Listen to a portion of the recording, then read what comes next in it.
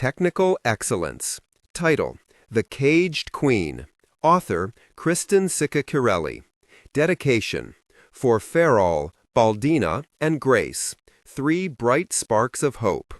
Contents: Cover, title page, dedication, contents, prologue, 1, 2, 3, 4, 5, 6, 7, 8, 9, 10, 11, 12, 13, 15, 16, 17, 18, 19, 20, 21, 22, 23, 24, 25, 26, 27, 28, 29, 30, 31, 32, 33, 34, 35, 36, 37. Acknowledgments.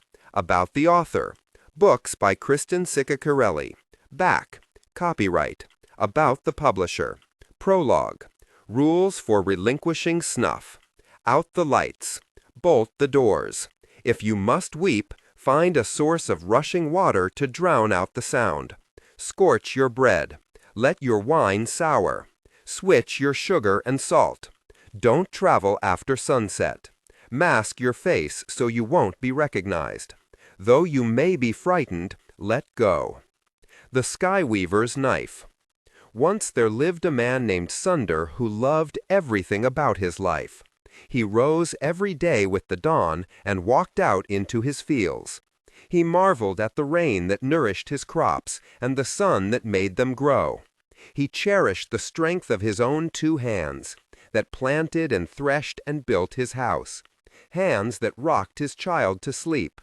He loved his life so much that when death came for him, Sunder hid. Death searched Sunder's house and did not find him. Death called out over his fields, but Sunder did not come. So, giving up, Death took someone else instead. When Sunder came out of his hiding place, he smiled at his own cleverness. He strode down the dirt roads toward home, whistling happily. But as he approached the door of his house, a sound made him pause. Someone was wailing. Sunder opened the door and found his wife kneeling on the kitchen floor, clutching their child to her breast.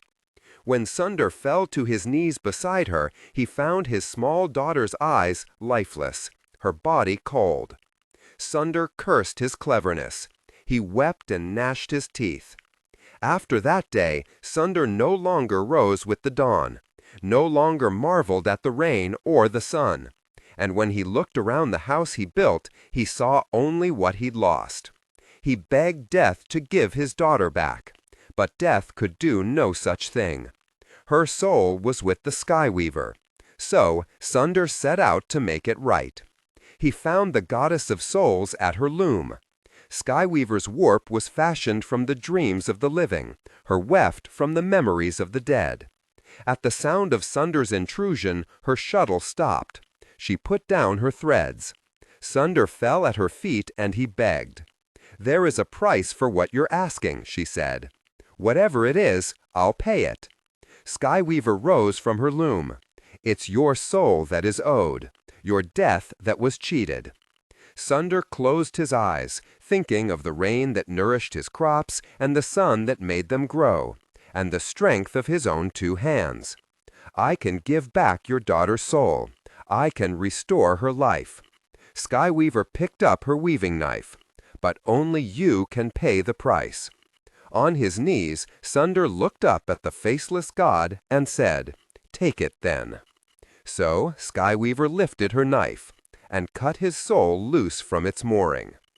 1. Her sister said it would take a year to raise an army, bring down a tyrant, and marry a king. Roa had done it in just 3 months. And now here she sat, at the carved acacia table polished to a sheen, in the smallest pavilion of her father's house. It smelled smoky sweet from the hearth fire, and Essie perched on her shoulder, her talons clenching and unclenching, while Roa's bare feet tapped the woven rug impatiently. 5 days of negotiating peace terms was starting to get to the both of them.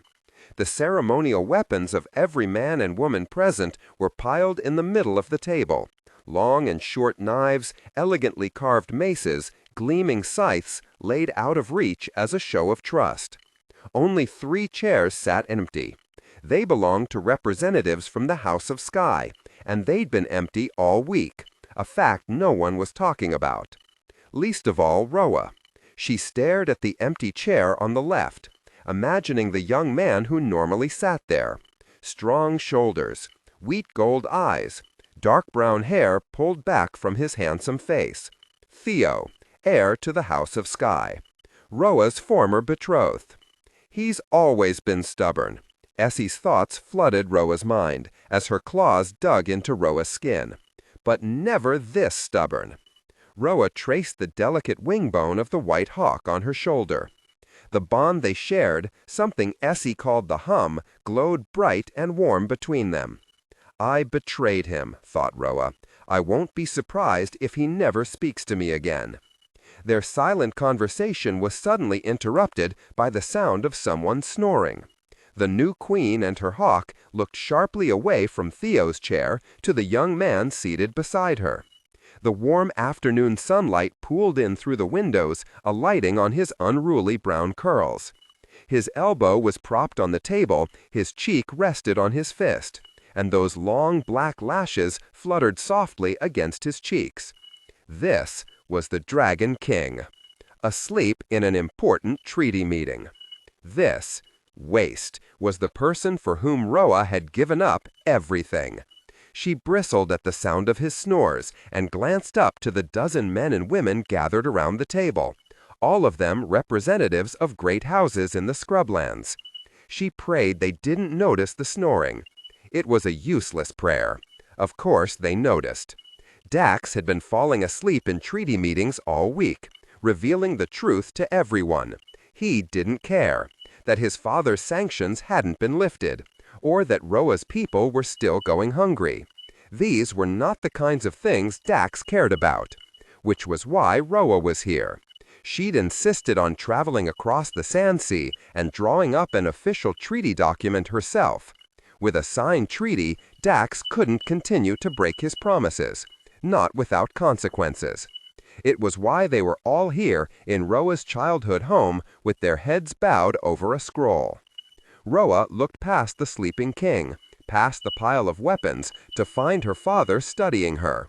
A man of almost 50, his curly black hair was speckled with gray now, and he looked thinner and more tired than she remembered. Was that possible, in just the 2 months she'd been gone? He wore a cotton tunic, split at the throat, with the pattern of song fading around the collar. It matched Roa's own garment. A proper dragon queen would have worn a brightly colored kaftan, finely stitched slippers, and a gold circlet on her head. But Roa was a scrublander first and foremost. She wore an undyed linen dress sewn by her mother and a necklace of pale blue beryl beads.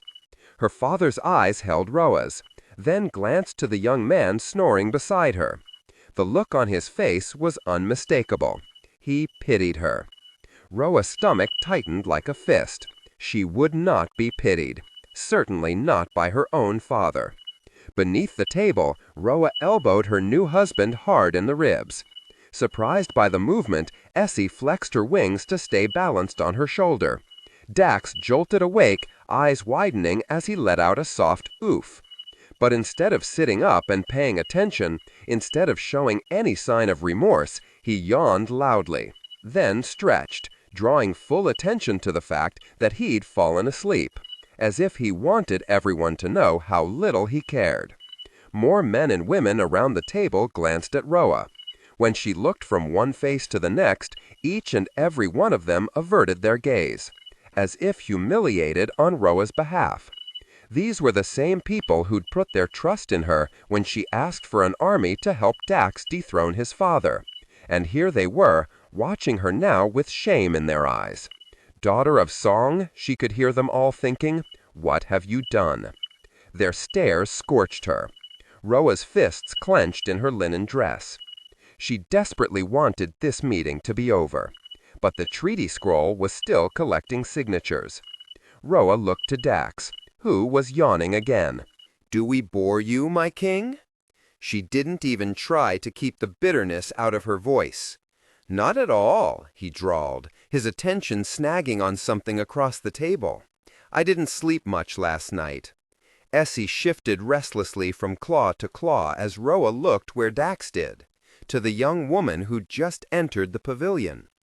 It was Roa's cousin, Sarah, a tray balanced on her hip.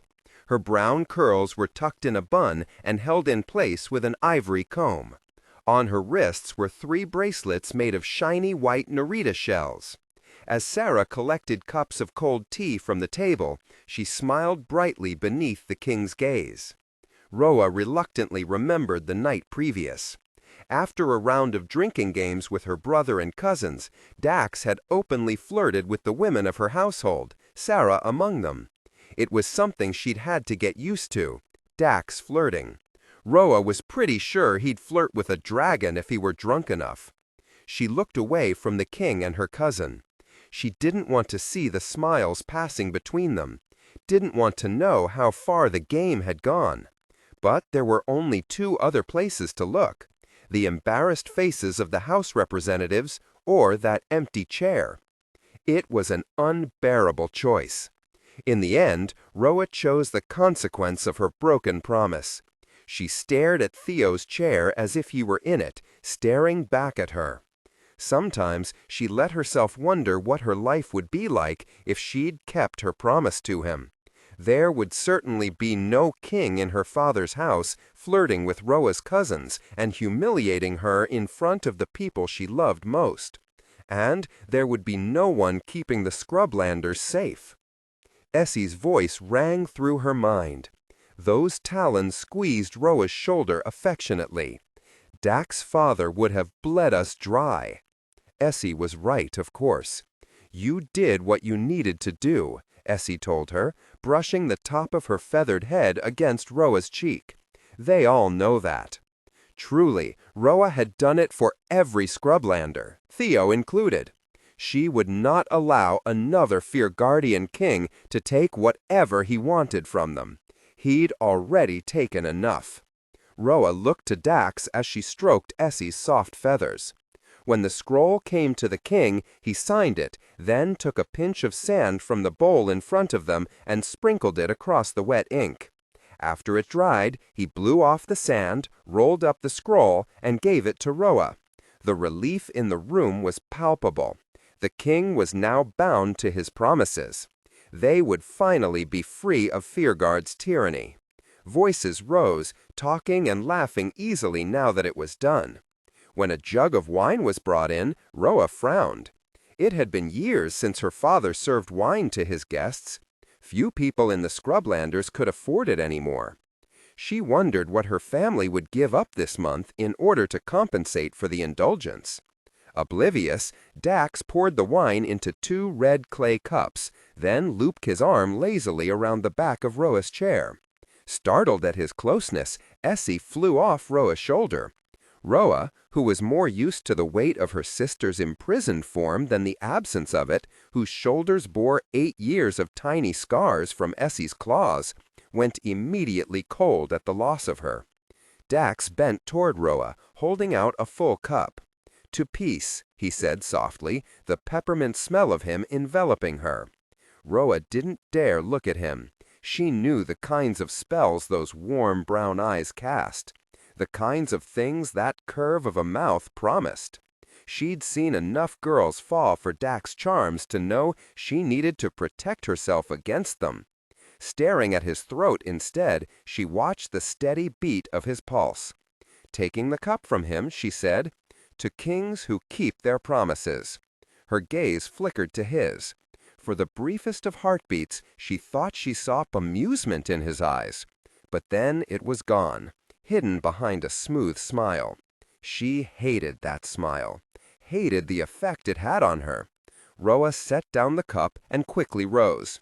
"If we're finished," she said, catching her father's gaze as she reached across the table toward the pile of earned weapons, "then you must excuse me. There's somewhere I need to be." Taking her scythe from the top of the pile, Roa didn't wait for her father's answer, just turned away from the table, left through the open door, and didn't look back. Essie followed her out. Roa rode hard across the border of song. Poppy's hooves pummeled the hot, cracked earth, putting distance between her and her father's house, between her and the boy king. It was as if the wide open world Roa once knew, as open as the sunset sky above, had become a prison. She might have walked willingly into it, but her bonds still chafed. Halfway to her destination, Roa felt a familiar hum flare up inside her. Instinctively, she looked to find a white hawk soaring above. Essie. Even with so much distance between them, Roa could sense her sister's uneasiness. "Where are you going?" her sister called. "You'll miss the gleaning." Poppy slowed to a trot as Roa leaned back in the saddle. She'd forgotten that tonight was the gleaning. Once a week, the House of Song made dinner for those who were hardest hit by Fear-Guard's sanctions. On gleaning nights, it was normal for the house to be full to the brim. The very poorest would eat and take home anything extra that could be spared. "You should be there," said Essie, still trying to catch up. "You give them hope, Roa."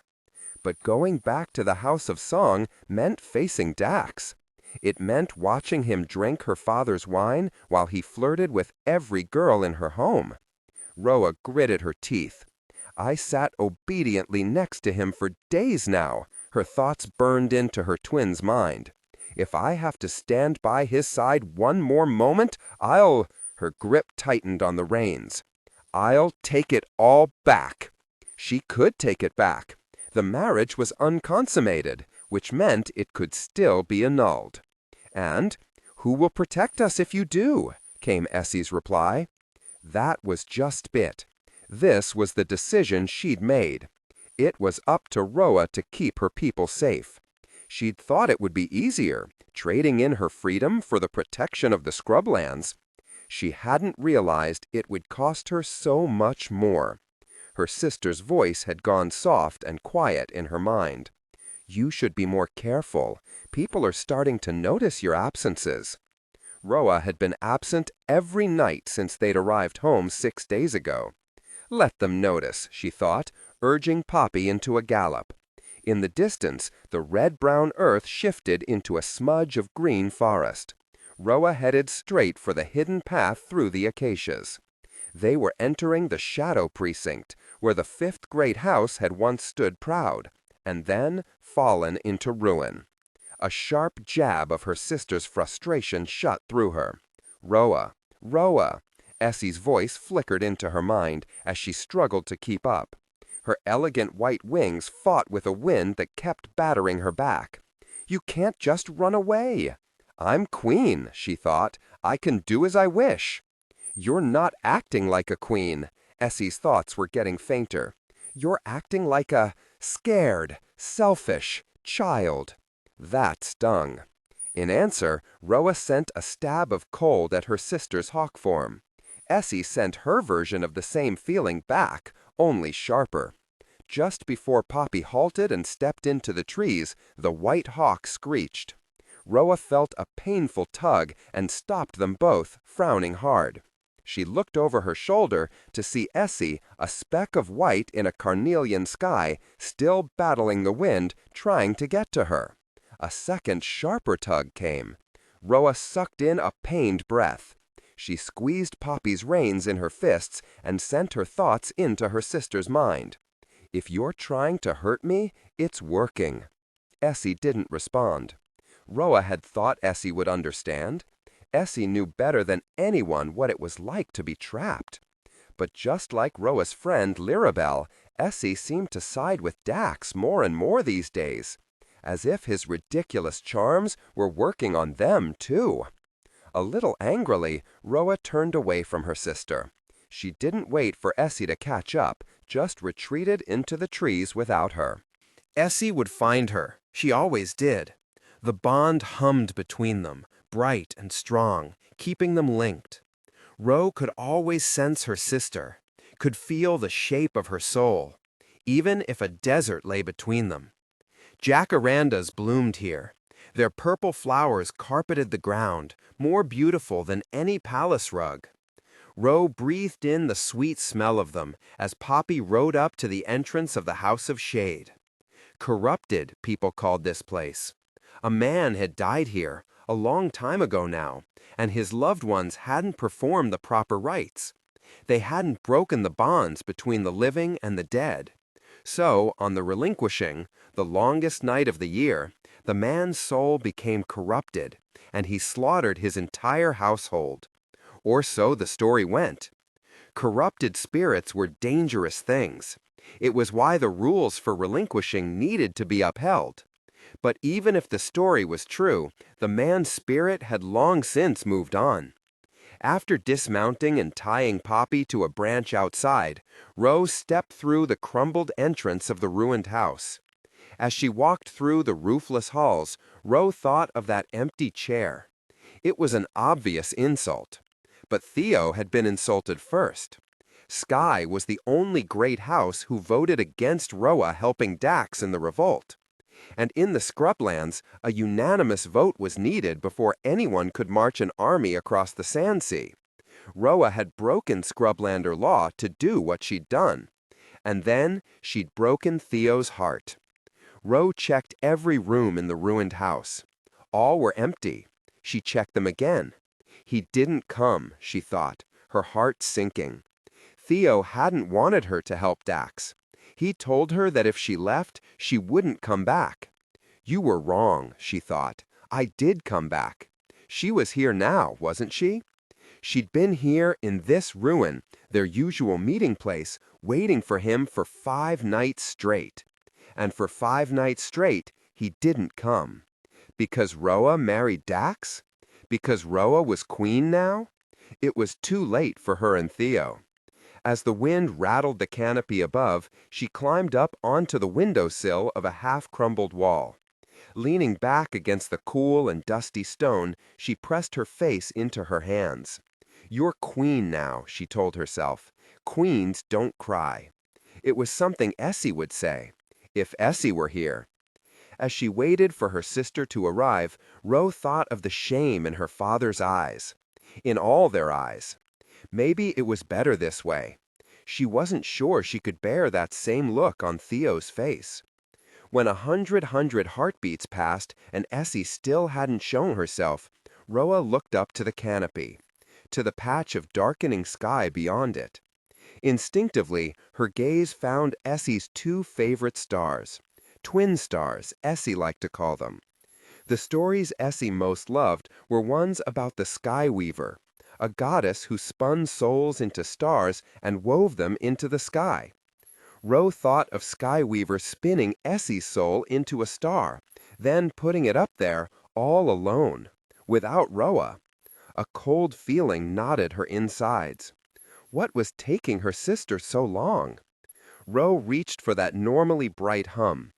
Even before Essie's accident, the hum had always been there, warm and glowing inside them both. This time when Roa reached for it, she found it dim and weak, like a too quiet pulse. Essie? No answer came. Ro pushed herself down from the sill and walked back through the empty, ruined rooms. Essie? She called, her voice echoing. Where are you? Silence answered her. Ro's pace quickened, thinking of the way her sister's thoughts had flickered strangely, at how distant she'd felt earlier. Essie, if this is a joke, it isn't funny. At the entrance, Ro untied Poppy and quickly mounted, nudging her back toward the tree line. When they got there, the sun was long gone, and the sky was blue-black. She couldn't see any sign of a white bird in its depths. Ro cupped her hands and called her sister's name. Essie! Her voice echoed and died. The wind rustled the leaves at her back. It was something the 2 sisters never spoke about, as if speaking it would make it come true. An uncrossed soul couldn't exist forever in the world of the living. Eventually, the death call of the relinquishing became too strong. Essie had been resisting her death call for 8 years now. Looking up to the stars, Roa whispered, Essie, where are you? A tale of 2 sisters. Once there were 2 sisters, born on the longest night of the year. This was not a night for celebrating new life. It was a night for letting go of the dead. That's why it was called the Relinquishing. The midwives tried to bring the sisters early. When that failed, they tried to bring them late. But the girls came at midnight, defiant. Most newborns wail with their first taste of life. Most come into the world afraid, needing the comfort of their mothers. The two sisters didn't come wailing. They came quietly, holding on to each other, as if they needed no one's comfort but the others. That wasn't the strange thing.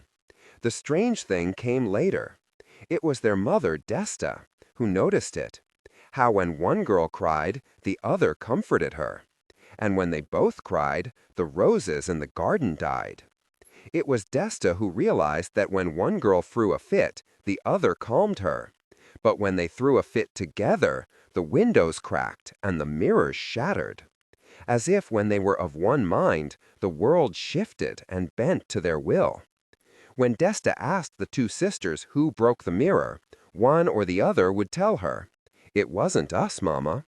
"It's the hum," she'd ask. "What is that?" The two girls stared at their mother. "The warm, bright thing that links you like a string." "Don't you and Papa have one?" No, she and their father did not. But when Desta told her husband, he shrugged it off as the wild imaginations of children who spent too much time together. After all, the two sisters played together, studied together, slept together. There was hardly a moment when they were apart. It would be good for them to have other friends, he told his wife. Desta agreed. She wrote her oldest friend, Amina, whose son Dax was falling further behind in his studies every year. His tutors had given up, declaring him illiterate and unteachable, and Amina was sick with worry. Desta told her friend to send him to the House of Song for the summer. Perhaps that will cure my daughters of this hum, thought Desta, who was tired of her roses dying. Perhaps if they had other friends, she wouldn't need to keep buying new mirrors. 2. No one understood the bond shared by Roa and Essie. Before the accident, people thought their connection strange, or worse, to be feared. For Roa, though, it was something that had always simply been. She didn't know how to be without it. Essie was the one who named it the hum, because that's what it felt like, something deep and bright, almost like a song, vibrating inside them. After the accident, the hum changed. They were no longer able to keep out each other's thoughts and feelings and, most especially, pain. They were one. For nearly 8 years now, Essie had been in Essie's head, and Essie had been in Roa's, which was why her sister's silence felt so wrong. Maybe she went back to song, thought Roa, as Poppy's ragged breathing filled the silence of the night. Roa fixed her gaze on the jagged massifs in the distance, rising out of the earth, each one a darker shade of blue than the last. Above them, a half-moon rose, flooding the plains with silvery light and making the sweat gleam on Poppy's coat. Every now and again, shadows passed overhead. Dragons, Roa knew. Once, dragons had been plentiful here. Not so long ago, Dax's people rode the fierce creatures through the skies. But under his grandmother's reign, Draxors and dragons turned on each other. Former allies became bitter enemies. Until Asha, Dax's sister, put an end to a corrupt regime. The dragons had been returning ever since. It was past midnight when they trotted into the familiar stables of song. The soft wooing of horse sighs and the flick of tails greeted them. The stalls had been cleaned at the end of the day and smelled of dried mud and fresh hay. Roa quickly untacked Poppy, then walked the lane up to the house. Except for the heart fire in the central pavilion which burned through the night, the lights of the House of Song were out. "Essie?" she called, reaching again for that normally bright hum. The dogs, Nola and Nine, were the only things that answered her, barking as she approached. When they realized who she was, they bounded up to her, trying to lick her to death. Roa slipped past them, through the rows of ropey warka trees, and stepped into the house. All was dark inside. Roa followed the dusty stone walls with her hands. stone, so different from the whitewashed plaster of the palace. Roa preferred the simplicity of her home's dirt floors and rough-hewn windows to the palace's elaborately cut and mosaic tiles. She preferred the smell of smoke and acacia to the smell of mint and lime. It was a different world here. It was her world, the one she'd be leaving behind tomorrow for the second and final time. Again she called for her sister. Again she received no answer. Essie didn't just go off on her own without telling Roa. They were an inseparable pair.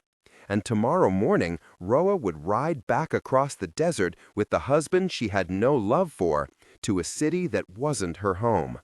She couldn't go alone. Roa needed her sister by her side.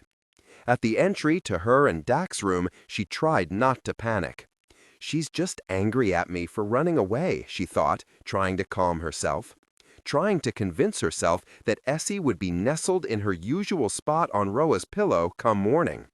Stepping inside her room, Roa pushed down her unease and closed the door behind her. The moonlight spilled in through the windows and across the bed. A bed that lay empty. It didn't surprise her. Roa avoided Dak's bed like a disease, and in return, Dak sought out the beds of other women. Her family didn't know this. They didn't know the rumors whispered up and down the palace halls at Fearguard, that her husband took a different girl to bed every night. Normally, Roa wouldn't care how many beds he slept in as long as Dak stayed far away from hers. It made being married to him easier. But tonight? Maybe it was the too sharp absence of her sister, or maybe it was the 5 days of humiliation at his hands. The empty bed felt like an insult. This was her home. Almost every girl beneath this roof was related to her. It made Roa want to throw something, but that would wake her family, who would come asking what the matter was. So instead, she moved to the wooden chest at the foot of her bed and lifted the ivory-inlaid Lida, a gift from her mother. Sliding off her linen dress, she quickly pulled a nightgown over her head. After checking that the knife she kept sheathed at her calf was still secure, Essie's knife, the one Roa promised to hold on to, she started doing up buttons. Which was when she heard the voices in the hall. The whispers were muffled and soft, but Roa could tell one voice belonged to a young man and the other a young woman. They giggled as if drunk, then hushed each other, and though Roa couldn't tell who the voices belonged to, she had her guesses. They moved closer to her door. Roa's hands fisted. Part of her wanted him to open that door, wanted a reason to unsheath her sister's knife and wait for him. But a wearier, unhappier part of her whispered, "Run." And that's what she did. Pushing the window open, Roa climbed to the sill just as the voices reached her room. Before she could find out who Dax was with, Roa dropped into the garden. When the door swung open, she was already headed for Lirabel's room. She'd been sharing her friend's bed all week. What was one more night? It was a habit she'd fallen into after Essie's accident, climbing into Lirabel's bed. Knowing that someone was lying next to her, that there was another heart beating beside hers, it helped soothe Roa. Roa knew there would be a night when Dax came to collect what she owed him. It could hardly be prevented. A king needed an heir, and Roa was his queen. It was her duty to provide him with one. But it would not be tonight. A people divided.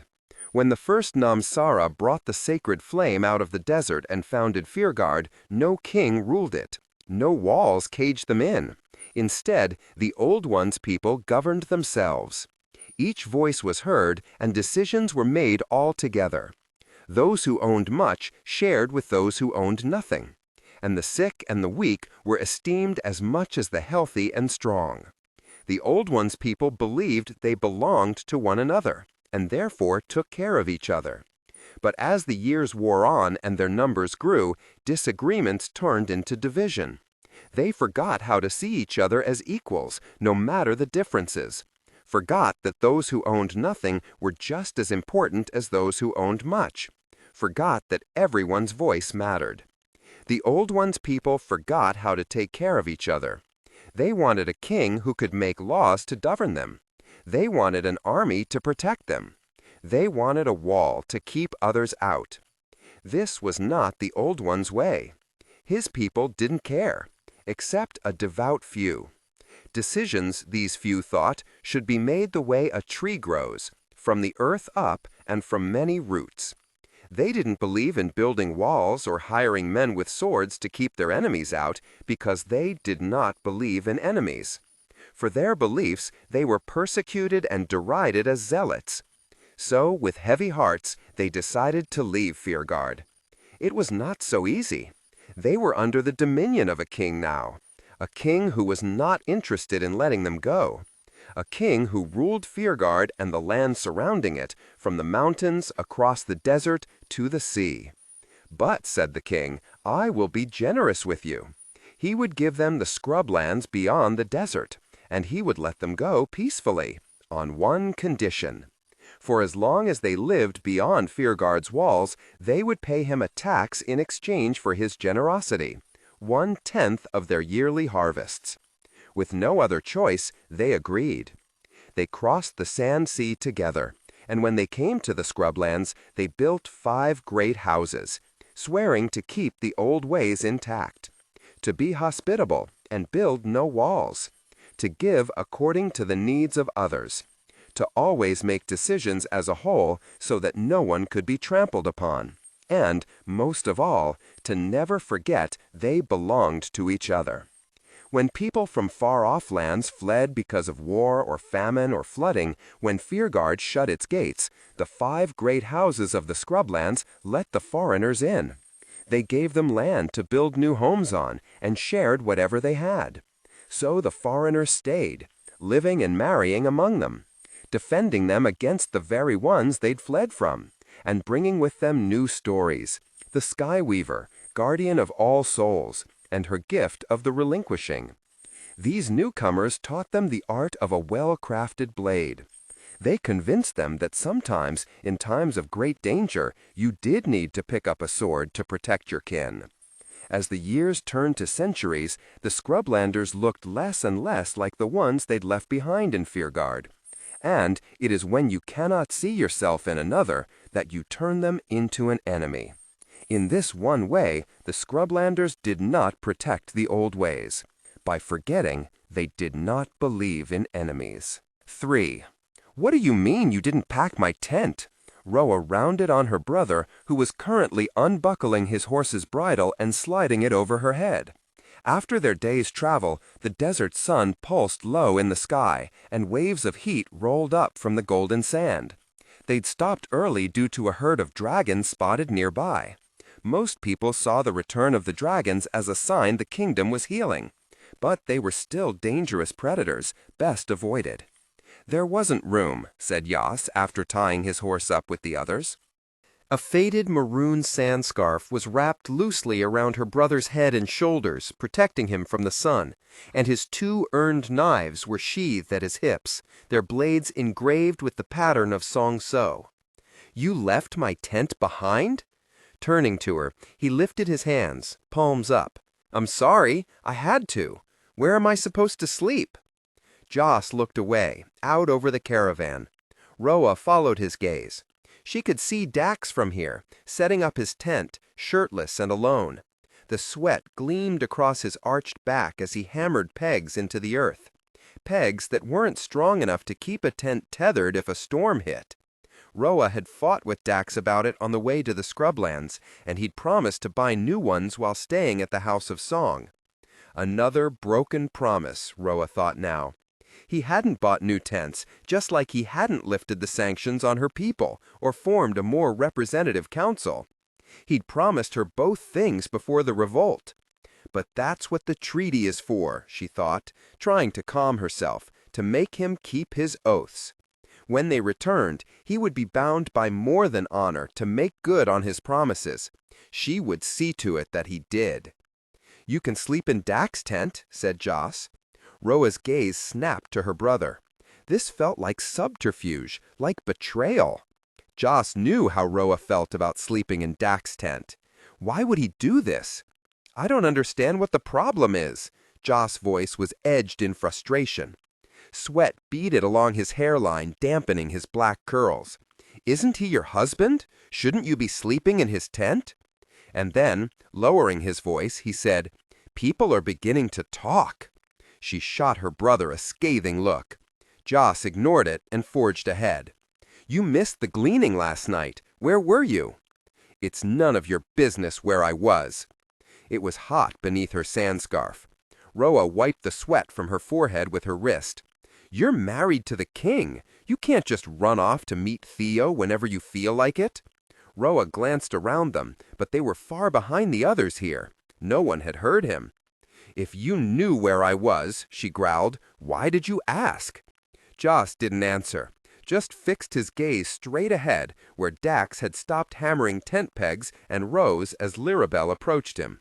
The two of them walked away from the caravan, then stood close together, deep in conversation.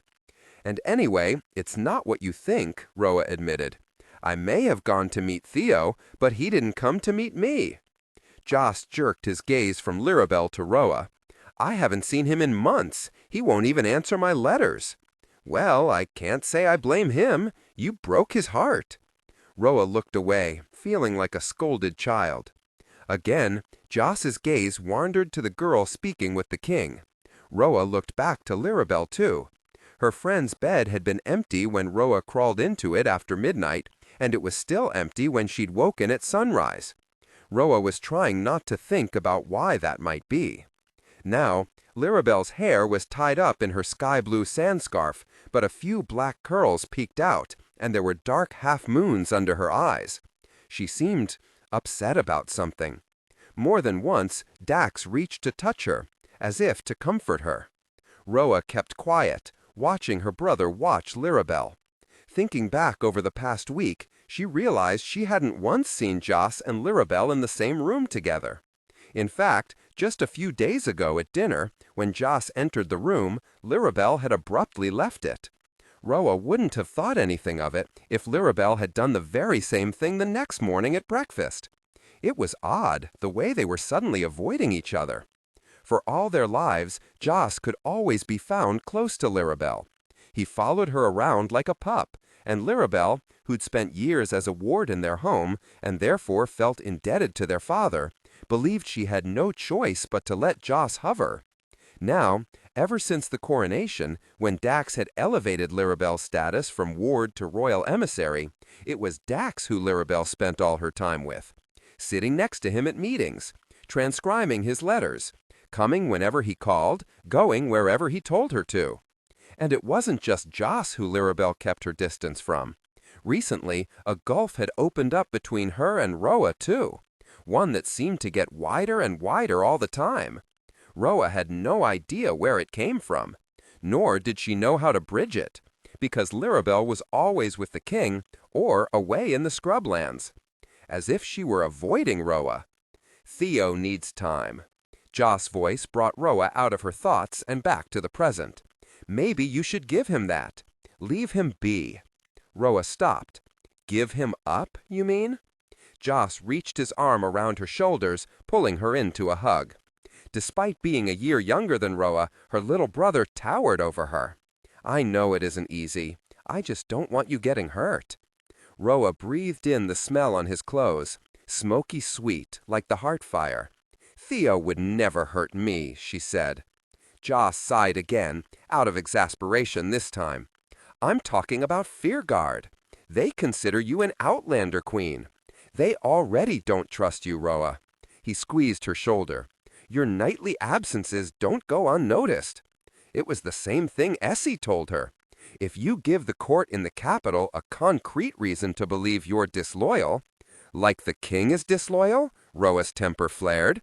"Everyone seems to be fine with Dax's nightly absences, but I slip away and my own brother accuses me of treason? I'm not." Joss' arm fell away from her shoulders. "I'm not accusing you of anything. I'm just trying to keep you safe." Roa prickled at that. "I have never in my life needed you to keep me safe." "Roa." She was done talking about this. Abruptly, she changed the subject. "Are you coming the whole way with us?" Joss sighed, letting her change it, and nodded. I promised Papa I'd see you safely to Fearguard. Will you stay in the capital for a while? Just until the Relinquishing. The Relinquishing was a Scrublander festival celebrated on the longest night of the year, one that was only 2 weeks away. It was the one day of the year Roa looked forward to most, the day Essie resumed her true form. Her conversation with Joss fell away at the thought of her sister. Roa touched her vacant shoulder, where Essie normally perched. She felt unbalanced without her there, felt like half of her was missing. "Where are you?" she thought, glancing to the empty sky. Her sister had not been sleeping on her pillow when Roa woke that morning. Roa called for her, but she didn't answer. Her stomach. A faded maroon sand scarf was wrapped loosely around her brother's head and shoulders, protecting him from the sun, and his 2 earned knives were sheathed at his hips, their blades engraved with the pattern of song-so. "You left my tent behind?" Turning to her, he lifted his hands, palms up. "I'm sorry. I had to. Where am I supposed to sleep?" Jas looked away, out over the caravan. Roa followed his gaze. She could see Dax from here, setting up his tent, shirtless and alone. The sweat gleamed across his arched back as he hammered pegs into the earth.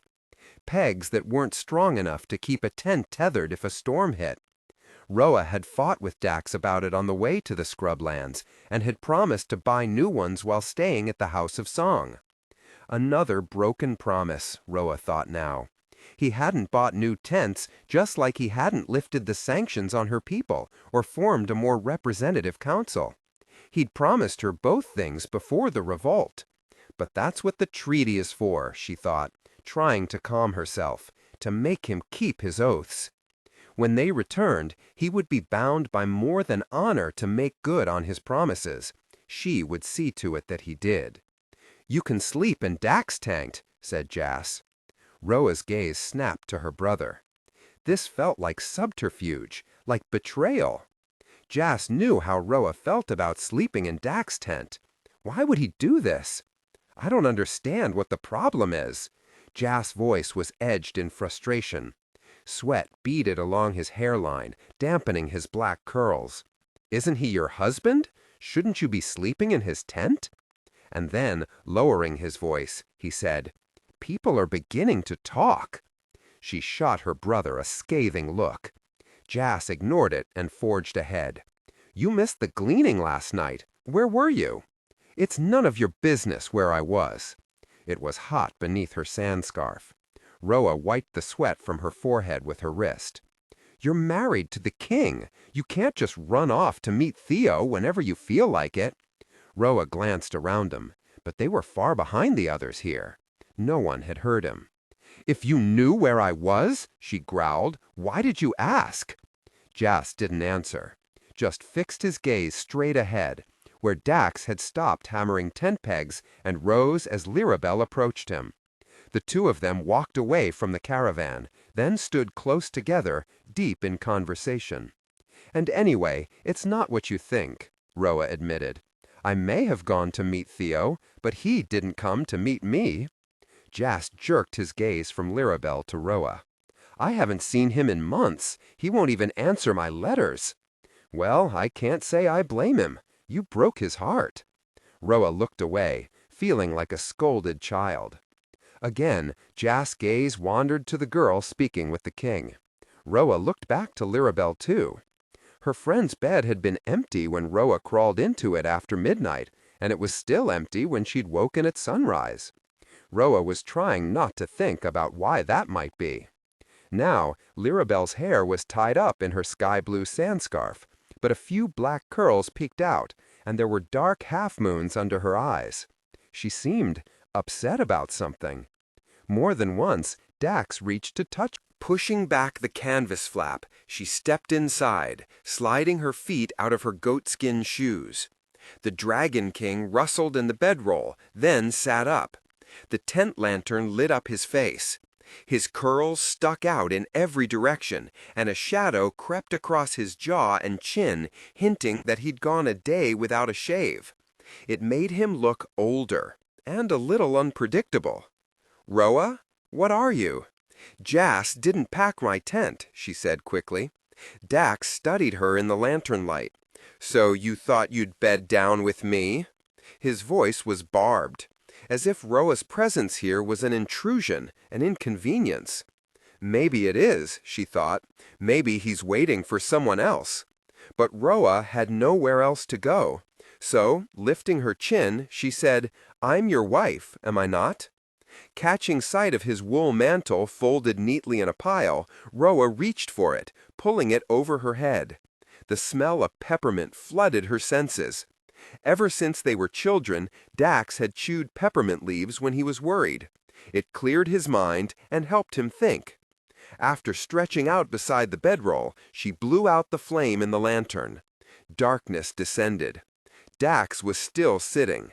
She could see the shape of him looming over her. "There's room in here for two, Roa."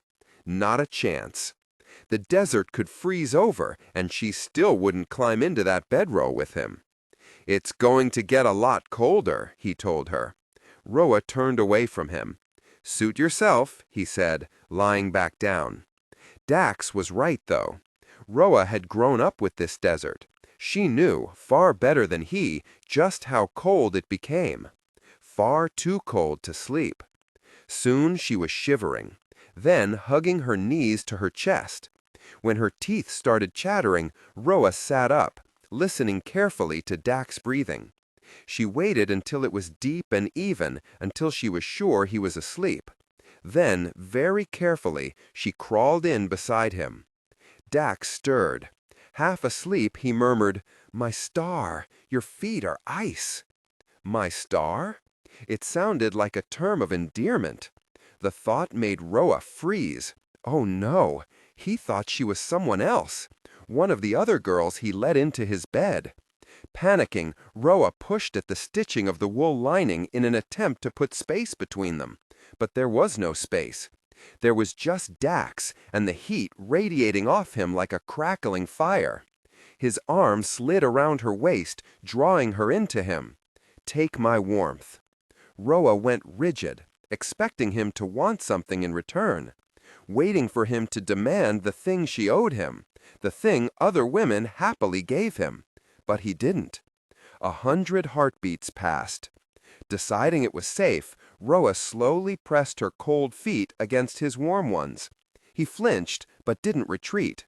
Instead, he took each of her feet between his, rubbing them one after another, trying to warm them. Roa tried not to think about how gently his breath caressed her neck, tried not to think about the way their bodies fit. Most of all, she tried not to think about how, in the days leading up to the revolt, she'd glimpsed a different Dax, a king she might come to respect, even if she couldn't love him. But that king had vanished the moment a crown settled on his head, leaving Roa alone. Or perhaps she'd only imagined that king, decisive, thoughtful, brave, in order to convince herself she could, in fact, do everything she had done, marry the enemy, and leave behind everything she had ever loved. Either way, just for tonight, she let herself pretend it was that Dax, the kingly one. Just for tonight, Roa let herself fall asleep in his arms. The White Harvest. One fateful summer, the fields of the scrublands turned white. In the beginning, it was just one field belonging to one man. When picked, the wheat kernels crumbled into silvery pale dust. The man's neighbors shook their heads and scratched their beards. No one had ever seen such a blight. They gave him portions from their own harvests, secretly glad their own crops hadn't been struck. "Next year will be a better year," said the tax collectors from Fearguard, who took a portion of the wheat his neighbors gave him. But the following year, the blight spread. This time it struck all the wheat fields. It was an eerie sight, all that white where there should have been gold, like a sea of snow. Farmers who hadn't planted wheat helped those who had by giving away portions of their own harvests, secretly glad their barley and flax hadn't been hit. "It can't stay forever," said the tax collectors as they rode off with scrublander tithes. "By next year, the blight will be over." The following summer, it raced from field to field, all across the scrublands, indiscriminately diminishing their food source by half. Farmers tried to salvage what they could, but the small portion of grain untouched by the blight was taken by the king. By the 4th year, most scrublanders couldn't feed themselves, never mind their families. They begged Fearguard for help, asking them to forgive their tithes. Fearguard refused. So the next time a tax collector came, it was his corpse that returned to the capital. Furious, the king sent his commandant and a legion of soldats to the 5 great houses, intending to punish their insubordination. The scrublanders chased the king's army out. "They give me no choice," he said in his official declaration. "The sanctions came down like an executioner's sword. No one was to send the scrublands aid. No one was to give them loans. And no one was to engage with them in any form of trade, from the heart of the capital to the port city of Darmoor. And all the while, the white harvest spread. Their stores and granaries depleted and lay empty. Before livestock could starve to death, they were slaughtered. Their meat dried and shared with those who had the least access to food. For 3 more years, Fearguard turned its back, while scrublanders starved. Mothers unable to feed their children were forced to give them up. Fathers left to find work across the desert or the sea, sending what they could back home to their families. Those who stayed behind refused to give in. They gleaned what they could of their harvests, eating the small portions of grain that weren't diseased. They fished and hunted. They took in their neighbors' children and gave what little food they had to those who needed it most. They survived, and their anger grew. 4. Roa woke to a loud, persistent sound. Clang! Clang! Clang! She sat up in Dak's bedroll, alone. The sun was bright against the canvas tent, giving it a honey-colored glow, and the temperature was rising. That sound, like someone banging 2 pots together, quickened. Clang! Clang! Clang! Odd, thought Roa, raising her hands to her ears. They must be. A blood-chilling scream stopped her thoughts. Scrambling out of the bedroll, Roa dashed out the tent in her bare feet. She saw them immediately. 2 dragons. One the color of brown scrubland rock, the other a pale gold the color of wheat. Each of them was twice the size of a horse, horns twisted for goring, wings spread wide as they approached the horses. Horses that were rearing and screaming, their eyes rolling in panic. They couldn't run. Their ropes kept them tied. On the other side of the horses stood the source of the clanging. Just outside the cook's tent, next to an open fire, stood her brother Jas. One hand held an iron pot, the other held an iron spoon. He beat that pot with all his strength, his attention fixed on the predators, trying to scare them off. He knew as well as Roa just how badly they needed those horses. The sound was near deafening. The dragons shook their heads, but it didn't stop them. They prowled closer. Within heartbeats, they would be within range, their knife-like talons ripping into horse flanks. Roa couldn't let that happen. Jas's attention wavered, catching sight of his sister, seeing what she was about to do. "Roa, no!" But Roa was already drawing her sister's knife and running for the horses. She grabbed hold of the rope and brought the knife down hard, sawing back and forth, praying to the Sky Weaver, who was good at severing things, to help her. The rope was too thick. It burned her hand and fought against her blade. And all the while, the dragons drew nearer. Snap! The rope broke. The horses bolted, running straight past Jas and between the tents, leaving Roa alone and unprotected. She looked up. The dragons stood over her now, hissing and clicking, their forked tails thrashing. They spread their wings, big as sails, and Roa gaped at the translucent membranes where the sunlight glowed through. "Roa!" Something whistled past her head. Roa smelled the burning before she saw the streak of fire. A flaming arrow soared toward the dragons, missing them only by a breath. Roa glanced over her shoulder to see Lirabel, now at Ja's side, lighting her next arrow in the cook's fire and drawing it back across her bow. "Roa, run!" Roa stumbled back, away from the dragons. Lirabel's arrows continued to fly, but a few arrows couldn't kill a dragon, and dragons became even more aggressive when injured. So Lirabel was missing intentionally, her flaming arrows landing at their feet, trying to frighten them. "Where's Asha when you need her?" Roa thought. Dak's sister had a way with dragons. If only Dax were half as useful. But when Roa cast her gaze around the tents, Dax was nowhere to be found. When Lirabel's fourth arrow flew, the pale gold dragon paused. Jas' clanging stopped. Roa watched it arch its serpentine neck, looking back in the direction it came from, sensing something Roa's eyes couldn't see. It clicked to its companion, and then, as if deciding this fight wasn't worth the trouble, it beat its wings, preparing to fly. The second followed its lead. Sand billowed up, flying into Roa's face, scratching her skin. She turned away, shutting her eyes and holding her breath. As both dragons launched themselves into the air, she felt shadows of cold creep over her. She watched the hulking forms block out the sun, felt the power of their massive wings beating the wind into her face. When the sand stopped scathing, she opened her eyes, looking skyward. The silhouettes of both dragons flew east. Good riddance, she thought, even as she stood in awe of their terrifying beauty.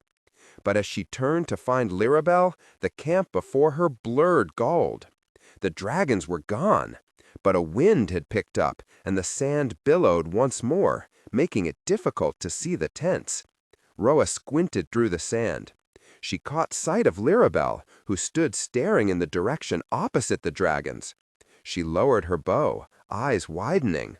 At the same time, Jas dropped his pot and spoon. "Tie down the horses!" he yelled to the guards, his voice battling the wind. "Tie down everything!" Roa turned. Sand whipped through the air, obscuring her vision. As the wind screamed in her ears, goosebumps erupted across her skin. This far out in the desert, screaming winds meant only one thing: sandstorm. She raised her arm to shield her eyes. There, in the distance, a wall of red-gold sand was rumbling and rising, coming straight for the camp. 5. With Lirabel shouting orders, Roa ran back to Dak's tent and darted inside.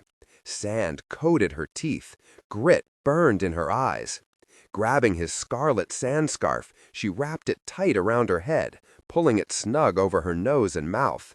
Next, she grabbed his mantle, pulled it on, and darted out again. Chaos greeted her. The sun glinted off the guards' steel sabers as they buzzed like bees in a disrupted nest, scrambling to secure the caravan. But these tents weren't sturdy enough to withstand a storm. Those pegs would fly out of the ground as easily as a needle pushed free of cloth.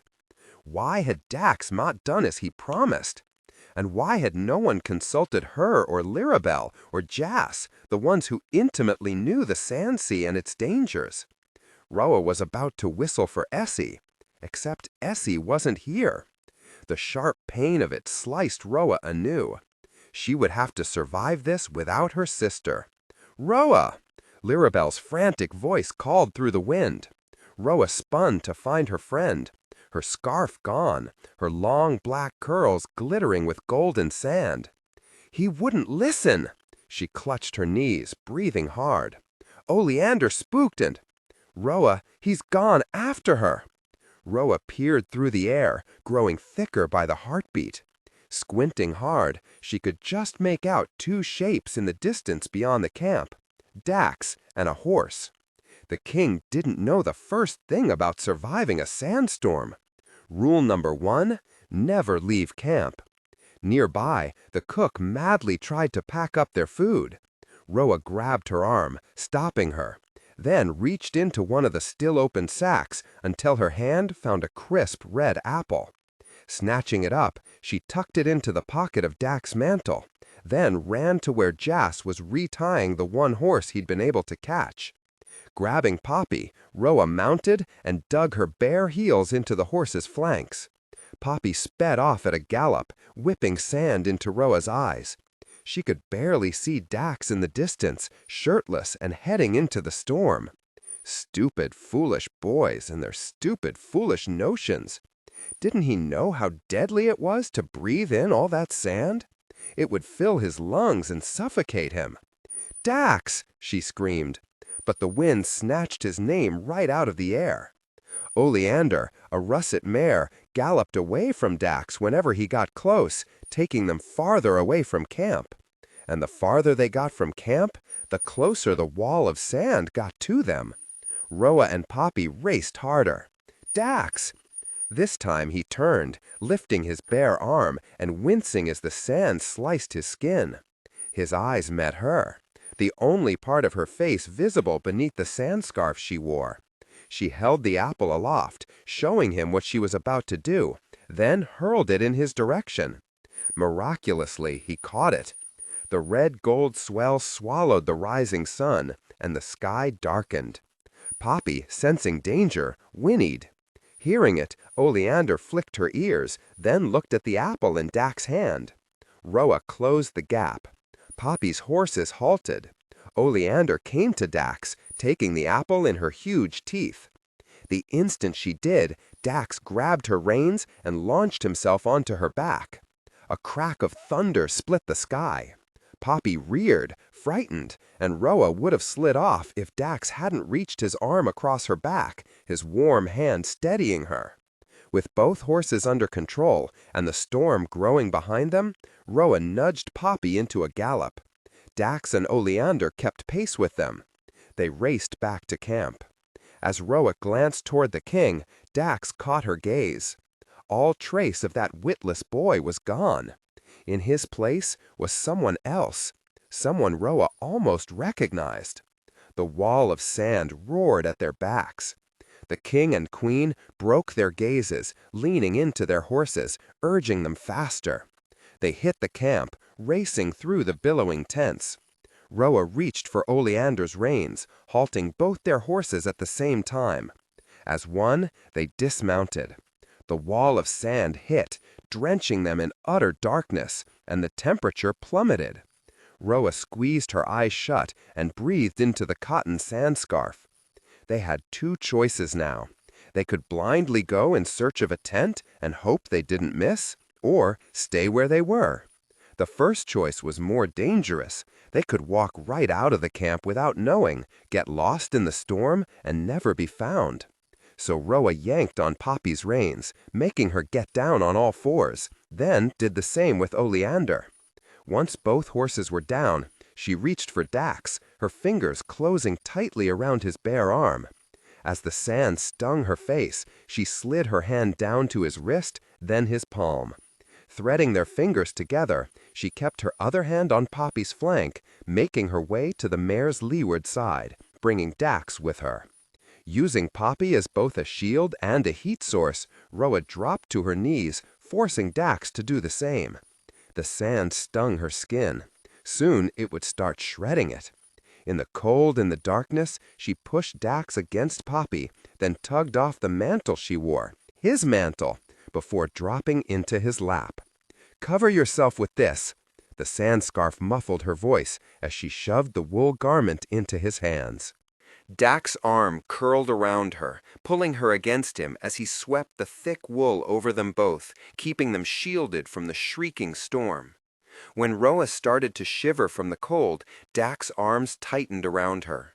With her cheek pressed to his heart, Roa closed her eyes and prayed. She prayed this was the kind of storm that threw a single shrill tantrum and died out quickly, not the kind that raged for days and swallowed you alive. What felt like both years and heartbeats later, Poppy relaxed, sighing behind them. Roa listened carefully, noticing a difference in the wind. It still screamed, just not so angrily. The sand still whipped, but it no longer hurt.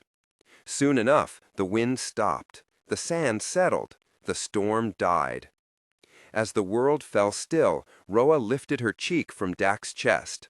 His arms loosened around her as she pushed off the heavy mantle, then crawled out of his lap. The sand was cold beneath her palms. But when she looked up, the darkness was gone. The sun blazed above her once more. Roa closed her eyes, letting it shine on her face, thankful to be alive. Rising, she turned to find Dax covered in a layer of gold. The sight of him, safe, brought a rush of relief, followed immediately by anger. She was about to declare how utterly dangerous it was to chase a horse into a sandstorm when the sight over his shoulder made the words die on her tongue. Their camp was gone. Before the storm hit, there had been half a dozen brightly colored tents. Now there was nothing but sand. Roa quickly did a head count. Joss was pulling Lirable up from the sand. The cook was searching for her pots, which had all been flung away, and the guards and staff were all accounted for. But the tents were gone, and with them their supplies. Water, food, clothing, all of it, gone. Except Poppy and Oleander. Even the horses were gone. Roa knew what it meant to be trapped in the middle of the desert without water or shelter. If they were lucky, they might last 2 days. If they were unlucky, they wouldn't survive the night. 3 months previous, Roa was in her father's study, hiding from the son of the king. Dax had arrived earlier that day, without any invitation or warning. As Roa paced the room, she wondered how he dared to return, after all this time, expecting a warm welcome. Wondered how he could think to fall so easily back into place here, in Roa's own house. The last time they'd seen each other, Roa's father was dragging him into a windowless room and locking the door. The last time they'd seen each other, he'd taken something precious from her. The sight of him, after these 8 years, was like swallowing a stone. At dinner, Dax spoke with her brother, Joss, as if they were old friends instead of enemies. And then afterward, he offered to help clean up. Roa nearly spat out her tea. The son of the king, she thought, helping in our kitchen? Her mother refused, as Roa knew she would. But Dax was not dissuaded. He smiled a winsome smile. He used those warm brown eyes to melt her mother to his will. He even took the dishes out of her hands, saying, "Let me carry these for you, Desta." As if Roa's mother wasn't used to hauling heavy sacks of grain in from the fields, or her own weight in water from the wells of song. To Roa's utter disbelief, her mother gave in, but not with a smile. Instead, Desta looked at the son of the king with sorrow in her eyes. Next, Dax stood beside Roa at the wash basin, with a cotton towel thrown over his shoulder, drying the dishes as fast as she washed them. Asking after her family, asking after her. Roa couldn't stand it. The enemy, not just in her house, but in her own kitchen, trying to win her to his side? As if he wasn't the heir to Fearguard's throne, a throne that had taken the lifeblood of their people, sucking the meat from their bones. As if he wasn't the boy who'd stolen Roa's sister from her. Didn't he remember what he'd done? Who he was? Before Roa could smash a pot over his head, Lirable stepped in, her gaze catching Roa's. The look on her face said, "Go, run, I'll take care of this." Roa wanted to hug her. She fled to her father's study, on the opposite side of the house. But not even the study was safe. As soon as everything was put away, Dax found his way into the very next room for a game of gods and monsters with her father. As if her father wasn't the one who'd locked him in a storeroom. As if her father wasn't still grieving the daughter he'd lost because of Dax. A soft rap, rap, rap on the door drew her out of her thoughts. Roa stopped pacing and bared her teeth. Was there no escape? But it wasn't Dax who opened the door and stepped into the study. It was Theo. The flames lit up his dark hair, pulled back in a bun, and cast shadows in the hollows of his throat and jaw. He shut the door behind him. Relieved, Roa let her breath out in a whoosh. "Are you all right?" he asked. She threw him a look that said, "What do you think?" Theo crossed the room to her. When they were children, Theo had been a bully and a brute who Roa found it hard to be friends with. But 8 years of sanctions had turned him into something else entirely.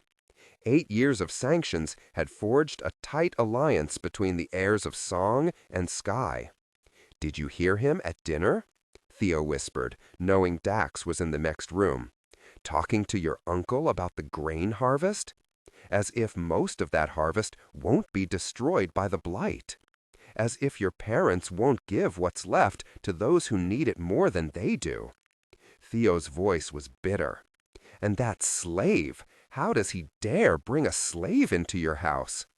Roa hugged herself. "I don't know," she whispered. It was abominable, the way Draxors thought they could own other human beings. She started to pace again. Seeing her agitation, Theo calmed himself. "It's just a fortnight, and then he'll be gone." He reached for her arms, stopping her and pulling her into him. "You can handle him for a fortnight." She nodded. That was true. Roa looked to the door between this room and the next, the one where Dax played gods and monsters with her father. "Why have you come?" she wondered. Theo's voice brought her back.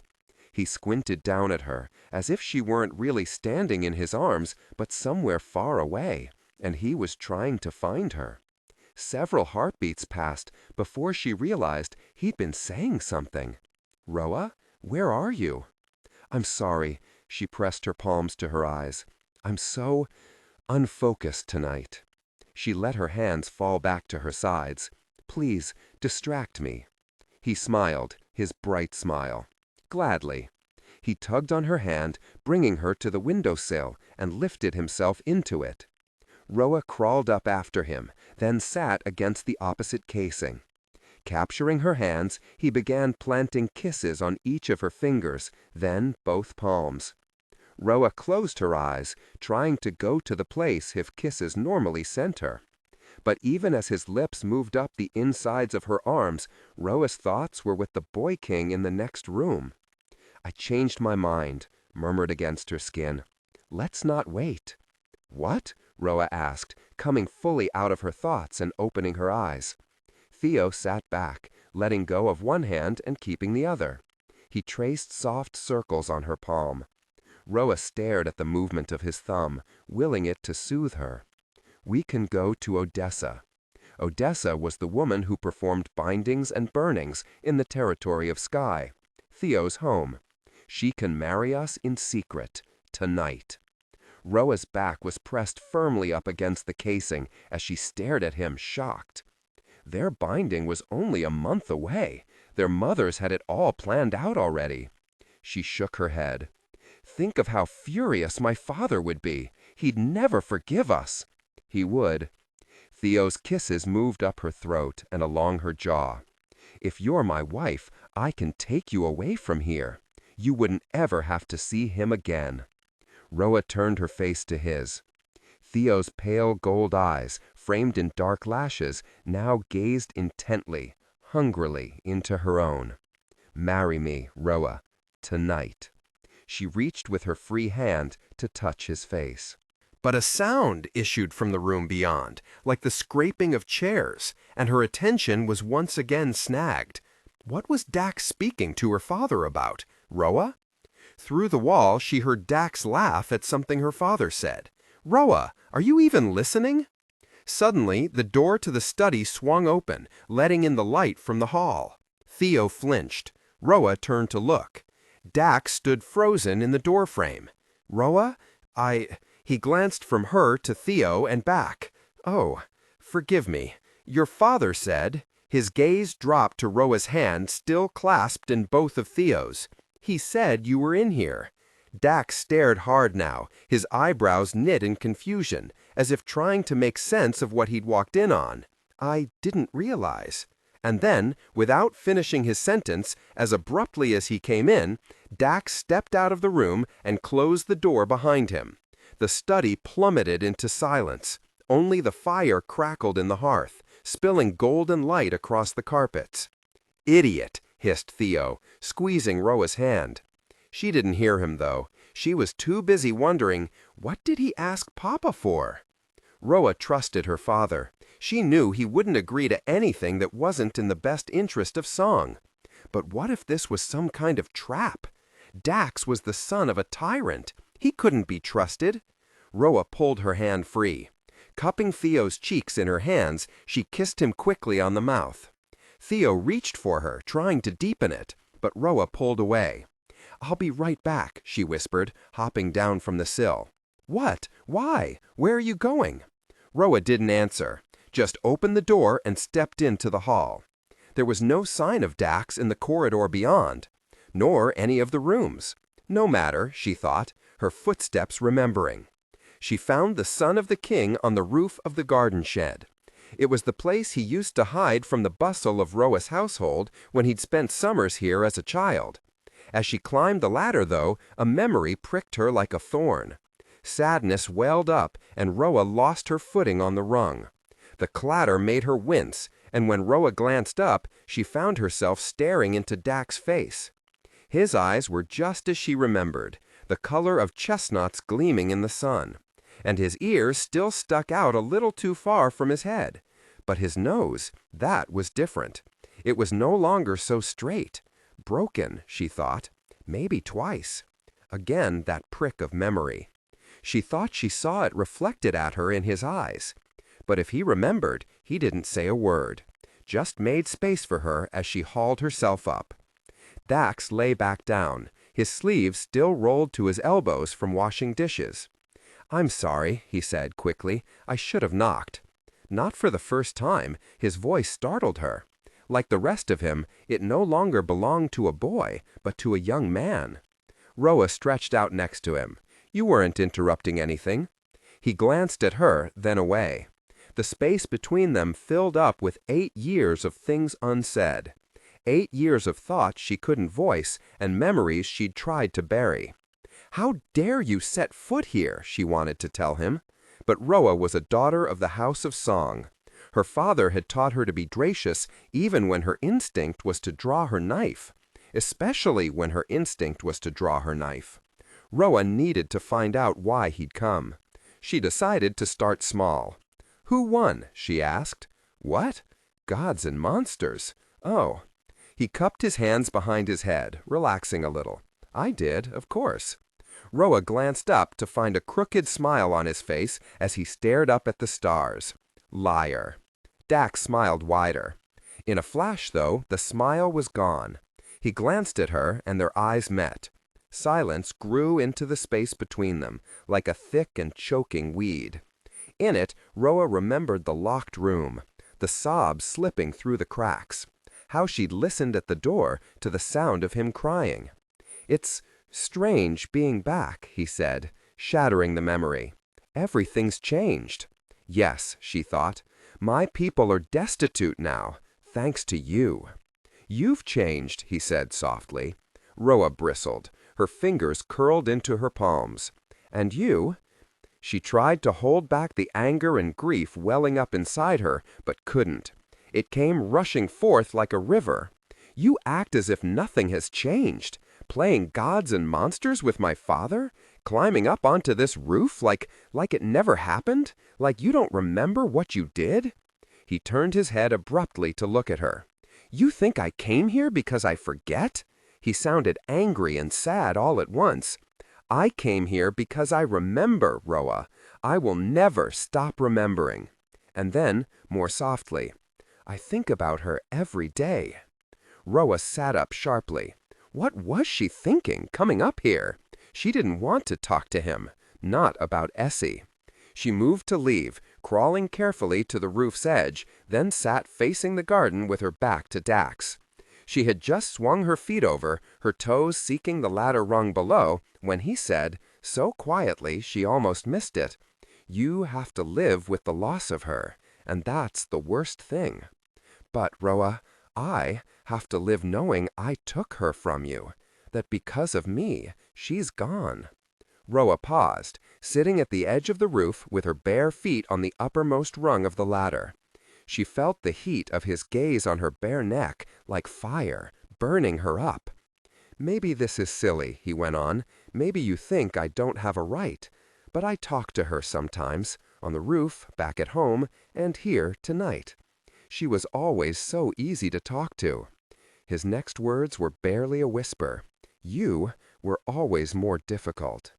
Roa didn't turn to climb down. Instead, she sat motionless, facing the night. Tears pricked her eyes. "Why did you come here?" she whispered, staring out over the dark-drenched garden. She heard him sit up. Finally, she looked over her shoulder. His head was tilted back to the stars, spilled across the sky above them, and his eyes were closed. After several heartbeats, he sucked in a breath. "I'm here to tell you that I'm going to steal my father's throne." This was not at all what Roa expected.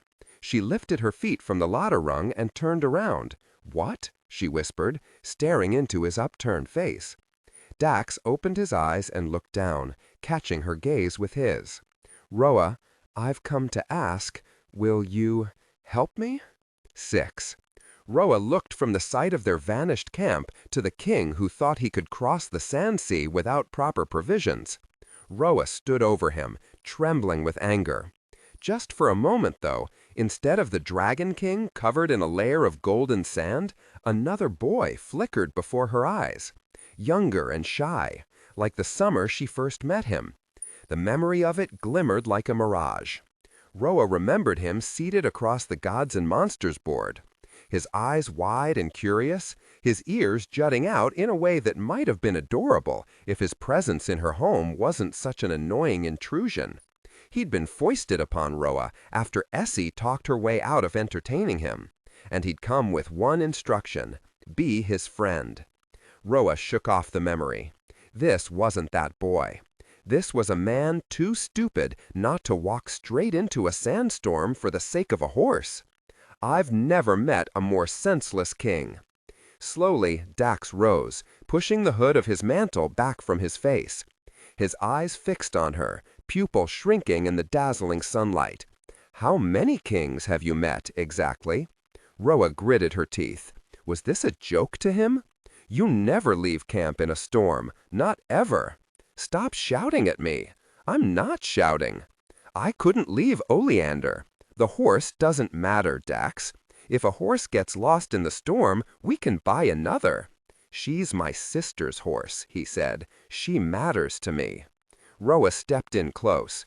"Horses are expendable. Kings are not."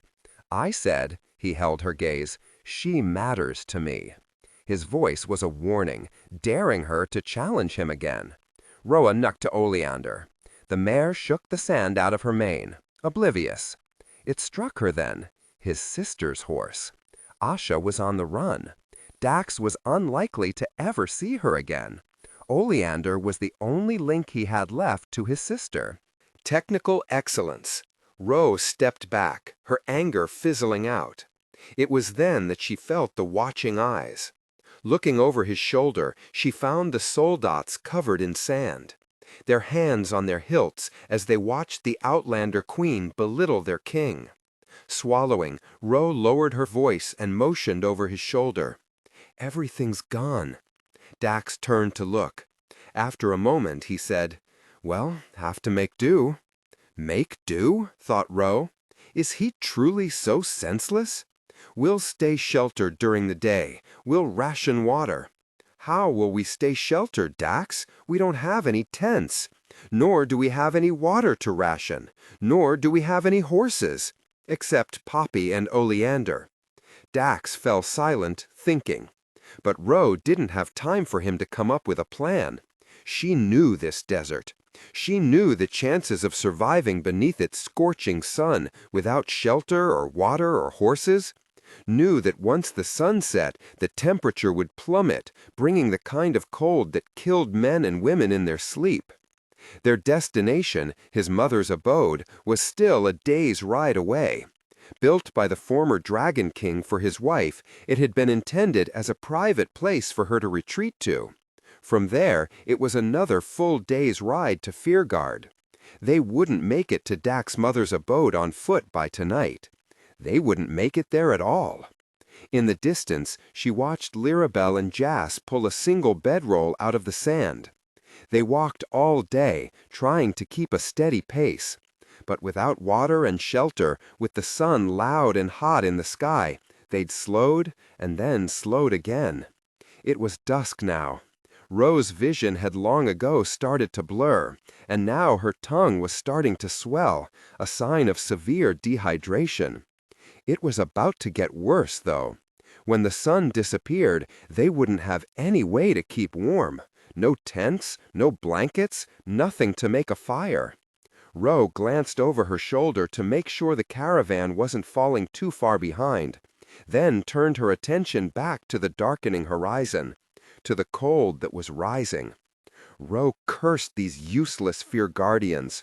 She cursed herself for having to rely on them. Lirabel stepped up to Roa's side, scattering her curses. The two friends looked into the distance, where the sun was sinking into the sand. Lirabel turned her eyes on Ro. "Do you think we'll make it?" "Not if the sun sets first," said Ro, staring straight ahead at the golden orb disappearing beneath the horizon. Soon the night would drop like a curtain. "We're making camp," Dak's voice interrupted. Both girls spun to stare at his dark silhouette. He had Oleander's reins gathered in his fist, his face stony. The guards and staff all have heat stroke. Ro knew this. 2 had fainted already, and 1 had vomited twice. "We need to stop and make camp," Dax pressed. If they stopped now, with no fire or tents to keep the death chill away, they wouldn't wake in the morning. Ro shook her head. "We need to keep moving." "Everyone is dehydrated, Roa. They need to rest." Ro narrowed her eyes at him. "The longer it takes us, the less likely we are to survive. We need to move quickly. Didn't you hear me? They keep fainting." "Then we leave them behind?" He stared at her, horrified. But Dax didn't know this desert. "If we stop and make camp for the sake of a few, it endangers the entire caravan," Roa said. "But if we press on through the night, we gain more ground and keep warmer on the move, increasing the chances of staying alive and making it to our destination." This was the Sand Sea. Ruthlessness was key to survival. But Dax didn't think like a scrublander. Dax had lived an easy, pampered life, one bolstered by the taxes and then the sanctions his father imposed on Roa's people. He'd never had to make a life-or-death decision. Other people did that for him. He loomed over her. Due to her diminished vision, he was a blurry shape in the darkening haze of dusk. "I'm not going to risk the lives under my care for the sake of your pride." "You are." Roa stopped herself. "My pride?" Roa's grip on Poppy's reins tightened. Sensing her mood, the horse pressed her ears flat against her head. Lirabel moved closer to the queen, rubbing Poppy's neck to calm her. "Roa's right. It's far more dangerous if we stop." "I don't agree," said Jas, coming up behind them, holding Lirabel's gaze. "I think we should make camp. None of these people are in a state to keep going." Roa glared at her brother. "If we don't continue on, we all die." "I'll take my chances," said Dax, turning back. Roa was about to say that in stopping for the night, he'd already determined what his chances would be. He would never make it to his mother's desert home. He wouldn't even make it to morning. But before she could tell him so, a familiar sound pierced the encroaching night, the high-pitched squeak of a hawk. Roa's heart kicked. She spun, searching the darkening sky. "Did you hear that?" she whispered, afraid to trust her own ears. She reached for the hum, which was still muted inside her. But no, it was real. Because a heartbeat later, Essie's thoughts burst into her mind. "I found you, Roa." It was as if someone struck a match and lit a glowing fire inside her. Essie! Roa pulled Poppy away, scouring the skies until she saw it, a white bird speeding toward her, as if diving out of the stars. You were in danger, Essie's voice bled through Roa's mind, and I heard you. I had to make sure you were safe. Where were you? Roa called to her sister, who was getting closer by the heartbeat. In a flash of white feathers and silver eyes, Essie crashed into Roa, her sharp claws scraping her sister's skin. I don't know. I couldn't find my way. I couldn't remember where home was. Roa drew her sister's feathered form against her chest, holding her close, keeping her safe, a soft bundle of warmth in her arms. And then I heard your voice, and it seemed so far away. I didn't understand. How could it get so far away? Normally, Essie hated it when Roa held her, restricting her from flying. Now she pressed herself close to Roa's breast, letting her sister hold her as she trembled, her tiny heart drumming against her sister's ribs. It's all right, Roa stroked Essie's feathers as the hum glowed dimly between them. You're here now. When Essie stopped trembling, she squirmed out of her sister's arms and flew to her shoulder. Her claws dug in harder than usual, piercing Roa's skin. As if she could just hold on tightly enough, maybe whatever confusion had taken hold of her wouldn't be able to take her again. And then a voice echoed in the distance. Both of them looked to the west. I brought help, Essie explained. Pinpricks of light appeared on the horizon, moving ever closer. They were torches held in the hands of scrublanders, her people, racing on horseback toward them. And leading them all was a young man, his face obscured by a sandscarf. Roa didn't need to see his face to know who he was. Theo, Dax muttered from behind her. Roa had forgotten he was there. The moment Theo saw her, he broke away from the others, hurtling straight for her, a torch held high in his hand. Roa kicked her own horse into a gallop, her heart thundering in unison with Poppy's hooves. Essie flew off, trailing close behind her. Theo called her name again, and his voice was like a fire, driving out the cold, bringing her home.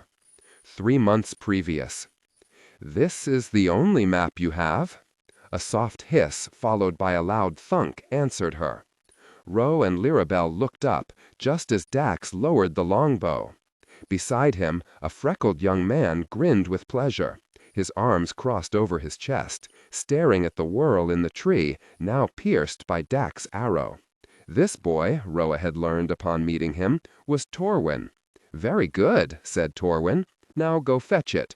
Dax raised an eyebrow at him. Go on, Torwin motioned to the tree with his chin. Part of learning how to shoot is having to retrieve your arrows. Is that so? Said Dax. It is, Roa said from the ground where she and Lirabelle crouched.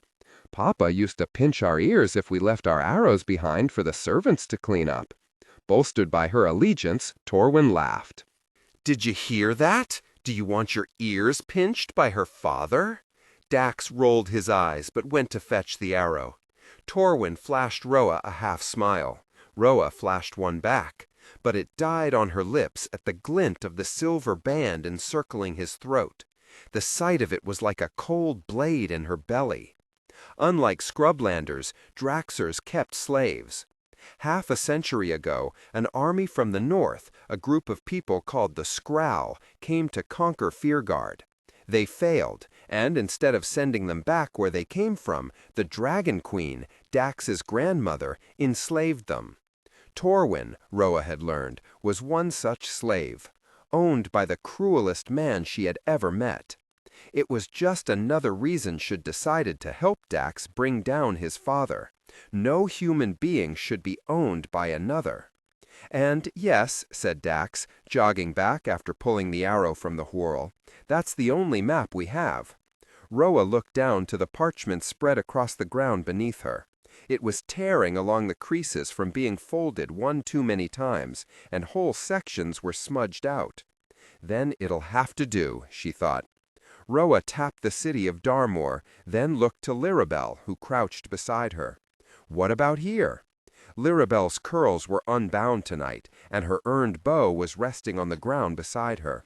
She smelled like rosewater. "It's smaller than Fearguard," Roa said, "and look, no walls." Lirabel's gaze moved from the walled capital of Fearguard over the Rift Mountains to where Roa's finger pointed. Darmore, a port on the sea. Lirabel smiled a slow smile. "If you're suggesting what I think you're suggesting, then I think you are brilliant." There were too many armed soldats within the walls of Fearguard. If they wanted to pull off Dak's revolt, they needed to cut down their numbers. "How important is Darmore to the king?" Roa asked Dax while staring at the map. "Very," came the reply, followed by another thunk. "Roughly half our food and supplies come from Darmore. And if it came under siege?" Roa and Lirabel looked up, waiting for his answer. Dax paused at the tree, his hand wrapped around the arrow shaft, stuck just below the whorl this time.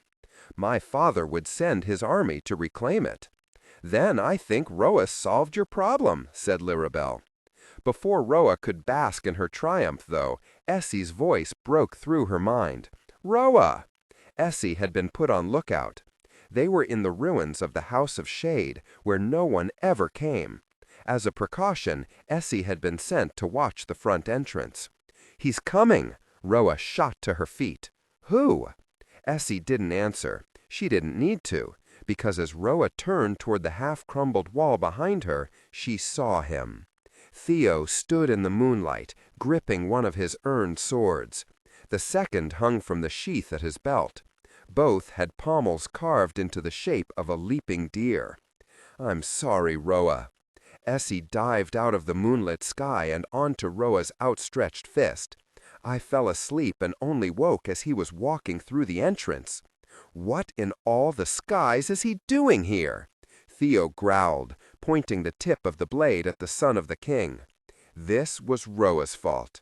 She had stayed up late talking to Dax on the garden shed roof, and by the time she returned to the study, Theo wasn't in the best of moods. When she told him she was going to Fearguard with the son of the king, Theo was furious. "And the wedding?" had demanded. "We'll postpone it," she'd told him, "until I get back." For several heartbeats, he'd stared at her like she wasn't the same girl she'd always been, like he didn't know her at all. Then he got to his feet and walked away. And now she'd made things worse by bringing Dax here, to the House of Shade, her and Theo's meeting place. "Theo," she said, rising in front of Lirabel, who snatched up the map and folded it quickly. "I can explain." "Can you?" asked Essie, eyeing the air of sky. Roa could feel her sister's agitation buzzing in her own blood. "He looks like he wants to bash Dax's head in far more than he wants an explanation." Dax stepped past her. Roa reached to stop him. "Theo," said Dax, avoiding Roa's grasp, "why don't you put down the sword?" "Or," Theo growled, "you can pick one up, and we can finally settle this." Oh no, thought Essie. Roa and Lirabel exchanged a look. Fire burned in Theo's eyes. "You're no different from the tyrants before you, Dax. Coming to our home under a banner of peace, expecting us to give you everything you ask for. But it's never enough, is it? You always want more." Torwin stepped into the space between Roa and Lirabel. Under his breath, he asked, "How good is Theo with that sword?" "Very," Roa and Lirabel said in unison. In the scrublands, weapons were earned, not given. They were symbols of skill as well as belonging. Scrublander children went through years of training before receiving the honor and responsibility of bearing one. This training was as important as learning their letters and numbers. Roa knew, from the summers he'd spent living in her house, that Dax avoided swords the way he avoided vegetables. Roa and Essie and Lirabel used to regularly beat him in the lessons they shared. Maybe he's improved, thought Essie. Thought Roa. "And Dax?" Lirabel asked, putting a voice to Essie's hope. Torwin kept his eyes on the king's son. "Let's just say he's better at talking his way out of problems." Theo drew his second sword and held it out hilt first. Dax didn't take it. "I'm not going to fight you." Theo threw the blade on the ground at Dax's feet, where it clattered on the cracked stone. "Pick it up," Theo said. "I don't think." Theo threw a punch, his fist cracking against Dax's cheek. Roa and Lirabel sucked in a collective breath. Torwin moved to intervene.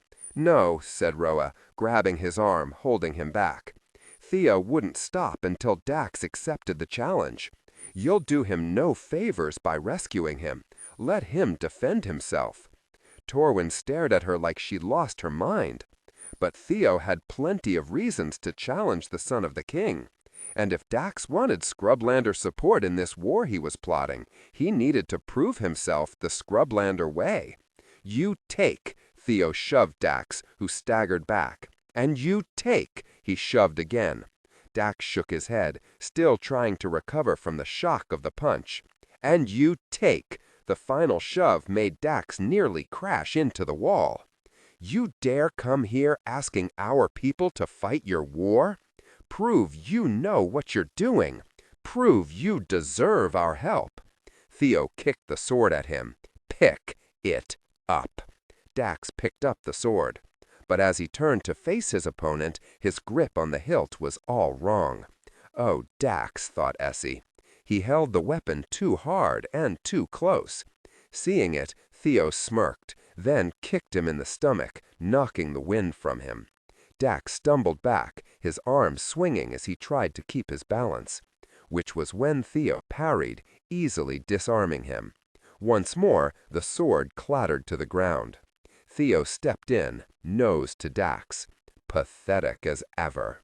"All right," said Roa. "You've proven your point." Theo ignored her, ramming Dax hard into the wall with both hands. Weaponless now, Dax grunted as his back hit stone. Theo pressed his blade to Dax's throat, keeping him pinned. Roa slid Essie's knife from its sheath at her calf and advanced. Essie flew from her shoulder to Lirabel's. "I should do us all a favor," Theo said into Dax's ear, "and kill you right here." "Now where have I heard that before?" Dax said bitterly. Roa pressed the tip of the knife to the spot just above Theo's kidney, piercing through the shirt, pricking his skin. Theo went immediately still. "Enough," she warned. "It's all in good fun," Theo said, keeping the steel of his blade against the heir's throat. "Isn't it, Dax?" Roa looked to Dax, who met her solemn gaze over Theo's shoulder. "Dax doesn't appear to be having any fun. Let him go." Theo didn't move. "Theo," she hissed, pressing harder, "I'm not some damsel who needs you to save her." Immediately his hands came up. "Drop the sword, and step away from him." He did as she did it, but glared as he did it. Roa stared him down, not breaking her gaze until he looked away first. "Go home," she said. Technical excellence. Picking up both swords, Theo sheathed them. He didn't look at her again. Nor did he look at Dax. Just walked out of the ruins, shoulders hunched like a man who'd just lost everything. "Thank you," said Dax from where he stood against the wall. "Don't thank me," she said, watching Theo's silhouette bleed into the night. "Just do better next time." From across the ruined court, Lirabel said, "Maybe we should go home." Roa nodded. As the rest of them headed for the horses, though, Roa lingered behind, tracing her sister's delicate wing bone with her fingertip. How is he going to win a revolt if he can't even wield a sword? "That's why he needs you," said Essie. "That's why we all need you." 7. Their horses halted at the same time. Sand bloomed through the air as Theo pulled Roa to him, crushing her to his chest. The beat of his heart raced to the same tempo as hers. As his caravan thundered past them, heading for the king's, Roa breathed in his warm, familiar scent, like honey and wheat. She looped her arms around his neck and hugged him hard. "Essie found me," he said against her cheek. Gripping her shoulder, he pulled her away so he could look at her. "I was terrified we wouldn't reach you in time." Roa studied her former betrothed. his strong, unyielding jaw, his dark hair pulled back, his wheat-colored eyes set into a sun-kissed face. In her silence, Theo reached for his water skin and uncorked it, handing it to her. Roa drank deeply. "Are you all right?" Theo asked, assessing her for injury. Roa didn't know how to answer that question. So, after wiping her mouth on her sleeve and handing back the water skin, she said, "You never responded to my letters. You never came to the ruins." "I'm here now," he said, still watching her. Suddenly, the air shifted. They both looked up to find Dax coming out of the dark and into the glow of Theo's torch. He sat atop Oleander, with Essie now perched on his fist. The fire made her white wings glow almost orange. Dax stared at Theo's hand, the one resting on Roa's hip. Theo didn't flinch. "Dax," he said through his teeth. In Fearguard, Theo would never get away with being so informal with the Dragon King. It's a rare man indeed who risks not just his own safety, but that of his whole caravan. Dax smiled a cold smile. His voice, though, lacked any chill. In fact, it was irritatingly warm. "You were sorely missed at the treaty negotiations. I suppose you had more important matters to attend to? Sulking, perhaps?" Roa stared at Dax. Was this his idea of diplomacy? Insulting the one they owed their lives to? "You think this is funny?" Theo didn't smile. "You have no provisions, no tents, no food. How did you plan on surviving till morning?" He looked down to Roa, his grip tightening on her. "You've put enough lives in danger tonight. Let my household and me take it from here." Dax looked from Theo's protective grip to Roa's face. His eyebrow lifted slightly, asking a silent question. Roa lifted her chin. "We owe him our lives," she said, holding Dax's gaze. In the distance, she heard the hammers already driving stakes into the sand. New tents were rising quickly due to the strong, deft hands of their rescue party. Theo had brought provisions, proper ones. They'd survive until morning because of him. If Theo hadn't come? "There's no world in which I wouldn't have come, Roa." She looked up into Theo's face to find him staring down at her. Dax rolled his eyes as he turned Oleander around, nudging her toward the tents. "Why don't you bat your eyelashes at each other while you're at it? I'll see you both back at camp." His horse kicked sand in their faces as he left, taking Essie with him. Roa and Theo glowered at the retreating king. "Best not underestimate the sand sea again," Theo called to his back. "She's not a merciful mistress." Roa lifted her hands to the fire. The rest of the caravan had long since gone to sleep, but she, Lirabel, Joss, and Theo were still up. Theo's tent was open on one side so they could look out over the camp, but closed on the other 3 sides to keep out most of the cold.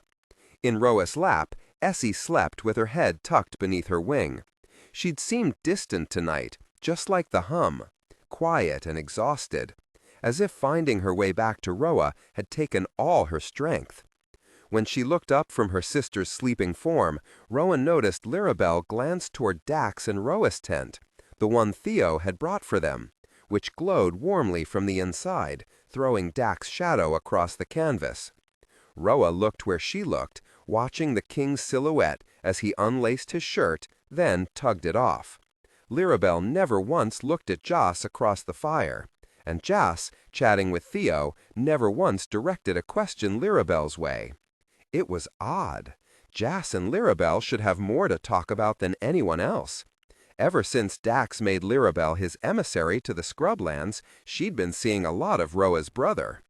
When the glow in Dax's tent dimmed into darkness, Lirabel rose from the carpet of sheepskin and drew her sand scarf tight around her shoulders. Her curls were plaited in a long braid down her back. "It's getting cold. I'm going to sleep." Roa watched her head off in the direction of the king's tent. Jas didn't even say good night. In Lirabel's absence, Roa studied him. He was the contemplative sort, her little brother. But it had always been a cheerful contemplation. Lately he was broody, like a storm cloud had settled inside him, blocking the sun that normally shone out of his eyes. Is it because Lirabel has finally put him off? Roa wondered. Or is it because he's worried about Song's rift with the House of Sky? The latter was her fault, another consequence of the decision she'd made. If she hadn't married Dax, there would be no trouble with Sky, and therefore no burden laid across her little brother's shoulders. Not long after Lirabel left, Joss stretched and yawned, rubbing a hand over his face. I think I'll retire, too. Rising, he caught his sister's eye. Coming, Roa? Roa shook her head no. Her brother's forehead wrinkled as he gave Roa what Essie liked to call his cautious study. He'd learned it from their mother, who used it whenever Roa and her siblings did something she disapproved of.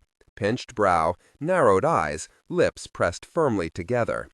But Joss's disapproval over his sister sitting alone after dark with a young man who wasn't her husband was nothing compared to the guilt that racked Roa.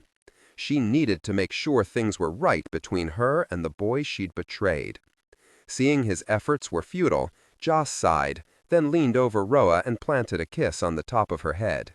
"It's been a long day," he said, touching her shoulder. "You should go to sleep soon." Roa caught the warning in his tone. "If you give them a reason to believe you're disloyal?" She shook his voice out of her head and said, "I will, in a moment." "Good night, Joss," said Theo. Joss frowned a little, then nodded and stepped out of the tent. As soon as Joss was out of hearing distance, Theo rose and walked to where the tent's fourth side was rolled back and secured to the corner post. He started to unfasten it. Just before he rolled it closed and tied it securely to the canvas roof, keeping the warmth in and prying eyes out, Roa looked out into the darkness, toward Dak's tent. The lamp was out. She couldn't stay long. Theo came back and sat down, planting one hand behind Roa on the sheepskins laid down on the sand. Their shoulders brushed. If she had ridden hard, Theo had ridden harder. She could see it in the hunch of his shoulders, the droop of his head. Exhaustion carved deep shadows under his eyes, made deeper by the fire's light. But in his gaze burned a familiar longing, one that hadn't diminished in spite of everything she'd done. Her brother's warning flashed through Roa's mind. She looked quickly away, fixing her eyes on Essie, still curled up asleep in her lap. Dax might be a vow-breaker, but Roa wasn't. "I'm sorry," she said, "for marrying him." Theo stiffened, then grabbed the stick perched on the stones ringing the fire. He prodded the flames with it. "We don't need to do this. I already know what you're going to say. I knew it before you ever left. Roa needed to say it anyway. I married him to bring down a tyrant." She traced her sister's wings, gently and softly, so as not to wake her, and solidify an alliance. His grip tightened around the stick. "Marrying me would have solidified an alliance, but I suppose Scrublander alliances are less important than Fearguardian ones." The fire crackled and sparked, lighting up his skin and dancing in his eyes. Those soft lips of his were set in a firm, hard line. She looked him in the face. Dak's father needed to be removed. He tried to kill his own son. Theo shrugged. "I wish he had." Roa's fingers stopped stroking Essie. "Don't say that." "Can you blame me? Dax took our people and marched them across the sand sea to fight his war.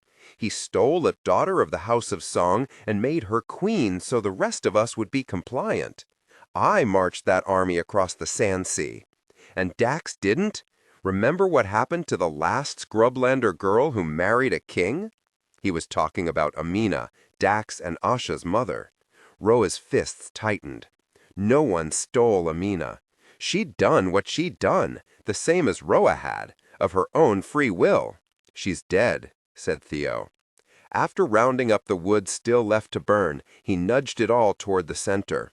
The smoke curled up through the hole at the top of the tent. "Don't be upset with me for not wanting you to end up like her." Much more quietly, he said, "Don't be upset with me for not wanting him to have you." "Nobody has me," she bristled. And this isn't a contest. Dax set out to win in order to humiliate you. Are you sure? He said, brow darkening. He stopped prodding the flames and lowered his voice. Dax will become his father, just like his father became the monster before him. Dax's heir will do the same. This is the way it's always been, Roa. Blood is blood. You can't run from yours as much as I can't run from mine. A chill crept across Roa's skin. Her gaze searched his shadowed face. What are you saying? I'm saying Dax's bloodline has only ever borne monstrous kings. I'm saying so long as a Draxor sits on the throne, Scrublanders will never be free of their tyranny. We will never have autonomy. We will never have peace. He stared down at her, rigid as stone, as if daring her to contradict him. And, she whispered, what's your solution? That he give up his crown, by force if necessary. Roa's blood ran cold. Treason? He was proposing treason? Please, don't say another word. She pushed up from the sheepskins, getting to her feet. Startled, Essie woke and flapped her white wings, flying up and out of the smoke hole in the roof. Her sleepy thoughts were a confused haze in Roa's mind. I'll pretend I never heard you, because you're my friend, because I love you. But if you say it again? He looked up. You'll what? She stopped and stared down at him. His eyes were cloaked in darkness, and she couldn't read them. Please don't, she thought. Do not be so reckless as to plot against my husband. You're tired, she told him instead. You don't know what you're saying. We'll talk more in the morning, when both of us are rested. I know exactly what I'm... Roa headed for the tent entrance. She'd spent too much time alone with him in here as it was. Where are you going? To sleep. Roa reached for the tent flap, pulling it back. Theo rose from the carpet of sheepskin and stepped up behind her. Don't go to him. Roa fell still as his arm slid around her waist. Stay here with me, he whispered, drawing her against his chest. He smelled like honey and warm sand. Surely, if the rumors are true, it doesn't matter where you spend the night.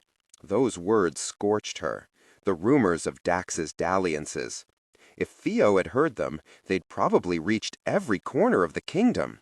Does everyone in the Scrublands know? Even my parents? It was a humiliating thought. I miss you, he whispered. I've missed you from the moment you left. She closed her eyes as he kissed the base of her neck. When she didn't resist, he pulled off her sand scarf.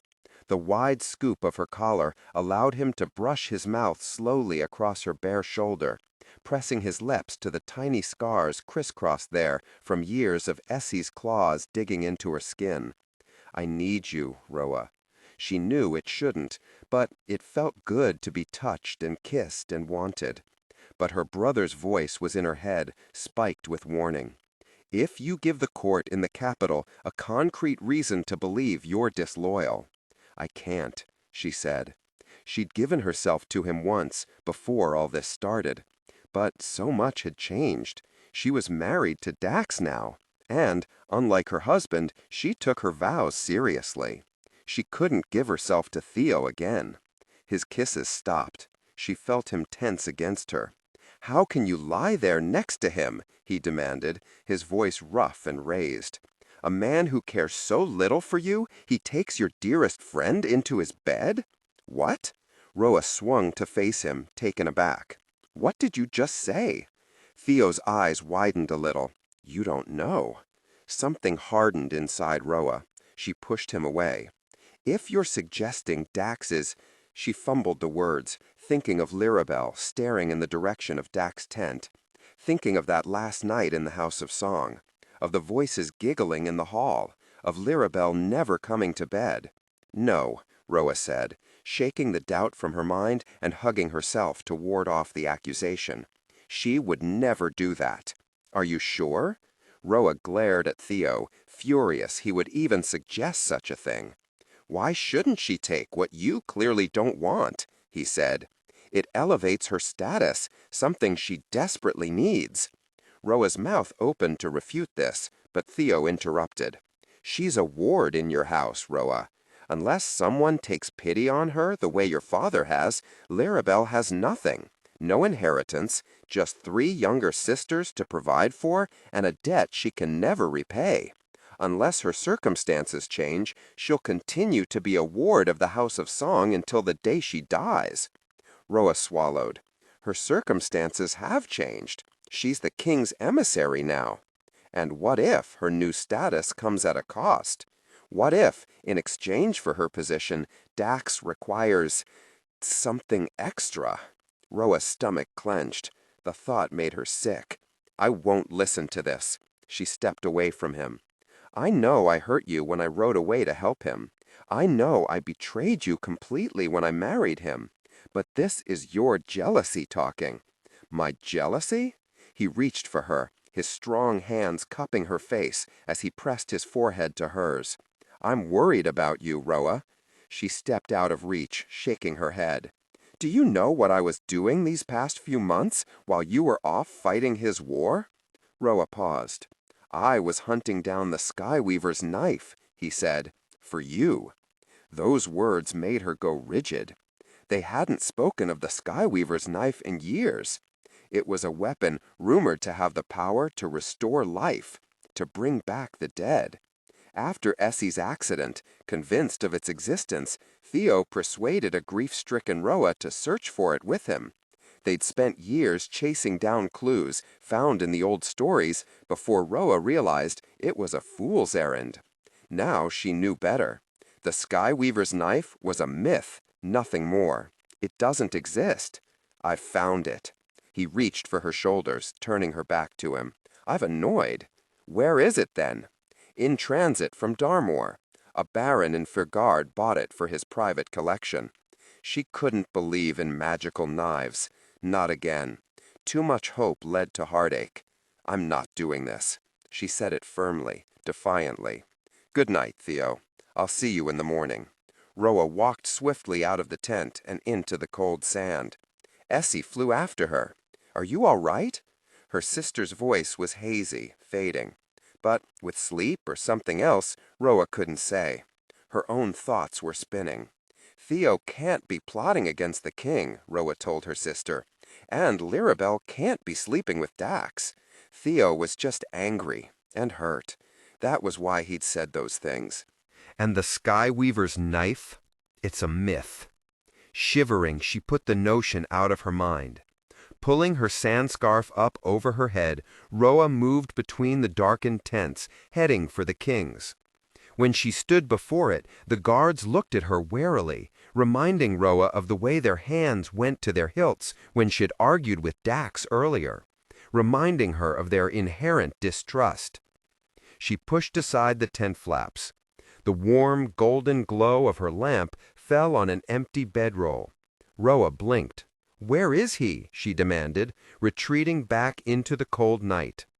The guards exchanged nervous glances. We were given orders to remain here. That wasn't my question. They stood silent, not looking at her, not answering. Panic rose like a sandstorm. Wasn't it their job to keep an eye on him? Hadn't Dax walked straight out into a sandstorm that morning? He was surrounded by members of the House of Sky, now the very scrublanders who hated him most. He needed his guards more than ever. She was about to snap at them when it suddenly became painfully obvious. There was only one circumstance in which Dax would command his soldiers not to follow him. He'd gone to someone else's tent. How can you lie there next to him? Theo's words echoed through her mind. A man who cares so little for you, he takes your dearest friend into his bed? Roa thought of all the time Dax and Lirabel spent alone together, in private meetings. She thought of the voices in the hall outside her door, the 2 lovers heading for her room. Why shouldn't she take what you clearly don't want? An image of them, together, flashed through her head. Roa stepped back, the storm dead inside her. My queen? Asked one of the Soljits with peppered gray hair. Is everything all right? Yes, everything's fine, she lied, pushing back the flap once more and stepping through. She let it fall behind her, then stood very still, focusing on the breath rushing in and out of her lungs. "Don't jump to conclusions," she told herself. But her hands shook as she unraveled her sand scarf and set it on the floor of sheepskins. Sliding off her sandals, she crawled into the bedroll. The cold made her shiver. Roa pulled her knees up to her chest, hugging them hard, trying to keep warm. A heartbeat later, she heard voices. A heartbeat after that, the flap lifted, and there was Dax, ducking inside. In the light, Roa saw his face was still unshaven. "Roa," he said in greeting, his voice clipped. She looked quickly away. She didn't want to see if his cheeks were flushed or his hairline damp with sweat, if his clothes were wrinkled from being taken off in a rush and carelessly tossed aside. Roa turned onto her side, listening to the sounds of those same clothes being shed now, folded, and placed next to hers. He slid in beside her, and with him came a rush of cold air. This bedroll was larger than the last, which meant they could sleep without touching. Dax turned down the lamp. Roa lay awake, shivering in the darkness for a long time. His arm didn't come around her like the night before, nor did he pull her against him, letting her take his warmth. Instead, he turned his back to her and fell immediately asleep. 2 months previous, Roa walked in darkness, her footsteps cutting through the heart of the war camp. One by one, she pulled the fingers of her riding gloves loose, then tugged them off. She had ridden hard from Darmore, the port on the sea, to New Haven, the war camp in the mountains. She'd spent the whole ride alone with her thoughts that tossed and turned like an unruly sea, thoughts that scared her to her core. Most of the camp slept, but now and then Roa heard stragglers whispering or laughing around dying fires. Her legs shook, and her back ached from riding so long. Her stomach growled with hunger, but there was no time to waste. She needed to do this before she changed her mind. Roa stepped up to the meeting tent. 2 scrublanders stood guard outside it. Each raised their fists over their hearts at the sight of her, and Roa returned the greeting. Pausing at the entrance, she breathed in deeply, reaching for whatever courage she had left, then stepped into the glowing tent. Dax was alone. He sat backward on a chair, leaning toward the rough-hewn desk so that 2 of the wooden chair legs were in the air. His temple rested on his fist as he stared down the map of Fyrgard. There were dark smudges beneath his eyes and a deep frown between his eyebrows. A shadow of stubble stretched across his cheeks. As soon as she stepped into view, the words tumbled out of Roa's mouth. "Marry me." He looked up, his gaze calm on her face, as if he'd been waiting for her, as if he somehow expected this question.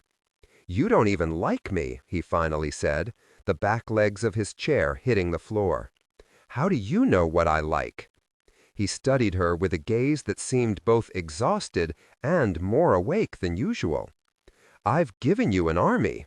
I've taken Darmore for you." Roa took a step toward him. "Now you need reinforcements.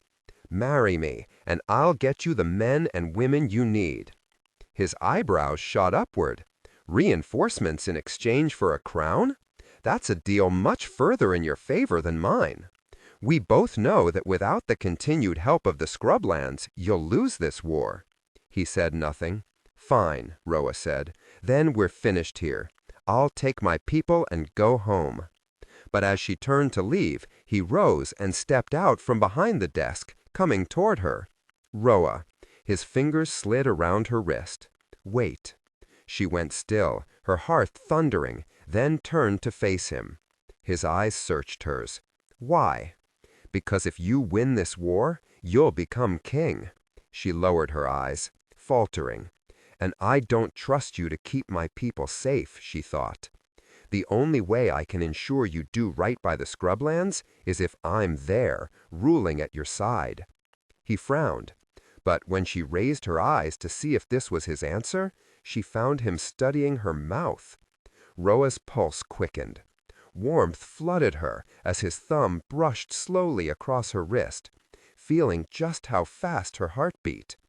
When he reached for her with his other hand, before his fingertips could graze her cheek, Roa stepped back, her heart thudding like a drum in her chest. "Do we have a deal?" she whispered. His hand fell to his side, and his face shuddered closed, like a door locking on a secret room. "A deal. Yes," he said. "Send for reinforcements, and I'll make you queen." Roa dipped her head to him. "It's already done." Before he could say another word, Roa left the tent. After the wedding, while the music played through the camp and people shouted and danced, Roa and Dax lay side by side, staring at the canvas tent ceiling. He hadn't drunk anything all evening. He'd been offered wine over and over, and each time Roa watched him refuse. For every drink Dax rejected, Roa drank too, trying to numb herself to what she'd done, to what she was about to do. Her mouth tasted sour now. Her body hummed with heat. "I won't hurt you," he whispered, breaking the silence. "I will never hurt you, Roa." Roa knew what came next. They were bound, and the binding needed to be sealed, absolutely, with an intimate act. She thought of Theo sleeping on the other side of the sand sea, completely unaware that Roa had just married the boy he hated most, completely unaware of how deeply she'd betrayed him. Roa fisted her hands to hide their trembling. Taking Darmore had been easier than this, than lying here next to Dax. She remembered the first and last time she'd done this, how it was over so quickly, and how it hurt. How Theo had kissed her afterward, smiling, and she knew in that moment that he didn't realize he'd hurt her. He hadn't meant to take and give nothing back. But he had. He'd left her aching and alone. And here was another boy, a boy she didn't even love, who was going to do the same thing. Roa couldn't do it again. It was too much. She sat up, her head spinning. Dax looked at her. "You won't ever hurt me," she'd said, more calmly than she felt, "because you won't ever touch me." It was a command, soft but final. And with it ringing in her ears, she left him there, all alone, and stumbled to Lirable's tent. Her head ached from the wine, her stomach rolled, and the world tilted around her. Roa climbed in beside her friend. For several heartbeats there was silence. And then Lirable reached out her hand, lacing her fingers through Roa's. It undid her. Tears welled in her eyes. She bit down on her lip to stifle the strange sob welling up in her, and Lirable gathered her up, pulled her in, held her while she wept. "What have I done?" she'd thought that night and so many nights since. "What have I done?" 8. Roa woke to the smell of peppermint and the sound of a strong, steady heartbeat. The sun lit up the canvas all around her. The air was stuffy and warm, and her cheek was pressed to someone's chest. Her whole body was pressed to someone's chest. Peppermint, Roa swallowed. Dax. She kept very still. From his breathing, he was awake and trying not to move. She felt his arm resting across her lower back, his fingers curled lightly over the curve of her hip. Roa squeezed her eyes shut. This was not good. Not good. Not good.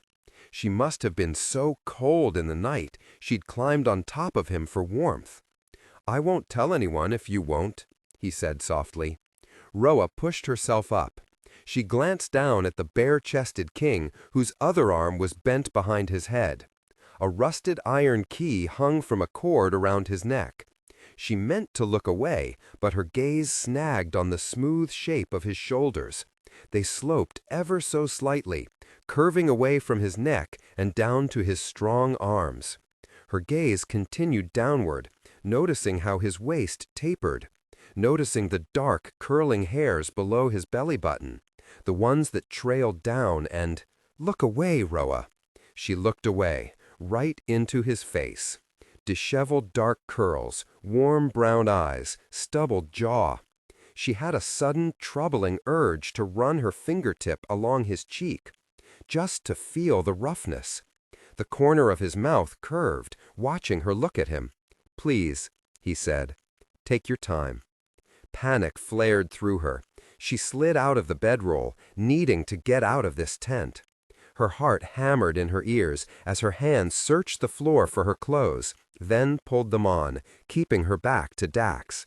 He sat up to watch her. "Since when are you so skittish?"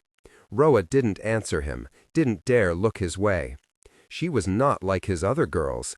She would not be lured in by his charming smile, by that silver tongue, only to be cast aside when he'd had his fill of her. To break the silence, she said, "Watch your back today." Catching sight of her sand scarf, Roa quickly grabbed it, then started wrapping it around her shoulders. "Theo is not your ally. So long as Sky travels with us, you need to stay alert." Dax stretched, yawning, then ran a hand through his mess of curls. She averted her eyes, looking down at the tent floor. "Really, Roa, I'm touched. It's almost like you care." Roa glanced up to find that annoying smile on his face. "Care?" she said coldly. "You think I care for a king whose intelligence begins and ends with his ability to choose a good wine or a good bedfellow?" Something prowled in her chest, snapping and growling. "My care for you is directly proportionate to how useful you are. The moment you cease to benefit the scrublands is the moment my care runs out." Her words sapped the warmth from his eyes. "Why not depose me, then?" Roa froze in the tent entrance. "What?" she whispered. "You could rule alone," he said. "It would be incredibly convenient." "Don't tempt me," she muttered as she pulled her sand scarf up over her head. Opening the tent flap, she stepped into the sunlight. The moment the tent flap fell closed, a blur of white feathers almost barreled into her. "Roa!" Essie flew in tight circles around her, her worry bleeding into Roa. "Come quickly." Roa ran after her, trying to keep up, as Essie led her to the edge of camp. There, she found Lirable retching up dinner from the night before. "Lirable, I'm fine," said her friend, crouching low to the ground, her arms trembling a little. "You don't look fine," whispered Roa. She ran for a water skin, then sank down next to her friend, uncorking the skin and holding it out. Lirable ignored her. Wiping her mouth on her wrist, she rose a little shakily to her feet. "I said I'm fine." But even her voice trembled. "What's wrong?" Roa asked Essie, who ruffled her feathers from her sister's shoulder. "She's been sick every day since we came to the scrublands. I thought you knew." Together they watched Lirable walk back into camp. Why hadn't Roa noticed? Dax had noticed. This was obvious as they rode through the morning. He kept casting concerned glances Lirable's way, riding close beside her as they made their way to his mother's abode. Roa watched them carefully, Theo's accusation ringing through her head. What if her new status comes at a cost? Roa couldn't believe it. Dax would never use Lirable like that, and Lirable would never allow herself to be used. Roa refused to indulge such an odious thought. By early evening, their destination shimmered in the distant heat. Here, the pale sand turned to packed, dry earth. To the east and west, wild yellow grasses gleamed in the setting sun, and in the midst of it all, the white walls of Amina's desert home shone like glass. They would sleep within those walls tonight, then arrive in Fearguard by dusk tomorrow. The house was just north of the main travel route between Fearguard and the Scrublands, and off-limits to anyone but Amina, the former Dragon Queen. It had been built for her by her husband as a wedding gift. Dax had inherited it upon her death, and after the coronation, he'd come here several times. It was just a day's ride from Fearguard and an easy retreat from palace life. The last 2 times, Lirable had accompanied him, on her way to the Scrublands as emissary. Roa had never set foot here before. The only reason they were staying tonight was because Dax needed to retrieve something he'd left behind on his last visit. A horse pulled up beside Lirable. Both of them looked to see the king himself, staring straight ahead.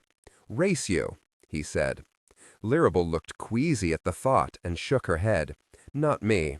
So Dax leaned forward, looking around her. Roa? At first she thought it was a joke, but then he smiled. A strange smile. It reminded her of rainy afternoons playing gods and monsters with him. She knew that smile. It was the one that slipped out when he thought he was about to win. "What's the prize?" she asked, despite herself. Dax grinned, as if her question meant he was already victorious. "The loser has to give the winner a kiss." Roa made a disgusted face. His smile faded. "Fine then. If you win, what do you want?" Roa was about to say nothing because she wasn't going to race him. Except there was something she wanted. "I want you to call an assembly as soon as we return to Fearguard." The next scheduled assembly, where Dax and his council made decisions, passing or overturning laws before a public audience, wasn't for 3 weeks. Roa didn't want to wait that long. She wanted the treaty terms imposed as soon as possible. Dax cocked his head, studying her. "Fine," he said, turning to squint into the distance. "But if I win, you owe me a kiss." "Fine," she agreed. After all, Oleander was a lackluster horse who did as she was told only half the time. Roa didn't wait for him to count them down. She dug her heels into Poppy, who lurched forward. Her hooves kicked up a plume of gold dust that bloomed through the air as they galloped away from Dax and Lirable. Roa kept her eyes on the white walls ahead, following the path carved through yellow grass. Essie soared high above, trailing her. Suddenly, the hooves of a second horse drummed the ground behind her. Roa threw a look over her shoulder. The Dragon King kept low to his horse, gaining ground fast, covered in a thin layer of dust. Roa slowed long enough to ask him where the finish line was. "The stables!" he called as the wind whipped through his curls. "Around the back of the house!" Roa nudged Poppy, who pulled ahead. There was no gate in the walls, just an opening wide enough to fit a wagon. It reminded Roa of home, where doors were always open or unlocked, where gates were unnecessary. She rode Poppy past the walls crawling with green ivy. A hill rose before them, painted in reds and greens, sloping with gardens and jagged with rock. Amina's house stood at the top of the hill, half hidden by jacaranda trees. This was the Dragon Queen's abode, and yet it felt nothing like the close confinements of Fearguard. It felt wild and fierce and free, like the scrublands from which they'd come. When the path diverged, Roa had to slow. Dax said the stables were around the other side, but which path would take her there? Essie flew higher. "Help!" Roa pleaded. But before her sister could see the clearest path, the clatter of hooves made Roa turn. Wind rushed into her face as Dax raced past them. Looking back over his shoulder, he gave Roa a mock salute. "Follow him!" Essie swooped after the king. "I'll find you a shortcut." Roa dug her heels into Poppy, who lurched forward. But the path twisted and turned around thorny, angular trees, then broke off again and again in different directions. She lost Dax. She halted Poppy twice, looking for Oleander's hoofprints, waiting for Essie's directions, before gritting her teeth and racing on. Finally, through the trees, she saw a long white stable with a thatched roof. When they entered, Poppy's hooves clopped on the stone floor. Their echo broke through the quiet. It was cool and dim inside. It smelled like dust and old hay. Roa scanned the aisle of stalls for Dax, but found no sign of him. Letting out a breath, she relaxed. The moment she dismounted, a shape materialized out of the shadows. "That's one pokey horse you have." Roa spun. The Dragon King leaned against the door of a stall farther down, arms crossed over his chest. The evening's lazy sunlight slanted through the narrow windows, casting him in warm, golden light. Oleander poked her nose out of the stall, already untacked. Surely he hadn't had that much time. It was an unfair race. His eyebrow quirked upward. Unfair how? You're familiar with the grounds, she tipped her chin up, whereas I've never even been here. 2 facts you were aware of before you agreed to race me, he said, taking Poppy's reins from Roa. But I'll take pity on you. He rubbed Poppy's velvet nose. Even though you lost, I'll still call the assembly. I'll do it the moment we return to the palace. He stepped in close then, so close Roa could see the dust on his lips. It made her want to lick her own, to see if they were dusty too. She thought of the one and only time she'd ever kissed him. So long ago now. The memory sliced her with sadness, and she stepped back. Her shoulder blades hit the stable wall. Swallowing, she said, "Let's get this over with before the others arrive." Dax let go of Poppy's reins. He closed the distance between them, pressing both palms to the stone on either side of Roa's head, caging her in. Roa was about to growl a warning, but before she could, the tips of their noses brushed, and that snapping, growling creature went silent and soft. "Silly girl," he murmured, his breath warm on her lips. "I don't want to kiss you right here." Lifting his thumb, he slowly swept the dust from her lower lip. "I'll come to collect when it suits me." The impertinence of it scorched her. Roa lifted her angry gaze to his. If he thought she was anything like his mistresses, if he thought she would happily receive him any time it pleased him, he was... It was difficult to think, with Dax looking at her like that, his gaze fixed on her mouth. It made Roa wonder if he might change his mind, might lean in and devour her right here. But the sound of clattering hooves broke the quiet. As a dozen horses trotted into the stable, Dax stepped immediately away, linking his hands behind his neck. Cold air rushed between them, making Roa realize just how warm she was. Dax reached for Poppy's reins, and, without a word or backward glance, led the horse into the stall next to Oleander's.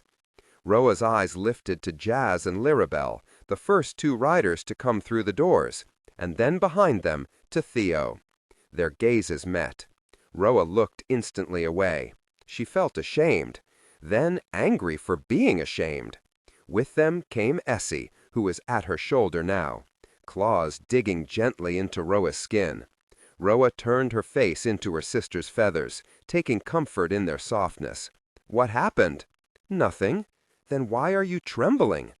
As the rest of the caravan poured into the stables, filling it with noise and commotion, Roa took her sister and left.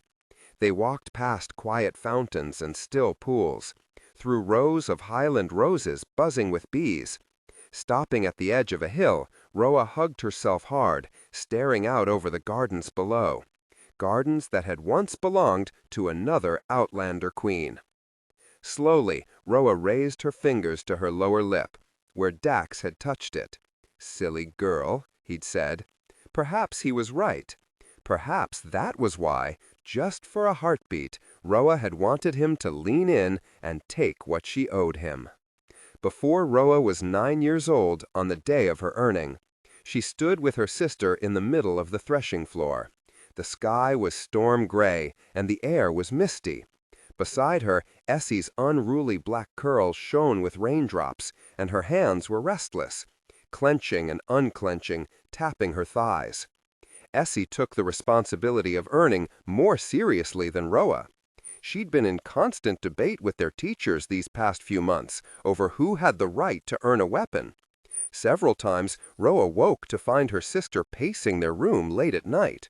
When she asked what was wrong, Essie would come back to bed and say strange things, like, "Define the term enemy," and "What came first, do you think, the weapon or the adversary?" Most of all, Essie studied harder and practiced more than Roa. She deserved to earn her weapon today. Now, though, as they stood on the threshing floor, Essie's jaw clenched. Her hands fiddled with the buttons down the front of her blue dress. Roa kept shooting her glances, agitated by her sister's agitation. "Stop fidgeting," Roa hissed, while keeping her eyes on their father. The master of the House of Song towered over his daughters, gripping the head of his own earning, a staff carved by Roa's grandmother. His skin glistened with rain, and his purple cotton shirt was soaked through, making it look almost black. Beyond him stood the rest of the House of Song, gathered in a circle to bear witness. Their father motioned to Lirabel, a girl Roa at Essie's age, and a ward in their house.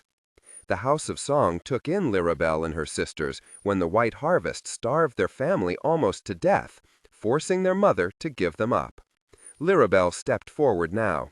She wore her hair in a thick braid over one shoulder, and the bow and arrows she'd earned the previous summer were strapped to her back. Inscribed into her bow's leather were the words, "Earned by Lirabel, ward of the House of Song." Roa remembered the day of her friend's earning. How Lirabel burst into tears when she read the inscription. Roa thought they were tears of gratitude after everything the House of Song had done for her. It was only afterward that Essie corrected her. "It says ward," Essie explained, "not daughter." But she is a ward, thought Roa at the time.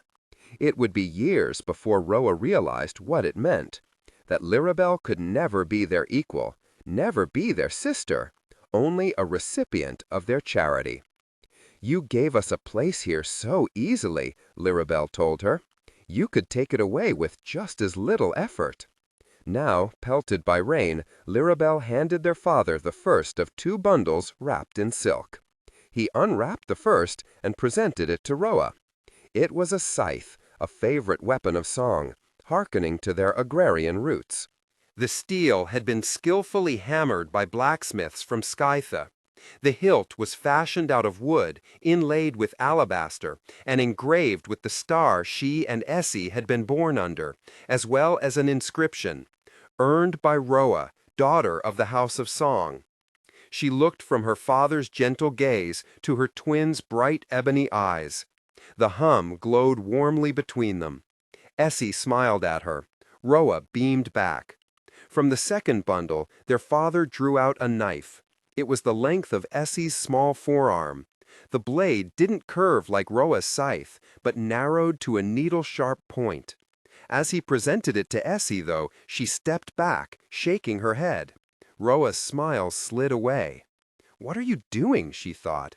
Essie wouldn't look at her, so Roa glanced to Lirabel, as if she might hold the answer. But Lirabel's eyes only widened. "I'm sorry," Essie said, staring at her sandaled feet flecked with mud and chaff. She spoke loud enough for those gathered around the threshing floor to hear. "I can't." Their father drew himself up, his grip tightening on the carved lion head of his staff. "Explain yourself, daughter." Essie looked up into his face.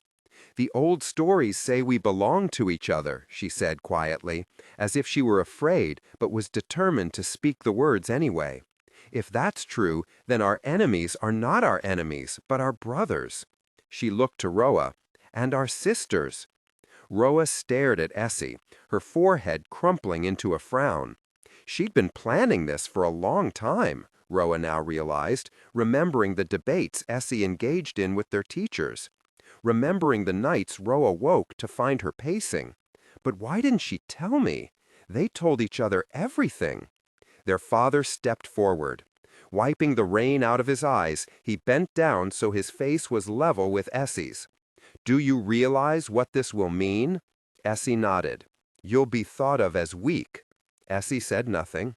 "You'll be seen as a girl who belongs nowhere and to no one." Essie held their father's gaze. "I know where I belong," she said, "and to whom." As if that were enough. Their father lowered the knife, looking from Essie to Roa, his eyes pleading for her help. But one glance at Essie's face, and Roa knew there would be no convincing her. Roa reached to take the blade, staring at the hilt of her sister's earning. "Earned by Essie," the inscription read, "daughter of the House of Song." The blades might be different, but the hilts were exactly the same. Both inlaid with alabaster, both engraved with the same star. A perfect match. "I'll hold on to it for her," said Roa, "in case she changes her mind." 9. After dinner, Roa and Essie set out for the former Dragon Queen's room, Roa's room now. With the sun setting, it was cooler in the East Wing's halls. Roa pulled her sand scarf up over her head to keep the warmth in. The house had been modeled after the round home scrublanders were known for, with a terracotta roof and a central pavilion. But this house had too many wings for a scrublander home, and in this way it borrowed from Furgardian architecture too. The gardens were full of highland roses, juniper trees, jacarandas, and other plants native to both Roa's home and Dax's. It was a perfect blend of both, and a reminder that before she'd become queen, Dax's mother was a scrublander. Amina, who'd been born into the House of Stars, was childhood friends with Roa's mother. Roa remembered the first time the queen came to visit them. She and Joss were playing gods and monsters on the floor of her father's study, and Roa was about to take his Skyweaver piece when the queen stepped into the room and lowered herself to her knees at Roa's side. Roa remembered the way her beautiful layers of blue silk pooled onto the dirt floor, remembered the thin golden circlet shining above her glittering black eyes. She was perfect, like a painting. Now, as Roa's bare feet padded the tile floors, she wondered what it had been like for Amina, living all the way across the sand sea, being separated from her loved ones, being queen.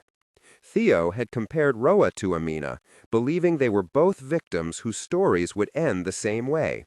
"I don't believe that," Essie interrupted, from her perch on Roa's shoulder. Her sister had been quiet and distant all day, but the hum was back, bright and strong, linking them both. As Roa approached a familiar door, she looked to her sister. Believe what? That Amina was a victim? Roa wasn't so sure. "I think she knew exactly what she was walking into," said Essie. "I think she had her own reasons for marrying him." Maybe, Roa thought. Or maybe she didn't realize he was a monster until too late. A scrublander symbol had been carved into this door, 3 vertical lines confined in a circle. It was the same symbol painted above her father's study. Roa lifted her fingers, tracing the lines. "We've passed this door 3 times," she said aloud, sighing heavily. "I think we're lost." Roa's tracing fingers must have pressed too hard, because the door creaked and swung slowly in. Her fingers paused in midair. "Hello?" No one answered, so she pushed the door all the way open and stepped inside. It was a small, dim room that smelled like candle smoke and parchment. Rough-hewn shelves were built into the walls, and each cubby was crammed with scrolls.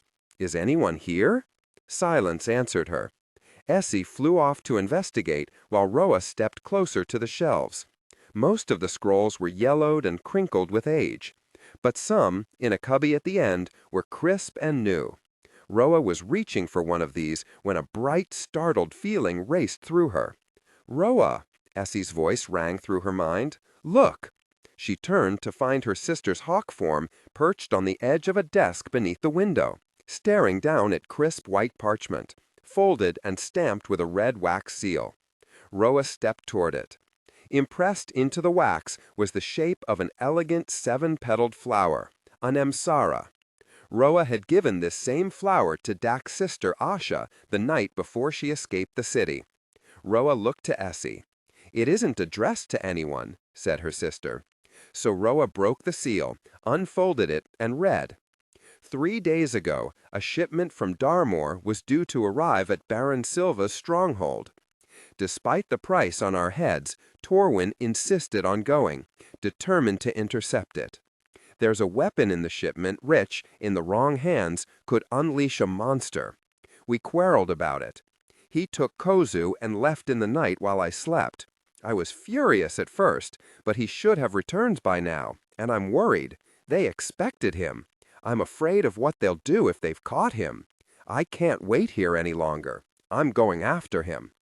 There was no signature, but when Roa turned it over, touching the Nemsara flower on the seal, she knew who it was from. Asha. After the revolt, when the law demanded Dak's sister pay the killing price of a king, Roa had helped her and Torwin escape.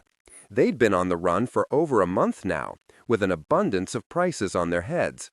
Not everyone was pleased with the new king's reign, and Dak's enemies had only to gain by using his sister against him, if they could catch her.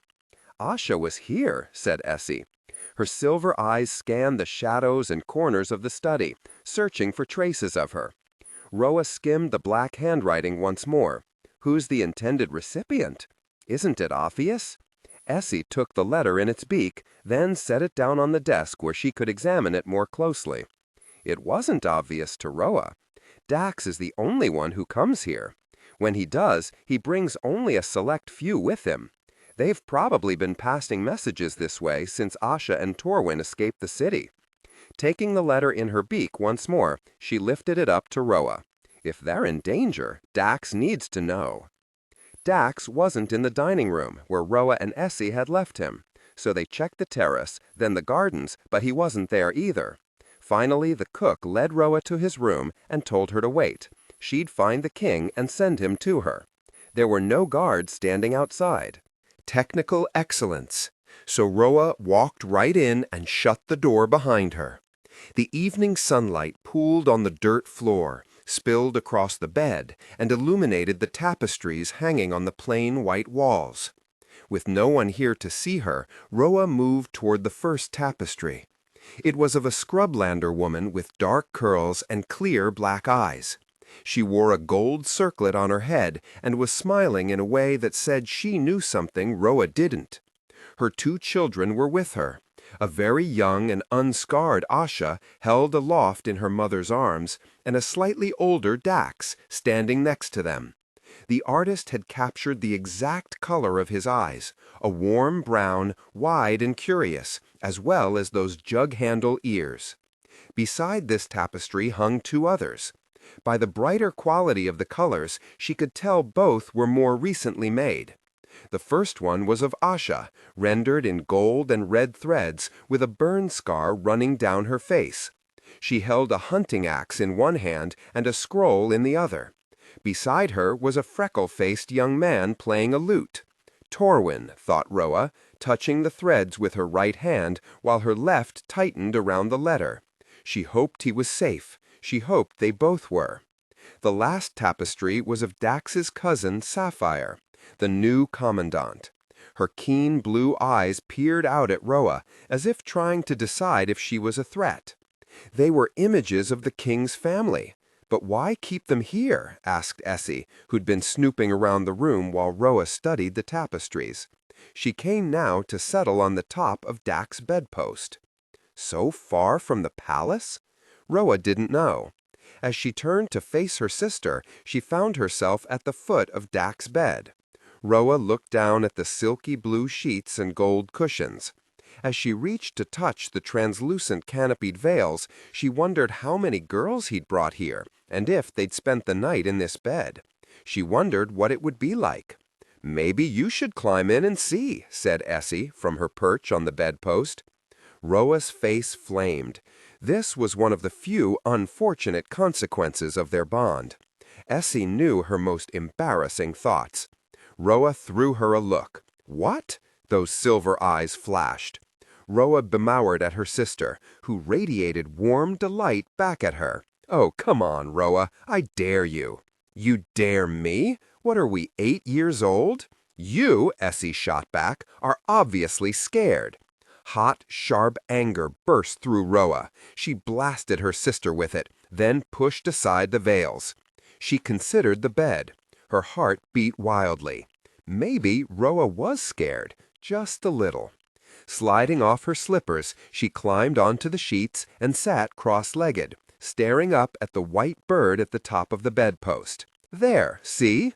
Maybe you should lie down," Essie said, teeming with mischief. "Really test it out." Roa gritted her teeth. Fine. She flopped stiffly back against the pillows. The sheets were soft and smooth. They smelled like they'd been spritzed with rose water, perhaps by one of the staff. Roa closed her eyes, just for a heartbeat, breathing in the sweet floral scent. "That doesn't look so bad," Essie said. "Maybe I'll—" A heart-stopping sound cut her off. The creak of a knob turning. The slow groan of a door opening. Roa's eyes flew open. "Quick!" Essie said, her voice full of laughter. "Hide!" She flew out into the gardens. Roa rolled off the bed and onto the floor, humiliation flaring through her. She quickly slid underneath, her heart pounding so hard she felt certain it would burst right out of her chest. "Roa?" Dax called. His footsteps echoed across the floor, from the hall to the terrace. Roa looked to the door, but it was shut. Worst of all, her slippers were lying in full view, just out of her reach. Roa cursed her own carelessness. To Essie, who was somewhere out in the garden, she said, "This is all your fault." Essie sent a golden feeling back, her version of a laugh, as if this was funny. Roa felt like such a fool. If she answered Dax, he would clearly see she was hiding under his bed. He would want to know why. But if he knew what she'd done just now, lying down in his sheets, breathing in the smell of his pillows, there was only one conclusion he could come to. Roa squeezed the letter in her hand. I need to give it to him, she thought, even as she lay frozen in place, her cheek pressed against the cool dirt floor. Dax stood at the window now, the breeze ruffling his curls. Roa's heart pounded as she watched his fingers loosen the laces of his shirt, then roll his sleeves up to his elbows. She watched him kick off his boots and lean barefoot against the sill as he stared out across the sand sea. Sighing roughly, he turned around, then sank slowly down the wall to the floor. He sat with his knees bent and his hands tangled in his hair, like he was trying to solve an unsolvable problem. Sooner or later, he was going to see the slippers beside the bed, then see Roa beneath it. Better to get it over with. But at the same moment Roa decided to reveal herself, someone knocked on the door. Roa went still, pulling back as Dax rose to his feet. Halfway to the door, though, something made him stop. He turned back, paused, then came toward the bed. Roa could only see his bare feet as he bent down, then his fingers as he reached for her slippers. He picked one up. All he had to do was get down on his hands and knees. All he had to do was look. Roa bit down hard on her lip, praying to any Dodds who just might happen to be listening. The knock came again. Dax straightened. "Who is it?" "Just me," came a too familiar voice. "Larabelle." The king went to answer the door, taking the slipper with him. Roa let out a breath. "Oh, Dax." Larabelle's strained voice echoed through the room. "We're in so much trouble." She was pacing, frantic. Her sandals had tracked sand in, and it scattered in her wake. "I'd hoped it was just an illness, Larabelle." But whatever Dax was going to say fell away as the room plunged into a stilted silence. And even though Roa could only see her friend's legs, she could hear Larabelle's tiny, punctuated gasps of breath. She was crying. "Today I counted," Larabelle whispered when she'd gotten control of herself. "It's been 11 weeks. Dax stayed near the door, completely silent. "It's been 11 weeks since the last time I bled." A cold feeling spread through Roa, like the early morning frost that settles over the ground in the cold season. When Dax still didn't respond, Larabelle said, "11 weeks is too long, Dax." Roa wanted to peer out and look at them, but if she did that, she would surely be seen. "Larabelle," Dax finally said, perfectly calm, "I don't understand what you're saying." She whispered, "that I'm pregnant." Roa flinched. It was quiet for several heartbeats, and then Dax whispered, "What? 11 weeks? That would have been before the revolt, when Dax was visiting the scrublands, asking for Roa's help. Had this been going on for that long? Right under Roa's nose? Was this the reason for Larabelle's distance? She suddenly saw them in her mind. Dax and Larabelle, her husband and her friend, together in the very bed she hid beneath, the bed Essie dared her to lie in. She told herself she didn't care, that it didn't matter. But if that were true, why did it feel like she'd just been stabbed in the ribs? "What am I going to do?" Larabelle whispered. Roa moved ever so slightly, trying to see. when another knock came on the door. She watched Dak's hands clenching and unclenching, but that was the only visible sign of distress she could see in him. Finally, he moved to answer it. Lirabel turned to the wall, concealing her tears from whoever was interrupting. "What is it?" Dax asked. "I was sent to fetch you, my lord." The voice sounded like one of the staff, out of breath. "A fight's broken out between your caravan and members of the House of Sky. We aren't sure what to do." "Give us a moment," Dax said, shutting the door and turning to Lirabel. "I'm sorry," he told her. "I need to deal with this." Roa frowned. Dax had guards to deal with things like skirmishes. Lirabel remained facing the wall. "I'll make sure you're taken care of. As soon as we arrive back in Fearguard, I'll see what I can do for you, all right?" A cold silence bloomed through the air. Lirabel had nothing else to say to him, so Dax turned on his heel and left the room.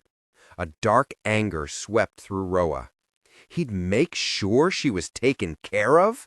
He would see what he could do for her? What kind of a man said these things? The kind of man who sleeps with his wife's friend, gets her pregnant, then leaves her crying and alone? It made Roa want to go after him, corner him, and force him to fix this. Now, not when they got to Fearguard. Roa clenched her fists, watching as Lirabel sank to the floor, her body shaking with sobs.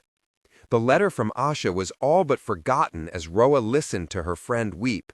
What if, Theo's voice rang through her mind, in exchange for her position, Dax requires something extra? Roa's nails bit into her palms. She didn't want to believe such a thing. The reason Lirabel was a ward in Roa's house was because of the sanctions imposed by Dak's father. Sanctions that impoverished Lirabel's family and destroyed their farm.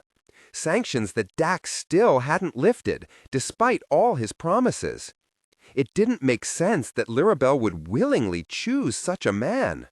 "I should have protected you," she thought. "I should have paid attention." Roa longed to go and comfort her friend. But if Lirabel wanted Roa to know all of this, she would have told her, wouldn't she? Roa feared that revealing herself now would shame Lirabel and make the whole situation worse. She didn't want to drive her friend even further away. Eventually, Lirabel fell silent.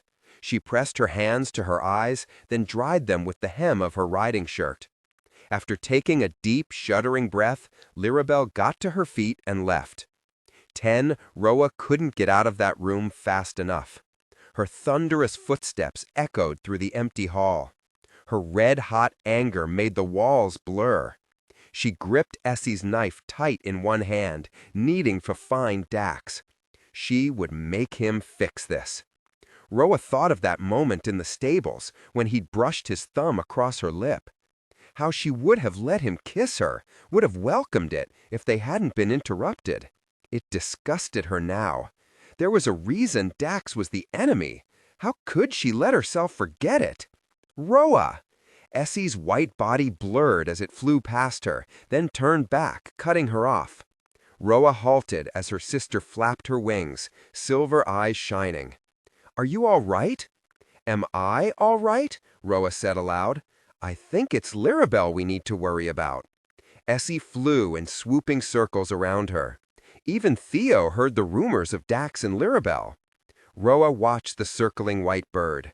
Theo, who wasn't anywhere near Fearguard these last few months. She gritted her teeth at her own negligence. If I had just paid attention. "No," said Essie, "this is not your fault." Wasn't it, though? If Roa had never married Dax, never helped him dethrone his father, Lirabel wouldn't be in this position. In fact, Roa's actions seemed to only bring unhappiness to the ones she loved, Theo, Jas, and now Lirabel. Maybe Theo was right. Roa was no different from Amina. Just like Amina, Roa thought marrying a king would bring peace to their people. Just like Amina, Roa hadn't realized she was marrying a monster. Roa walked on. Essie flew after her. "You've had 1,000 other things to worry about." Roa stopped before a wide stained glass window. Its bright reds and blues were lit up by the sunset beyond. Roa had given up everything for this king. The king responsible for Essie's accident, the king who didn't care that his father's sanctions on her people were starving them, the king who'd slept with Lirabel, then discarded her like worthless refuse. The hum started deep in Roa's belly. Like lightning, it buzzed and crackled and sparked. The hum was bright and alive within Essie too, like a fire fusing them together. "I hate him," Roa said bitterly. But even as she said it, tears pricked her eyes. "Oh, Roa," Essie's voice seemed suddenly fainter. "I wish I could fix this. I hate him for using her."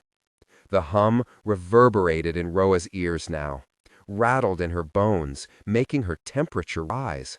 Roa shook her head, clenching her teeth against the deafening roar of it. "I hate him for making me into a fool." Essie's eyes shone more fiercely than usual as she circled Roa, carving through the air, swooping around her sister. Just for a moment, Roa thought she felt her sister's soul flicker. "I hate him most of all for what he did to you." Her fists were clenched. The air between them was white-hot, and her next words came out like a sob. "I hate him for shattering us." The hum exploded, searing them both. As it did, a resounding crash rang out as the windows in the hallway burst. The heat that had been rising between them vanished. A cold emptiness rushed in. Roa stared at the white bird before her. Those silver eyes stared back, but they seemed startled, frightened, confused. "Essie?" Her sister's silence pierced her. Roa reached across their bond, only to lose it.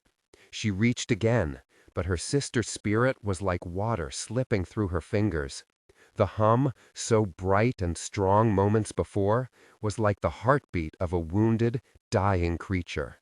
Still there, but ever so faint. It terrified her. She watched the white bird swoop out through the broken window and up into the pomegranate sky. Roa followed it to the window. The sun was gone, but its light glowed just above the desert's horizon. "Essie!" But no answer came. Before the very first summer Dax came to stay in the scrublands, their mother made Roa and Essie take him everywhere. Essie wasn't allowed to go to the cliffs unless Dax went too. Roa wasn't allowed to play gods and monsters unless it was Dax she played against. Roa, who hated cliff jumping, never went to the cliffs. And Essie, who hated board games, wandered off with Lirabel, leaving Roa stranded with the king's son for entire afternoons. They knew what their mother was doing. She was interfering, and they didn't appreciate it. So the sisters made a pact. They would not be friends with the disruptive visitor from Fearguard. They would shun him on principle. It was easy at first.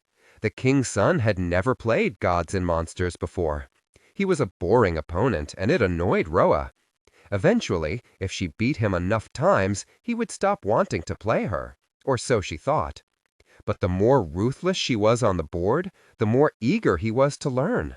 The more she beat him, the more he begged to play again. His unyielding enthusiasm made her soften, just a little. Sometimes, when he stared for long stretches of silence at the checkered stone board, thinking hard, she gave in, helping him see things he couldn't, telling him how to predict her moves, giving him the knowledge her father had once given her when she first learned to play.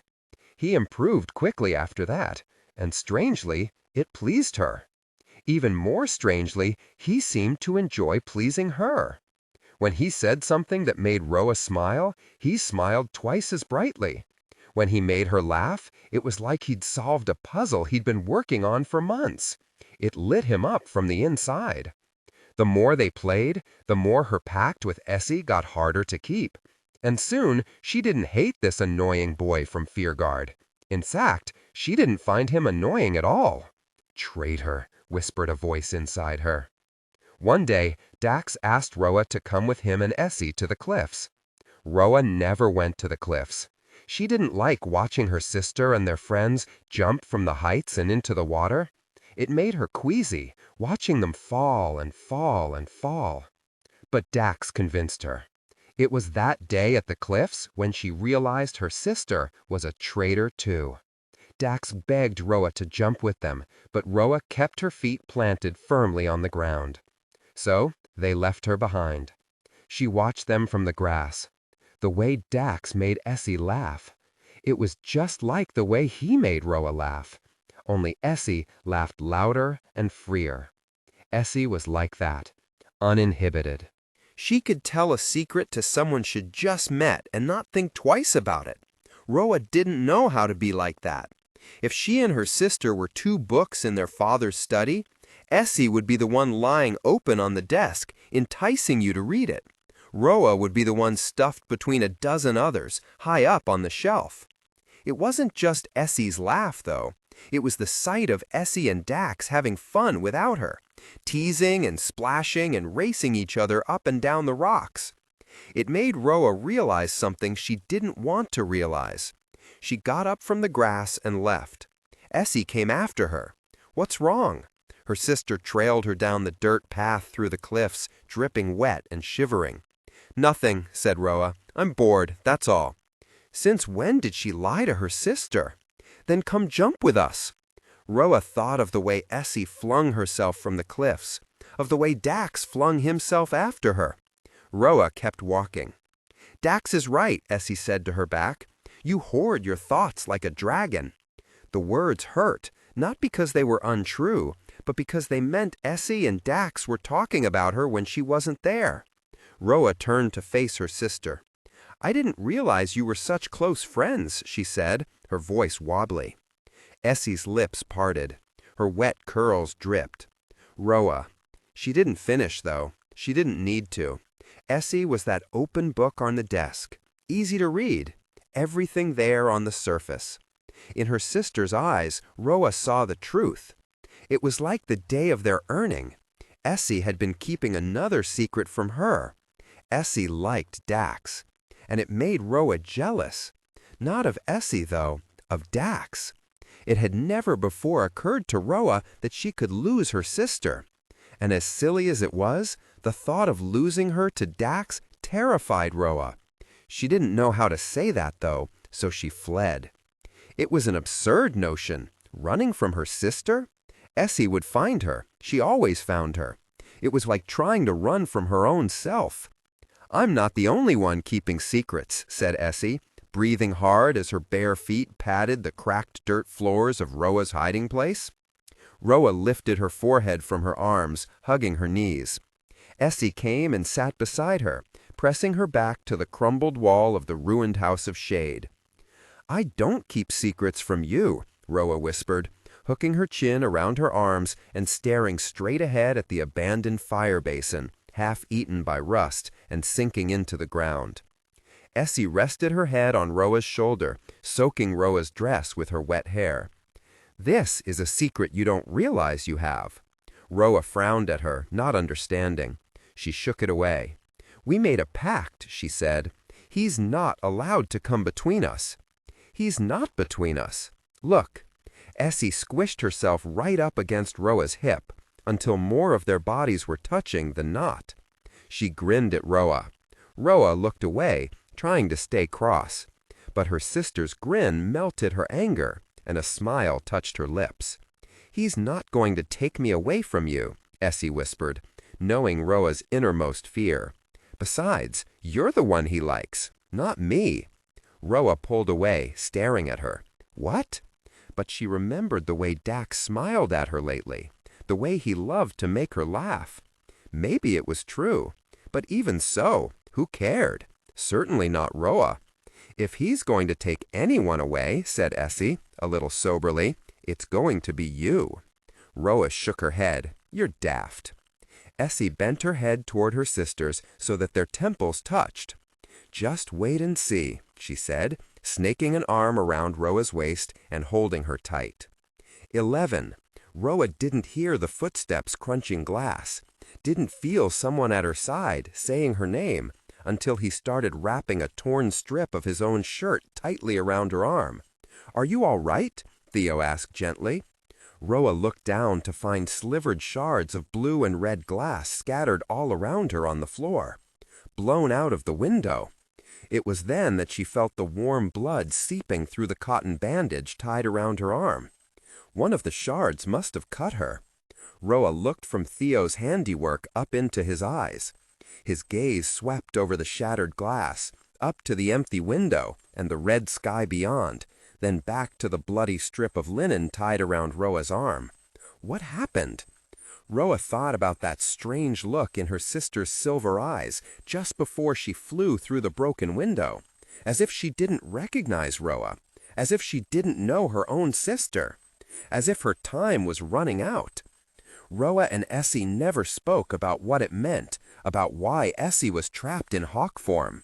They never spoke about why Essie's feathers had turned white after the last relinquishing, or her eyes silver. But they knew. Uncrossed spirits couldn't linger among the living forever. "I'm losing her," she whispered. Speaking her deepest fear aloud undid something inside Roa. She remembered what it was like after the accident, the unbearable ache of loneliness, the chilling absence where her sister had always been warm and bright and alive. She couldn't bear that again, wouldn't bear it. Roa didn't know how to live in a world where Essie didn't exist. After everyone else had gone to bed, Roa and Theo stayed up to snuff the lights. It was a household routine in the scrublands, usually performed at sunset in the month leading up to the relinquishing. Uncrossed spirits were attracted to warmth and light, so the darker you kept your house at night, the less likely an uncrossed spirit was to visit you on the longest night of the year, when they resumed their true forms and walked among the living. Roa made an exception for Essie, though. No one knew Roa kept a candle lit for her on the longest night of the year. No one knew she cherished those visits more than anything. But if she's fading, thought Roa, what will happen this year? As Roa and Theo walked the house, squeezing out candle flames and turning down lamps, Roa whispered, "I think I've made a mistake." Theo went still in the darkness beside her. A mistake? His gaze traced the silhouette of her as she walked the circular path around the garden, toward the window emitting an orange glow. "I thought he was a fool." The air was cool and dry out here. Roa trailed her hand along the wall, still warm from the day's heat. "And now?" Theo prompted. She remembered Lyrabelle crying on the floor, cast aside by Dax. "Now I think he's worse than that." Theo's footsteps trailed her as she stepped up to the next room. It was the study, where she'd found Asha's letter, a letter still lying beneath Dak's bed.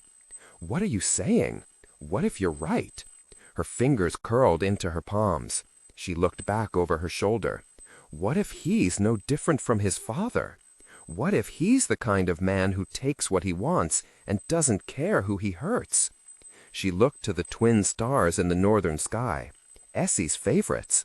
She tried the latch on the door, which opened easily. Roa entered the room, scanning it to ensure it was empty, before turning down the lamps. When she stepped back outside, she found Theo waiting where she'd left him. "So you agree with me?"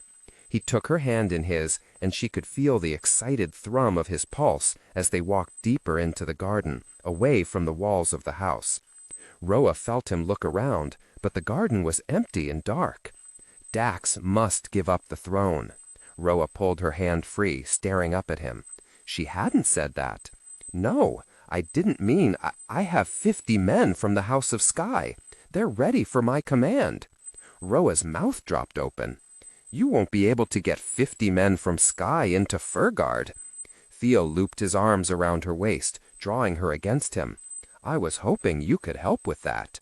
A shiver coursed through Roa. With the sun gone, the temperature was dropping, but she wasn't shivering from the cold. "I have contacts inside the city, enemies of Dax, who are on our side." He reached for her hand again, running his thumb over her knuckles. "They want to help us." Enemies of Dax? Roa shook her head. He had the wrong idea entirely. "There is no us," she whispered, pulling free. "As much as I loathe him, Dax is the king. Plotting against him is treason. I would be betraying every scrublander who ever believed in me. Every scrublander who believed that my marrying him would make a difference for our people." Theo scowled in the dark. "And what difference has it made?" Roa's heart fell. None at all. But that would soon change. Once they arrived back in Fearguard, she would use the treaty to make Dax uphold his promises. "Listen to me." He took her shoulders in his hands, gripping firmly. "Every Fearguardian king is a monster. If Dax isn't one yet, he will be. We need to act swiftly. We don't have time for you to give him any more chances." Roa shook her head and looked away, into the dark garden around them. Anyone could be out here, listening. He would get himself killed saying these things. "Theo, just hear me out. It's the least you can do." Roa gritted her teeth, relenting. "Then the least you can do is keep your voice down." Theo breathed in, then let out the breath. His hands fell away from her shoulders as he scanned the garden. "I told you, I've located the Skyweaver's knife." Not this again, thought Roa, remembering their long-ago hunts for the blade that cut far deeper than flesh, for a weapon that could trade one soul for another. Roa was about to protest, to say once again that it was a myth. But Theo continued before she could. "I found the former owner of it, the woman who sold it to the Baron in Fearguard. She, like you, lost someone she loved." Roa paused, then nodded for him to go on. "Years ago, her best friend was convicted of a horrible crime. She'd poisoned her father in order to gain her inheritance. It was decided that her punishment should match her crime, and so she was sentenced to death by poison. Even though they burned her body and said the rites, she didn't pass into the world beyond this one. Her soul stayed behind." Roa stepped closer, enwrapped now. Theo continued. "Year after year, she didn't cross.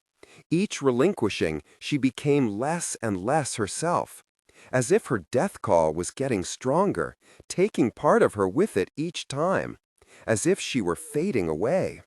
Before she faded completely, she told her friend a secret. She hadn't killed her father.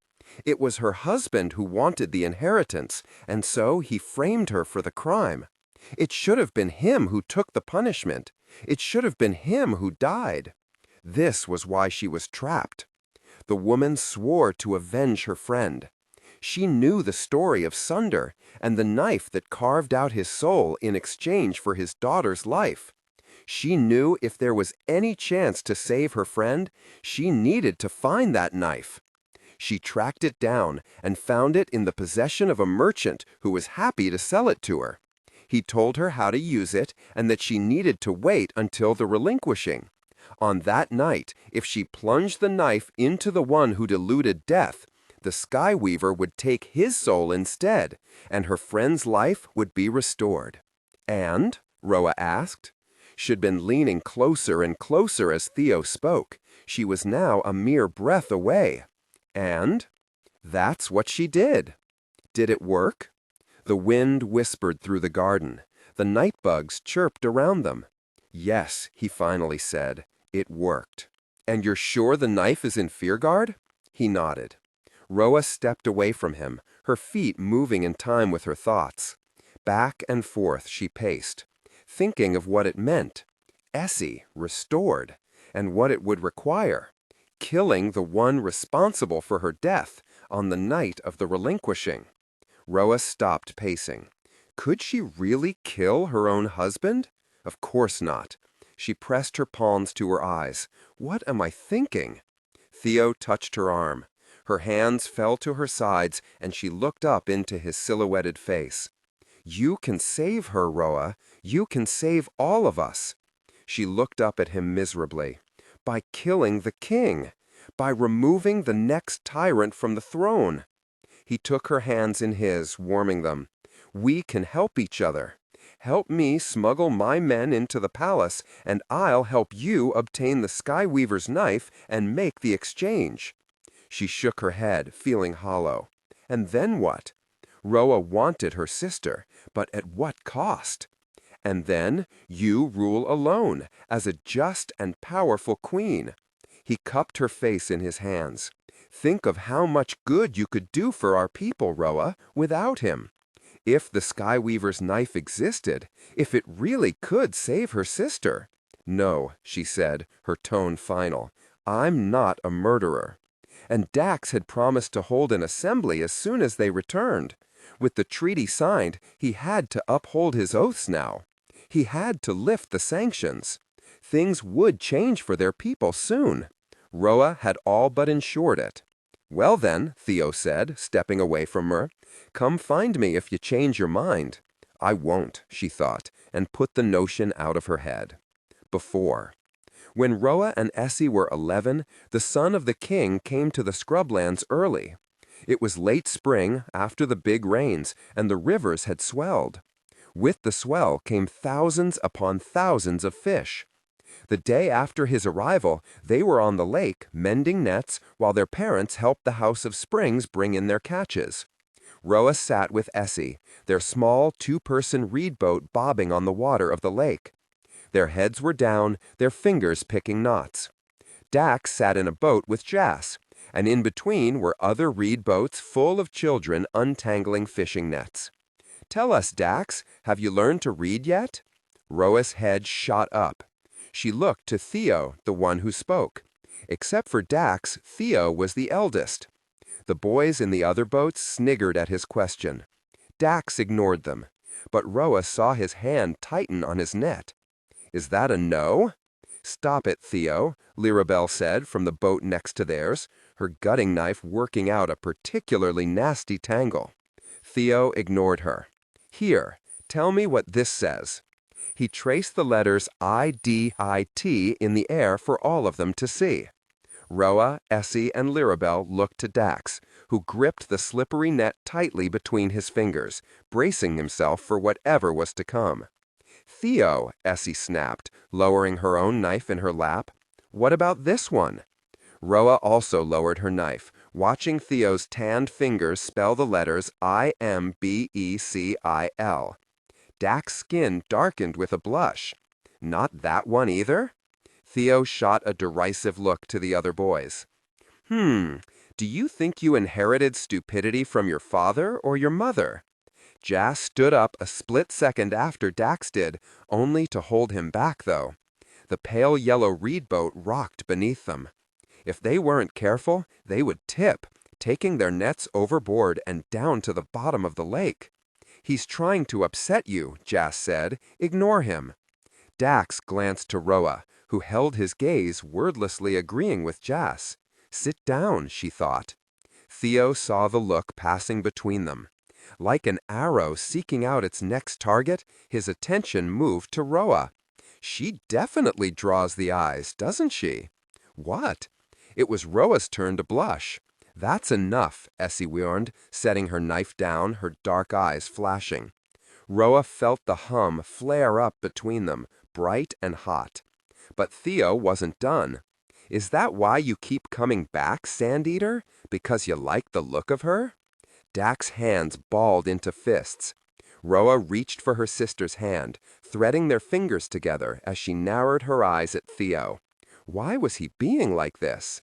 It was one thing to tease Dax. He was an outsider, and it was a favorite pastime. It was quite another thing to bring Roa into it. Shut up, Theo. Or maybe you want to do more than just look at her. Is that it? He made a rude gesture, thrusting his hips. Essie's grip tightened on Roa's hand. Dax grabbed Jas's gutting knife and pulled the closest boat toward him, where two girls from the House of Springs sat talking to themselves, ignoring the fight brewing around them. He stepped into their small reed boat, which rocked and bobbed, earning him nothing more than a pause and a glance before they went back to talking. Theo's boat was only a step away now. Technical excellence. Dax leaned across the space, his face inches from the other boys. Stop this. Now. What will you do if I don't? Theo rose, taller and stronger than Dax. His eyes glittered, but he didn't smile. There was a gutting knife in his hand, too. You don't like me talking about Roa that way? Why not? Everyone knows it's the truth. Everyone knows how you feel about her. Those words hit like a punch. All the air emptied out of Roa's lungs, and without realizing it, she dropped her net. The hum buzzed in her blood. Beside her, Essie's face had gone stony. "They're just friends," said Lirabelle softly from the boat beside them. Roa felt hot, suddenly, like she was burning from the inside out. She looked to her sister, knowing she felt it too. Essie glared at Theo like she wanted him to disappear. Theo smirked. He shoved Dax, who grappled for his balance, arms swinging wildly as the boat he stood in floated back toward Yaz. "Go back to where you came from, sand-eater." The hum rose to a roar inside Roa. Essie's eyes were slits as her gaze narrowed. Roa stared at the son of the king, willing him to fight back, to defend himself. But Dax simply turned away and did as Theo said. He climbed back into Jaw's boat.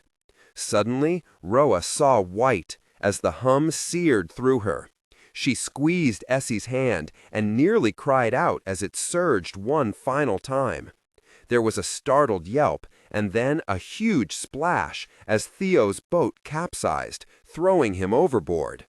For one sweet moment, the bulbous, reedy hull bobbed above the surface like the belly of a giant fish.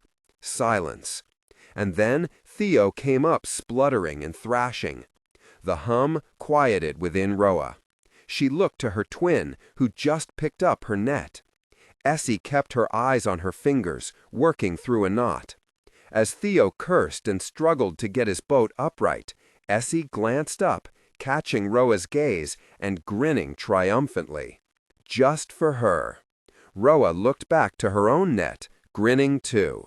12. Roa spent her first morning back in Fearguard, searching the skies and calling her sister's name. But just like the first time, there was no sign of Essie. And when Roa called, only silence answered her. She longed for Essie's familiar weight perched on her shoulder, for the feel of her soul, warm and close, for the normally bright hum of their bond. What if she didn't come back? What if they'd run out of time? But beneath these questions, growing like a root in the darkness, was another. What if everything Theo said was true? What if the Skyweaver's knife not only existed, but really was right here in Fearguard? Ever since their conversation in the garden, Roa couldn't stop thinking about the knife. The more days that passed, the stronger her urge was to see it, to hold it in her hands, to decide for herself if it and the stories were real. Theo's words had unearthed something in Roa, a yearning she thought she'd buried for good years ago. It made her realize that, more than anything, more than her people's freedom from tyranny, she wanted Essie back, not as a bird, as her sister.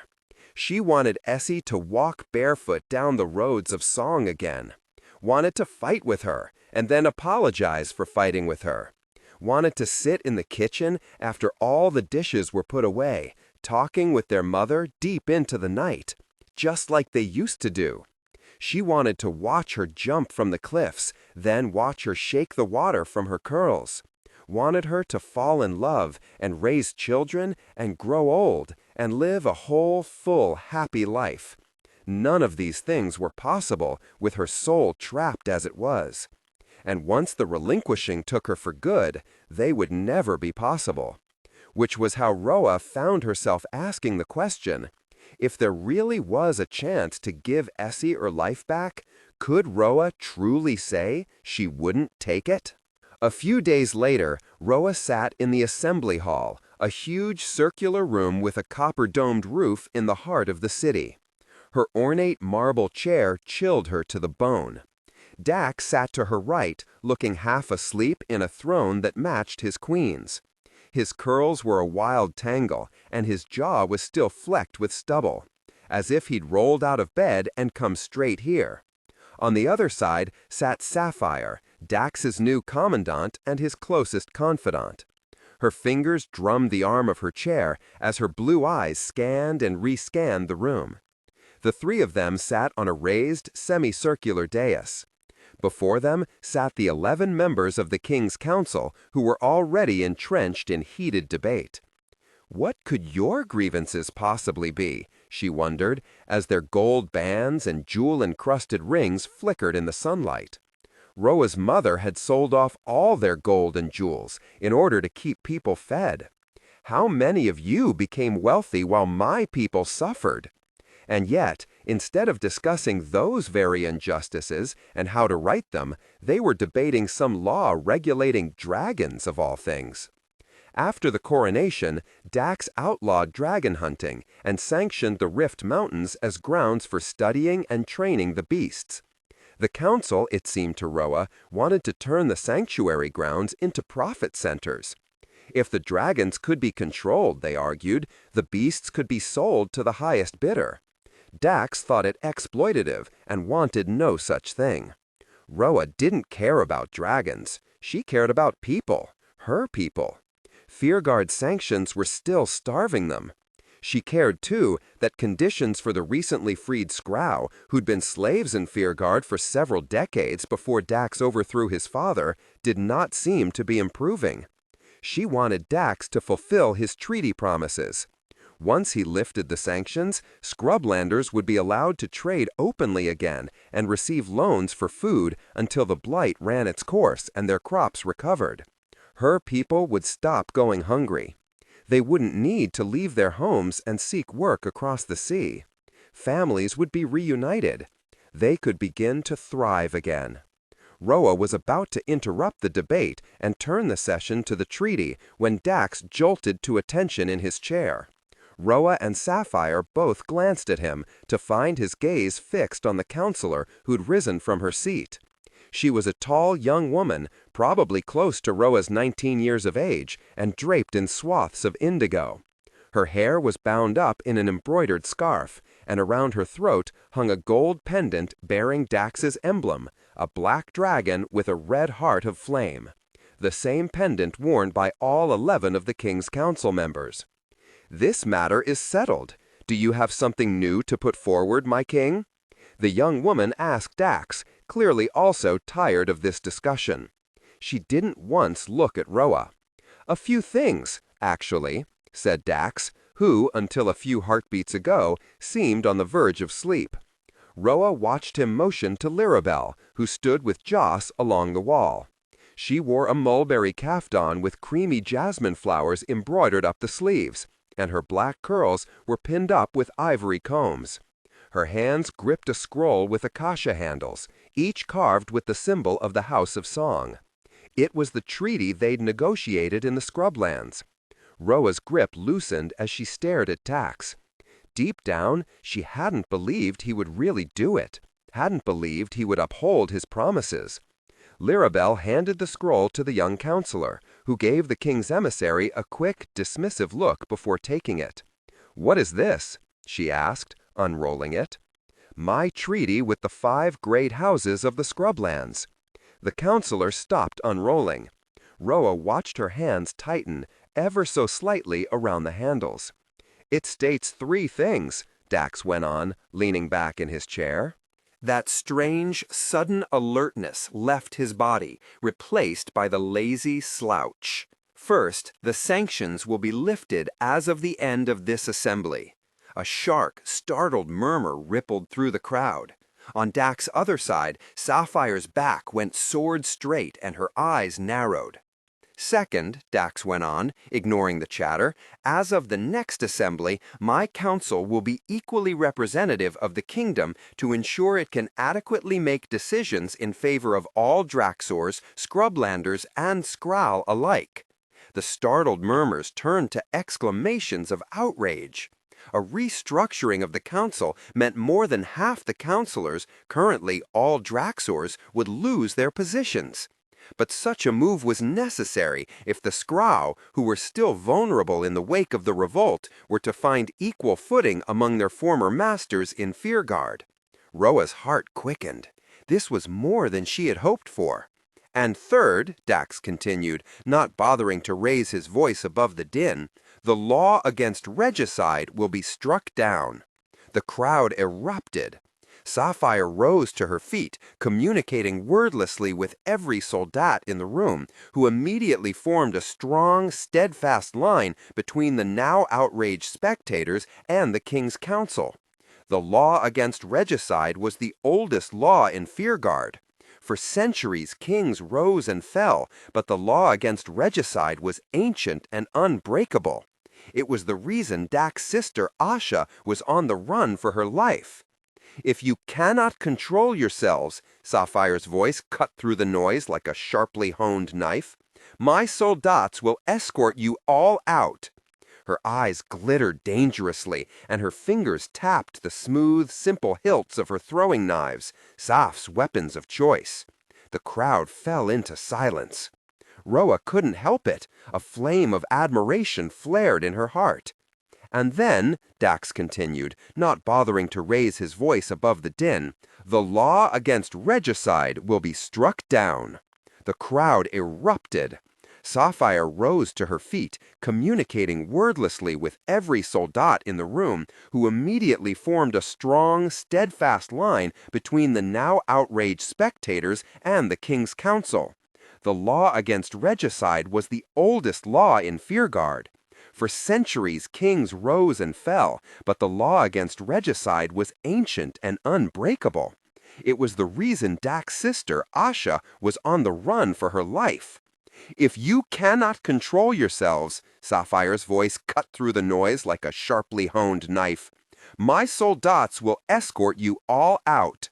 Her eyes glittered dangerously, and her fingers tapped the smooth, simple hilts of her throwing knives, Saph's weapons of choice. The crowd fell into silence. Roa couldn't help it. A flame of admiration flared in her heart. And then, shattering the moment, someone laughed. It was a beautiful laugh, like bells chiming. It echoed through the assembly. All the eyes in the domed room fell on the young counselor. Despite her laugh, the girl's eyes were cold and hard as Roa's marble chair. Surely you're joking, my king. Dax sighed. I'm afraid it's no joke, Counselor Silva. Silva? Where had Roa heard that name?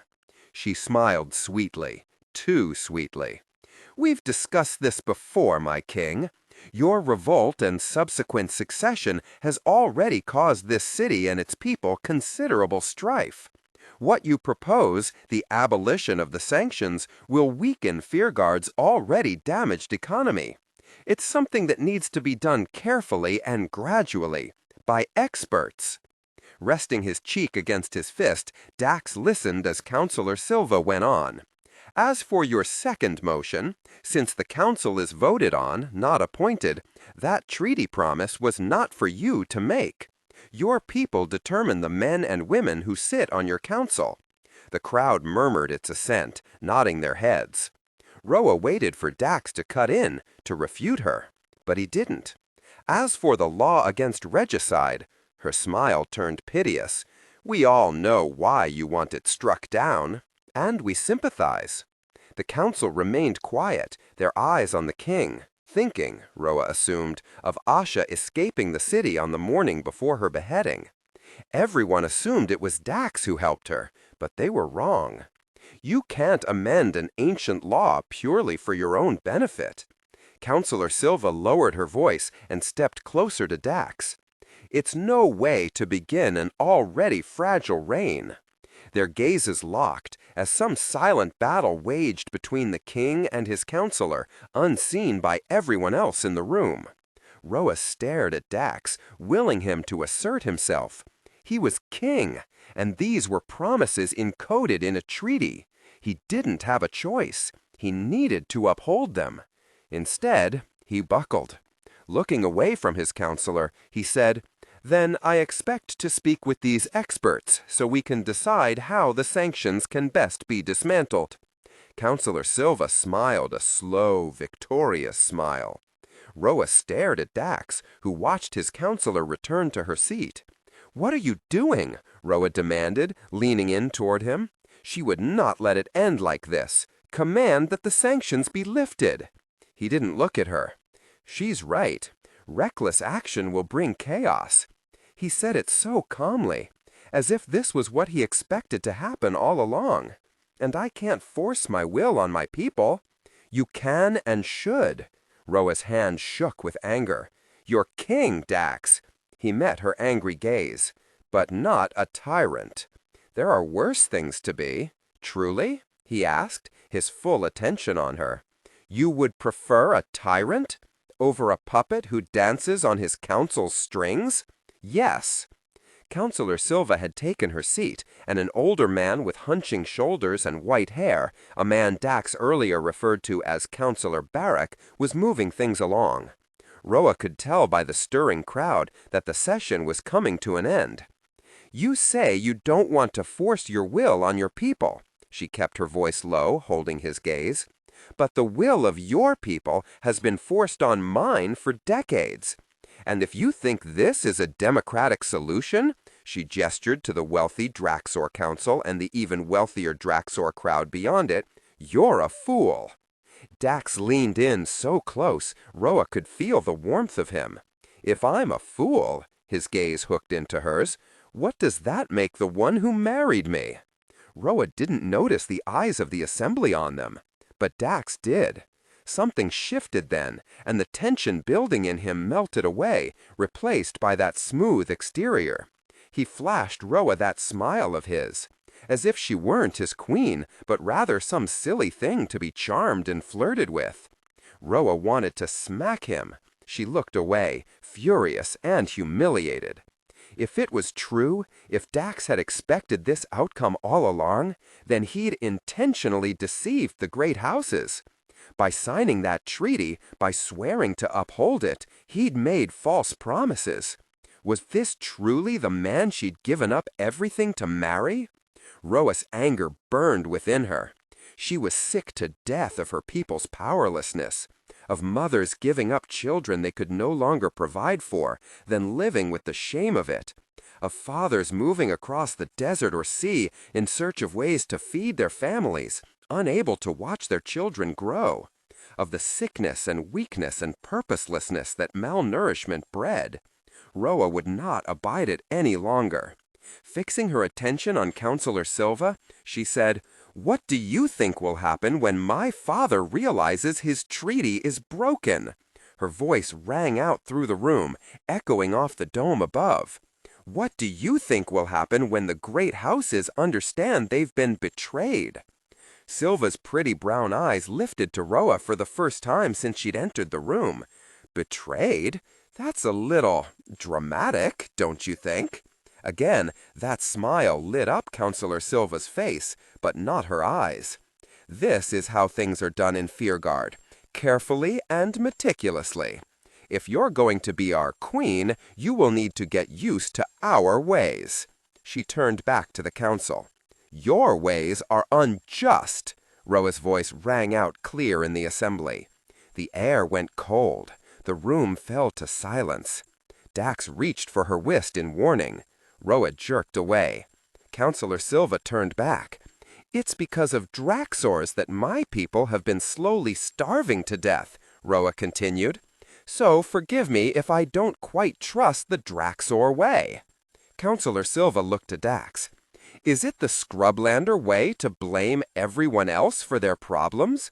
The crowd nodded and murmured their assent. The statement shocked Roa. Is this how they thought of her? Of her people? "Trust goes both ways, my queen," Counselor Silva said. "When a Scrublander blackmails our king into marrying her, we'd be naive to think she has anything but her own interests at heart." She turned back to the council. "This assembly is finished for today." "Actually," said Dax from beside Roa, "there is one more thing." All the counselors, now rising from their seats, paused halfway to their feet. Roa glanced at her husband, daring to hope that he'd changed his mind, that he intended to do something. This year, as a sign of our goodwill toward the Scrublands, Fearguard will celebrate the Relinquishing. A confused quiet followed these words. Even Roa was perplexed. The Relinquishing was a Scrublander holiday. Why would Fearguard celebrate it? What this kingdom needs is unity, Dax went on, smiling as he did. And what better way to bring us together than a celebration? A celebration of what? Thought Roa bitterly. How useless you are. Dax wasn't interested in goodwill toward Scrublanders, nor was he invested in a unified kingdom. He'd just proven this by bending to his council's demands instead of upholding his promises. So why celebrate the Relinquishing? A few counselors spoke quietly amongst themselves, away from the rest of the council. Roa watched them, listening hard. "He loves to indulge in fine things," she heard one of them say. "What better way to indulge than with a celebration?" Roa frowned, looking back to the king. Was that what this was? Was Dax giving the Scrublands a token gesture of goodwill while simultaneously giving himself an excuse to drink expensive wine, seduce pretty women, and distract himself from the things that really mattered? Roa didn't want to believe it. But she hadn't wanted to believe he would buckle under his council's pressure either, and he did. "Draxors don't celebrate the Relinquishing," Counselor Silva said, her voice cold and hard as ice, breaking up the clamor. "We do now," Dax said, looking to Joss, who nodded from this place against the wall next to Lirabel. "I've just declared it. Invitations have been sent to all the great houses. The north and south gates will remain open for the next 7 days to allow for safe passage into and out of the city." Counselor Silva's gaze narrowed on the king like a dragon on its prey. She stepped away from her seat, her indigo silks swishing as she stalked toward him. She was elegance and venom, grace and ire. It is one thing to take an enemy for your wife and make her queen. The air between the counselor and the king seemed to spark. It's another to sabotage this city's safety to appease her? Appease me? Thought Roa. Clearly she misunderstood. When Counselor Silva was mere steps away, Sapphire rose, stepping in front of her. The look in her eyes said, "Take one more step. I dare you." "I can assure you," Sapphire said instead, "the safety of this city is my only concern." Counselor Silva raised an eyebrow. "If that were true, Sapphire, you'd have refused the position of commandant when it was first offered to you." It was strange how familiar this girl seemed to be with both the king and his cousin. She challenged them so easily and rallied others against them with no fear of any consequences. Who was she? Keeping the gates open for 7 days, allowing our enemies to come and go as they please? Forgive me if I don't have the same faith in the abilities of a commandant who, upon being appointed, lost half her army to defection. Counselor, I don't care who you do or don't have faith in, Dax said, rising and stepping down from the dais. The invitations have been sent and the orders have been given. His shoulder brushed the counselor's as he paused beside her, and Roa saw the poison in both their eyes just for a heartbeat as Dax leaned in. The gates will remain open. Fearguard will celebrate the Relinquishing. I look forward to your compliance, Becca. Dax stepped past her, collected his guards, then moved toward the archway doors. Roa stared after him, defeat settling like a heavy stone in her heart. Despite all her efforts, the revolt, the marriage, the treaty, the Scrublands were still at the mercy of Fearguard. The Scrawl were still considered second-class citizens, and all the while Draxors prospered. Dax had just proven, beyond a doubt, that he didn't care about any of it. This was an unacceptable trait in a king, not to mention a dangerous one. Nothing will change, she realized now. Nothing can change with Dax as king. It was up to Roa, but what could she do? She was an outlander queen with allies. She had no sway with her husband or his council. She was mistrusted and powerless and alone here. She needed help. Roa thought of her last conversation with Theo. "Think of how much good you could do for our people." His words rang through her mind. Without him? If the gates of the city remained open, if scrublanders were traveling to Fearguide for the Relinquishing, how easy would it be for Theo's men to assemble here in the capital? Easy as breathing. Without knowing it, Dax had just given her the opportunity to set true change in motion. A plan began to form in Roa's mind. It was reckless and dangerous, but the alternative was to sit by and watch Dax and his council drive her people to the brink of starvation. Dax had proven today that he wasn't the king this kingdom needed, that under his rule, Roa's people would continue to suffer.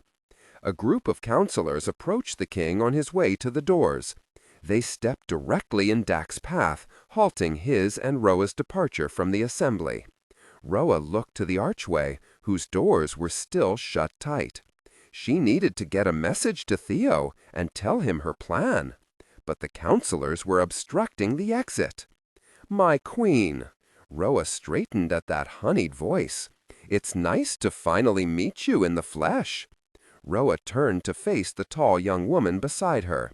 "Counselor Silva," she said in cold greeting. "Please, just Rebecca. Silva is my father's name." The girl was even more beautiful up close, with elegant cheekbones, wide brown eyes, and long black lashes, like a tapestry woven in the richest threads. "But where is your pet bird?" The word pet made Roa stiffen. Essie doesn't like places where she can't see the sky. It wasn't a lie, exactly. Roa ached with her sister's absence as she looked to the domed roof above them. "I see." Rebecca flashed that sweet smile and changed the subject. "I'm hosting a dinner tomorrow night. I'd like for you and Dax to come." A warning bell chimed inside Roa. Rebecca had used the king's name, not his title, and she hadn't bowed to Roa, as was the custom. More than this, she'd made it perfectly clear mere moments ago that she didn't consider a lowly scrublander girl worthy of reverence. So why was she inviting her to dinner? Roa tried to think of a compelling reason to refuse when Dax called her name. She turned to find the king walking back toward her. His dark blue tunic showed off his tall frame and broad shoulders, but the look on his face was a complicated mixture of annoyance and fear? Fear of what? "Becca," he nodded curtly, stepping up beside them. "Cornering my wife, I see." Becca. The girl before them winced at the nickname, or possibly the words, "my wife." Roa looked from Rebecca to Dax and back. Clearly there was history here, but what kind? "You haven't come to see my father in months." Rebecca's attention was on the king now. "He's beginning to take offense." Dax slid his hand around Roa's fist. Her skin prickled at his touch. She twisted free. "I've been a little preoccupied." Dax's hand paused awkwardly in midair before falling to his side. "How is your father?" His eyes were on Rebecca, but he didn't sound interested in the answer. "The same." She seemed almost sad about this. "Still collecting his little relics." Dax reached for Roa's wrist again, this time tapping her bone with his thumb. Twice. Roa looked down at his fingers. What is he doing? "You know how father is, spending his time on things no one else sees the value of." Rebecca looked to Dax's grip on Roa. "In fact, a shipment arrived just a few days ago. If you came to visit, I'm sure he'd love to show you its contents." Roa was about to twist her arm away again when her thoughts snagged. A shipment. She remembered Ash's letter, still lying on the floor beneath the bed. That was where she knew the counselor's name from. Roa could picture the black ink scrawled elegantly across the parchment. 3 days ago, A shipment from Darmore was due to arrive at Baron Silva's stronghold.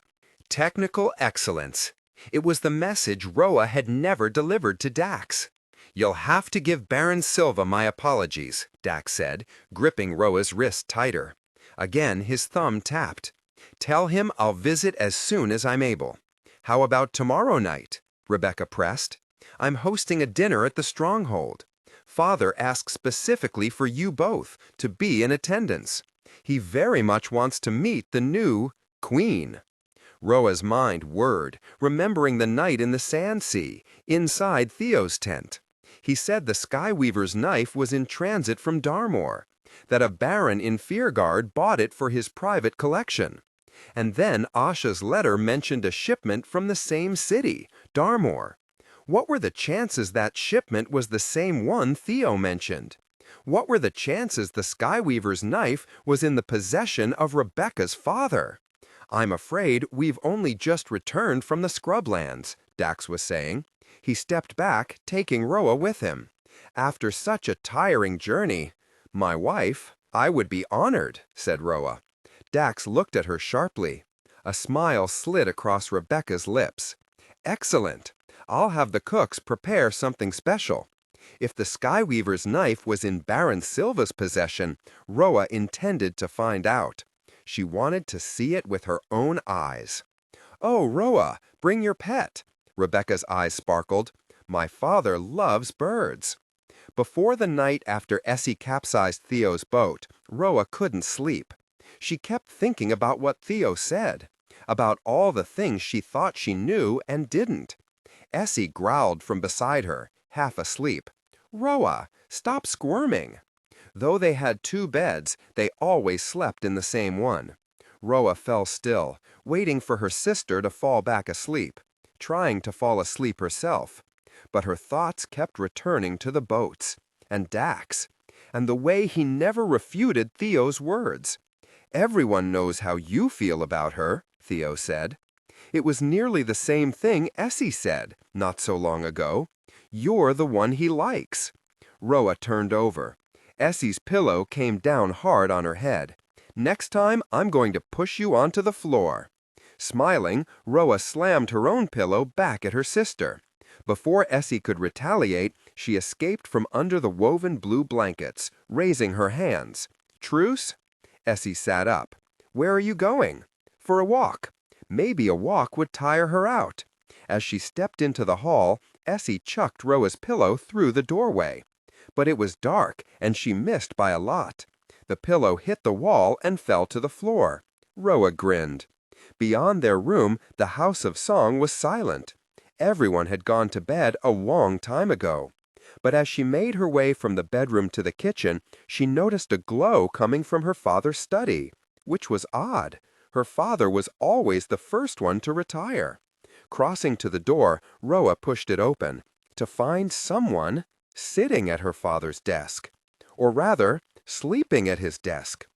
Dax's crooked arm cradled his head of dark curls, and his fingers were stained with ink. Beside him glowed a candle nearly burned down to the base of the brass holder. Roa crossed the room and shook him awake. "Dax!" He startled, arms flailing, nearly knocking the candle over. Roa snatched it up before that happened, spilling wax on the floor. He squinted through the soft light.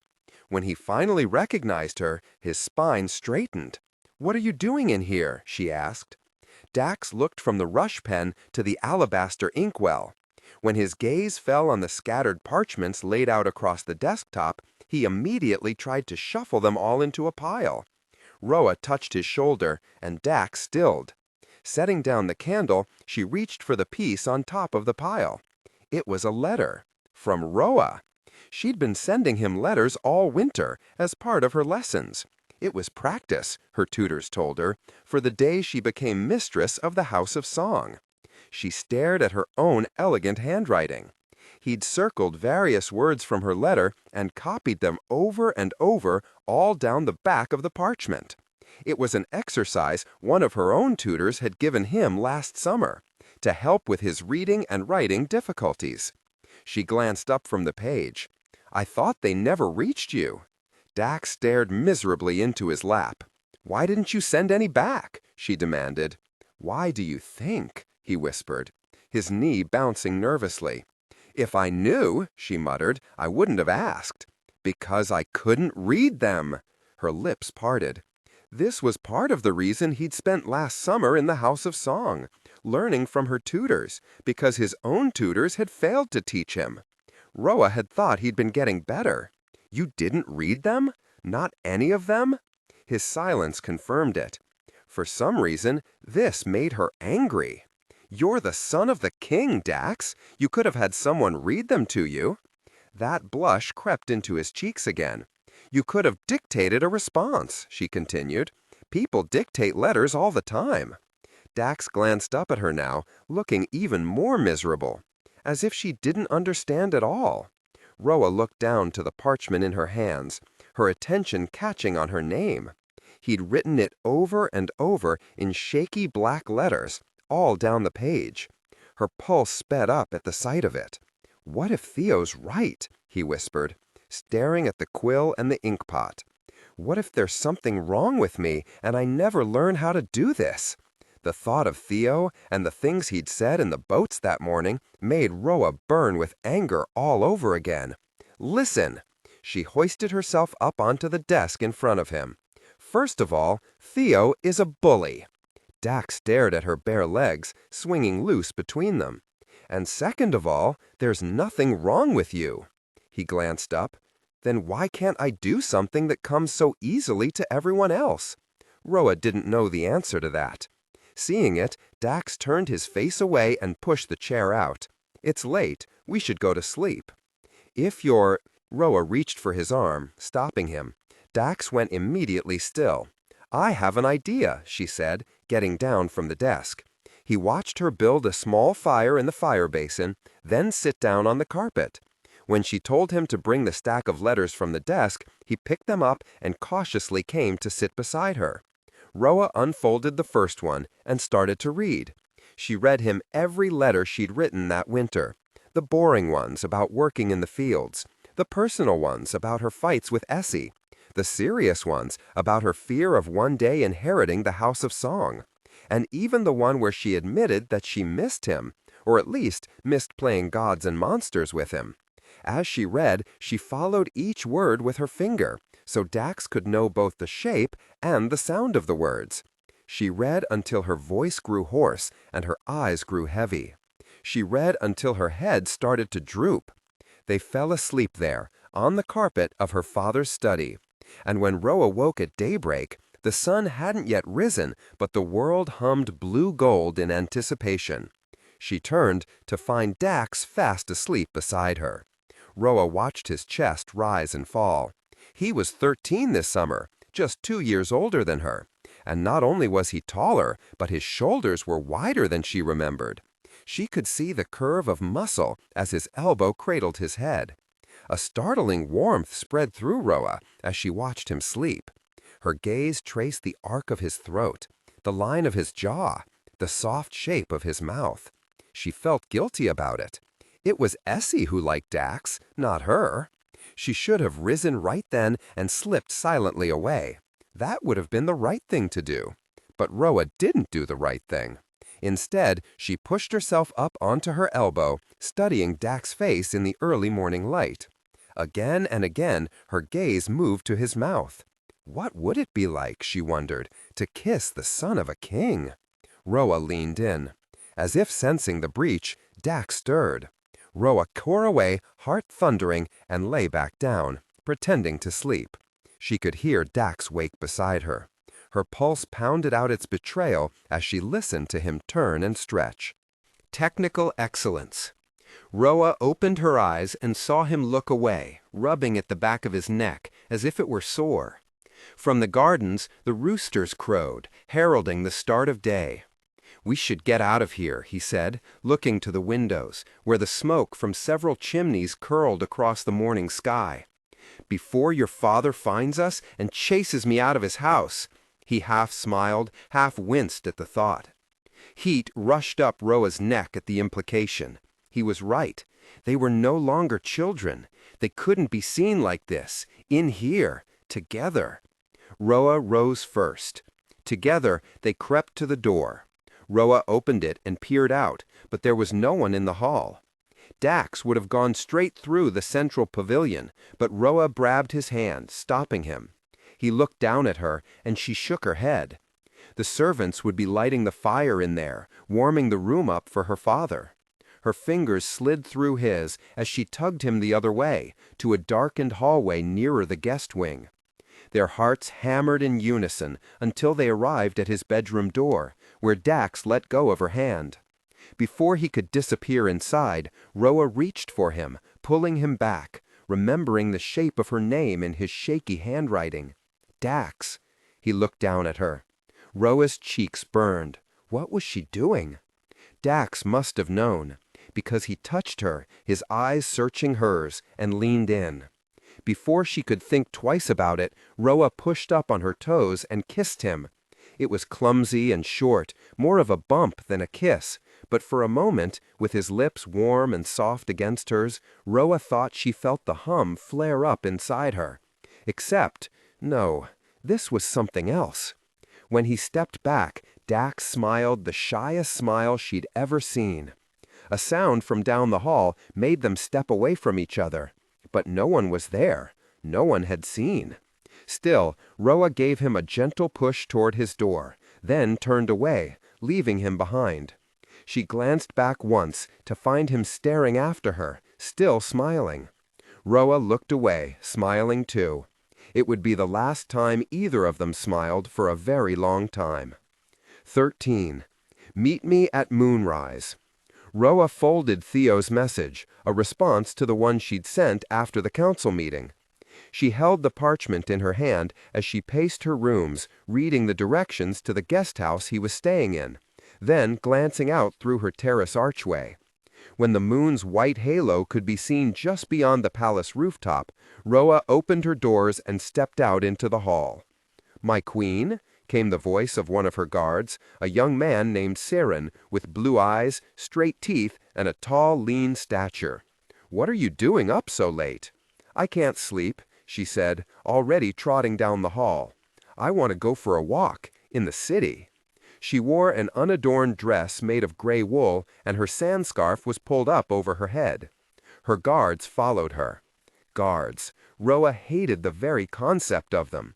They were like armed shadows, following her everywhere, never leaving her alone.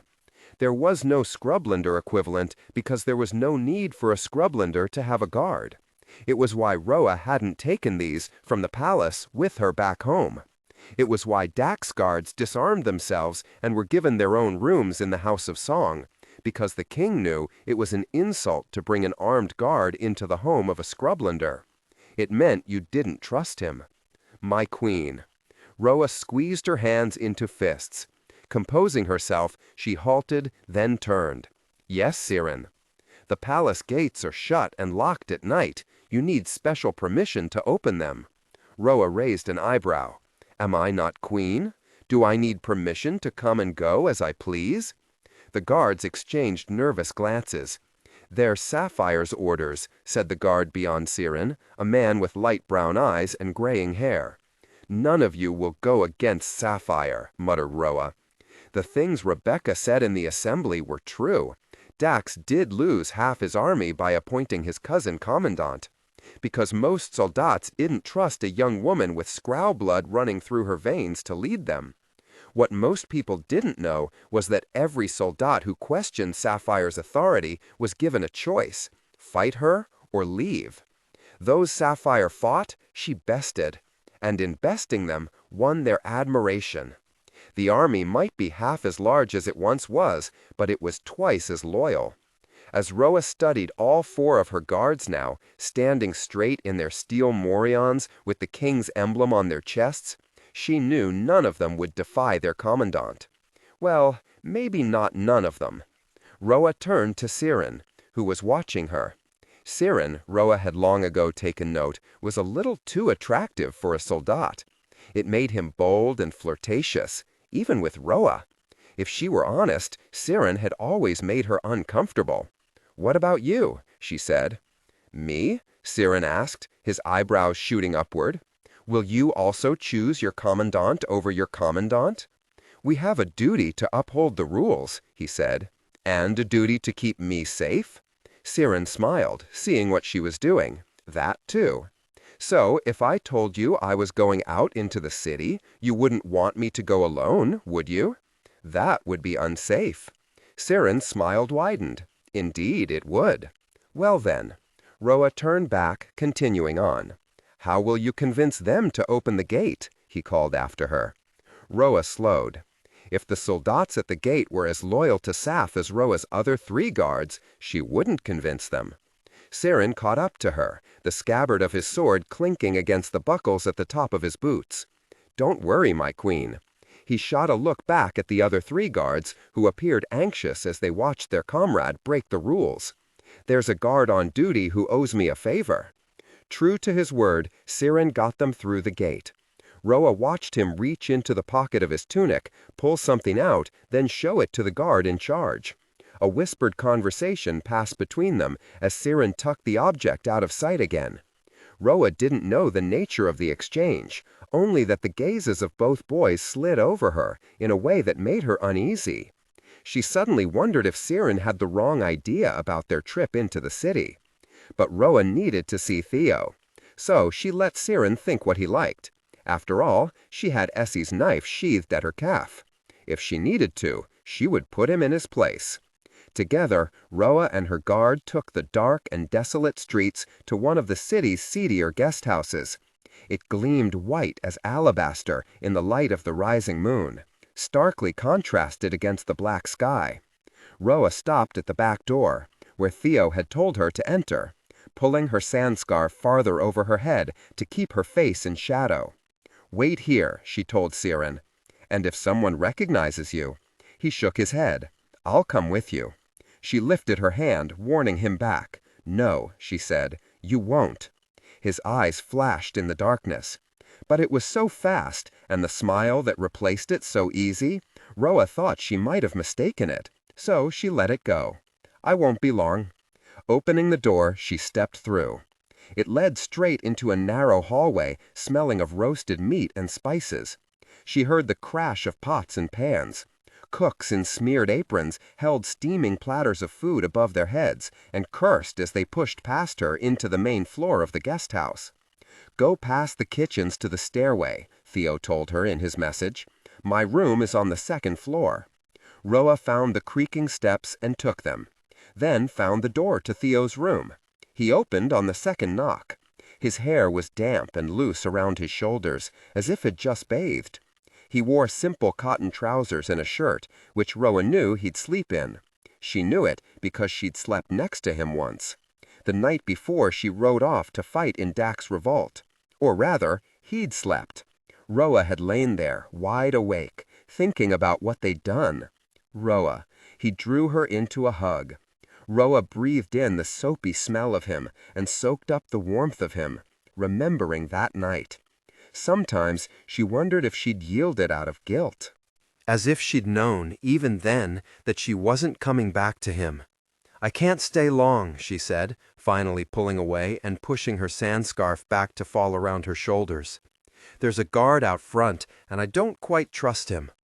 Theo frowned, but nodded, ushering her into the room. The walls were saffron yellow, and the bed took up nearly 2/3 of the space. In the corner, a low-lying crimson sofa in need of reupholstering was pressed up against the wall. On the bedside table, a slender vase held a single white Highland rose. How did the assembly go? Theo asked, sitting on the arm of the dilapidated sofa. Roa sank into the cushions and told him everything, ending with Dak's proclamation about the relinquishing. Is that supposed to be a peace offering? Theo rolled his eyes. Why can't he just do as he promised and lift the sanctions? Because he's a weak king, she said, thinking of the way Dax buckled so easily under the pressure his council exerted. And he doesn't care. But don't you see? This is your chance. The gates will be open from now until the relinquishing. Scrublanders are free to pass into the city unchecked, as if she'd known, even then, that she wasn't coming back to him. I can't stay long, she said, finally pulling away and pushing her sand scarf back to fall around her shoulders. There's a guard out front, and I don't quite trust him. Theo frowned but nodded, ushering her into the room. The walls were saffron yellow, and the bed took up nearly 2/3 of the space. In the corner, a low-lying crimson sofa in need of reupholstering was pressed up against the wall.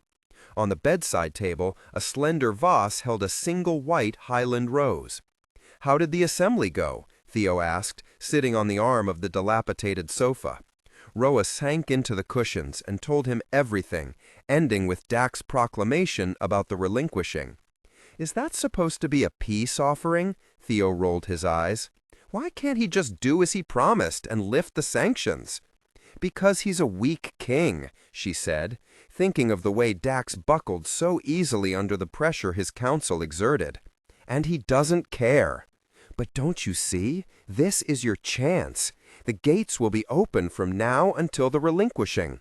Scrublanders are free to pass into the city, unchecked, as a show of Dax hospitality. And on the longest night of the years, 6 days from now, everyone will be wearing masks for the festival." Theo went quiet, staring at her, his lips parting in surprise. "It's the perfect opportunity," she said. The words snapped him out of his reverie. He lowered himself down from the sofa's arm to the cushions. "You've changed your mind, then. You'll help me?" Roa looked down into her lap, nodding. "On one condition." He lifted his hands, palms up, like an offering. "I'll do anything for you, Roa. You know I will. Just name it." Roa breathed in deep and said, "You can't harm him." Theo blinked at her. Before he could counter, Roa pressed on. "With enough armed men and a well-executed plan, we can take the palace and force him to abdicate the throne." "Abdicate?" Theo murmured. "And then what? You send him into exile and rule alone? If he's alive, he'll always be a danger to you." Roa shrugged. "That's a risk we'll have to take." "It's not a risk I'm willing to take," said Theo sharply. "I want you on that throne, for a long time." She drew Essie's knife out of its sheath and ran her thumb along the hilt's inscription. "I barely have enough support in Fearguard as it is. If I were to kill him, I'll lose any support I might have. And more importantly, I'll be guilty of regicide. That's a death sentence. Most importantly, Roa wasn't a murderer." After a long pause, he said more softly, "What if I could get you the support you need? Someone who could protect you?" She lowered the knife in her lap. "What?" He leaned back into the cushions, linking his arms behind his head. "I have a meeting tomorrow with someone sympathetic to our cause." "Who?" "A powerful enemy of Dax. They wouldn't give me their name. I think they're afraid I'll inform on them to the king. Once I determine if they can truly help us, I'll send for you, and we can decide how to proceed." Roa rose from the sofa, sheathing Essie's knife. Her hands trembled. For several heartbeats, Theo's gaze followed her back and forth as she paced. "You can do this, Roa." Could she? Plot against the one she'd fought beside mere weeks ago? You gave up everything for him, and he's thrown it in your face. You said it yourself. Dax is not the king you thought he was.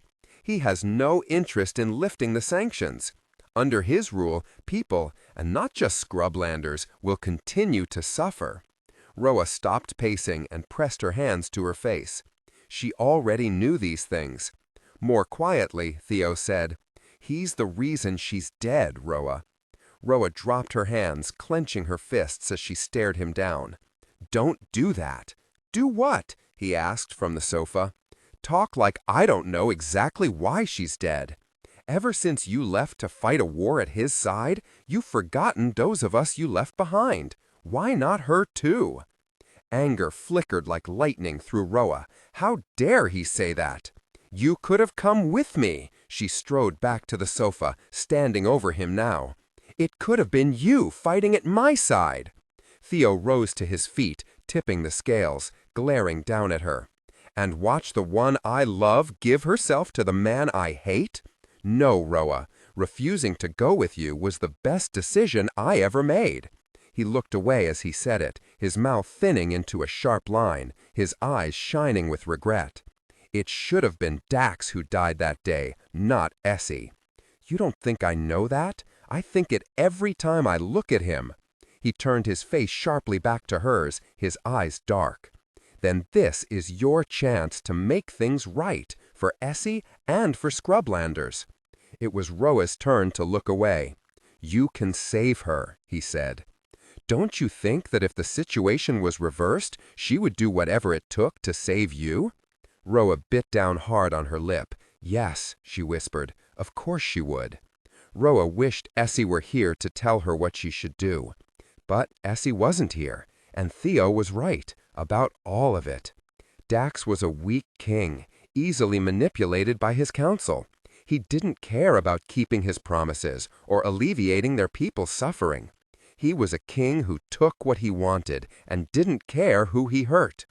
By refusing to act, by refusing to do what was necessary, she was no better.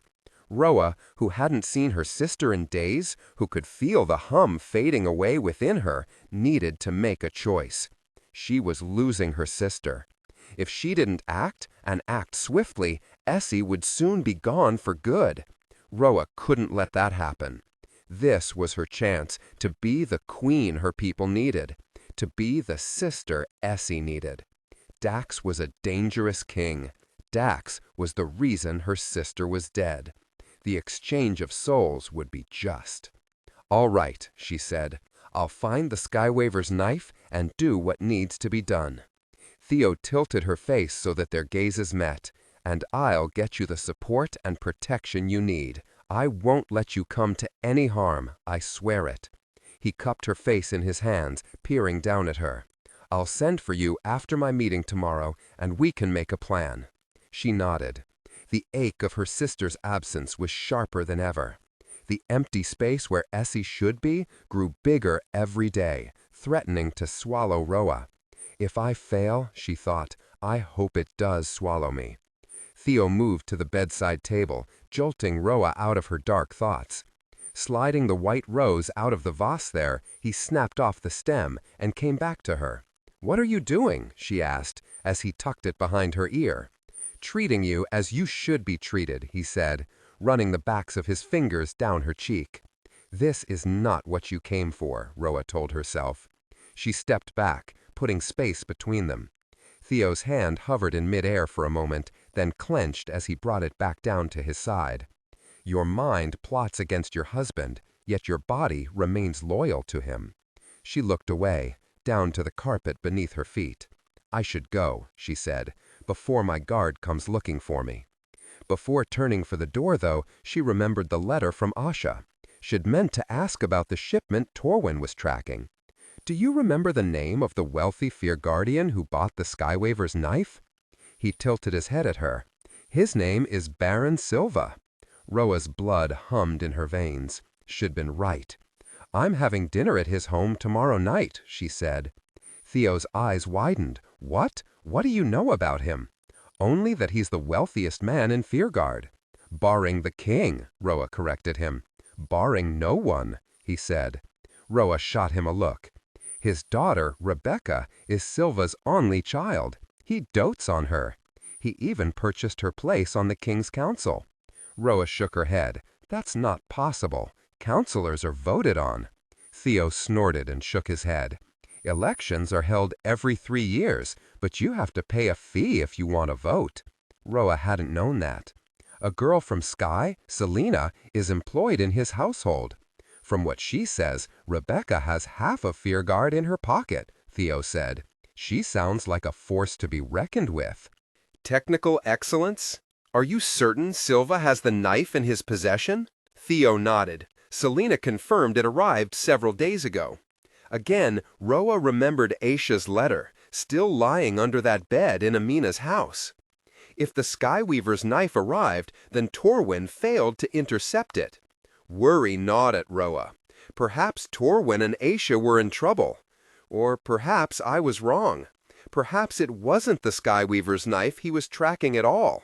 She would investigate tomorrow. Did Selena happen to say where it's kept? She asked Theo. He followed her to the door. "I'll ask. If she knows, I'll send a message to the palace first thing tomorrow. Roa?" She turned to face him, already thinking of the task that lay ahead of her. He planted his hands on the lintel, leaning over her. "Maybe I should walk you back. These streets are unfriendly."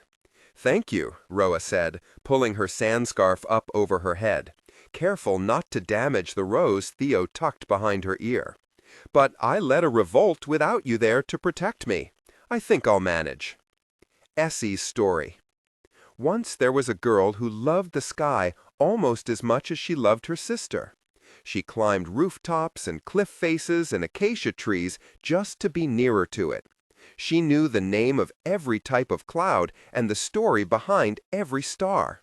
She envied the birds their wings, wanting to know what it felt like to soar through that vast expanse of blue.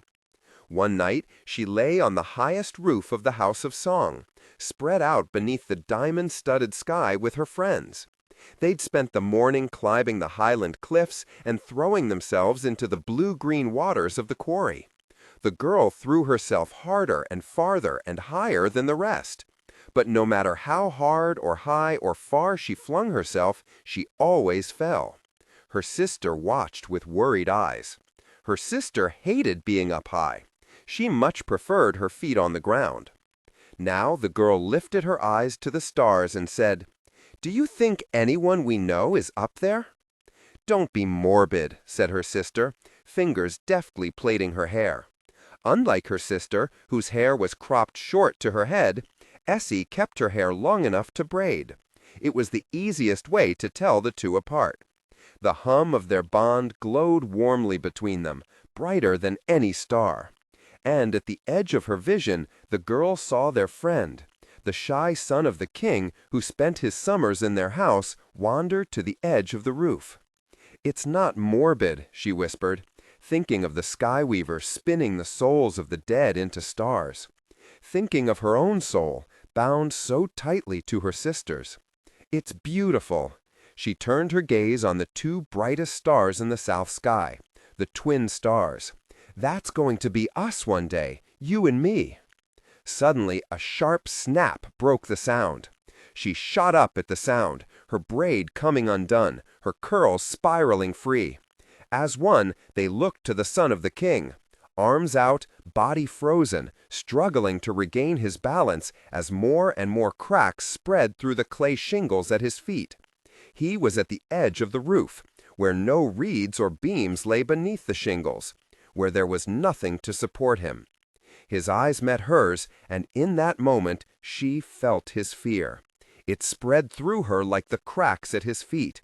She didn't think, just flew to the edge of the roof, grabbing his shirt and flinging him hard away from her, back to where the others sat. The moment she did, the shingles gave out. She fell from the highest roof of the house. The last thing she thought was, "I wish I were a bird. A bird would take flight." The last thing she felt wasn't pain. It was the hum. She heard her sister scream her name, felt the bond flare up inside her, bright and alive as a star. 14. Roa's thoughts spun as she walked through the night-drenched city. She still wasn't used to Fyrgard's labyrinthine streets. This, combined with her whirling thoughts, meant she didn't notice when Siren started taking her the wrong way. It was only when they turned down an alley and Roa stood staring up at a green wall, a dead end, that she started to pay attention. Roa spun on her heel. Siren stood before her, bathed in moonlight, blocking her way out. His morion glinted, the steel brim keeping his eyes in shadow. For the second time that night, her hair rose on end. Instinctively, she called for Essie, except Essie was gone. Roa was alone here, with an armed guard obviously used to taking liberties. Roa stared him down. "What are you doing?" "Ridding the king of his problem." Siren's voice had changed. It was no longer so charming. His smile was long gone, replaced by a grim stare. "First, you blackmail him into marrying you, and now here you are, sneaking off in the night to meet with his enemies? like a traitorous whore. Roa bristled at the words. I never blackmailed anyone. But the second accusation? That rang too close to the truth. The king deserves better. So you're here to dispose of me? Roa narrowed her eyes. You'd better not fail. If you do, I'll make sure you never see another dawn. I've been paid too well to fail, he said. Paid? Thought Roa. By whom? He drew his saber from its sheath, the steel scrapping against the leather. His hands shook, just a little. Odd, thought Roa. Was he scared of her, or whoever had paid him? Roa stepped back, trying to remember how far the wall was behind her. She had the knife at her calf, but a knife was no match for a saber, and she didn't want to reveal that she was armed, not until she had to. He wasted no time. The blade sliced through the air, coming straight for her. Roa threw herself hard to the right, narrowly dodging the blow. She felt the air rush against her skin, heard the soft hiss of torn wool. Siren quickly doubled back, keeping himself between her and her escape. Roa's hands were slick with cold sweat. He drew his second saber and walked toward her, trapping her in the corner, ensuring she wouldn't be able to dodge him again. Roa wiped her palms on the wool of her dress, her fingers itching for her sister's knife. No, not yet. Siren bared his teeth and lunged. His blades flashed in the moonlight as he bore down on her. Only this time the furious cry of a hawk rang out. Siren stopped, his focus broken. Roa's soul hummed at the sound. They both looked up. Essie descended out of the dark, white wings spread wide, gold talons sharp and gleaming, ready to claw out the eyes of the man who cornered her sister. Siren raised both sabers, ready to cut her down. Roa drew her knife and sprang. She grabbed the wrist of his sword arm, digging in her fingernails. But Siren had 2 arms and 2 swords. He raised the second and swung at Essie, trying to kill her. Before he could, Roa plunged her knife into his throat. She felt the sharpened tip sink into soft flesh. Hot flecks of blood splattered her wrist. Both sabers clattered to the ground as he grabbed for his neck. Roa kicked the weapons out of reach and stepped back, wide-eyed and breathing hard. Essie screeched and flapped her wings, wanting to claw out his eyes. Essie, Roa called when he fell to his knees, but Essie didn't stop. She was a flash of white feathers and gleaming talons. Essie! At the sound of Roa's voice, her sister paused. She shook her white head as if shaking off her bloodlust, and flew to Roa's outstretched fist.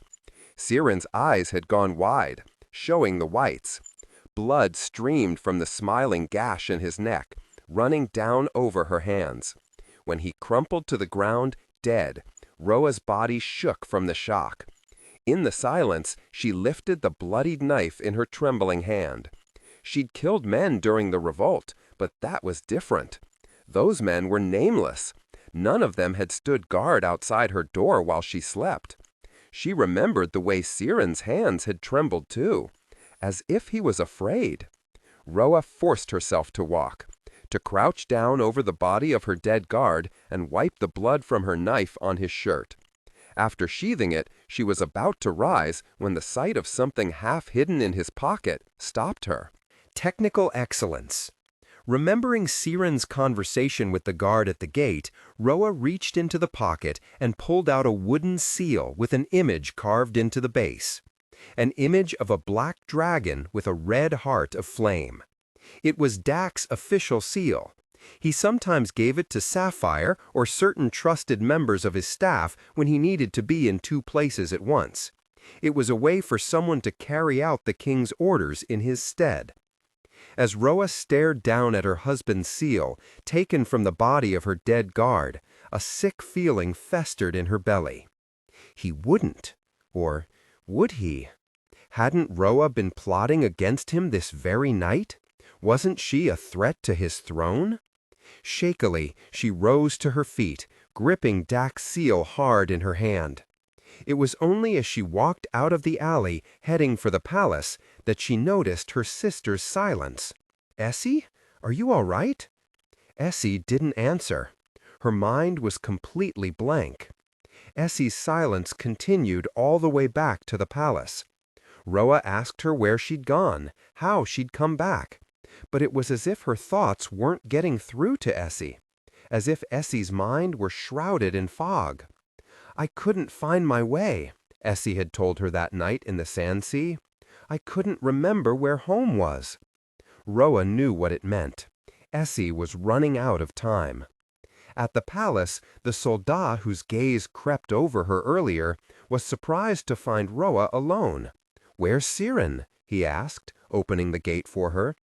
The huge iron door, meticulously cast in repeating patterns of moons and namsaras, creaked as it opened.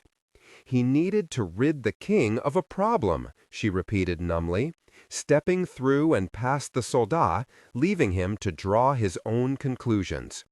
It was midnight now, and the palace was quiet. A few guards stood at doors or paced entrances to rooms, but no servants walked. Roa's footsteps and the soft hush of her gray wool dress brushing against her legs seemed unnaturally loud in contrast. As she made her way through long halls and lavish indoor gardens, she couldn't stop thinking about the blood streaming down Siren's throat, the sound of him choking. But more than these things was what Siren said. "I've been paid too well to fail."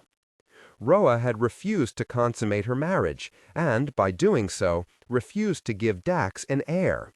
She'd made things difficult by insisting on the treaty with the great houses, and then threatening his council when they refused to uphold it in the assembly that morning. Plenty of people in his court disliked her. Plenty wanted her gone. But were these reasons enough for Dax to want her dead? She was trying to puzzle it out when she ran straight into a solid chest. Hands reached to steady her. "Roa, what are you doing here?" Her heart raced. Trapped. She didn't want to be trapped again. Essie spread her wings in warning as Roa pushed the hands away and stepped abruptly back. Dax stood before them. He wore a white cotton shirt unlaced at the throat. Dark circles shadowed his eyes. "Where are your guards?" he asked, opening the gate for her. The huge iron door, meticulously cast in repeating patterns of moons and namsaras, creaked as it opened. "He needed to rid the king of a problem," she repeated numbly, stepping through and past the soldat, leaving him to draw his own conclusions. It was midnight now, and the palace was quiet. A few guards stood at doors or paced entrances to rooms, but no servants walked. Roa's footsteps and the soft hush of her gray wool dress brushing against her legs seemed unnaturally loud in contrast. As she made her way through long halls and lavish indoor gardens, she couldn't stop thinking about the blood streaming down Siren's throat, the sound of him choking. But more than these things was what Siren said. "I've been paid too well to fail." Roa had refused to consummate her marriage, and, by doing so, refused to give Dax an heir. She'd made things difficult by insisting on the treaty with the great houses, and then threatening his council when they refused to uphold it in the assembly that morning. Plenty of people in his court disliked her. Plenty wanted her gone. But were these reasons enough for Dax to want her dead? She was trying to puzzle it out when she ran straight into a solid chest. Hands reached to steady her. "Roa, what are you doing here?" Her heart raced. Trapped. She didn't want to be trapped again. Essie spread her wings in warning as Roa pushed the hands away and stepped abruptly back. Dax stood before them. He wore a white cotton shirt unlaced at the throat. Dark circles shadowed his eyes. "Where are your guards?" he asked, studying her and the hawk. Her skin prickled with wariness. She squeezed his seal against her palm as she took another step back. "My guards?" "Yes, the 4 men who follow you around day and night, keeping you safe?" Those words sharpened something inside her. Sometimes, she said, the ones closest to us are the least safe. Indeed, he said, his gaze taking in too much. He saw how she trembled, saw her wrist still splattered with flecks of blood. Roa pulled down her sleeve to hide it. His gaze moved over her gray wool gown. It was a practical scrublander dress that came to her ankles. She'd worn it out in the city to keep from being recognized. He looked from the dress to the flower tucked behind her ear, a flower she'd completely forgotten about. Roa quickly reached to touch the petals of the rose Theo gave her. Someone should let him know you prefer jacarandas. Roa's fingers froze. What? Dax stepped toward her. Roa tensed, ready to spring away at the slightest threatening movement. But all he did was pluck the rose from behind her ear. He held it in the space between them, its petals swooping elegantly into his palm. "You love when they drop their flowers," he murmured. She stared at him, remembering the first summer he came to Song. She and Essie had wanted to explore the ruins of Shade, and their mother would only let them if they brought Dax along. Jacaranda trees grew in almost every ruined room, throwing soft purple flowers down and carpeting the dirt floors. "That was 10 years ago," she said, squeezing the seal in her hand. "A lot can change in 10 years. You most of all," she thought. Once he was the boy who sat across the Gods and Monsters board, soaking up all her friendship and advice. Now he was the boy who took every girl but her into his bed. He was the king who broke all his promises. He was the enemy who had stolen her sister from her. And tonight, had he given the order to strike her down? Roa lifted her hand, uncurling her fingers from around the seal, letting it rest on her palm. "I think this belongs to you." She no longer cared if he saw the blood on her wrist. Let him see it. If it was Dax who gave the order, let him know what happened to the guard who tried to carry it out. His eyes darkened. "Reaching," he said. "Where?" The moment he took it from her, Roa stepped swiftly back. "You should be more careful next time," she said, moving around him. "Good night." He fell silent. When she was halfway up the hall, he called after her. "Your rooms are in the opposite direction, Roa." But she wasn't going to her rooms. There were 3 other guards standing outside her door. How many of them could do what Siren had done? "I don't want to sleep alone tonight," she said, touching Essie's feathers for comfort. Roa stood in front of an arched doorway just beyond the royal quarters. 2 soldats stood guard on either side of it. She opened the door and stepped quietly inside. Lyrabel's room was half the size of Roa's, and so was the bed. Her friend was asleep in it, curled on her side, while the moon shined in through the windows, illuminating the soft curves of her face. Roa stood frozen in the entranceway, watching her sleep, wondering where and when they went wrong. She made for the bed. Lyrabel stirred as Roa pulled back the covers and climbed in. Essie hopped off her shoulder and onto the pillows, curling up near their heads. "Roa?" Lyrabel murmured, her voice raspy with sleep. "What's wrong?" "Essie's disappearing," Roa thought. "I'm involved in a treasonous plot with Theo. And I found Dax's seal on the guard who just tried to kill me." Instead, wrapping her arms around Lyrabel, she said, "I miss you." She didn't realize the truth of it until the words were out of her mouth. "Oh, Roa," Lyrabel whispered, pulling her close and kissing her head. "I'm right here." But their friendship had been fraying for months now, and Roa wasn't sure how to fix it. Lyrabel kept moving further and further out of reach. "Are you homesick?" Lyrabel whispered as Roa clung to her. "Is that what it is?" Homesickness was the least of Roa's problems. "It's okay if you are," Lyrabel said, rubbing Roa's back. "I'm homesick every day." Roa held her tighter, wanting to ask a question, but too afraid of the answer. She thought of the conversation she'd overheard from beneath Dax's bed, thought of Lyrabel crying all alone when he left her. "You would tell me if you were in trouble, right?" Roa whispered. She felt Lyrabel frown. What? The wind howled with sorrow as she watched them wrap her sister's body in cotton and lay her on the pyre. She saw them strike the flint again and again until the sparks caught the tinder and the fire blazed, devouring the one she loved best.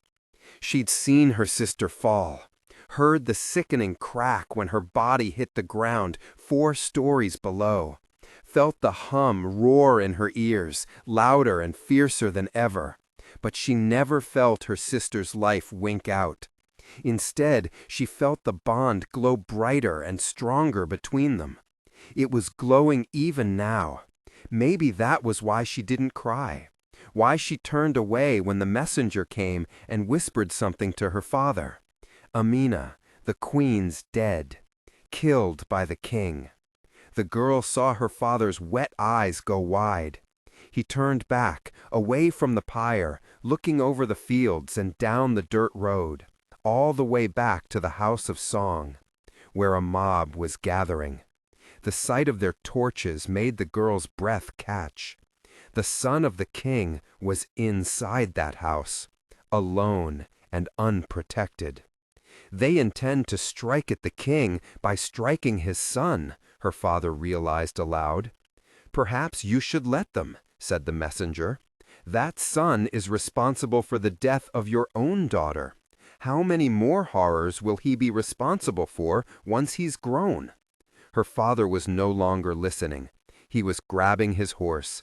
He mounted, kicked the mare, and was gone.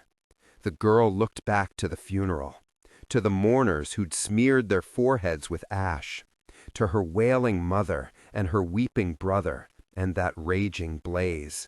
Her sister wasn't on that pyre. Her sister wasn't here at all. So the girl went after her father. When she arrived at the house of song, the mob had reached the doors. The girl pressed her horse on, pushing her way up to the house. Men and women wept and shouted. Some wielded weapons and scythes, while others brought only their fists. Fists they banged on the doors. Send him out! The girl ducked into the gardens and sneaked soundlessly inside. The house was quiet. Servants gathered in dark corners, wringing their hands, looking to the east wing. The girl didn't need to ask why. The answer was coming down the hall. She watched her father drag a fighting, sobbing boy into the small room across from her. Hush, this is for your own good. The son of the king swung his fists and dragged his feet. Where's my mother? His voice trembled. Tears streamed down his cheeks. I want to see my mother. His eyes caught sight of the girl. Help, he cried, reaching for her. Help me, please. The girl stood silent, watching as he begged, watching as her father shoved him into the storeroom, the only room in the house without windows, and locked the door from the outside. It shocked her. Scrublanders didn't lock things. It was a violation. Her father fell against the wooden door, his mouth twisting with sorrow, as the boy banged from the inside, his questions getting more and more frantic until they broke into sobs. The girl felt nothing. Her heart was already broken. Her father, however, pressed one palm to the door, then covered his face with the other. His shoulders shook. The girl watched. When he finished, when he dried his eyes, he straightened and strode to the front of the house to address the crowd. They shouted at him, demanding he hand over the son of the king. Go home, said her father. The boy has been dealt with. He's imprisoned and will be held here until my daughter is mourned. You will get your justice, I swear it. The angry, grieving crowd dispersed. The servants returned to work. Warily, her father rode back to the funeral. The girl remained behind, staring at the locked door. Slowly, she approached and sat down. With her back pressed to the wood, she listened to the sound of him crying. It should have been you, she whispered, thinking of her sister falling from the roof right after she saved him. It should have been you. The girl hated him. She would never stop hating him for what he'd taken from her. And yet she couldn't bring herself to leave him. "They intend to strike at the king by striking his son," her father had said. "Perhaps you should let them." The girl stayed there all night, like a sentinel, listening to the sound of him weeping. Her father found her just after midnight, curled up outside the storeroom door, asleep. Carefully, he unlocked it. The boy sat on the storeroom floor, his arms gripped tight around his knees.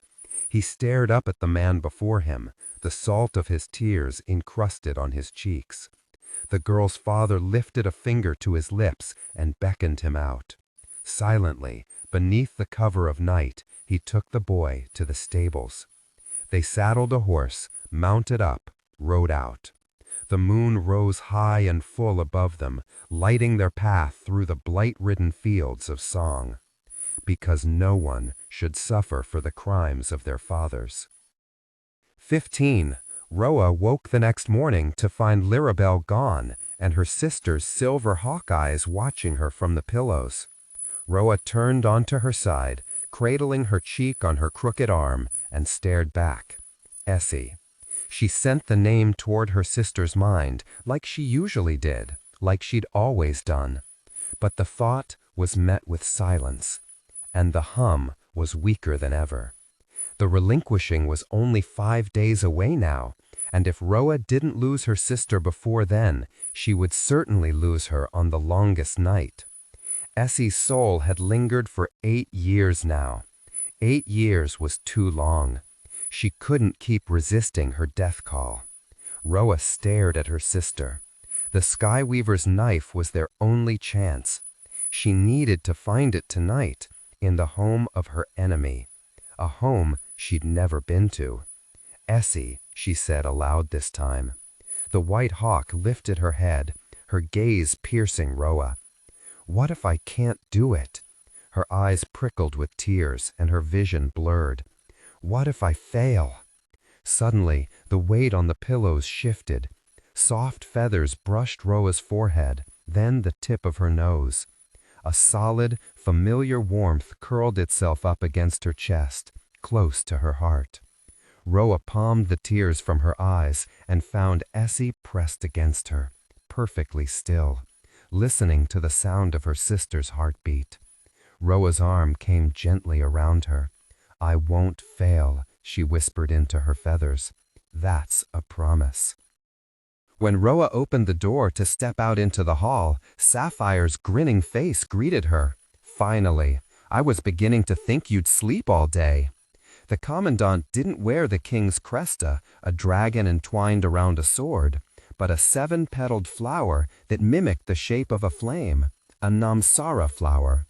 Sapphire's gold tunic was fitted to her tall, strong form.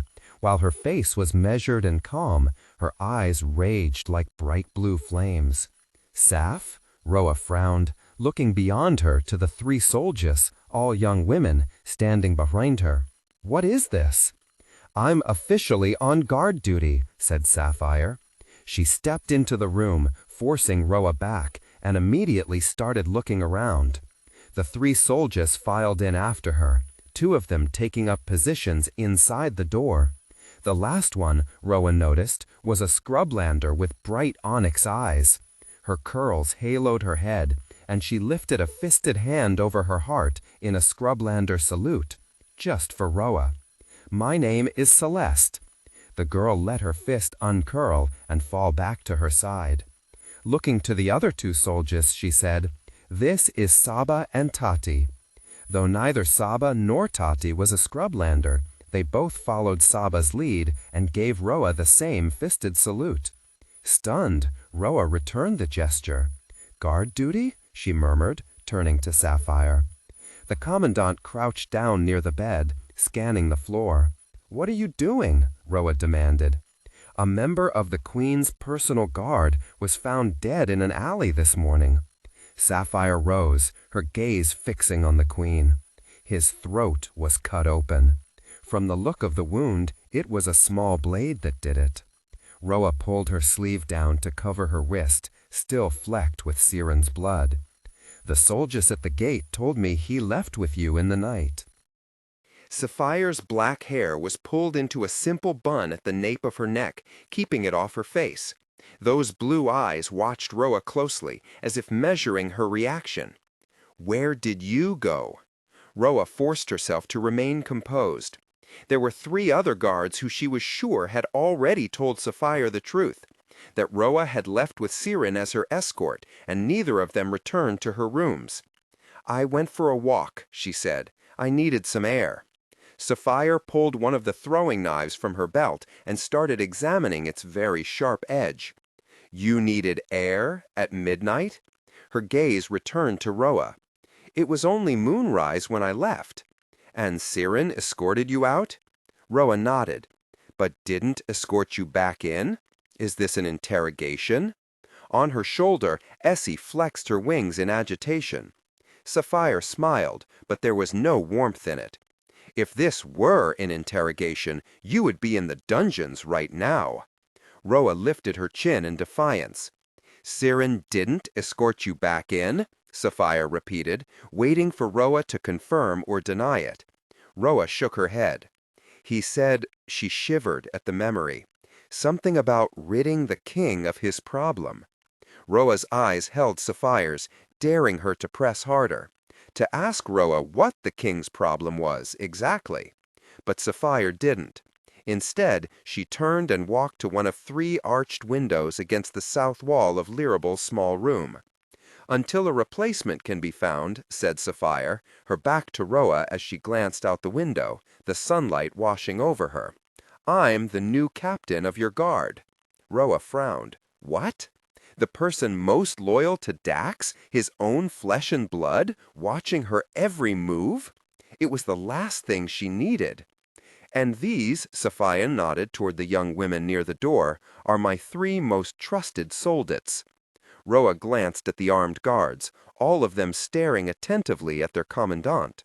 From the looks on their faces, Roa knew without a doubt their loyalty couldn't be bought. From the looks on their faces, they would cut down anyone who so much as tried to turn them against Sapphire. "Their orders are to defend you with their lives," said Sapphire, walking back toward Roa. "So that's what they'll do." "Perfect," Roa said through gritted teeth. "I hope they do a better job than Siren." "You can count on it," said Sapphire. Her throwing knife flashed as she tossed it in the air, then sheathed it next to the others in her belt. But as inconvenient as it was, Roa found herself relaxing. In the presence of these new guards, she felt truly safe. Now. Sapphire smiled, and this time it was a cheerful one. "Shall we escort you to your rooms? I'm sure you'd like a bath and a fresh change of clothes before Baron Silva's dinner party tonight." The dinner party? How was she going to find and steal the Skyweaver's knife with Sapphire's 2 keen eyes trailing her wherever she went? Roa followed Tati and Saba through the door. Celeste and Sapphire fell into step behind her. I'll have to lose her somehow. How? Roa would manage that. She had no idea. An unexpected visitor. On the first Relinquishing after her sister died, the girl helped her mother snuff all the lights while her brother bolted the doors and let in only the living. The Relinquishing was not a time for celebration.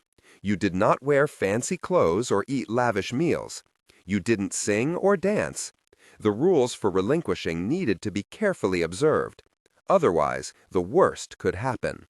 In the girl's household, when the sun went down, her family and neighbors put on their masks, gathered in the central pavilion, and told each other stories until sunrise. Normally, the girl and her sister loved Relinquishing nights, loved listening to her father tell stories about the Skyweaver and the world beyond this one, loved the way the heart fire, the only flame allowed tonight, flickered across their masks, keeping their identities hidden. They even loved the burned bread. Loved to dip it in soured wine. This year was different. The girl didn't want to hear her father's stories, nor did she want to think about the Skyweaver. She didn't like the wooden masks painted white, hiding the faces of her loved ones. She had no appetite for scorched bread. It reminded her of everything she'd lost. So the girl got up and left. She didn't leave the house, she knew better than that. But she left the pavilion and walked the dark, silent halls to the parlor. It was too dark. With the heart fire burning on the other side of the house, she couldn't see a thing. So the girl lit a candle. What harm could a single candle do? And set it on the window ledge. The girl stepped onto the table where a gods and monsters board sat, then climbed on the windowsill and looked out. No moon glowed in the sky. Everything was black, except her candle, burning bright, like a beacon. It wasn't long before the door creaked. The girl sucked in a breath and went very still. But the light of her candle couldn't reach that far, and the door remained in shadow. She felt the rush of cool air from the hall. "Who's there?" she whispered, the hair on the back of her neck rising. A voice answered from the shadows. "It's the longest night of the year, and you put a candle in the window?" The girl's heart hammered. She grabbed the candle and held it out. "Who are you?" she whispered, her hand shaking, the candle flickering. She knew, though. Of course she knew. The thing behind the door stepped into the light. It wore her sister's face, her plaited dark hair, and the sky-blue dress she died in, a cotton one that came to her knees. "Hello, sister." The girl swallowed hard from behind her relinquishing mask, knowing the danger. Knowing that what stood before her could wear the face of her sister, but be a twisted version of her. "Stay back." The thing paused, its brow wrinkling as if puzzled. "You think I'm corrupted?" it said, looking to where the girl's hand slid beneath her dress, to where a knife was sheathed at her calf. "A knife is no good against a corruption, silly." The girl didn't take her hand away from her knife. "My sister died, months and months ago. If you want me to believe you're her, and not her corrupted spirit, prove it." The thing with her sister's face chewed its lip. Its gaze swept over their parlor and came to settle on the table just beneath the windowsill, on the gods and monsters board. "Could a corrupted spirit beat you at gods and monsters?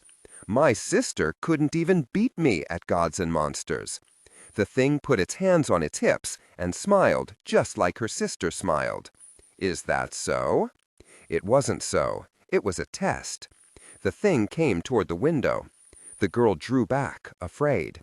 It raised its hands, then slowly reached for the black and white pieces scattered on the table, so as not to scare her again. "Would a corrupted spirit know that this piece is your favorite?" The thing sitting at the board lifted the ivory-caged queen. The girl took it, still wary, then slid down off the sill and sat across the table. "If I win," said the thing, setting up the board, "I want you to come cliff-jumping with me." Its fingers ran gently over the chiseled pieces, as if this was the last game it would ever play, and it wanted to memorize everything. "If you were my sister, you'd know I hate cliff-jumping." The thing looked up, and their eyes met. "But I love it. I want to do all the things I love tonight, with you." The girl softened. She gave in and played the game. When the thing wasn't looking, the girl studied it. It had her sister's ebony eyes, black frizzy braids, and soft round cheeks. It even had her snaggletooth. Every now and then, when their father's voice would float down the halls, still telling stories, the thing with her sister's face would look up, and the girl watched an unbearable sadness flicker in her eyes. When the candle was on the verge of guttering, the thing said, "Would a corrupted spirit know the secret code?" The girl looked up, surprised. Back when their mother suffered from debilitating headaches on her very bad days, their father instituted a no-talking in the house rule. Technical excellence. So the girl and her sister made up a series of complex gestures. They didn't remember most of them. The fun was in making them up. One, however, had stuck. The thing smiled. Very slowly, it reached across the table and touched the girl's wrist. The girl shivered, even though its hand was warm, its fingers soft. When it found the girl's wrist bone, it tapped twice. Pay attention, it meant. I'm about to win the game. The girl looked to the board and saw, indeed, the game was over. She turned to the grinning face of her sister, who laughed a golden laugh. It was so familiar, that laugh. It was her favorite sound in the world. "I believe you," she whispered. "But if you aren't corrupted, why are you here?" The grin faded. "I couldn't cross," she said, and there was the ache of sorrow in her voice. Suddenly, it all made sense. Her sister was here, in her true form, to walk among the living on the last night of the year. Because she hadn't been relinquished. She was uncrossed. "How much time do we have?" Her sister looked out the window to the sky. Half the night had passed already. Just until dawn. "Well then," said the girl, snuffing out the candle, "we'd best get going if we're going to reach the cliffs in time." Her sister beamed at her through the dark. This time the girl climbed the sheer rock, even as her legs shook, and though she was terrified, she jumped, and jumped, and jumped. Her sister held her hand and laughed the whole way down. How she missed the sound of that laugh! The fear didn't lessen with each jump. The girl just didn't care as much about dying as she cared about soaking up her sister's presence. She wanted to spend these last moments doing whatever her sister wanted. Because when the sun came up, that would be it. Her sister would cross, as all souls must. When the sky turned red, they climbed out of the water, their teeth clattering in the early morning cold, and collapsed into the grass. The girl clutched her sister's hand, staring deep into her eyes, not daring to look away, even to check the sky. "Don't go," she whispered. "I don't know who I am without you. You're my sister." "Not if you're gone," thought the girl. The air turned golden. Her sister looked to the sky, watching the sunrise over the cliffs. The girl couldn't look. "Don't leave," she begged, watching her flicker and fade. Her vision blurred with hot tears. When she blinked them away, her sister was gone. 16. Roa stood in the heart of enemy territory, with Essie perched on her shoulder, watching the dizzying spectacle of Baron Silva's great hall. In honor of the new Dragon Queen, Rebecca's guests all wore relinquishing masks. At least that's what Roa assumed they were supposed to be. But unlike the masks Roa's people wore on the longest night of the year, these were a gaudy show of wealth. They were golden, shimmering things, some inlaid with gems or sewn up with bright ribbons, each one distinct to match the wearer. A thin, cackling man wore the snout of an elephant. A huge woman with ruby rings wore the face of a hyena. And standing alone, near the wall, a dark-haired young woman with glittering black eyes wore the face and horns of a dragon. It covered one whole side of her face and half of the other. Guests laughed as they showed off their masks, casting haughty glances at Roa, Lirabel, and Essie, who stood gaping at the awful mimicry. This was not an attempt to honor Roa and her Scrublander heritage. This was little more than a mockery. "This is supposed to protect us from wandering spirits?" one woman smirked. "I never realized how superstitious they were." "So backward thinking," agreed the man at her side. Essie ruffled her feathers in irritation as Roa and Lirabel exchanged furious glances. The masks they'd been given, a cobra and a fox, were buckling in their clenched fists. Relinquishing masks were simple, rudimentary things for a reason. Fashioned out of wood and painted all in white, they were intended to be plain, each one the same as the next, to confuse and repel the dead, not draw them in with their dazzling beauty. More than this, the masks were only worn on the longest night of the year, which was still 5 days away. "That's right," said Lirabel darkly, eyeing them all. "Keep laughing." But Roa couldn't afford to let their condescension distract her. She needed to find a way to lose her guards. "How humiliating this must be for you." Rebecca's voice startled Roa. And Essie, too, her claws dug into her sister's shoulder, making her wince. She might not be able to sense her sister's emotions now, but from the way her weight shifted from claw to claw, Roa knew exactly how Essie felt about the newcomer. Roa stroked her wings, trying to soothe her. "Rebecca," Lirabelle answered from Roa's right. Her normally soft jaw was hard and clenched. "What a lovely dinner!" Rebecca stepped up to Roa's left, dressed in gold. Her kaftan was nearly the exact shade as Dak's tunic, and her black hair was done up in an elaborate knotwork of braids. Tucked into her sash was a dagger, its blade hidden in an embossed silver sheath. Roa's own attire was much simpler in style. In an attempt to blend in and more easily evade her guards, she donned a kaftan, choosing a shade of pink that seemed to be in style lately and therefore more likely to be worn by other women in attendance. She wore no jewelry, nothing that would draw the eye. "Rumor is he's bed every girl in his court," Rebecca said, ignoring Lirabelle as she nodded toward the king, who was half drunk and flirting with Fergard's wealthiest daughters. Jazz stood beside him, watching his cup. "There are bets on how many bastards he sired." Roa flinched and tried not to look at Lirabelle, who hadn't started showing yet, thank the stars. Essie's grip on Roa's shoulder tightened, piercing the skin. She then flew to Lirabelle as if to reassure her. "There are even bets on whether or not he's bedded you." The anger emanating from Lirabelle was palpable now. Roa, not wanting to give her friend away, stared straight ahead. Most of Fergard suspected Roa and Dak's marriage was unconsummated, but there was no proof for or against. Their wedding had happened in a war camp on the eve of a revolt.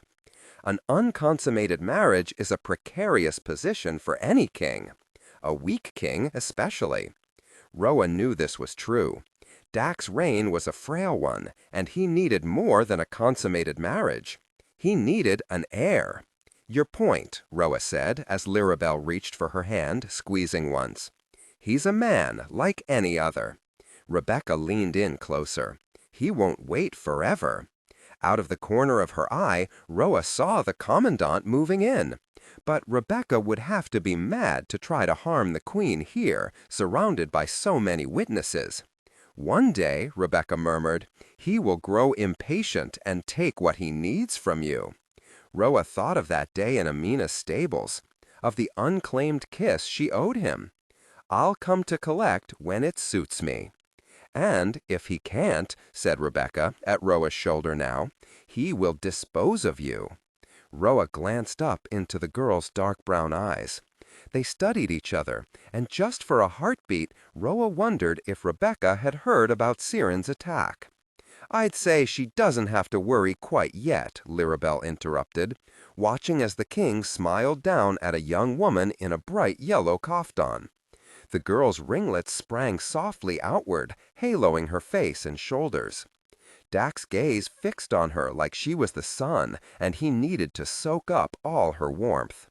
"The king keeps himself well distracted, wouldn't you say, Roa?" Roa was surprised at the lack of bitterness in Lirabelle's words. Shouldn't she be annoyed Dax had forgotten about her and her baby? Rebecca didn't seem to hear. She stared at the king, her gaze almost ravenous, like a lion watching an unsuspecting deer. Suddenly, the sound of drawn steel came from behind them. All three girls whirled, bracing themselves for a threat. From Lirabelle's shoulder, Essie spread her wings in warning. A Draxor, with a thick scar running from the corner of his mouth to his cheekbone, stood mere steps from Roa with 3 shining blades pointed at his throat. 2 of them belonged to Sapphire, the 3rd belonged to Celeste. "Step away from the queen," Sapphire said coolly. "This isn't a battlefield," Rebecca hissed. "Lower your weapons. Garnet is on my staff." Sapphire ignored her, keeping her gaze on Garnet. "If he's on your staff, he should know he can't approach the queen, armed as he is. Don't you train them?" Garnet smiled a tight smile that didn't quite meet his eyes. Lifting his hands, he took a careful step back.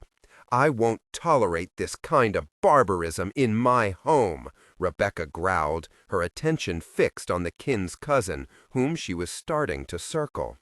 "Since when are you a house guard, Sapphire? Who's fulfilling the duties of commandant while you harass my guests?" Sapphire let Rebecca circle her, calm as steel, while Roa's other guards moved in to defend her should she need it. "You've never been very good at this game, have you?" Rebecca's voice lowered to a dangerous purr. "Poor Sapphire. It's your Skrull mother's blood in your veins. It's why your place will never be among us." Roa hesitated, wanting to defend Sapphire. But Sapphire could take care of herself. She stared Rebecca down as she said, "What's the use in being good at a game I have no interest in playing?" With everyone focused on the storm brewing between the hostess and the commandant, Roa saw her chance and took it. She slipped on her mask. Dressed in an unremarkable kaftan and without a white hawk on her shoulder, the queen went unidentified as she ducked out of the room. Unrelinquished. It was several days after the relinquishing when the broken-hearted girl started noticing the bird. It was a plain desert hawk with sandy feathers and brown eyes, and it was there in the window every morning when she woke. It liked to watch the girl and often flew from window to window, depending on which room she was in. It perched on rooftops when she helped in the fields or dueled with her weaponry tutors in the gardens. And if she rode with her parents to one of the other great houses, the hawk was there, soaring through the sky above, following her. The girl might have been alarmed if its presence weren't so comforting. Or perhaps that's why she should have been alarmed, because of the hum. It seemed to glow warmest and brightest whenever the hawk was near. No, she thought, it can't be. One night, after everyone had gone to sleep, the girl opened the windows and beckoned it in. The bird swooped to her bedside table, perching atop the lantern there. Its claws grappled with the iron handle, trying to keep a steady hold, as if it wasn't used to the weight and shape of its own body. The girl sank down on the bed beside it, studying the beautiful arch of its throat, the sheen of its feathers, the sharpness of its claws. It was when their eyes met that a too familiar voice flooded her mind. "Hello, sister." The girl reeled from the shock of her sister's voice in her head. "You didn't cross," said the girl, studying the bird's feathers. "And leave you all alone?" Her sister's voice rang through her mind. How could I? The girl thought she might be going mad. But it wasn't madness. It was true. Her sister's soul had come back to her. 17. Just like in the dining hall, the corridor ceilings were high, rivaling those of the palace. Tall arched windows let the evening breeze blow through, making Roa shiver. The mosaic tiles clicked beneath her feet as Roa ripped off her mask, tossing it to the floor. Stuffed animal heads lined the hall here. Some Roa recognized, a lion, a deer, while others she didn't. A striped horse, a huge fish with a spiraled horn protruding from its head. Someone in this household obviously liked to hunt. Her gaze quickly scanned the doors. A message from Theo had arrived that morning. The knife was in Silva's private collection, he'd written, behind a scarlet door. Just as Roa turned the corner, Lirabel's voice called out, "Where are you going?" Roa squeezed her eyes shut, then turned to face her friend, who was already advancing. Essie rode on her shoulder, cocking her elegant white head, as if to say, "Don't look at me, this was her idea." "Couldn't you stay with Dax?" Roa pressed her palms to her eyes. "Like you usually do?" Lirabel halted, her forehead pinching. "What is that supposed to mean?" Roa continued on, turning the corner. "Please go back." Essie launched herself from Lirabel's shoulder and soared toward Roa. Lirabel ran after her. But this might be Roa's only chance. If Lirabel wouldn't do as she said, she would have to let her come along. The moment she turned the corner, Roa halted. There was the scarlet door. It wasn't a Fiergardian door. The patterns were less geometric, more playful. Roa reached out to touch the looping, arching vines painted on the wood, then grabbed the handle. Locked. Roa swallowed a growl. She'd forgotten that Draxors loved to lock things. "Maybe I'd spend less time with Dax," said Lirabel, coming around the corner now, "if you didn't shut me out all the time." "I shut you out?" "Yes," said Lirabel, thrusting out her chin. "Ever since you became queen, it's as if I don't exist. As if you have 1,000 better things to do than spend time with me. Wasn't it the opposite?" Roa hushed her, glancing down the hall. "What are you saying? That I think I'm better than you because I'm queen?" Lirabel shook her head, her gaze fiery. "You've always thought you were better than me." Roa stared at her. That wasn't true at all. Her shock quickly dissolved into anger. "At least I never slept with a boy you loved," she nearly said, stopping herself just in time. "Because it was petty and nonsensical. Roa didn't love Dax." "If anyone is shutting anyone out, it's you," said Roa, thinking of the pregnancy Lirabel hadn't told her about, thinking about whose bed she'd been sharing as of late. "If anyone thinks you're less than, Lirabel, it's you. It always has been." Lirabel opened her mouth to argue, but Roa wasn't finished. "Ever since my parents took you in, you've seen yourself the way you think other people see you, as someone to be pitied. That's not what you are. And even if others see you that way, they're wrong. Don't believe them." Before Lirabel could respond, a shadow fell across them. Both friends looked up, right into the blue eyes of the Commandant. She was dressed in dark purple tonight, the color of the midnight sky. Sapphire. Panic spiked through Roa. "What are you doing here?" Sapphire wrinkled her nose, as if she smelled something rotten. "Evading Becca and her ghastly party." Her eyes narrowed slightly as she looked from Roa to Lirabel. "And whatever it is you're doing seems a lot more interesting." She crossed her arms. "What are you doing?" Roa looked to Lirabel, as if Lirabel could save her. "Trying to pick this lock?" Lirabel guessed. Sapphire tilted her head. "Can you help us?" Sapphire opened her mouth to ask another question when sudden footsteps echoed from down the corridor. Roa and Lirabel straightened. Sapphire glanced around the corner. 2 servants heading this way. Roa motioned to the lock in the door, following Lirabel's lead. All the more reason to act quickly. "Can you pick it?" Saf studied her, as if trying to decide whether she should help or not. The footsteps and voices now drew closer. Maybe it was the idea of scorning Rebecca, or maybe Sapphire really did trust Roa. Whatever her reason, Sapphire slipped something from her boot. Crouching down in front of the door, she slid a pick into the lock. The look on her face one of pure concentration. The voices grew louder as Saf's pick ground furiously against the wards. "Hurry," thought Roa. Suddenly, there was a soft click. The door swung in. A dark stairwell yawned upward before them. Sapphire grabbed Roa and yanked her inside. Lirabel followed, silently shutting the door just as the servants turned the corner. Technical excellence.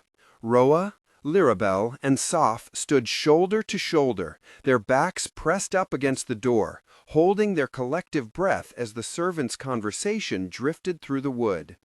"That's a lie," came a girl's voice. "I saw them," came a boy's lower voice. "A girl with a scarred face riding a one-eyed black dragon."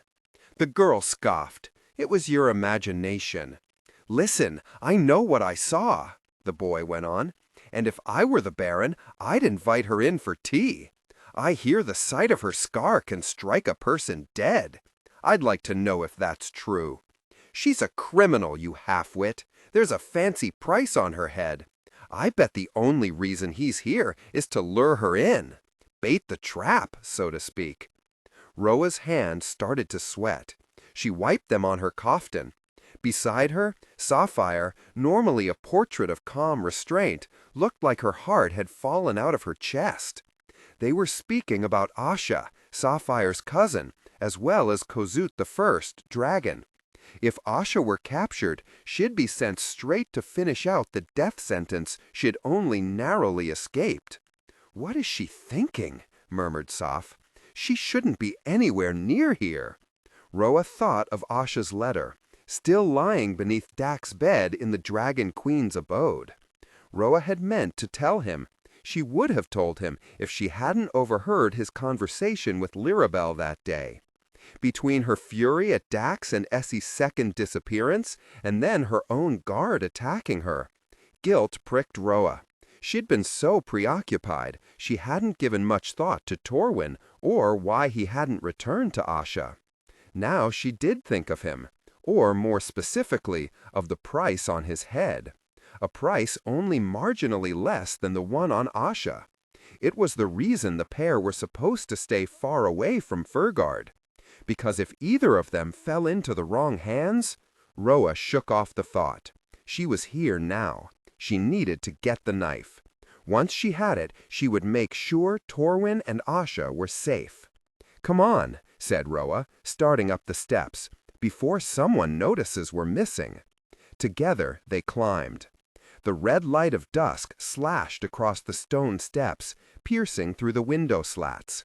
At the top of the staircase stood a simple doorway with a strange symbol carved into the lintel. The door was ajar, letting dusty rose light out into the stairwell. Sapphire pushed it open, and Essie flew to perch at the top of the door, a silver-eyed sentinel keeping watch as the three girls stepped inside. The windows were flung wide, letting in a fresh breeze, and the sweet scent of cedar and roses wafted in from the gardens. Glass cases lined the walls and continued on into the next room and the next. Inside each case were jewels and fabrics, figurines and weapons, artifacts taken from the four corners of the world. "What are we looking for?" "A knife," said Roa, "the Sky Weaver's knife." Lirabel shot her a skeptical look. Roa couldn't blame her. She had been skeptical too. They searched the cases. Lirabel stood across from Roa now, on the other side of a Gods and Monsters board, preserved beneath glass. The playing pieces differed from her father's, but Roa could still identify the caged queen and the frail king, the Sky Weaver and the dragon and the corrupted spirit. All of the pieces were carved out of acacia wood, and a slate of brass was fixed to the side of the case, engraved with the rules of the game. Suddenly, from the next room over, Sapphire said, "I think I found something." Both friends followed the commandant's voice until they saw her, shoulders hunched and eyes squinting, as she leaned in toward a case whose corners were decorated with gold filigree. The case was small, maybe the size of 2 handbreadths on all sides, and its glass unmarked by dust or fingerprints. On the wooden pedestal that held it up to chest height, a gold plate was fastened. Engraved into the plate wasn't a description, though. It was a story. One about the Sky Weaver. Roa's heart pounded in her chest. This was it. The place for the knife that could save her sister. There was just one problem. The case was empty. Sky Weaver. Once there was a god who traded her name for a loom, her heart for a spindle, and her face for a knife. They call her Sky Weaver, but that isn't her true name. They say she dwells in the seam between worlds, where only the death-marked can find her. Sky Weaver used to be good at many things, but now she's good at only one. All day and all night, she spins souls into stars and weaves them into the sky. "What are souls," she whispers, "but stars waiting to be born?" Her loom answers, rattle-clack. "Shh, rattle-clack." "What are souls," she says again, "but worms inside a chrysalis, waiting to become?" Sometimes that's how Sky Weaver feels, like she's waiting to become. Sometimes she looks around her weaving room and thinks, this isn't enough. Her shuttle falls silent then. Her loom goes still. She looks down at the blade in her hand, glowing like the moon. In its silver reflection, a faceless girl stares back at her. A faceless girl whose true name she can't remember. No matter, she whispers.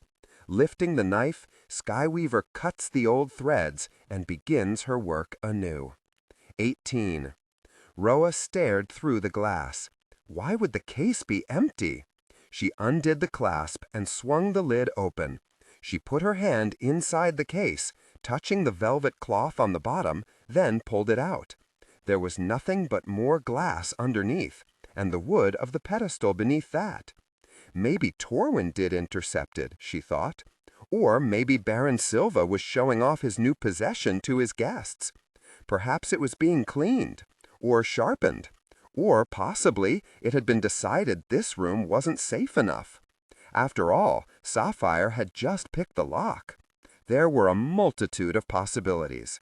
Roa needed to find out which it was. "We've been gone too long," said Sapphire, looking to the door. "If this is what you came for, it isn't here. We need to get back." Knowing she was right, Roa shut the case. As the three of them returned to the stairs, the story of Skyweaver flooded her thoughts. Roa thought of the person who'd eluded death 8 years ago, the person whose place her sister took, the person whose soul she needed to exchange for Essie's. For the first time since she'd made her decision, Roa faltered. Could she really do such a thing? Take his soul? She thought of him in the hall below, loud and drunk and flirting. Thought of him sitting in that council meeting, breaking every one of his treaty promises without hesitation. Yes, she told herself, fists tightening. I can do it for my sister. They were almost to the dining hall when they nearly strode straight into Rebecca. Their hostess looked proud and elegant in the dimming light of day, her golden kaftan gleaming in the torchlight. Garnet and another burly Draxor flanked her. They weren't soldats, but from the way they stood with their bulging arms crossed, they seemed something akin to house guards. And at Rebecca's side walked Theo? Roa and Lirabel said in unison. Theo smiled sheepishly back at them. His dark brown hair was pulled back into its usual bun, and he wore a silk tunic in the Fergardian style that came just above the knee, with trousers underneath. Roa could see the delicate silver stitching from where she stood. "What are you wearing?" she asked, looking him up and down. She'd nearly mistook him for a Draxor. Where had he gotten such a fine thing? And how in all the skies did he get invited to this dinner? "My queen," Rebecca interrupted, "what a coincidence. Your friend and I were just speaking about you." The silver sheath in her sash winked in the torchlight. "What are you doing out here in the hall?" Roa stared at the dagger, a sudden thought striking her. "We got lost," Lirabel answered quickly for her. "Sapphire found us." Rebecca's dark brown eyes narrowed ever so slightly. "Sapphire, Lirabel, you'll excuse us, won't you? There are things I'd like to discuss with the Queen." "I wish I could, Becca." But Garnet and the other Draxor stepped forward, their blades half drawn. "Technical excellence," Rebecca said, smiling sweetly. Lirabel's gaze met Roa's as the Commandant reached for her hilt. "No," said Roa, touching Saf's arm. She kept her eyes on the dagger at their hostess's hip. "It's fine. Go back to the dining hall." "You know I can't do that," said Sapphire, staring down the scarred guard. "I'm ordering you to." Sapphire glanced at her, and for a moment Roa thought she would continue to refuse. But then her hand fell to her side, and she bowed her head a little stiffly. "Of course, my queen." Roa didn't like the way Rebecca studied Sapphire and Lirabel, as if they were insects under glass in an observatory. She especially didn't like the way Rebecca studied Essie, like she was less of a bird and more of a meal. "Go with them," Roa told her sister, pushing her from her shoulder. Startled, Essie didn't have time to dig her claws in. Before she fell, she spread her wings and swooped toward Lirabel.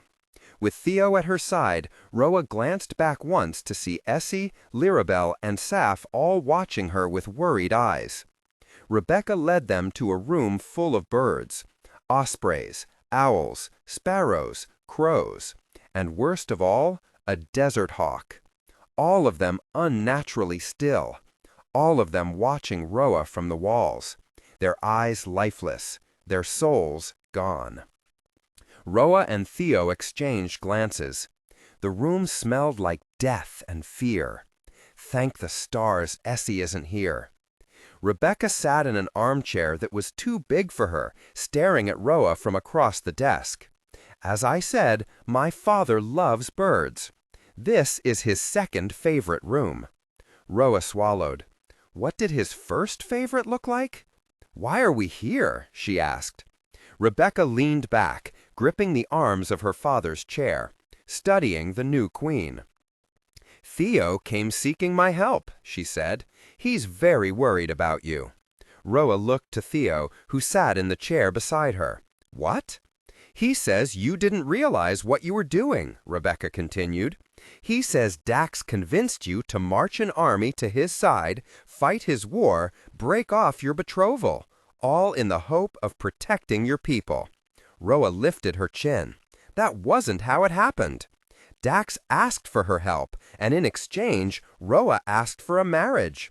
She knew exactly what she was doing. She was not the victim here.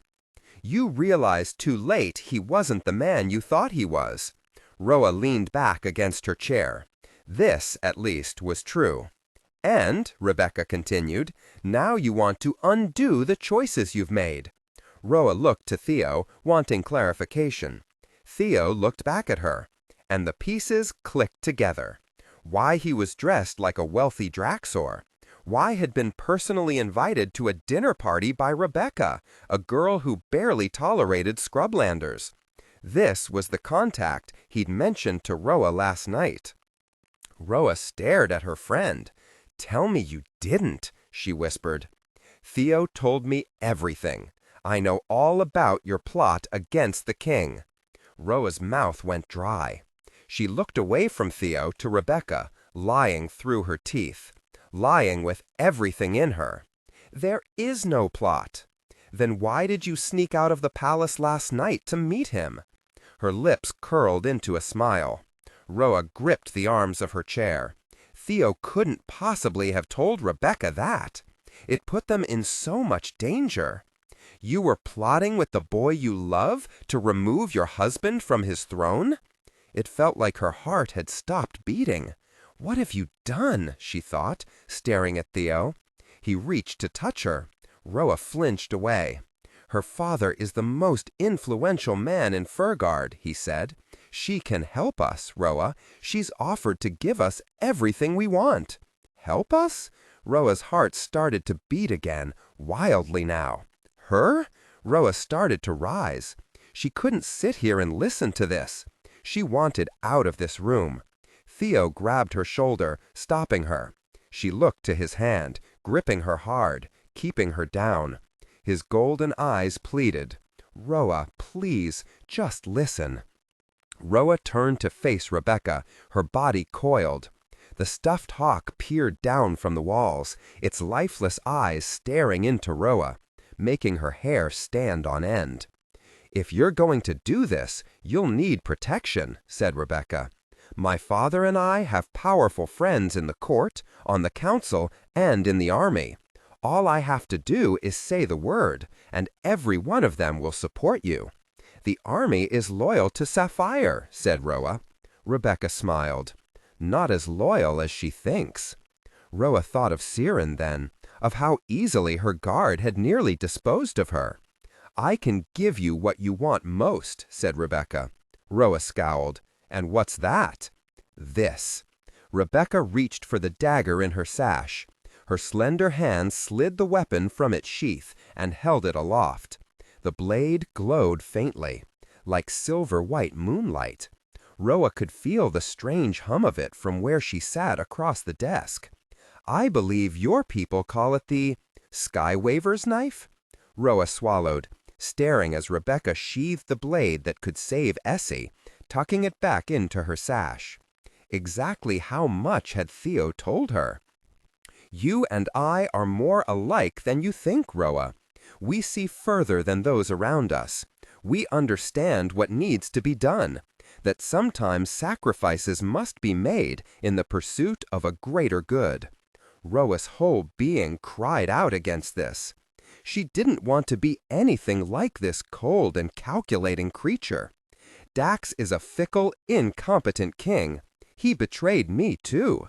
And he's as much a danger to Furgard as he's useless to the plight of your people. I may not like the idea of a scrublander sitting on the throne, but if I must choose, I prefer you to him. Me as a puppet queen? Roa knew. If you want to remove him, you need more than a few scrublanders with pointy sticks to do it. Rebecca laughed. Roa bristled. If she needed any reason not to enter into a bargain with Rebecca, it was this. Rebecca would never see Roa or her people as equals. I can help you. I want to help you. All I ask in return for the knife is that you involve me in the planning. Why? Thought Roa, glancing at the dagger, then up to Rebecca's face. What did Dax do to make you hate him this much? She could still deny any plot against Dax. It was Theo's word against hers. But the moment Roa let this girl in, Rebecca would have what she needed to accuse the queen of treason. If she accepted Rebecca's terms, if she let her in on their plans, Roa would be completely at her mercy. I can't involve you in a plot I'm not a part of, any more than I can give you information I don't have, said Roa. Now, if you'll excuse me, my husband will be wondering where I am. Roa knew where the Skywaver's knife was now. She would find another way to obtain it. She moved to leave. Rebecca's guard stepped in front of the door.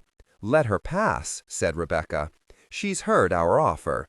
We'll give her a chance to consider it. I will never consider it, she thought. As soon as they stepped aside, Roa pressed her palms to the door. She was pushing it open when something caught her eye. Standing in the corner of the room was a bow and quiver full of arrows.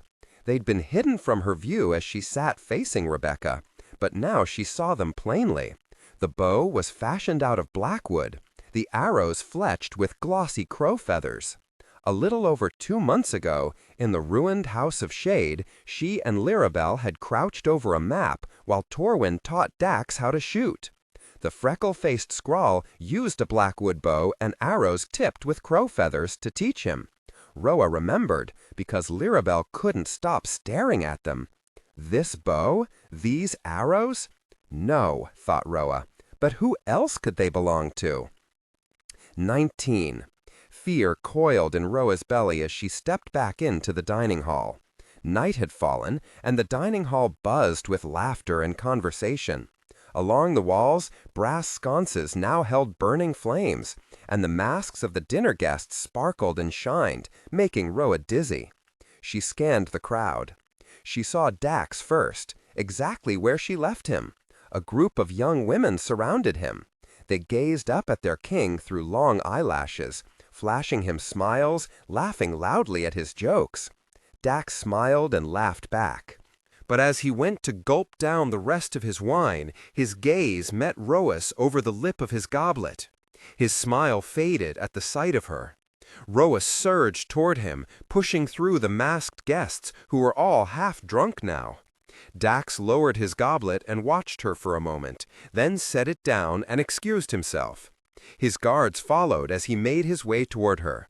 When they met in the middle of the room, his gaze flickered over her. "What's wrong?" He lifted a hand, as if to touch her. "Are you all right?" Roa shook her head. "I'm fine. It's not me." "You're not fine." This time he reached for both her hands. "Roa, you're trembling." He held them up to show her. They shook like leaves. Roa pulled free. "I think something terrible has happened," she said. A bell chimed from across the room, breaking their gaze. The chatter dimmed to silence. Together, Dax and Roa looked where everyone else was looking, to a tall, thin man standing in the center of the room. He wore crimson, and his fingers were littered with rings. "Baron Silva," Dax said for her benefit. At the man's side stood Rebecca. "Honored guests," Silva's face beamed as he looked out over his dinner party. "The meal is about to be served. But before you take your seats, my daughter has an announcement to make." He nodded at Rebecca, who smiled prettily back at him. Suddenly Sapphire, Lirabelle, and Jas were there at Roa's side. Essie hopped from Lirabelle's shoulder to Roa's, moving in close, sensing her distress. "Where were you?" Lirabelle asked. At the same time Sapphire said, "What happened?" But Rebecca's voice cut them off, echoing through the dining hall as she looped her arm through Silva's. "Several days ago, my father returned from a hunt with some fascinating quarry. He would like to present it now as a gift to the new wife of his good friend King Dax." Rebecca nodded to Garnet, who disappeared through a set of doors and returned, not with a stuffed and mounted animal, but a person. A person whose hands were tied behind his back and whose head was hooded. Garnet pulled off the tan hood to reveal a young man with freckled skin and cool gray eyes. A chill like ice swept through Roa. Dax's hands balled so hard into fists that his knuckles paled. In a heartbeat, all trace of the feckless king was gone, replaced by something much more dangerous. Recognizing the young man across the room, Essie shrieked with rage, her wings spreading, her eyes flashing. Hearing it, Torwin looked up, his eyes alighting on his friends. "Well, my queen?" Rebecca's voice chimed like glass as she stared down Roa from across the room. "My father caught for you a fugitive and a traitor to the throne. Aren't you going to come and thank him?" Dax's fingers curled as if itching to coil around Rebecca's throat. He started to move. Lirabelle grabbed him, her fingers sinking into his arm. "Don't let her bait you," she murmured, holding him back. "Recklessness won't get him out of this." No, thought Roa, it won't. And if she had told someone about the letter from Asha, this might have been prevented. "I'll deal with this," she said. Dax leveled a look at her, but Roa was already cutting across the room. Essie's claws dug hard into her shoulder, her hawk eyes glaring at Rebecca. Halfway there, Torwin's voice rang out. "Do you know who I belong to?" His gray eyes glinted like firelight on a sword. A hush fell over the room. Roa paused as Rebecca turned to him, her thin black brows drawn into a vicious V. "Do you know what she does to her enemies?" For a moment, Roa caught a glimpse of the boy who'd fought hard for Asha's heart. A boy made of sharpened steel. A boy who'd survived monsters and tyrants. A boy with no sense of self-preservation. Have you forgotten that she was Iskari, the Deathbringer? The firelight caught in his hair, making it flame like the setting sun. She's sister to a king, guardian of a dragon so fierce he'll incinerate an entire city. He stared down Rebecca like she was beneath him, like he'd stared down far more terrifying things in his life. "To me, she is beloved," his voice softened, "and the ones who keep me from her come to unfortunate ends." What are you doing? Thought Roa. He just threatened the most cruel and cunning person in the room, the person who could most easily hurt him. Rebecca came to stand before her father's trophy, her cold eyes looking him up and down. Perfect. The sooner she comes for you, the sooner I can carry out the sentence our king should have executed weeks ago. Everyone in the room knew what that sentence was. Death. It was clear on Rebecca's face that she didn't want to punish Asha because she believed in justice. No, she wanted to punish Asha because it would hurt Dax. Roa stared at the regal girl before her, swathed in gold, her hair done up in braids. How had she become this? Someone who reveled in the pain of others. "I accept your generous gift," said Roa, trying to draw Rebecca's venomous gaze away from Torwin. "Well, transport him to—" "No," said Rebecca, her voice clipped. "My father and I will hold on to him for safekeeping." She looked across the room to Dax. "Tell me, my king, what is the punishment for aiding a criminal guilty of regicide?" Dax glared back at her, silent as a stone. "Well, we'll put it to the council then, tomorrow." Roa's heart sank. This was a game Rebecca was playing, and there was one last move, a move only Roa could make. "Or perhaps," said Roa, "you and I can discuss more favorable terms." That smile returned, sharper and colder than ever, like a knife blade. "That would be agreeable," said Rebecca, who looked to Essie, glaring back at her from Roa's fist. Essie spread her wings in a show of fearless anger, but Roa felt as if invisible bars were already clanging shut around them. She knew what the terms would be. Before she turned away, Roa looked to Garnet, who held the rope binding Torwin's hands. "Harm him," she said, so only Garnet and his captive could hear, "and you'll be the second guard I leave in an alley with his throat slit open." And then, in spite of everything, Torwin grinned at her. It was so reckless, so brave, that Roa couldn't help but borrow strength from it. 20. At dinner, the table groaned with food piled high onto platters and silver pitchers full of wine. The sight made Roa ill. For years, she'd watched the fields of song turn from gold to white, watched her parents ration meals, watched her neighbors line up for handouts. The guests around her gorged themselves, oblivious to her people's hunger. More than this, they joked and laughed as if Torwin was all but forgotten, as if he hadn't just been hunted down like prey. Roa didn't touch her food. Her appetite had fled. Afterward, as the guests left, Roa instructed Dax, Lirabel, Jas, and Sapphire to go on without her. "Absolutely not!" Sapphire planted her feet. "Are you out of your mind?" Dax said nothing, studying Roa. His tunic's golden hue complemented his warm complexion. His curls had been tamed tonight, but his cheeks were still peppered with the beginnings of a beard. "This is my fault," Roa told him. "I need to fix it." Sapphire's blue eyes were wild with worry. "How exactly do you plan on rescuing Torwin alone and unarmed?" "Just trust me." Roa couldn't quite meet their eyes as she said it.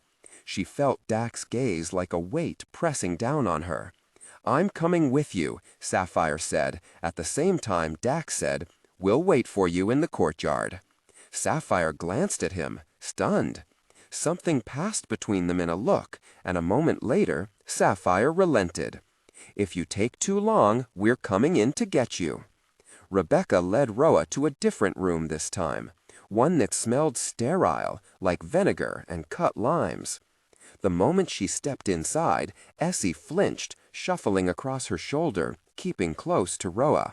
It didn't take long to find the source of her sister's unease.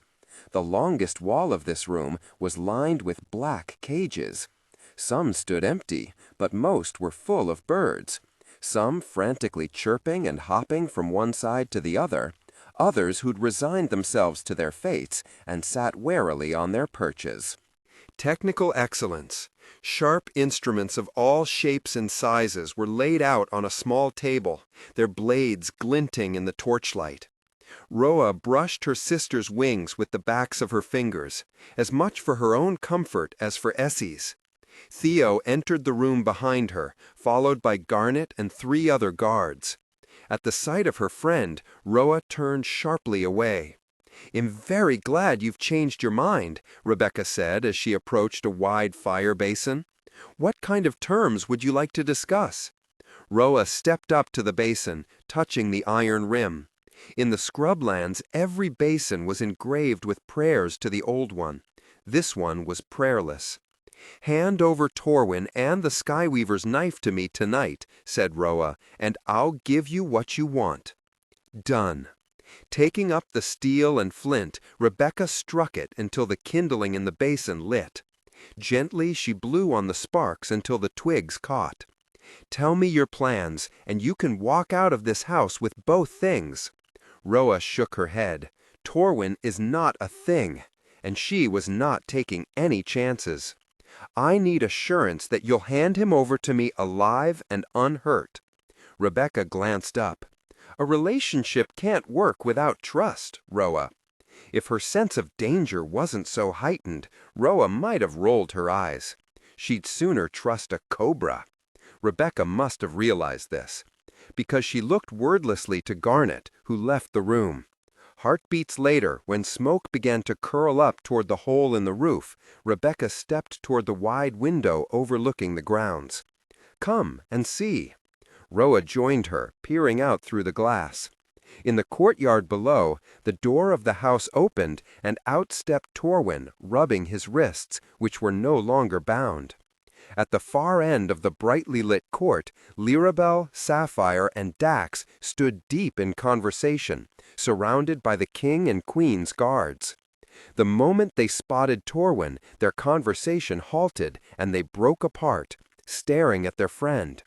Sapphire ran for Torwin first, nearly barreling him over, squeezing him in a hug. Behind her, Dax's lips moved. As Sapphire let go, Torwin shook his head, answering Dax's question. Dax looked to the house briefly, his brow furrowed. "You see," said Rebecca, returning to the basin, stacking logs onto the flames. "He's safe." Roa felt trapped suddenly, as if Torwin going free was the key turning, locking her into the cage. On her shoulder, Essie ruffled her feathers and shifted nervously from claw to claw. Garnet returned a heartbeat later, shutting the door behind him. Rebecca looked up from the fire to the white hawk perched on Roa's shoulder. "So, you need to kill the king in order to save your sister?" Roa went rigid. Rebecca knew the hawk was her sister? Was there anything Theo hadn't told her? Roa pressed her palms to the window glass, letting it bear her up. Essie's claws dug into her shoulder, steadying her. "How, exactly, is that going to work?" Rebecca pressed. Roa swallowed. Steeling herself, she turned to face the girl at the fire basin. It must be done on the Relinquishing with the Skyweaver's knife. The same day Essie would resume her true form. On that night, with that blade, she nodded to the weapon tucked into Rebecca's sash.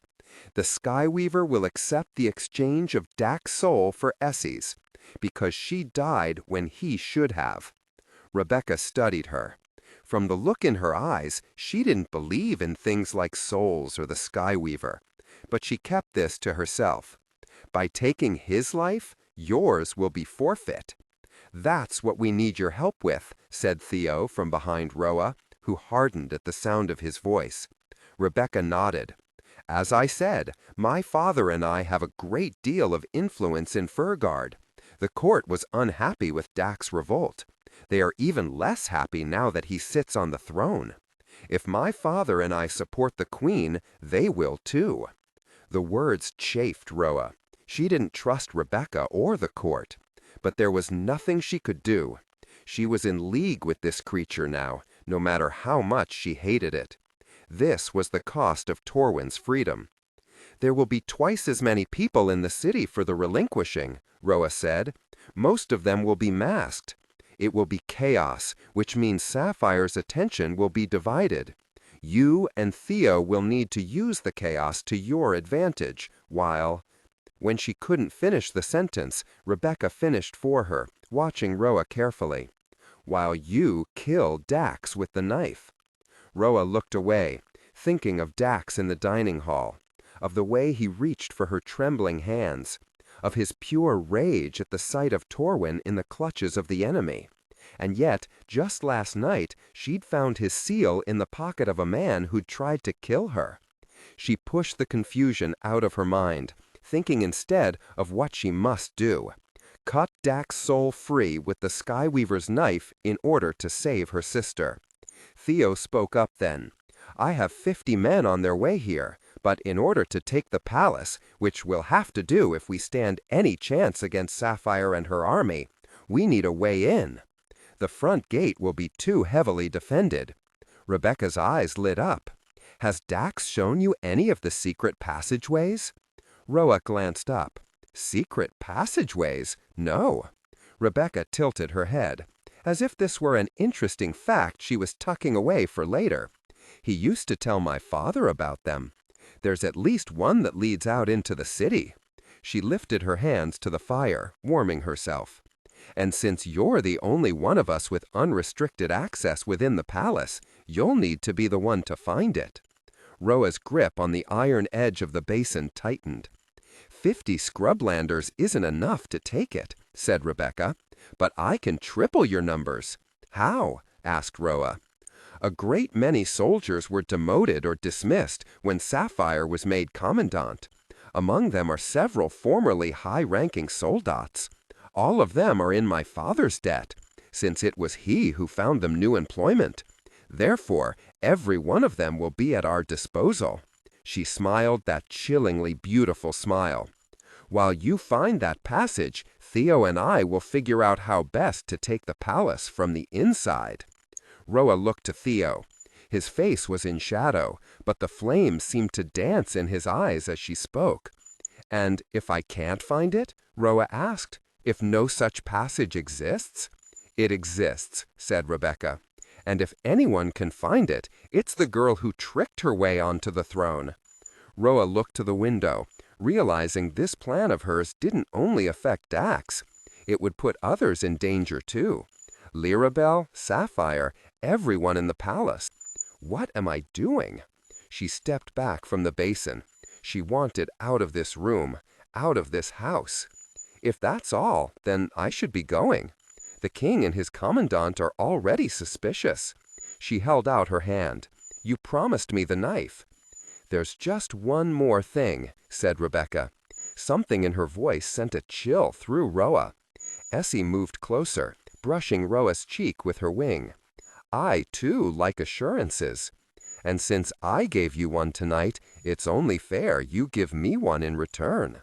Roa frowned, wondering what kind of assurance she needed. She felt Rebecca's guards slip into the shadows behind her, keeping themselves between Roa and the door. "Now that I'm in this, I can't have you playing both sides," Rebecca went on. "I need to ensure you're loyal to me."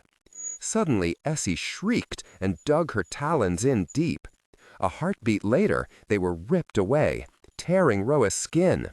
She cried out, spinning to find Garnet gripping Essie's body with both hands, squeezing her wings to her sides as she fought and squirmed and tried to bite.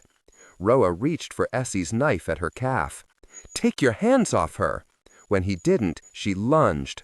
One of the other guards held out his arm, hand-fisted. Roa ran straight into it, the force of it hitting her in the chest, stealing her breath and temporarily stunning her. He hauled her back away from her sister. Roa recovered and cracked her elbow hard against his face. The man cursed and dropped her to the floor. She heard Theo shout, heard weapons drawn. Roa spotted Garnet heading toward one of the cages. Technical excellence! Essie shrieked and struggled, trying desperately to get her wings free. The door to an empty cage hung open. No! Roa sprang to her feet. 4 crisscross swords were immediately at her throat as guards stepped in, surrounding her and blocking her path. Roa felt the sharp bite of steel. She halted, staring helplessly at Essie, who'd gone half wild at the sight of her sister under threat. Garnet shoved Essie inside the cage. Slamming the door closed, he twisted the key in the lock. "No!" Roa cried as Essie threw herself against her cage, shrieking and flying again and again into the bars. Roa moved to go to her, and the blades constricted against her throat. Her empty hands clenched and unclenched as she watched her sister hurt herself, then exhaust herself. Finally, Essie fell to the bottom of the cage and didn't get up. Her white chest rose and fell quickly with the terrified beat of her tiny heart. Theo was pinned to the wall, the exposed edge of a saber at his neck. "This was never part of the deal," he shouted, and even Roa heard the grief in his voice. Roa reached out with her mind, desperate to brush against her sister's, but there was no response. Essie only stared at her. "I hear there are worse things than uncrossed spirits." Roa tore her gaze from her sister to find Rebecca approaching the cage now, the Sky Weaver's knife unsheathed at her side. Essie glared up at her through the bars. "My father doesn't just collect artifacts," she went on. "He also collects stories. When Theo told me about your predicament, that you needed the knife, I searched his library. I found the account of something called a corrupted spirit." "Essie isn't corrupted," thought Roa, shivering despite herself. Corrupted spirits were deadly. Her sister's spirit was just uncrossed. The story said that if the soul of the deceased is trapped here for too long, unable to cross, it eventually becomes a horror. Rebecca gripped one of the cage bars with her free hand, peering inside as if she wanted to see such a thing, as if hoping Essie would turn into a monster right before her eyes. Ro's chest tightened, making it difficult to breathe. "Please, give her back." Rebecca sheathed the Sky Weaver's knife, turning away from the cage. "Not until I'm absolutely certain of your loyalty." "I'll do whatever you want, I swear it," Roa said. "Just let her go." "Enough." Rebecca's voice sharpened and her eyes narrowed. "Begging doesn't become a queen. Do as you've promised, and your sister will go free." When the blades withdrew, Roa sank to the floor, staring at Essie. Caged, trapped, taken from her again. The relinquishing is 5 days away. Rebecca moved slowly toward Roa. "If you deliver the location of the passage to me in 3 days, I'll give your sister back." She held out the sheathed Sky Weaver's knife in both hands. The embossed steel glinted in the firelight. "Do we have a deal?" Ro's gaze locked with Essie's. Everyone had a weakness, and Rebecca had found hers. "Yes," Roa whispered. 3 days, said Rebecca, passing her the knife. "Deliver it to me by midnight." Ro's fingers curled tightly around the sheath. It was colder than any steel she'd ever held. Death cold. The last relinquishing. Every relinquishing, when the night descended and her household gathered around the hearth fire, the girl crept into the parlor, set a candle burning in the window, and waited for her sister to come. She always came. But every time she seemed a little less like herself. On the last relinquishing, as the dawn crept in, the girl sat by the calm waters of the quarry, plaiting her sister's curls in the dark. "I think I'm disappearing," said her sister. The girl stopped braiding. "What? I don't know what I am anymore. A hawk? A girl? Or something else?" She shivered. The girl told herself it was just the cold air. "I don't know where I belong." "You belong with me," said the girl, reaching for her hands, linking them hard in her own. "You're my sister, and a daughter of the House of Song." "Am I?" She smiled sadly down at their hands. "I'll never live in that house again, or feel the calluses on my palms after a summer in the fields. I'll never fall in love, never hold my own child in my arms. But you have a whole life before you. You will grow and change while I stay the same, forever." The sun was coming up. The girls could feel the air changing. It was gold-tinged and dewy now. "Sometimes I feel like I'm trapped in a cage," she whispered, "one that gets smaller and smaller every day." Tears shone in her eyes. The girl gripped her sister's hands harder. "I don't want to be trapped anymore," she whispered, her face pleading. "I want to be free." The next morning, when the hawk returned, 3 of its feathers had turned white, and when its gaze lifted, its eyes were ringed in silver. 21. Every step away from that room, away from her sister, broke Roa a little bit more. She'd adjusted the buckled leather straps around her calf to accommodate 2 sheaths, one for Essie's knife and one for the Skyweaver's. The Skyweaver's knife was there now, hidden beneath her kaftan, but the cold weight of it only made her sicker. It had come at too high a cost. Now she had only 3 days to find a way into the palace for Silva's men. 3 days to betray Dax. And after that, kill him. With Essie in Rebecca's clutches, there was no other choice. Saving her sister was all that mattered now. "Roa!" Theo's voice rang out from behind her. She quickened her pace, heading for Baron Silva's courtyard, unable to face him. "Roa, please wait!" Theo reached for her arm. Roa spun away from him. "Don't touch me!" Her voice wavered. "Don't ever touch me without my permission again!" Theo's mouth was set in a grim line. "Roa, I'm sorry. It's too late for that. The damage was done. He'd given away everything." It was raining when she stepped into the courtyard. Behind her, Roa heard the doors open and shut as Theo followed her out. His footsteps halted. Roa looked up and found the reason. At the end of the lantern-lit path stood Lirabau, cloaked in a now wet mantle, waiting with her horse. Roa's guards loomed behind her. Celeste, Tati, and Saba were all mounted and ready to ride. Sapphire, Dax, Torwin, and Jas were missing. Roa walked toward her friend. "Where are the others?" "Getting Torwin to safety." Lirabel pulled Roa's mantle out of her saddlebag. "He needed your horse." She flung the warm, dry cloak over Roa's shoulders. After tying the tassels at her throat, Lirabel flipped up the hood to keep Roa's face shielded from the rain. "You'll have to ride with me." Roa mounted up behind Lirabel and slid her arms around her friend's waist. Roa didn't look back to where Theo stood, watching in the rain. Instead, she pressed her cheek to Lirabel's shoulder as they rode away from Baron Silva's stronghold, the hooves of the other horses clip-clopping ahead and behind them, leaving Essie behind. Back in the palace stables, Roa told Lirabel to go on ahead of her. The stable girl tried to take the horse, but Roa insisted on untacking it herself. She wasn't ready to face whatever was waiting for her inside the palace. Alone with her tumultuous thoughts, Roa took her time undoing the buckles of the horse's halter, listening to the swish of tails and the woof of horse sighs, when suddenly the stall door swung open. "What have you done?" Startled, Roa looked up to find Dax stepping inside the stall.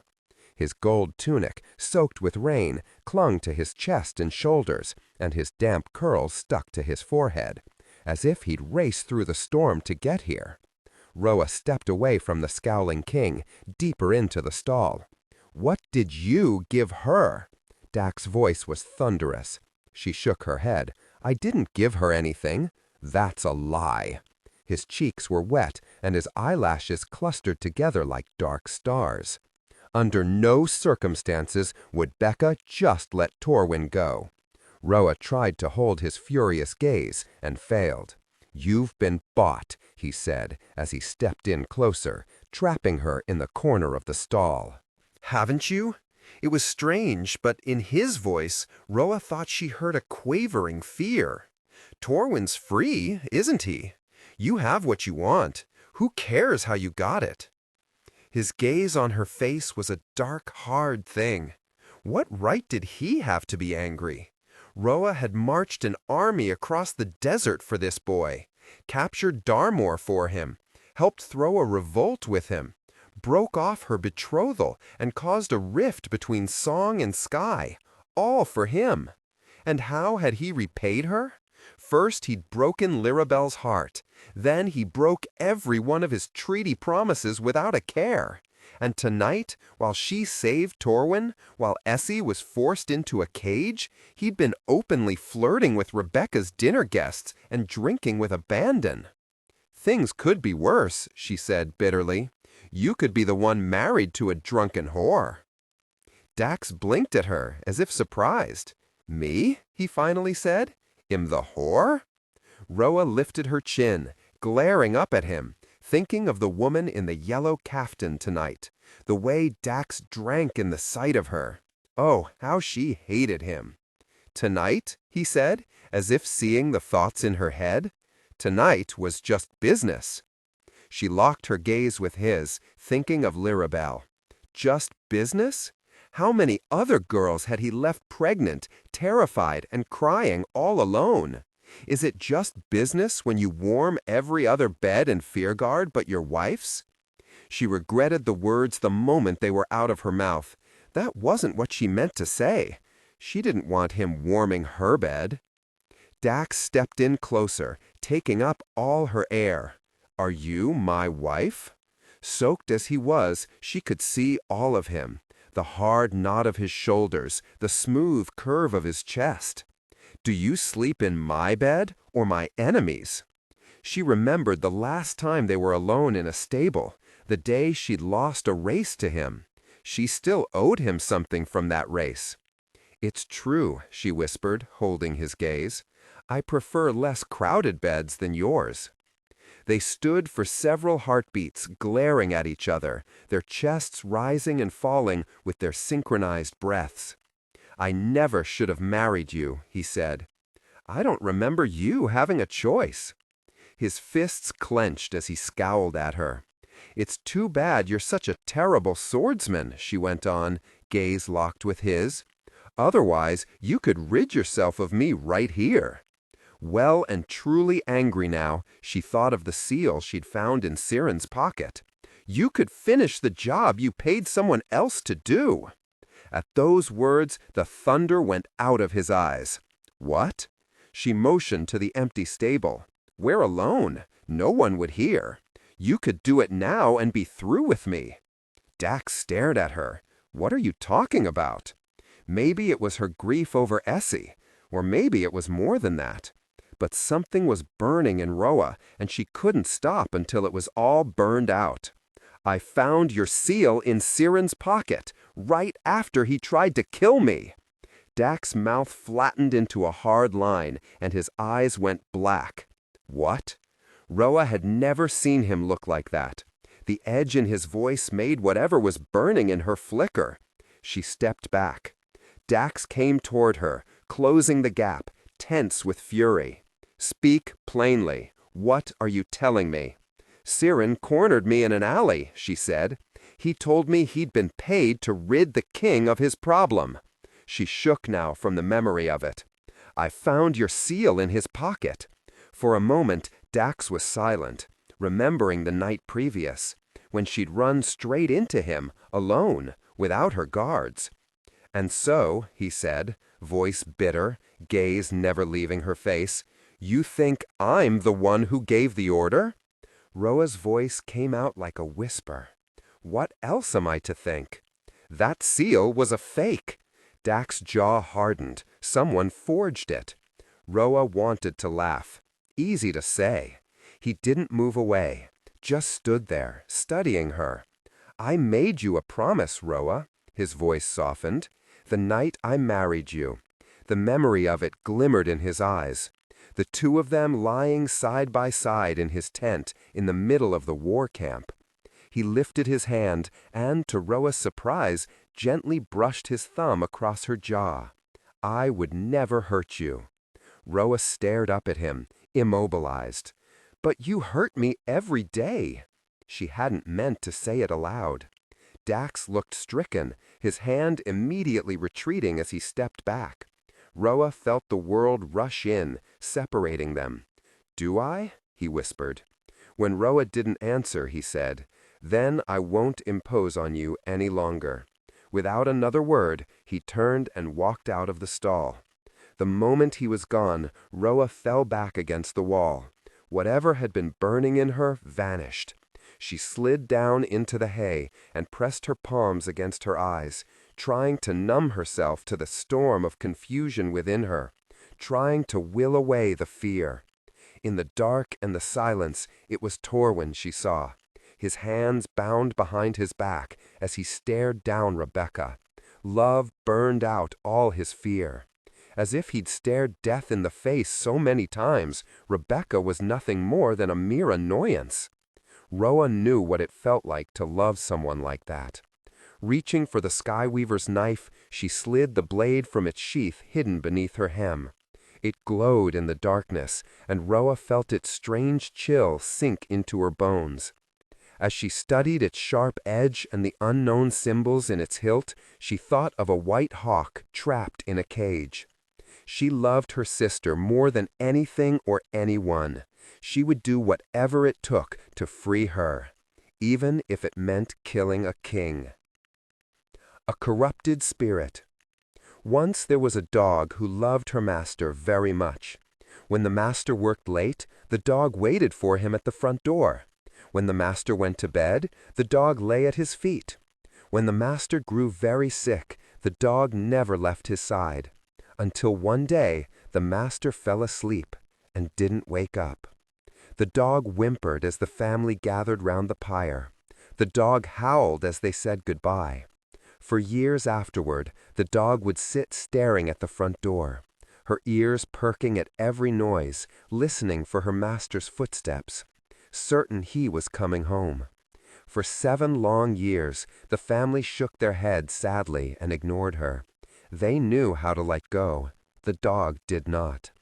And every year on the Relinquishing, it would get worse. Just after sundown, the dog would start to bark and bark and bark. Every year, the family stopped eating dinner and looked to the windows. But the night was ink black and they couldn't see out. When the dog started to howl and scratch at the door, they lit a candle, illuminating the path to the house. But there was no one there. Finally, on the night of the 8th Relinquishing, when the dog was old and nearing death, the son of the master took pity on her. "Let her out," he said. So the children opened the door. The dog ran out, wagging her tail. Something else slipped in, wearing her master's face. The next morning, when a neighbor came by, the door hung open, beckoning her inside. She smelled the blood before she saw it, felt the chill of death before she even stepped across the threshold. The family was dead. The man's corrupted spirit had slaughtered them all, leaving only his dog alive. This was the cost of unrelinquishing. 22. Roa paid at her rooms. Her slippers hushed gently against the floor tiles, a sharp contrast to her clenched jaw and furrowed brow. She needed to find the passageway, yet she remained heavily guarded. And losing her guards when they'd been assigned to her by none other than Sapphire was a near impossible task. The only time eyes weren't trained on her like arrows was when she was alone in her rooms. And she couldn't exactly search for a way out while confined there. It was already mid-afternoon. Roa walked to the archway of her terrace, letting out a frustrated growl. And then she stopped pacing. Directly across the garden, opposite her balcony, were the king's quarters. Dax was supposed to be in a meeting now, or so he'd told Roa at lunch. But there was movement inside his room. Her curtains billowed in the breeze, obscuring her view, and Roa grabbed them, pushing them back so she could see. The king had just entered the bedroom across the garden. Roa watched him loosen the laces of his tunic. Had he lied to her about the meeting? Suddenly, Dax walked out onto his balcony. Roa's heart hammered as she withdrew behind her curtains, trying to keep out of sight. When she dared a glance back, she found Dax leaning over his balcony, studying the gardens that separated Roa's quarters from his. The palms rustled in the breeze, the bees hummed in the lavender, and still Dax stared below, as if he were waiting for something. Or someone, Roa thought. If this was the case, she didn't want to watch. She was about to retreat into her room when Dax hoisted himself up and over his balcony, hung from the balustrade for several heartbeats, then dropped to the earth below. Roa stopped breathing. She waited a moment, then stepped out onto her own balcony to see him striding off toward the north end of the gardens. "Where are you going?" Intending to find out, she kicked off her slippers and climbed over her own balcony. Like Dax, she let herself hang for a moment, closed her eyes, and let go. The ground rushed up to meet her. Pain spiked in her ankles, making her wince. Quickly, Roa glanced up to the balcony level, but there was no one to see her. Her guards would still be in the hall, watching the doors to her room. Hiking up the hem of her dress, Roa ran after the king. These were the former Dragon Queen's gardens, and they smelled like the scrublands. Roa breathed in the scent of jacaranda and date palms as she followed from a safe distance. But Dax, clearly confident no one was following him, didn't look back. After all, it was only him and Roa in the royal quarters, and therefore its gardens. When he stepped off the path and waded into a patch of tall esparto grass, Roa darted after him, stopping behind a eucalyptus tree when he paused in front of the garden wall. From her hiding place, Roa watched him press both hands to the cracked, yellowing plaster. He pushed. The wall moved. Roa's mouth fell open. It wasn't a wall, but a door. In the widening crack beyond, Roa saw only darkness. When Dax disappeared inside, the wall moved back, shutting him in and Roa out. She dropped the hem of her dress. Roa walked through the hibiscus bushes, their leaves gently brushing against her skin. She touched the wall, tracing the very fine line she never would have seen if she'd been walking by. A hidden door. A hopeful feeling flooded her. To ensure Dax wouldn't hear her, Roa waited several heartbeats, then several more. Finally, she pushed the door open. It was damp and dark inside, and Roa had to keep one hand on the wall to know where she was going. She'd lost all sight of Dax, but it didn't matter. She cared less about where he was headed and more about where this passage led. But instead of heading out of the palace, it seemed to go deeper in and then up. She climbed 2 sets of stairs, then ran right into a door. She sucked in a breath. Fearing it might be locked, she reached for the knob. But when she turned it, the door clicked open. Roa swung it in toward her. Instead of opening into sunlight, it opened onto fabric. Roa touched the tangled, colored threads of the back of a tapestry. Stepping closer, she listened, but no sound came from the other side. So, holding her breath, Roa pushed the tapestry aside and stepped into the room beyond. Bright sunlight splashed across the mosaicked floor and lit up the motes of dust floating through the air. It was a library. The room was musty and warm, and the shelves were full of scrolls and old tomes, some recently bound, others fraying with age. When the shelf space ran out, chests were filled and stacked on top. The shelves twisted and coiled like a complicated labyrinth, drawing Roa in. But if someone was here... When she stopped to listen, she heard nothing but silence. Roa looked back to the tapestry she'd emerged from. It was a woven image of the mythical goddess Iskari and her twin, Namsara. Iskari was rendered in dark blues, with a moon on her chest. Namsara was woven in gold with a sun.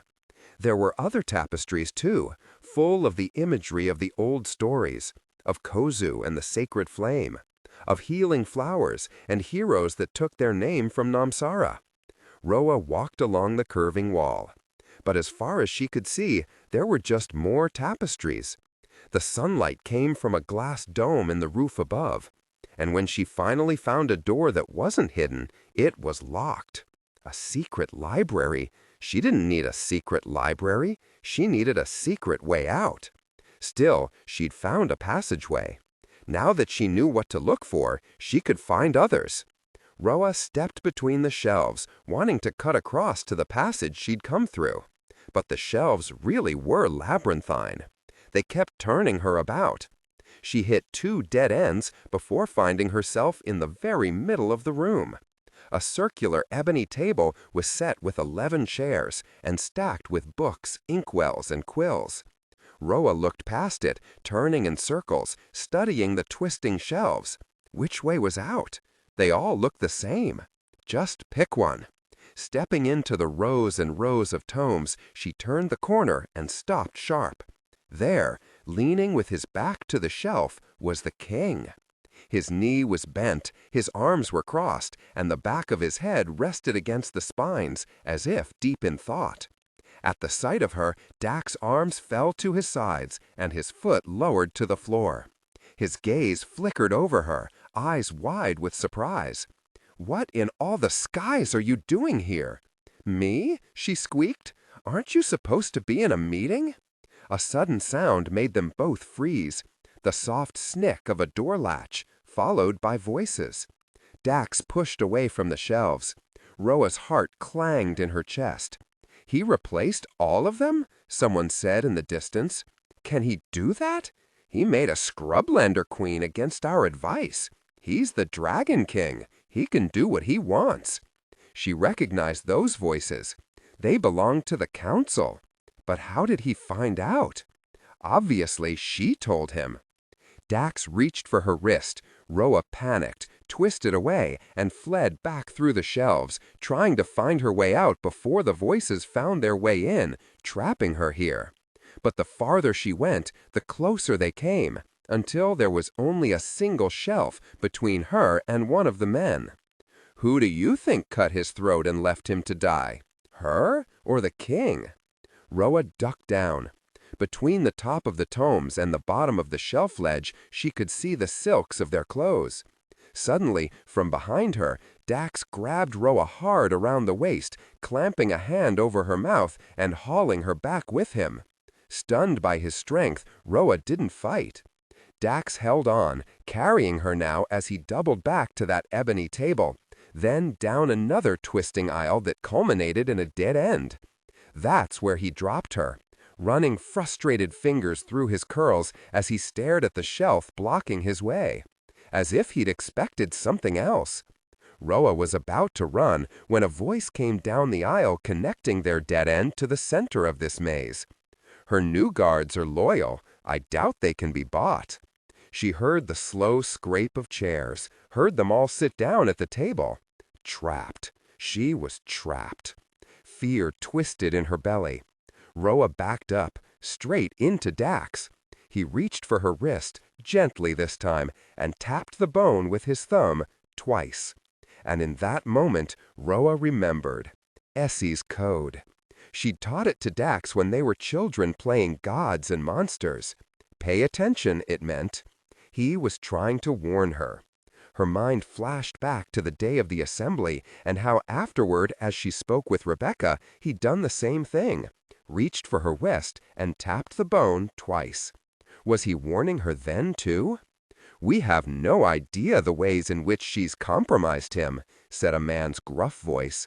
"I have sources saying Scrublander rebels are on their way to the city, that she uses that bird of hers to send messages to their leader, her lover." Roa's thoughts spun. The council was meeting about her. But why wouldn't they be? Roa was a threat to the throne. She has no love for him. It only makes sense she'll try to dispose of him, and that will put Fearguard in a very dangerous position. If we don't act again soon, it might be too late. Our home will be overrun. Roa stepped closer, wanting to know who was speaking, wanting to know who these sources were, so she could warn Theo. Before she could, Dax's arm came around her, drawing her away from the danger. It made her wonder, what is he doing here? Clearly this was the meeting he told her about, but why was he hiding instead of joining them? Why was he spying on his own council? If he's clever enough to spy on his council, he's far more dangerous than I thought. She needed to keep her head. She needed to calm her pulse. And yet, it was impossible not to be aware of him, of his heart beating through his shirt, of his fingers curled firmly around her hip, of the warmth of his forearms wrapped around her midriff. She could feel him becoming aware of her, too, of her weight leaning into him, of her breathing so traitorously aligned with his own. Roa went rigid at the thought. Sensing it, Dax loosened his hold and stepped back. His boot hit one of the scrolls on the shelves, and its heavy wooden handle fell to the floor with a soft thud. The voices stopped. Roa turned to face Dax, her gaze a mixture of terror and accusation. "Did you hear that?" There came the sound of wood scraping wood as multiple chairs were pushed back at once. Caught. In less than 20 heartbeats, the king and queen were going to be caught. Roa's first instinct was to run, but there was nowhere to go. And if she ran, the council would know she'd heard everything. They would know their lives were forfeit because the price of treason was death. The realization would likely make them desperate. If, in their desperation, they tried to dispose of her, right here, it would be easy. Roa was cornered and outnumbered, not to mention undefended. She thought of her father's gods and monsters board, of what he always told her about getting trapped. Confuse and disarm. Roa looked to Dax. If getting caught was inevitable, Roa needed to be caught on her own terms. If she could give these counselors a reason to believe the king and queen hadn't heard them, that they hadn't even been listening, it might give her a chance to get out of here alive. "That kiss I owe you?" She grabbed a fistful of Dax's shirt, peering up at him. "It's time to collect it." His brows knit in confusion. "Right now?" Roa nodded. She intended to make it look like the king was here doing what he did best, seducing a girl. The voices were splitting up, searching the aisles, getting closer. They were out of time. Before Dax's hesitation could ruin everything, Roa dug her fingers into his hair and captured his mouth with hers. He tasted like peppermint tea. Roa kissed him harder, forcing his mouth open. The warmth of him flooded her. And then the voices were in their aisle. Finally understanding the game, Dax stopped hesitating. He kissed her back, his teeth scraping her lip. His warm hands cupped her thighs, lifting her up. Roa looped her arms behind his neck, wrapping her legs around him. As their hips connected, they both drew in a breath. Their eyes opened, their gazes caught. Roa's heart pounded like a drum as his palms slid slowly up under the linen of her dress. A startling heat coursed through her. Her legs tightened around him, pulling him closer. Pressing his forehead to her cheek, Dax bit her throat gently. Roa made a soft sound of surprise. He bit her again, and Roa closed her eyes, trying not to forget this was a role she was playing, trying not to drown in him. But the harder he kissed her, the deeper he pulled her under. His hands moved fervently over her skin, flooding her senses until she couldn't think. She only remembered the counselors when one of them called out in surprise. Dax froze, his grip on her tightening. Their eyes flew open at the same time. Roa quickly unhooked herself, flushing with heat, not even needing to pretend. "Well," Dax stepped in front of his wife, blocking her from view. "This is embarrassing." His voice was light as he ran both hands through his curls. "My king," came that gruff voice. Roa pressed her cheek between Dax's shoulder blades, her body warm in all the places he'd touched her. Her hands fisted in his tunic as she listened to his racing heart, trying desperately to quiet the hunger prowling through her. The man who spoke cleared his throat and tried again. "My king, what are you doing here?" A pause. "What am I doing here?" Roa felt something shift in Dax. If he'd truly been nervous a moment ago, he wasn't any longer. "What does it look like I'm doing?" One would think. Is this not my private library? Yes, but... And was not the council to alert me to their meetings here? Was that not the deal we made? Roa's fingers unclenched in his shirt. Interesting, she thought. What kind of deal did he make? Yes, my king, but... Roa felt the speaker's gaze dart over Dax's shoulder, searching for her.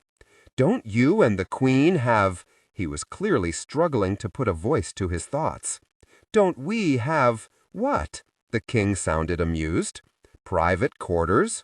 He pulled Roa out from behind him then. Looping his arms around her waist, he rested his chin on top of her head. Today we wanted something a little more illicit. Roa flushed with heat. Since when is he so good at lying? The 7 council members before her fell silent. This was their chance. Looking up at him, Roa put all of her focus into playing the part of a flirtatious wife.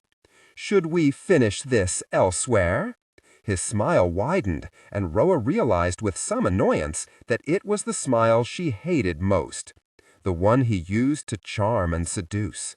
Leaning in, Dax kissed her neck, just behind the ear. Would that please you, my star? That name again. Roa wanted to roll her eyes, but quenched the urge. She nodded instead. Taking her hand in his, Dax marched her straight through the council, who parted like butter at the mercy of a knife. 23. Dax stormed through the corridor, dropping her hand like it burned him. That smile was gone. The charming husband vanished like the act it was. He'd convinced the 7 council members, and, if she were honest with herself, he'd convinced her too. But now, as she watched him, his footsteps thunderous, his face masked, she wondered, what was he really doing in that library? And from the way he looked at Roa, he was thinking the same about her. She cleared her throat. If you weren't invited to that meeting, how did you know it was happening? He studied her, as if trying to decide how much to tell her. The girl you were so jealous of last night. Roa bristled at the accusation, even as she knew exactly who he was talking about. The Draxor in the yellow caftan who'd been hanging off his arm all evening. She's the daughter of Counselor Barrack. She alerted me to the meeting. Roa went quiet, considering this. I told you, he said, it was just business. Dax turned a corner. Roa followed, trying to keep up with his long strides. Just business, she thought. Was what they'd done back there just business, too? He halted in front of a door, guarded by 2 soldats. He halted so fast, Roa almost ran into him. My king, they said in unison. Then to Roa, my queen. She nodded to them. Dax walked straight in. Sapphire sat at a desk, her quill moving furiously across a piece of parchment. At the presence of the king, she didn't look up. There are 7 council members heading for the front gate at this very moment. They'll have taken the most direct route from the atrium, which means by now they'll be in the Hall of Fonts. I need you to arrest them all for treason. Sapphire's quill stopped. But take your time. The commandant looked up, staring at her king for several silent heartbeats, while something wordless passed between them. Saf rose from the desk. I'll expect a full report from you when I return. Dax nodded. Of course. Her boots clicked against the tiles as she strode out into the hall. To the soldiers standing guard, she said, "With me." "Once they're subdued and imprisoned," said Dax, going to the window with a view of the great assembly's copper dome, "I'll call an emergency council meeting. Tomorrow morning, I think. We'll need to act quickly." Roa stayed where she was, near the door. Act quickly for what purpose? He turned around to face her. "I have reason to believe Rebecca is plotting a coup." Dax watched her carefully as he added, "and that she has allies in the House of Sky." A chill crept through Roa. How could he possibly know that? She forced herself to look him in the eye as an even more frightening thought took hold. If he suspects Theo, does he also suspect me? She thought of the accusation the counselors made in the library. "Do you believe them?" she asked, needing to know. "Do you think I'm using Essie to send messages to Theo?" Dax's mouth twisted as if he'd just bitten into something sour. "Of course not," he said. And then, more softly, "Essie would never betray me like that." Roa studied him. Dax studied her back. "You're several moves behind," he said as he turned away, moving for the door. "Try to keep up." As he stepped through it and disappeared down the hall, Roa remained where she was, her feet frozen to the floor. She needed to warn Theo. But how? It was impossible to do without raising Dax's suspicions, or worse, proving them true. More than this, Roa needed to find out what exactly the king knew. Just after dawn the next morning, the king and queen made their way to the great assembly. The streets were quiet and calm as Dak's guards marched ahead and Rose marched behind. Once again, Roa had refused to wear any of the royal kaftans sewn for her after the coronation, nor did she wear the gold jewelry inherited from the former dragon queen. Instead, she wore a long linen dress dyed with saffron, and her wrists were adorned with bronze bracelets hammered by scrublander coppersmiths. Her earned scythe was sheathed at her hip. Dax eyed her attire before they set out, saying nothing. Despite the rising sun, it was still cold, and Roa pulled her sand scarf tighter around her shoulders, trying to keep warm. She'd been up all night, worrying about Theo and Rebecca's plan, worrying about what would happen to Essie if it all went wrong. So, as the circular building rose before them, its copper dome shining in the sunlight, its white walls as high as the palaces, she spoke her thoughts aloud. "What reasons would Rebecca have to plot against you?" she asked him. Dax, who'd been quiet and withdrawn all morning, glanced her way sharply, as if he'd forgotten she was there. "None that are honorable," he said. That was not an answer. Roa tried again. "What evidence do you have?" "Enough to suspect those involved." Her heart hammered at the way he studied her. "But not enough to accuse them." Roa held his gaze. Again, this answer was too vague to be of any use to her. She needed to be careful if she pressed him further, though. If he suspected Roa's involvement with Theo and Rebecca, then he would already be on high alert. And if he didn't suspect, she didn't want to give him reason to. So all she said was, "So if you can't accuse her, then what's the point of this?" They'd arrived at the marble steps of the great assembly. Double doors loomed at the top, guarded on either side by two dragon statues.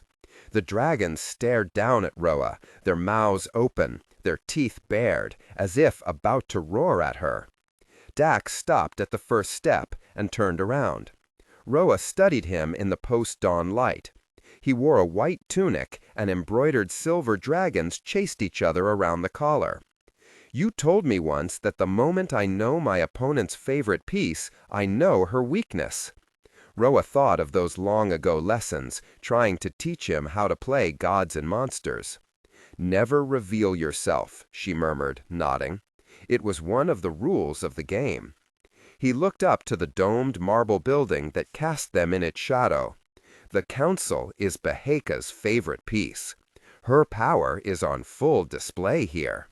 His guards had reached the top of the steps, waiting for the king and queen, while Rose's guards scanned the empty street at the bottom. "So what will you do?" she said to his back as he started up the steps. "Undermine her. Provoke her." Roa hitched up her dress and followed him, and then he paused at the top, waiting as two of his guards opened the doors. "And then wait. When she retaliates, and Beheka always retaliates, I'll be ready.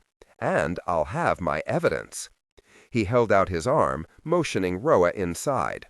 She stepped into the massive hall, her footsteps echoing as sunlight spilled in long, thin bars across the tiled floor. Again, she wondered at the history between Dax and Rebecca. "What did you do," she asked softly, so their guards wouldn't hear, "to make her hate you so much?" Dax stiffened beside her. Their footsteps fell out of sync. He didn't answer for a long while. "Becca and I were friends once." He didn't look at Roa while he said this. "Before the revolt." Roa waited for more. "It was only ever a friendship. At least, for me it was." He looked back over his shoulder, as if checking to see if anyone watched them, but only Rose's guards followed.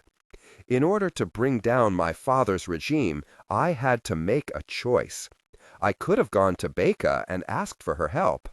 With her father funding me, it would have been easy. The Baron would have given me whatever I needed, as long as I made his daughter queen." He shook his head. "But I didn't go to Becca." Roa thought of that night in New Haven, the war camp. How exhausted she was from taking Darmore, from riding all night. How determined she was to force Dax's hand, and in doing so ensure her people's protection. She thought of him in the tent, staring down at the map, as if he were waiting for her. And when she gave him her proposition, he'd been so calm, as if he already knew that she'd ask, and he'd spent the whole night pondering his answer. You knew what I'd do before I did it, she realized now. I know how to read you. His mouth turned down, as if this were a burden. I grew up playing gods and monsters with you. You taught me how to read you. Why? She demanded, feeling suddenly angry. Why choose me instead of Rebecca if you knew I'd give you the same proposition she would? He looked up to the dais, where twin gilt thrones stood side by side. Why do you think? He said softly.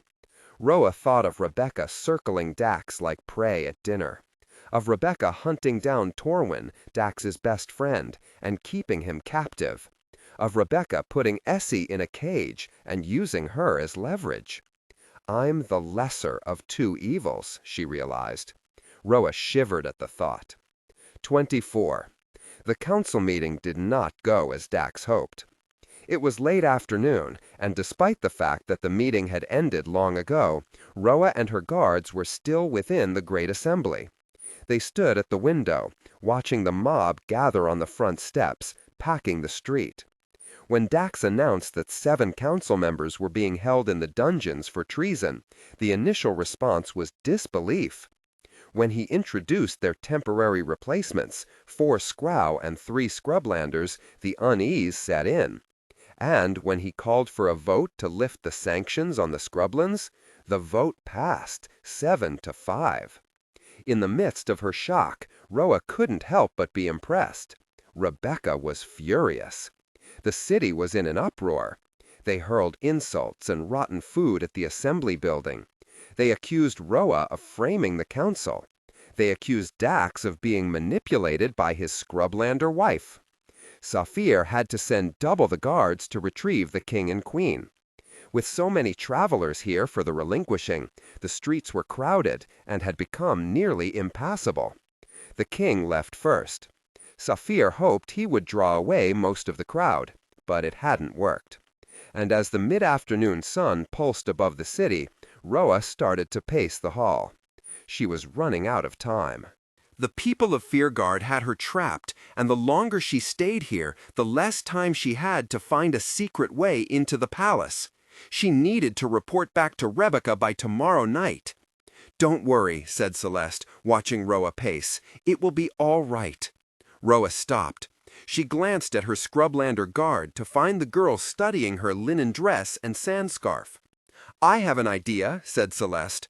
Sapphire, who'd been at the window, fingering the hilts of her throwing knives as she stared down the crowd, snapped out of her brooding. "What idea?" "The Queen and I are roughly the same height and build," Celeste explained, stepping up beside Roa to demonstrate. It was true. And while Celeste normally wore her curls loose and free, unlike Roa, who kept hers cropped close to her head, today the girl had plaited her hair. Roa took in Celeste's shirt, which bore the emblem of the Dragon King on its sleeve, then her belt, then her polished boots. When she glanced to her face, the guard's eyes were gleaming. "How do you feel about wearing trousers, my queen?" The citizens of Fearguard fell for the bait. Dressed in the queen's saffron gown, with the queen's sandscarf hooding her face and the royal guard surrounding her, Celeste had passed for Roa. The only difficult part had been convincing Sapphire to let Roa return to the palace alone, dressed as a soldat, without her guard. Roa waited until the last of the mob disappeared down the street, unbolted the assembly doors, and slipped out. On her way back to the palace, she thought it strange how quickly Dax acted, as if the new candidates for the council had been determined long before now, and not decided overnight when he caught his council members meeting without him. As if he hadn't forgotten his treaty promises, but had simply been waiting for the right opportunity to set them in motion. Roa stepped up to the palace gates. The soldat standing guard stopped her. My queen?" The young man's eyes widened at the sight of Roa, dressed in the same uniform as him.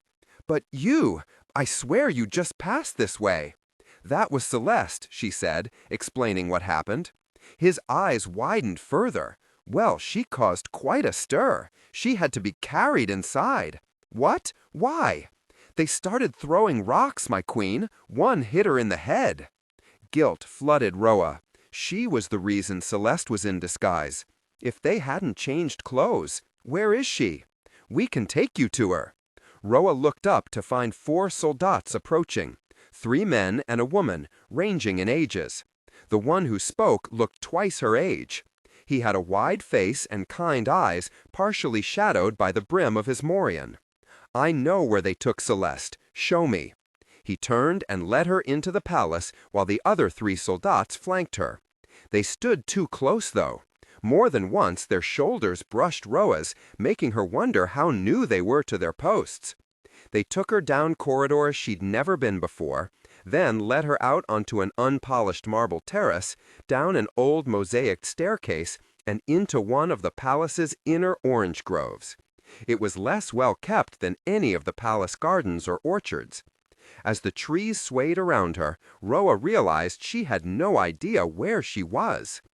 "This is far enough, I think," said the soldat to Roa's right, glancing back over her shoulder. She had a slender, wolfish face and blue-gray eyes. Far enough? A sudden unease spread through Roa. She looked around them. Except for the sound of birdsong and the wind hushing through the leaves, this part of the palace seemed deserted. "Where are we?" "Somewhere no one can hear you." The man with the eyes Roa once thought kind drew both of her sabers, or rather Celeste's sabers, and pointed them at her chest. To 2 of the others he said, "Go keep watch." It wasn't fear that swept through Roa as the soldats nodded, jogging back through the grove. It was ire, sharp and honed. She'd had quite enough of being cornered and caged in. Before they could come any closer, she slid her hand into Celeste's boot, where Essie's knife was hidden, and drew it out. The soldat behind her, the wolfish young woman, moved toward her. Roa turned quickly, lifting her sister's knife. "Take 1 step closer, and it will be the last step you ever take." "Such bravado," said the first soldat, the older man, from behind her. "Unfortunately, there is only one of you and many of us." The way he said it made Roa think he didn't just mean the soldats in this grove, but those beyond it. "This is for the safety of the kingdom," said the woman before Roa, with all the confidence of someone convinced their cause was just. "You're a danger to us, the king most of all." The man behind her took another step. Too close. Roa lifted the knife once more, her grip tightening on the hilt, trying to keep her eyes on both soldats at once. "You're a traitor and a spy," the woman continued, stepping closer from the other side. "Everyone knows you're planning to kill the king and take the throne for yourself." Roa kept her knife on the first, while looking over her shoulder at the second. It was all she could do against both armed guards. "King Dax is just too smitten with you to see it." Smitten? If she wasn't so terrified, Roa might have laughed. "Is that so?" said a familiar voice. Roa froze. Both soldats looked up. Trying to keep them in her peripheral vision, Roa turned slightly, looking to the owner of the voice. The Dragon King leaned casually against an orange tree, a full cup of wine in his hand. "Surprised?" the woman said. "King Dax?" "I'm curious." Dax sloshed the red wine in his cup, and Roa smelled the sharp tang of it even from here. "What gives you the impression I'm smitten with the queen?" Suddenly, strong hands came down on Roa's arms, pulling her back and trapping her against a solid chest. She struggled, heart pounding, trying to cut and slash with Essie's knife. But the soldat was stronger. He pinned her to him with one arm. Grabbing her wrist, he twisted hard until a sharp jolt of pain made her let go of the hilt. As soon as the knife fell, he caught it and pressed its cold edge to her throat. Roa went immediately still. Dax's brow darkened. "Let her go," he said. pushing away from the tree. The wolfish soldat steps between him and Roa. "I'm afraid we can't do that. She's dangerous, my lord." Roa stared in shock. Disobeying her was one thing, but disobeying the king? Dangerous? Dax growled. "She's half your size." And then it happened so fast, Roa almost missed it. Dax threw his wine in the woman's face and drew her weapon. The soldat sputtered. Dax lifted the blade, the look in his eyes pure fury. "Move aside." The soldat stared at him. Dax lifted the blade higher, pressing the tip against the woman's throat. The soldat raised her hands, backing away from the armed king. But even from here, Roa could see Dax's grip was all wrong. For the first time, it struck her strange.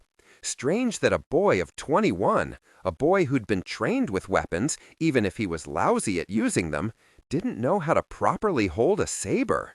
It was too strange. "My wife is a great many things." Dax made slow steps forward. The blade glimmered as he pointed it at the first soldat while staring down the second. Cold, calculating, unkind. But dangerous? Look at her. She somehow managed to walk her throat into her own knife. As he said this, a third soldat melted out of the trees, his hilt raised, ready to knock the king unconscious. "Dax! Roa!" cried out. "Behind you!" As he turned, Roa rammed the back of her head into her teeth. Pain burst behind her eyes. The guard swore, dropping Essie's knife, and Roa twisted free, snatching it up. The king and queen spun at the same time. Dax toward the two other soldats, Roa toward her captor. Their spines hit. Dax's back was solid and warm against hers, and his peppermint smell enveloped her. He raised his stolen sword, staring down his opponents, while Roa stared down hers. His voice rumbled through her. "As soon as I say the word, I want you to run. Understood?"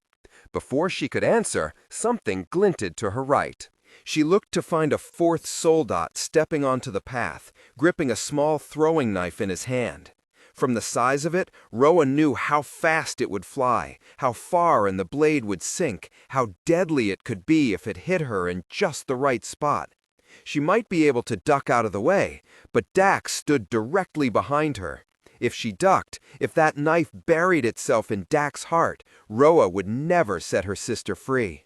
Before she could make a choice, the knife flew, hissing through the air, a sharp, gleaming thing aimed straight at Roa's chest.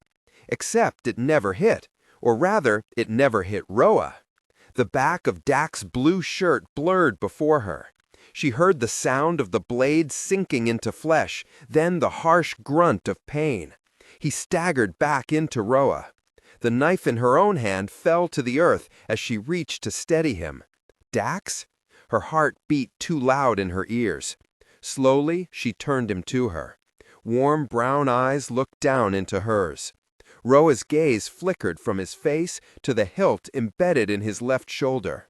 The blood was already soaking through his shirt. "No," she whispered, her voice shaking. "What have you done?"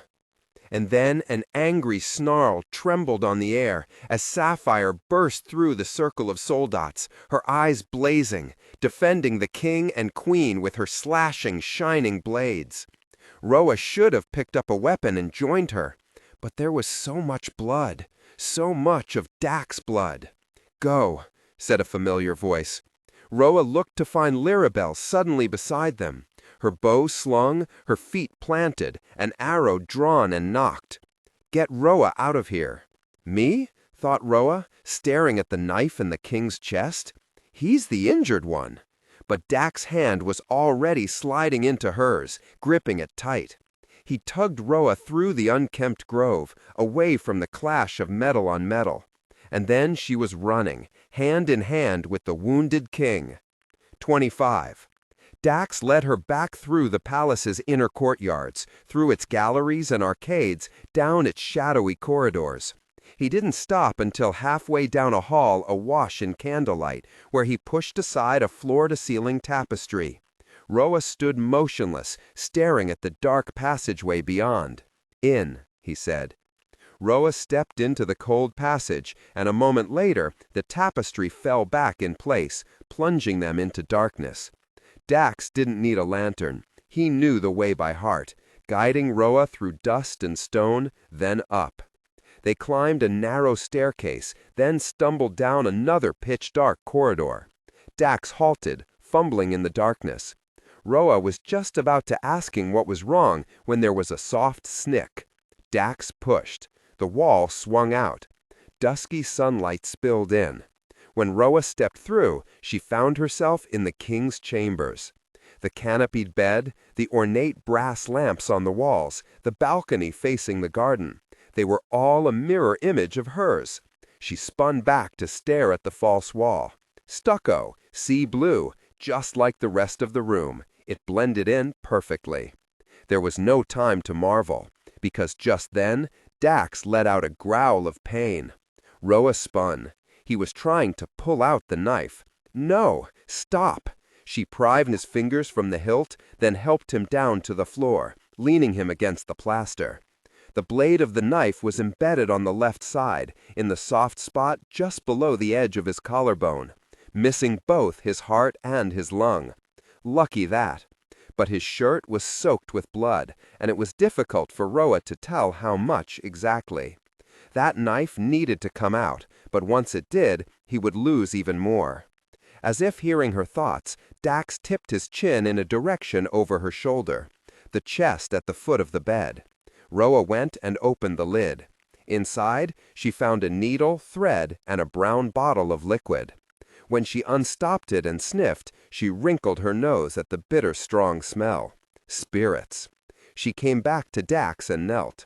After lighting one of the candles, she sterilized the needle in the flame and threaded it. This is what we're going to do. Roa looked up into eyes clouded with pain. I'm going to pull out the knife, and then we're going to take that shirt off as fast as we can. Maybe we should... Roa wrapped her fingers against the gilt handle and pulled out the knife. Dax sucked in a pained breath. Ugh! Stars, Roa! She tossed the knife aside and grabbed the hem of his shirt, pulling it quickly up over his head. His chest glistened with blood now. Roa bunched up the shirt and pressed it to the wound. Hold this, she said. Press hard. He did.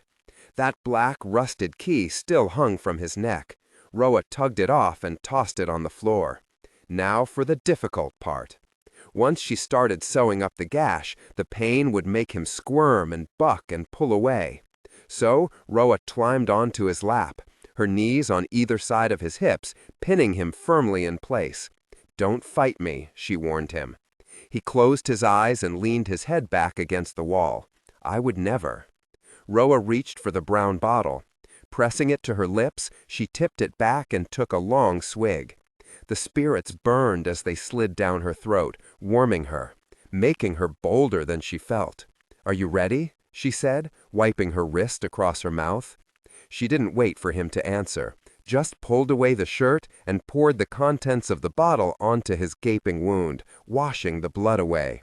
Dax's eyes shot open. He cursed her name. Roa held him steady. His back arched, but instead of fighting her, he grabbed her thighs, using her as an anchor against the onslaught of pain. Roa let him. She half-emptied the bottle, set it down, and reached for the needle. Almost done, she said. This was a lie. There was more pain to come, though not too much. She could see now that the wound was deep but not wide. It would require only a few stitches. She met his gaze, silently letting him know what she was about to do. He nodded stiffly. Roa pushed the needle in, forcing it through.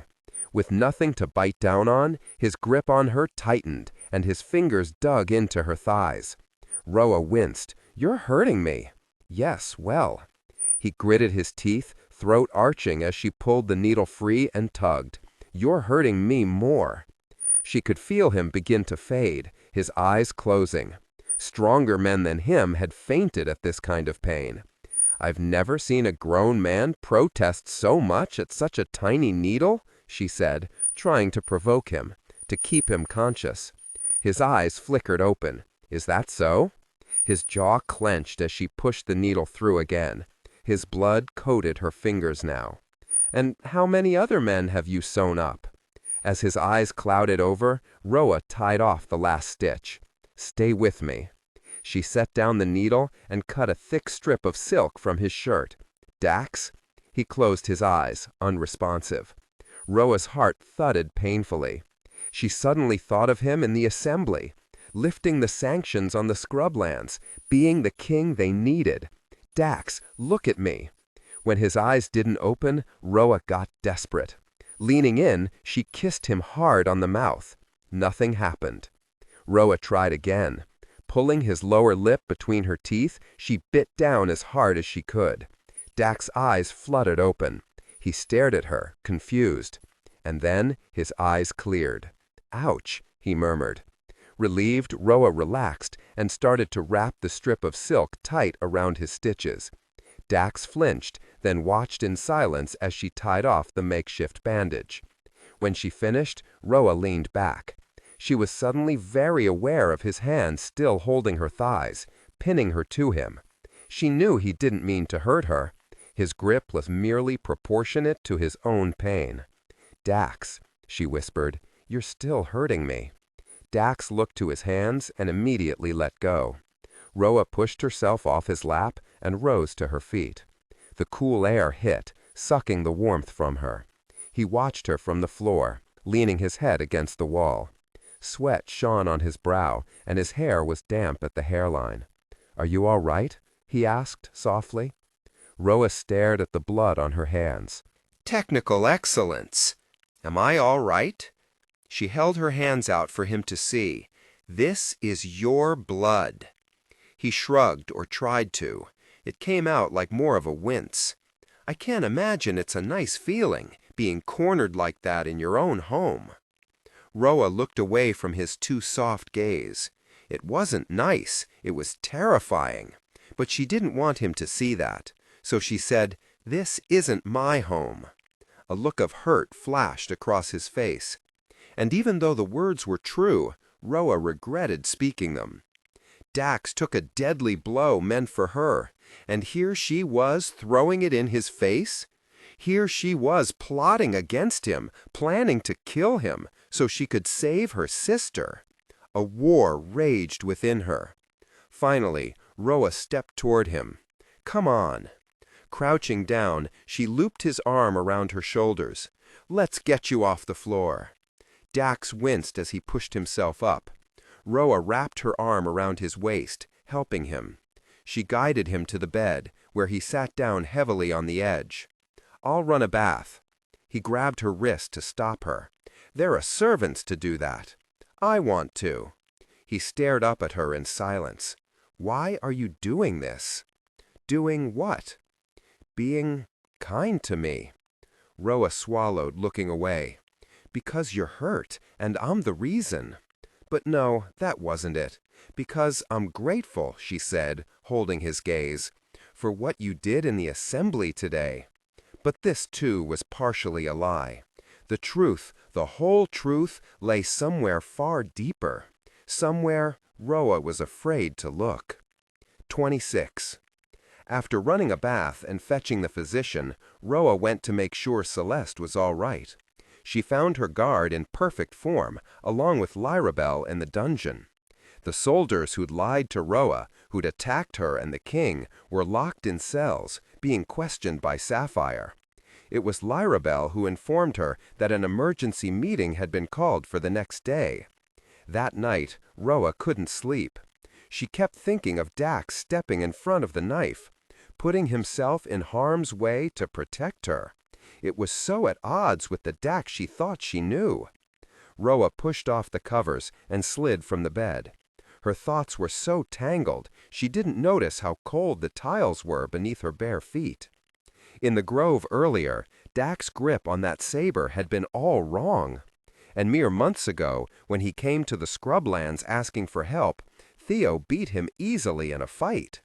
She'd gotten used to thinking of him as a clumsy, useless fool. But Dax was the son of the king. He'd been learning how to wield a blade for as long as Roa had. He might be clumsy, he might be inept, but something like proper grip, after years of lessons, should be second nature. Dax had spied on his own counsel. He'd somehow figured out Rebecca was plotting against him, and instead of accusing her without proof, he chose to provoke her, to wait for her to make a mistake. These were not the acts of a clumsy, useless fool.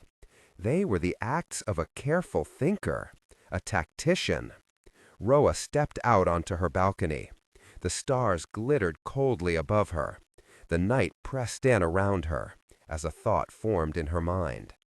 What if Dax wasn't as useless with a blade as everyone thought? What if he was just pretending to be? She needed to know for sure. Because when Rebecca's forces flooded the palace, there could be no surprises. Not while she held Essie captive.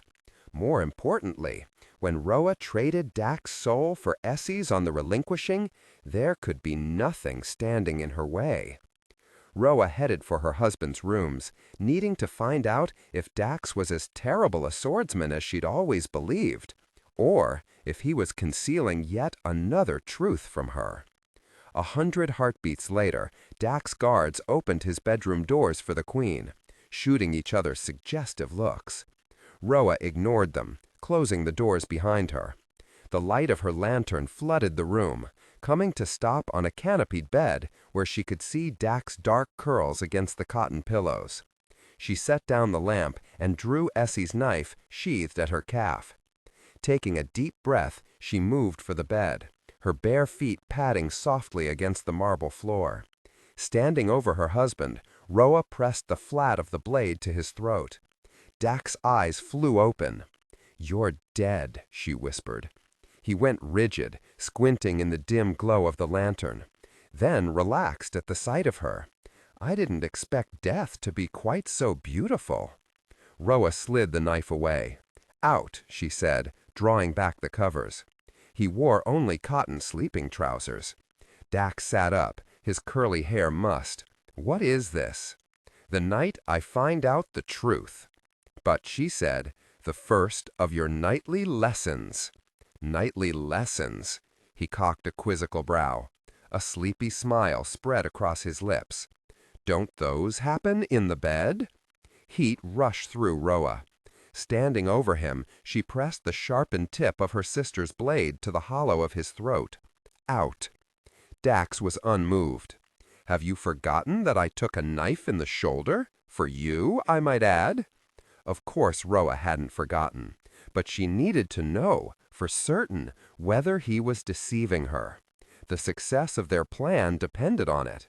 So she shrugged and said, "Once my father traveled to the House of Sky, and 2 bandits attacked him on the road.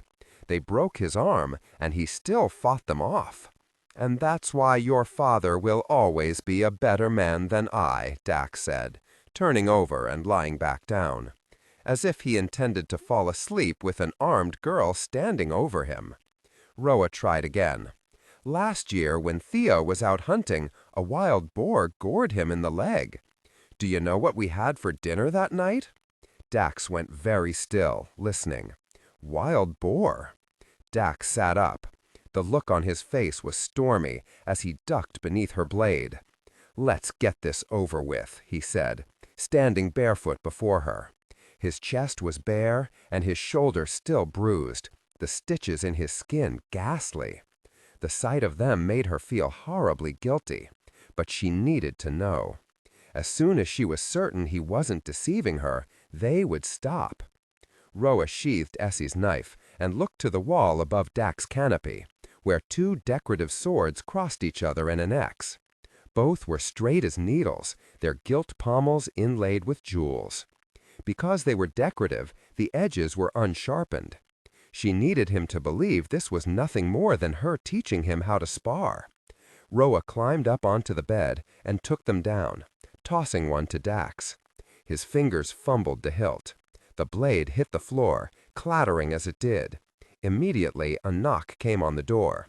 "My king, is everything all right?" "Thank you, Cyrus. Everything is fine," Dax called to his guard as he turned his back to Roa, picking up the fallen weapon. "Dead again," she said. smacking the flat of her own blade against his lower back. He winced, then turned to face her. She stared at his grip on the hilt, shaking her head. Dax barely had time to lift the blade before hers came down, knocking the weapon straight out of his hands. It went clattering back to the floor. Rowan narrowed her eyes. Maybe he wasn't pretending. "What are we doing?" he asked. Picking up the blade, she handed it back to him. "You're learning how to defend yourself." Something shifted in him. "You think no one's tried this before?" he asked. Roa tucked her own blade beneath her arm as she reached for his hand, the one gripping the hilt. "I'm sure they tried," she said, prying his fingers loose from the pommel, then rearranging them in a more secure hold. He fell silent, letting her push and prod, not just his fingers, but his elbows, arms, hips, knees, into position. She stepped back to observe him. "How does that feel?" "Uncomfortable. Memorize it." His chest heaved. He lowered his arms, and all of Roa's work came undone. "Trust me," he said, setting the sword down. The golden light of the lamp sifted through his curls and caught in his eyelashes. "This is a waste of time." Annoyance sparked inside Roa, but she held her stance, not ready to give up yet. "You're a weak king, Dax," she taunted, trying to provoke him. Technical excellence. Everyone knows it. Pick up your sword and defend yourself. His eyes flashed at that. Fight back. She glared at him. Spar with me. He didn't even raise his weapon. What's my incentive? Incentive? For giving up sleep in order to indulge you, while I'm injured, no less. Roa's grip tightened. Does he suspect me? "I teach you how to defend yourself so you don't die," she said. "That's your incentive." Dax shrugged, his fingers sliding back into the arrangement Roa had just corrected. Holding the blade up to the firelight, he examined it. "I've spent 21 years not dying." He caught her eye over the edge of the steel. "Without you?" "Luck," she said, knocking the blade aside. "Carefully deliberated scheming," he said. She nodded for him to raise the sword. When he didn't, she thrust, forcing him backward. Dax raised to block her, leaving his whole left side exposed. Roa frowned harder. Is it really possible for him to be this terrible? "When you grow up, bullied and beaten," he said, "forced to watch the ones you love beaten too." She pinned him to the wall with her hip, grabbing the wrist that held his sword and pressing the flat of her own to his throat. Dead again, her eyes gleamed up at him. He brought up his knee, not hard enough to hurt, just hard enough to startle, then shoved her back. "You learn that swords don't do much good." His grip tightened on the hilt. "The person doing the abusing will always have a sharper weapon. He'll always know how to wield it better." His eyes looked through her, like he no longer saw her, like he saw something far away instead. Roa lowered her blade. What is he remembering? "You learn it's better to be weak, better to be a fool." Dax looked to the blade in his hand as if coming out of the memory now. He set down the sword. "And when they see through your deliberate scheming?" Roa challenged. "What happens then?" He came toward her, unarmed. "Why is this so important to you?" Roa raised the blade, pressing it just below the key hanging from a cord against his chest. Dax took another step. He stood so close now she could feel his breath on her cheek. "You saved my life today, when my guards weren't there to protect me." She lowered her gaze so he couldn't see the lie in her eyes. "One day, your guards might not be there to protect you." His fingers slid over hers. "And why is that?" She swallowed as his fingers moved between hers, taking the sword from her. "Where else would my guards be, Roa?" Her gaze shot to his, her grip tightening, but it was too late. He had the hilt in his hand, had the blade to her throat. Roa tilted her chin, baring the warm skin of her neck to the cold steel. "How do I know you haven't come here to find out all my weaknesses in order to use them against me?" Roa kept silent, holding his gaze. Because of course that was what she'd come here to do. "I have an idea," he said softly. "You like deals. How about every time I give you something you want, you give me something I want? For example, a kiss."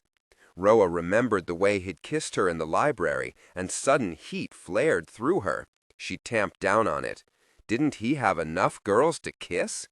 "You get a kiss every time you do something I teach you, like proper grip, or stance, or thrust." He gave a single solemn nod. She made a face. But if this was what it took to find out the truth, Roa would do it. "That's not incentive," she said, playing this game with him now. "That's coddling. If you're rewarded for every little thing, it'll take you years to learn. And we have only 3 days until I offer up your soul in exchange for my sister's." Dax opened his mouth to interrupt, but Roa wasn't finished. "How about this?" she said. "You get a kiss for every time you beat me." With the steel still at her throat, his gaze darted back and forth between her eyes. "Beat you?" he said, applying pressure. "You mean like this?" Roa smiled a slow smile. "Oh, Dax." The steel flashed as she brought her knee up, just like he'd done to her, only harder. He grunted, losing his hold, and Roa ducked out from under the blade. Her elbow met his ribs, and the air whooshed out of him. Before he could recover, Roa grabbed his blade from the floor and now held both swords, one in each hand, cross-crossed over his chest. She pushed, and he stumbled back, wincing. "Maybe you're right," he said, his hands on his knees, recovering from her blow. "Maybe I had the wrong teachers." Roa flipped the sword, catching the steel, and handed it back to him, hilt first. Dax studied it for a long moment, as if studying a piece on the gods and monsters board, contemplating the consequences of taking it. Finally, he reached out, wrapped his fingers around the hilt, and raised it against her. "All right," he said. "I agree to your terms." Roa smiled, and then attacked. She beat him 3 times. Each time, she grew a little surer her suspicion was misplaced. He wasn't hiding something, he was just a terrible swordsman. And each time she played her role, showing him what he did wrong and how he might have blocked her. When she noticed him tiring, Roa lowered her sword to stop. The moment she did, he parried the way she taught him, forcing her toward the bed. The rush of energy took Roa by surprise, and the clang of their blades echoed through the room. But before he could trap her against the bed frame, Roa darted left and swung around to his back. Dax turned. Roa thrust, catching him off guard, but he parried just in time. She kicked him in the shin, and the force of it sent him backward. His legs hit the wooden frame, and he lost his balance, falling into the bedsheets and wincing hard. Roa pounced, pinning the hand that held his sword, immobilized, above his head, while she pressed the steel of her blade to his throat. Trapped on his back, Dax relaxed beneath her. It was a good effort, but the effort of a beginner. So Roa relaxed too. "Nice try," she was about to say, except the words never came. Because the sight of him now, completely at her mercy, made Roa's stomach flutter. "Let's do this every night," he whispered, staring up at her. Roa stared back. She had a startling urge to trace his unshaven jaw, run her fingers through his wild curls, feel the scrape of his teeth on her lip. "My king?" A knock came at the door. "Are you quite sure everything's all right?" Roa straightened. "Everything's fine, Cyrus," Dax called from beneath her. "I'm just in the middle of—" His gaze was soft on Roa's face. His voice went even softer. "Being obliterated." Her heart skipped. She immediately withdrew, climbing off him and getting down from the bed. Dax led her back through a hidden passageway out of his room. He kept the flame of his lamp turned down so low, if he hadn't stopped, Roa would have missed the door entirely. Passing her the lamp, Dax reached for the latch in the wall. Roa heard that same soft snick, and then the wall swung out. Dax held it open as Roa stepped through and into her own room. The dim glow of the lantern flooded the floor, coming to stop on her canopied bed. "You step here to open it from inside the room," he said, shunning the hidden door and pulling Roa out of the way, so when he knelt down and pressed the leaf of a mosaic on the floor, it didn't hit her when it swung out again. Roa's heart beat wildly. She shut the door and tried it herself, memorizing the flowers, 7 down from the corner, yellow with white leaves. Again the door swung out of the wall. Dax shut her into the passageway to ensure she could open it using the latch on the other side. It took a few tries, and for a heartbeat she thought she might be trapped. But Dax shouted detailed instructions through the door, and this time when it swung out, it hit him straight in the face. Roa winced when she realized it, pulling his palms away from his forehead to assess the damage. "Sorry. You say that, but you're smiling like a child who's just been given a kitten." Roa smiled harder. Because a passage that led straight to and from her rooms, it would make eluding her guards so much easier. It would make everything easier. Without thinking, she pushed herself up on her toes and kissed his cheek. "Thank you." Dax's hands moved to her waist, holding her lightly, almost nervously, as if a single sudden kiss from Roa could unravel all his charm and confidence. At that thought, she withdrew. Dax's hands fell away from her. "If you ever need me in the night," he rubbed the back of his neck, staring down at the blue and green floor tiles, "take a right." The silence crept in as both of them thought of the things she might need him for. Right. Well, see you tomorrow then. Dax picked up his lamp and stepped back into the passage. It was only after the wall closed and the darkness descended that Roa wondered, what would happen if she took a left? 27. That night, Roa had a nightmare. She dreamed she was locked in a dark and hollow place. There were no walls, and yet no matter where she turned, she couldn't escape. The loneliness crushed her. The smell of blood and rot made her gag. But she wasn't entirely alone. Somewhere in the shadows, something was searching for her. "Where are you?" it called. Roa knew that voice. Hope bloomed within her. "Essie, where are you? Where are you?" I don't know." Roa felt her sister pause, felt her turn, hunting for her. "I'm trapped," said Roa, "in the dark." "I'm coming." Her sister's voice seemed to sharpen. "I'll find you. I always find you." But Essie's voice never came any closer. And as Roa tried desperately to close the distance between them, Essie only ever seemed to get farther and farther away. Soon, Roa could no longer hear her. Just as she was about to give up, the dying echo of Essie's voice reached her ears. "This time, when I find you, sister, nothing will ever break us again." Roa woke with a start, shivering and covered in a sheen of cold sweat. She tried to shake off the nightmare, but it clung like a shadow. She'd thought it was about Essie, but then, at the end, that echo, it seemed like something else. Someone banged on her door, scattering her thoughts. "My queen?" Roa looked to find the sun high in the sky. She sat up and groaned. Her whole body ached, and it took her several heartbeats to remember why. She'd spent half the night dueling with Dax. Roa fell back into the pillows, thinking of last night, of a wounded Dax, gleaming with sweat. The wound slowed him down, she knew. But even taking it into account, Dax was a worse swordsman than she'd thought. He favors his left and leaves both sides exposed when he lunges. He hadn't even come close to beating her. If it was true that people tried to train him with a sword, either they hadn't tried very hard or he hadn't. It was pathetic how terrible he was, especially since his enemies would be crawling through the palace in 2 nights' time. Once that happened, Roa needed to be careful. She didn't trust Rebecca, and she could no longer afford to trust Theo. It was up to her to keep Dax safe from their men long enough to make the exchange. Before any of that could happen, though, Roa needed to find the way out and report to Rebecca before midnight tonight, in exchange for Essie's freedom. Roa chafed at that. She was at Rebecca's mercy.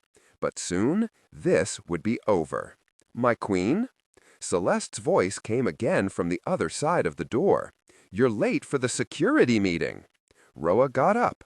She was tired and sore, out of practice and out of shape. Putting her hands on her hips, she stretched her back, shoulders, and neck. As she dressed, donning a scrublin dress of finely spun pink linen, she glanced quickly at the hidden door Dax had shown her last night. She was tempted to feign illness and skip the meeting to explore the hidden passage. But if security measures were being discussed, Rowan needed to be privy to them in case they interfered with her plans. Opening her doors, Roa found Celeste, Tati, and Saba looking expectantly back at her. "Please, Queen Roa, if you could hurry, we're already quite late." They took her to Dax's rooms. His 4 guards stood outside the door, chins up, morions gleaming.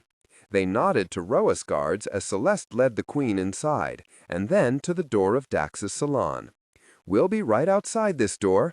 Call for us if you need anything." Roa nodded, stepping inside. Sapphire sprawled out on a low-lying sofa, tossing an elegant throwing knife in the air and catching it, over and over while she talked. Jas sat across from platters full of food, pouring tea for everyone. He would be here for just a few more days, helping Dax plan for the relinquishing. Lirable stood near the window, her eyes clouded as she gripped one of her arrows in both hands, bending it as if she intended to break it in half. Roa waited for the snap, but it never came. As Roa sat down next to Dax, her shoulder bumped his bad one, and he winced. Roa withdrew, thinking of his knife wound. She shouldn't have pushed him so hard last night. When she looked up to ask him how he was feeling, the words halted on her tongue. He looked different. His hair had been cut. His curls were no longer so wild or tangled, and no hint of any stubble remained on his cheeks. He shaved, she thought. The sight of it made her realize she'd been getting used to his disheveled state. Dax's gaze flickered across her face. "What is it?" he said, looking down at himself and straightening. Roa frowned at his smooth cheeks. "Nothing." Dax reached one hand to rub his jaw. "You don't like it?" Roa looked immediately away. "Don't be ridiculous." Dax smiled a little, then leaned back, planting his hand behind her. Leaning in, he whispered against her shoulder, "Good to know." At the brush of his lips, Roa felt something inside her start to unravel. "What am I doing?" She couldn't let herself unravel. She had a task to perform. But the more she tried to focus on her purpose, the more her thoughts trailed back to Dax, to the memory of him lying beneath her last night, content to be at her mercy. By finding Rebecca the way in, Roa was betraying not only him, but all of Fearguard, proving they were right to mistrust her. And by plotting to take his life. Roa wrapped her arms around herself, suddenly cold. Who will I be when all of this is over? No, she couldn't afford to think like that. She needed to think of Essie, of the ache growing inside her ever since she turned her back on Baron Silva's home, leaving her behind, alone, imprisoned in that cage, surrounded by enemies. Who will I be when this is over? I'll be the girl who sets my sister free. "Roa," interrupted Jas, lifting the teapot. "Tea?" Roa jerked forward, away from Dax, nodding. Jas filled a cup and passed it to her. "It's decided, then." Sapphire sat up and stretched her neck. "We're closing the gates to the city. Beginning today, no one is allowed in or out of Fearguard."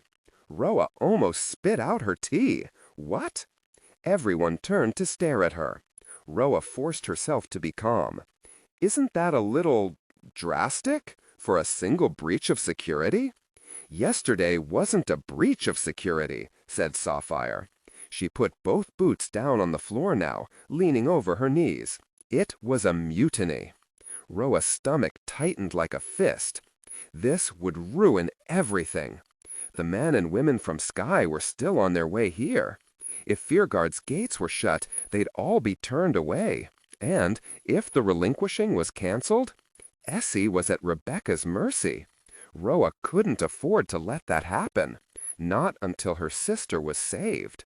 "You can't do this," she said. "This is the third plot against you in less than a week," said Sapphire. Her glittering blue eyes were cold. "We can't sit back and do nothing." "The third? Do they all know about Serene, then?" Roa shook off the question and glanced at Dax. "If you shut the city gates and cancel the Relinquishing, it will be yet another broken promise." "Roa," Lirabel's voice was sharp with warning. She turned away from the window to stare down at the Queen, her arrow clenched in one hand. "It's for your own safety." Roa ignored her friend and fixed her gaze on Dax. "If you shut the city's gates, you'll prove you're a weak king." "Isn't a broken promise better than taking another knife for you?" Lirabel shouted. Both Roa and Dax looked up at her. "I never asked him to take the first one," said Roa softly. Lirabel trembled with anger. "You," she said, glaring at Dax, "are an irresponsible king if you don't do as Sapphire suggests. And you," her forehead pinched as she looked to Roa, "I hardly recognize you anymore." Roa felt herself wilt beneath those words. "I'll consider it, I promise," Dax said. "Secure the palace, question every soldat and member of the staff, and lock the palace gates for now. As for shutting the gates to the city and canceling the Relinquishing, let me think on it. I'll give Sapphire my answer in the morning." Lirabel didn't look at the king. "Are we done?" she asked the commandant. Sapphire nodded. Picking up her earned bow and quiver full of arrows, Lirabel stormed toward the door and slammed it on her way. A taut silence loomed in her wake. Rising, Jance followed her out, taking his cup of steaming tea with him. Sapphire rose, stretching, then sheathed her knife. "I'm questioning all the palace guards today. If I get so much as a bad feeling about any of them, they'll be dismissed. We can't afford to make any mistakes." A heartbeat later, she too was gone, leaving Dax and Roa alone. In the silence, Dax plucked a mango from one of the gleaming golden bowls in front of them. "I can't afford to pretend I'm not losing control," he said, as his hand started to slice, peeling back chunks of yellow flesh, cutting them into cubes. "I don't like knowing that you're constantly in danger." "So you'd rather keep me caged?" He looked up from slicing. "No, isn't that what you're doing, locking me in? It isn't outsiders who hate me, Dax, it's fear guardians. Canceling the Relinquishing won't make the problem go away. I can't just disregard Sapphire's advice. You're king," she said. "You can do as you wish." His gaze traced her in the sunlight coming through the windows, considering her words. Roa let her own gaze run over the planes of his face, studying those long black lashes, his once dark and stubbled jaw, the crooked bridge of his nose. "Sapphire has good instinct," he said. "I trust her implicitly." "And me, not at all," thought Roa. But of course she couldn't blame him. There was only one thing to do. Find the way out and use it to warn Theo, before tonight. Alone? This was what losing her sister felt like. It was reaching out her hand in the night only to find the blankets flat and cold and empty. It was the story she would never tell and the secret she would never whisper under the covers. It was the laugh she no longer heard, and the ache that never ceased, and the void that could never be filled. It was seeing what she'd lost in the eyes of everyone who looked at her. It was pretending not to hear her father weeping in the night when he thought no one could hear. It was going to the cliffs to see if she could find a trace of her, and finding only the chill of the wind and the silence of the still water. It was waking from a nightmare and turning to the one who always sang her back to sleep, only to find she was alone in the dark. Alone, forever, in the dark. That's what losing her sister felt like. 28. Roa told her guards not to disturb her for the rest of the day, and then, lighting a candle, she took it into the passage with her. If there was a secret escape route in the palace, it seemed only logical it would be connected to the king and queen's rooms. "It has to be this one," she murmured, holding her candle flame close to the walls, looking for latches. It got cold, and then damp. When her candle nearly burned down to the base, Roa still hadn't come across any doors other than the ones leading to her and Dak's rooms. And then, just like that, the passageway ended. Roa set down her candle and ran her hands across the wall, searching for a thin crack like the one in her room. The plaster was cold and damp against Roa's palms, but there was no trace of any door. No, she thought, wanting to kick it. Why go to the trouble of making a tunnel go this far and no farther, thought Roa. Unless it went somewhere once, thought Roa, and they closed it off. But why? And if it was the way out she'd been searching for, and it had been filled in, she had nothing to tell Theo. Panic squeezed her heart. But the longer she stayed, the more her candle burned down, and if she didn't turn back, she'd be finding her way in utter darkness. This time, Roa did kick the door. Pain shot through her foot. At the same time, something clicked. Musty air rushed into her face, followed by a soft creak. She hissed in pain, grabbing her toe, just as the wall in front of her swung open. Roa slowly lowered her foot, staring into the passage beyond, illuminated by her candle. She ignored her throbbing foot and crouched down, examining where she'd kicked the wall.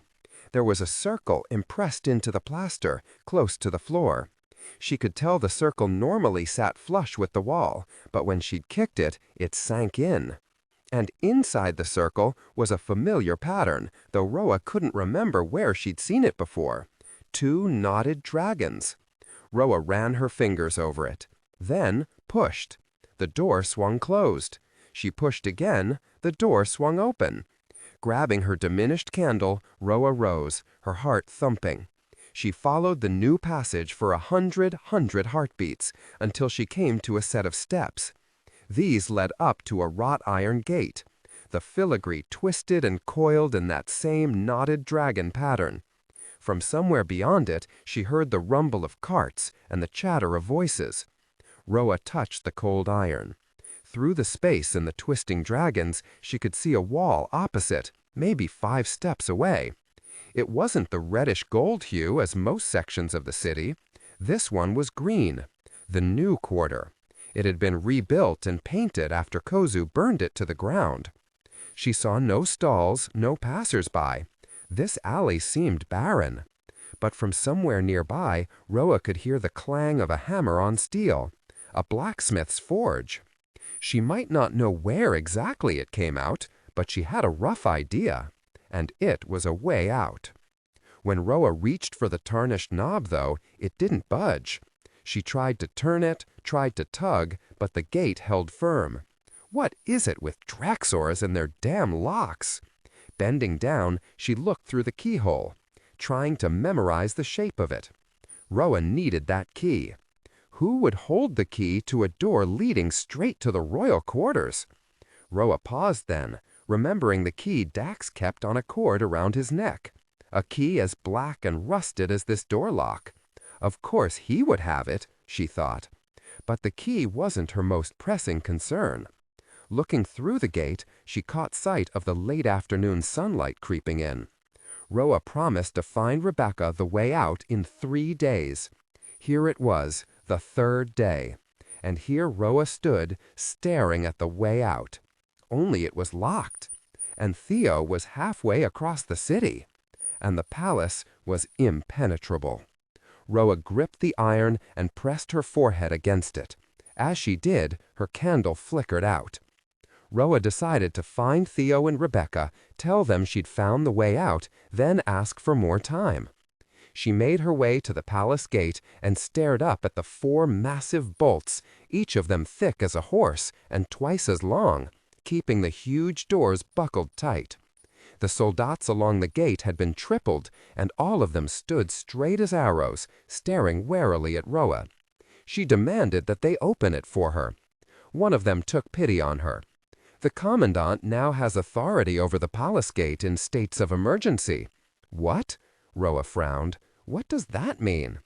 "It means we can't take orders from the king or queen, only the commandant."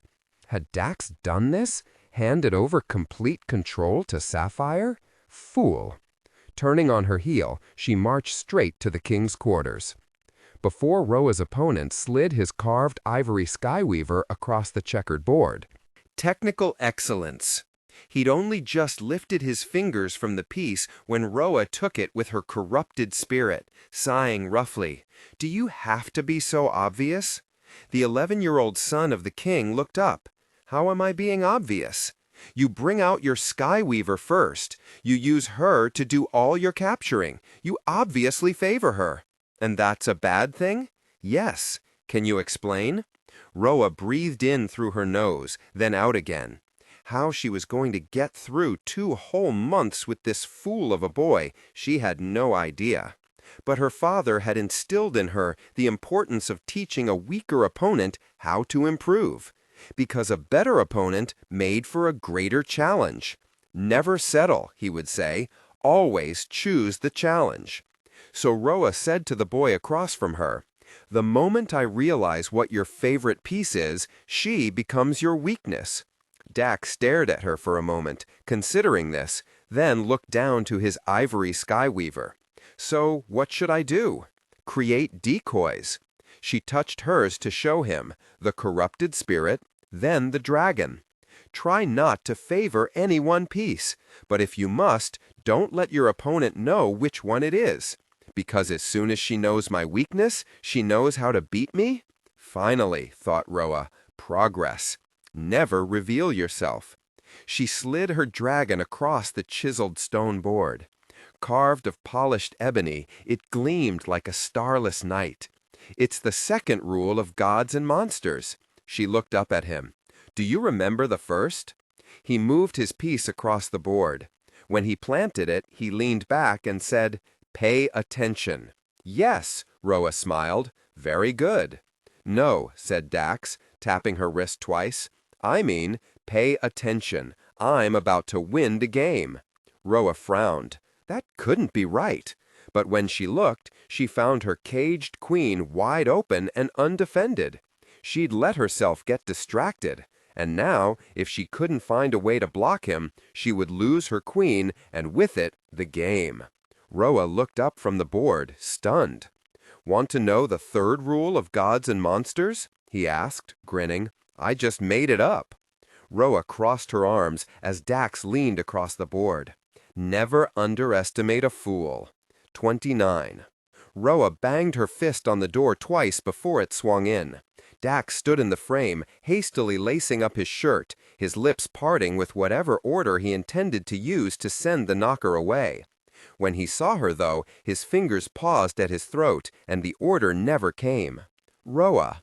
Pressing her hand to the half-open door, she gently pushed it open farther, peering into the room.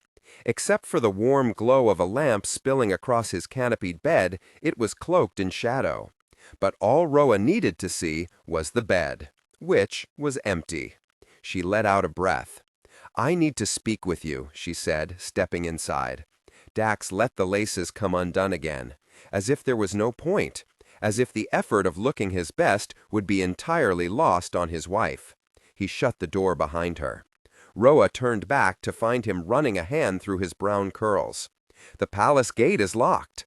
Dax nodded. "Remember the meeting? What part of 'we're locking the palace gate' didn't you understand? They refused to open it for me." "Yes," he said, "because no one's allowed in or out until Sapphire is certain it's safe." "Not even the queen?" Dax studied her, his brow furrowing. "Why is this suddenly so urgent?" "Because Roa paused, but it was too late. Dax saw what she was going to say before she said it. His face darkened. "You need to see Theo." Roa didn't deny it. And the nature of this need? Roa burned beneath the question. Not that, she thought. But what else could she tell him?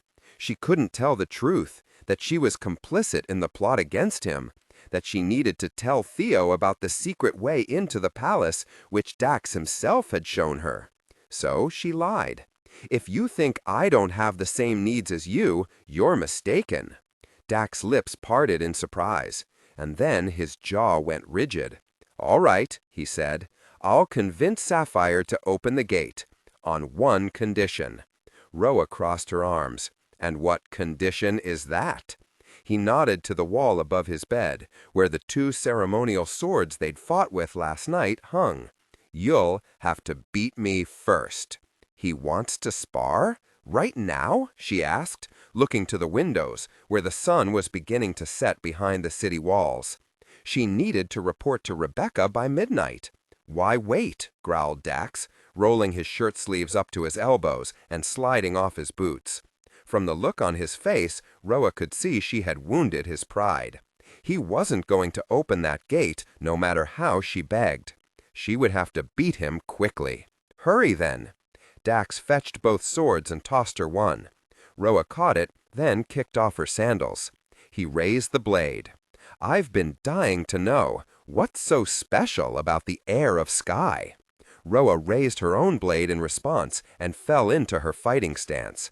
"Theo doesn't flirt with half the kingdom," she said, "nor does he sleep with my friends." Dax lowered the sword to his side.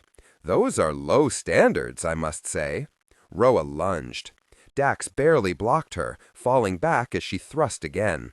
"Is it a joke to you?" "Is what a joke?" he asked, as their swords clashed. "Sleeping with my friends."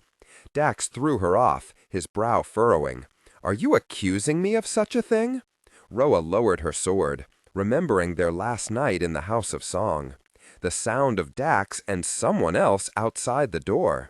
"I heard you," she said, her anger pulsing through her. "In my father's house. You were in the corridor, bringing her back to our room." "Bringing who?"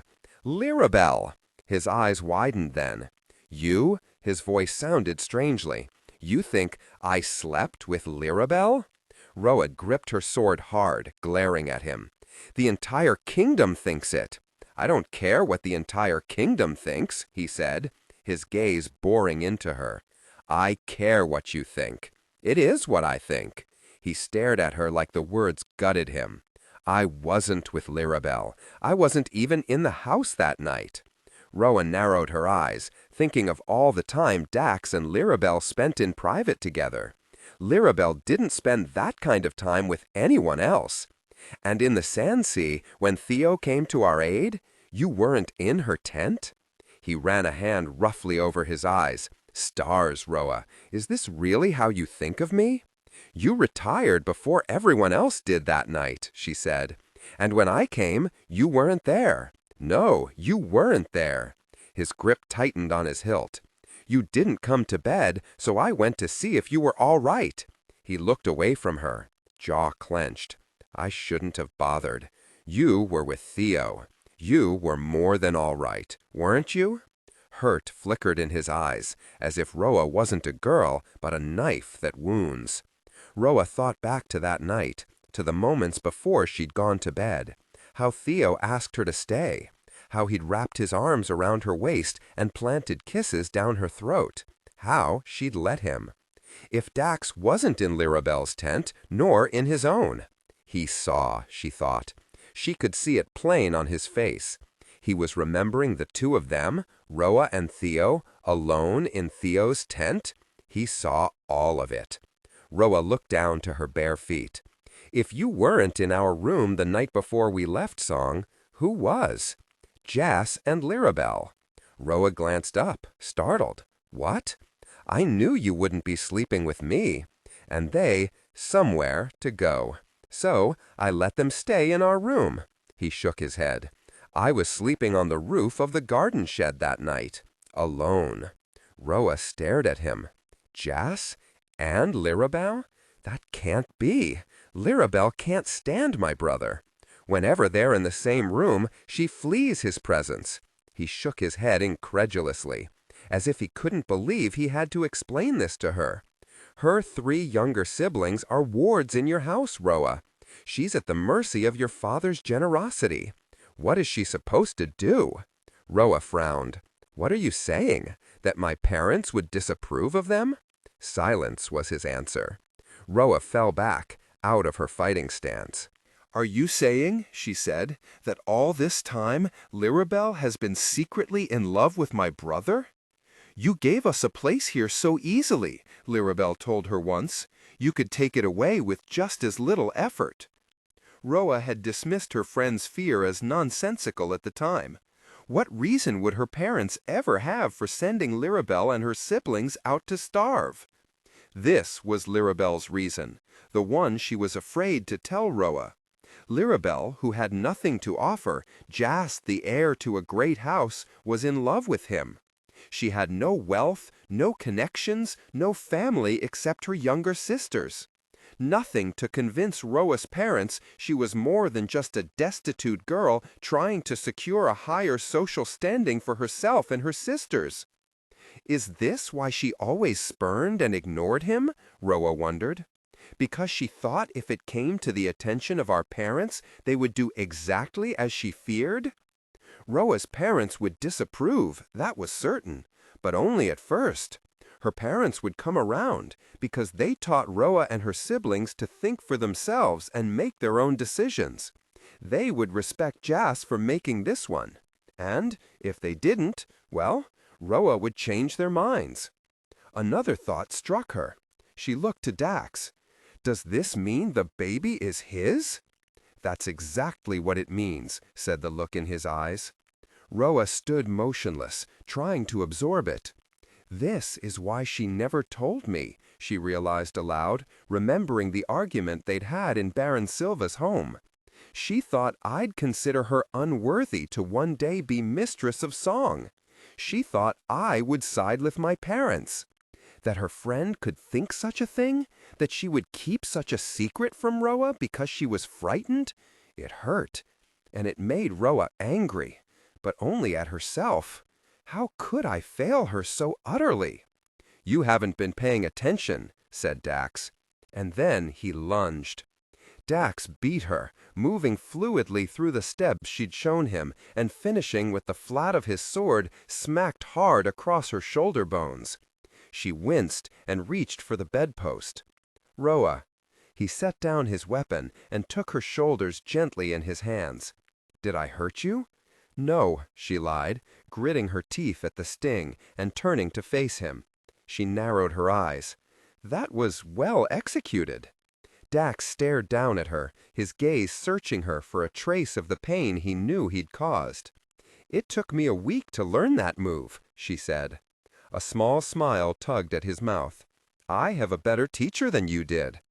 The compliment loosened something in her, and when he saw it, Dax leaned in and kissed her. Focus, she told herself, pulling away to look at the sky. The sun had slipped below the garden wall. But she still had time. She didn't need to report to Rebecca until midnight. Dax pulled off his shirt and tossed it aside.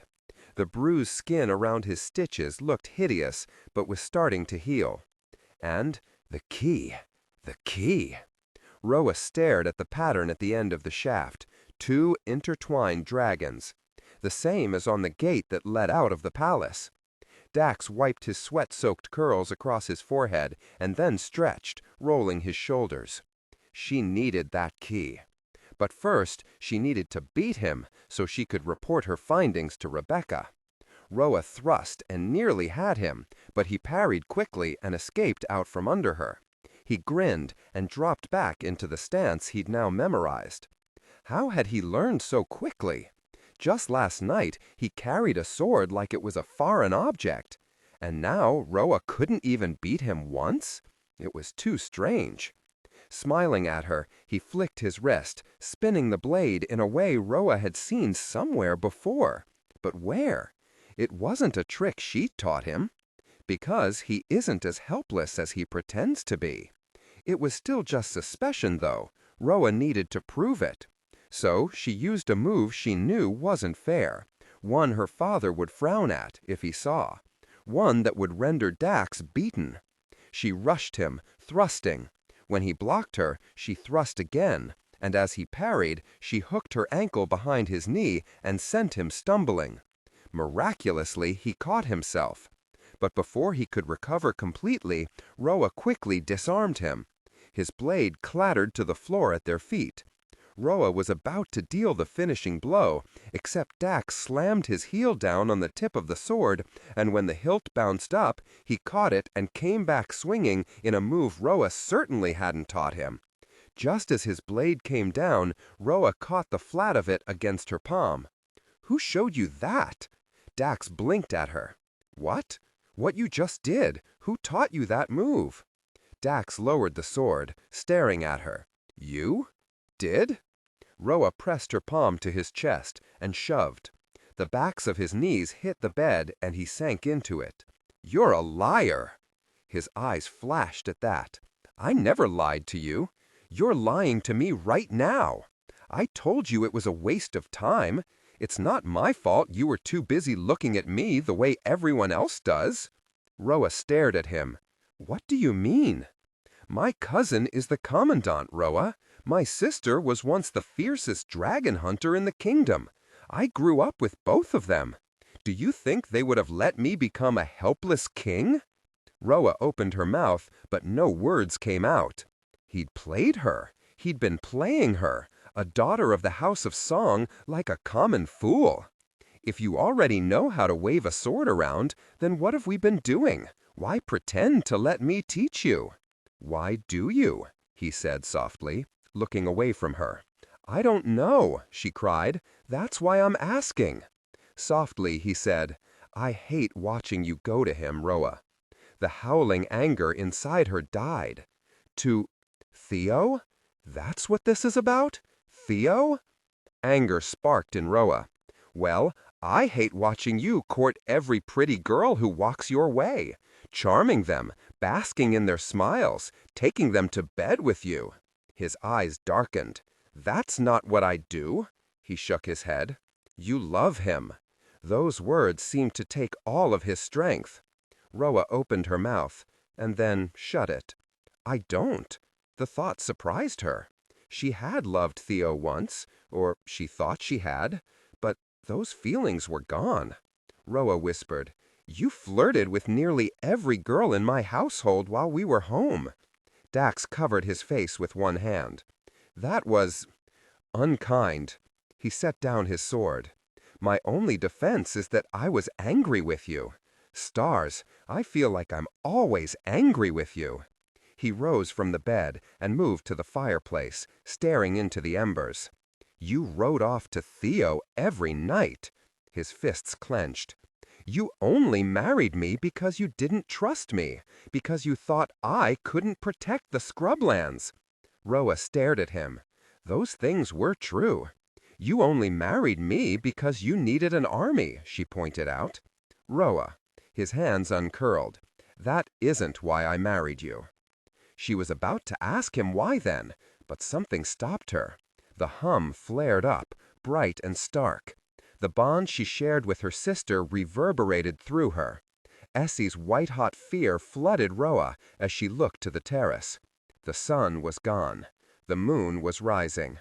"I still have time." And then pain burst inside her, like a sword slicing through her shoulder, like a fire blazing down her arm. Essie's pain.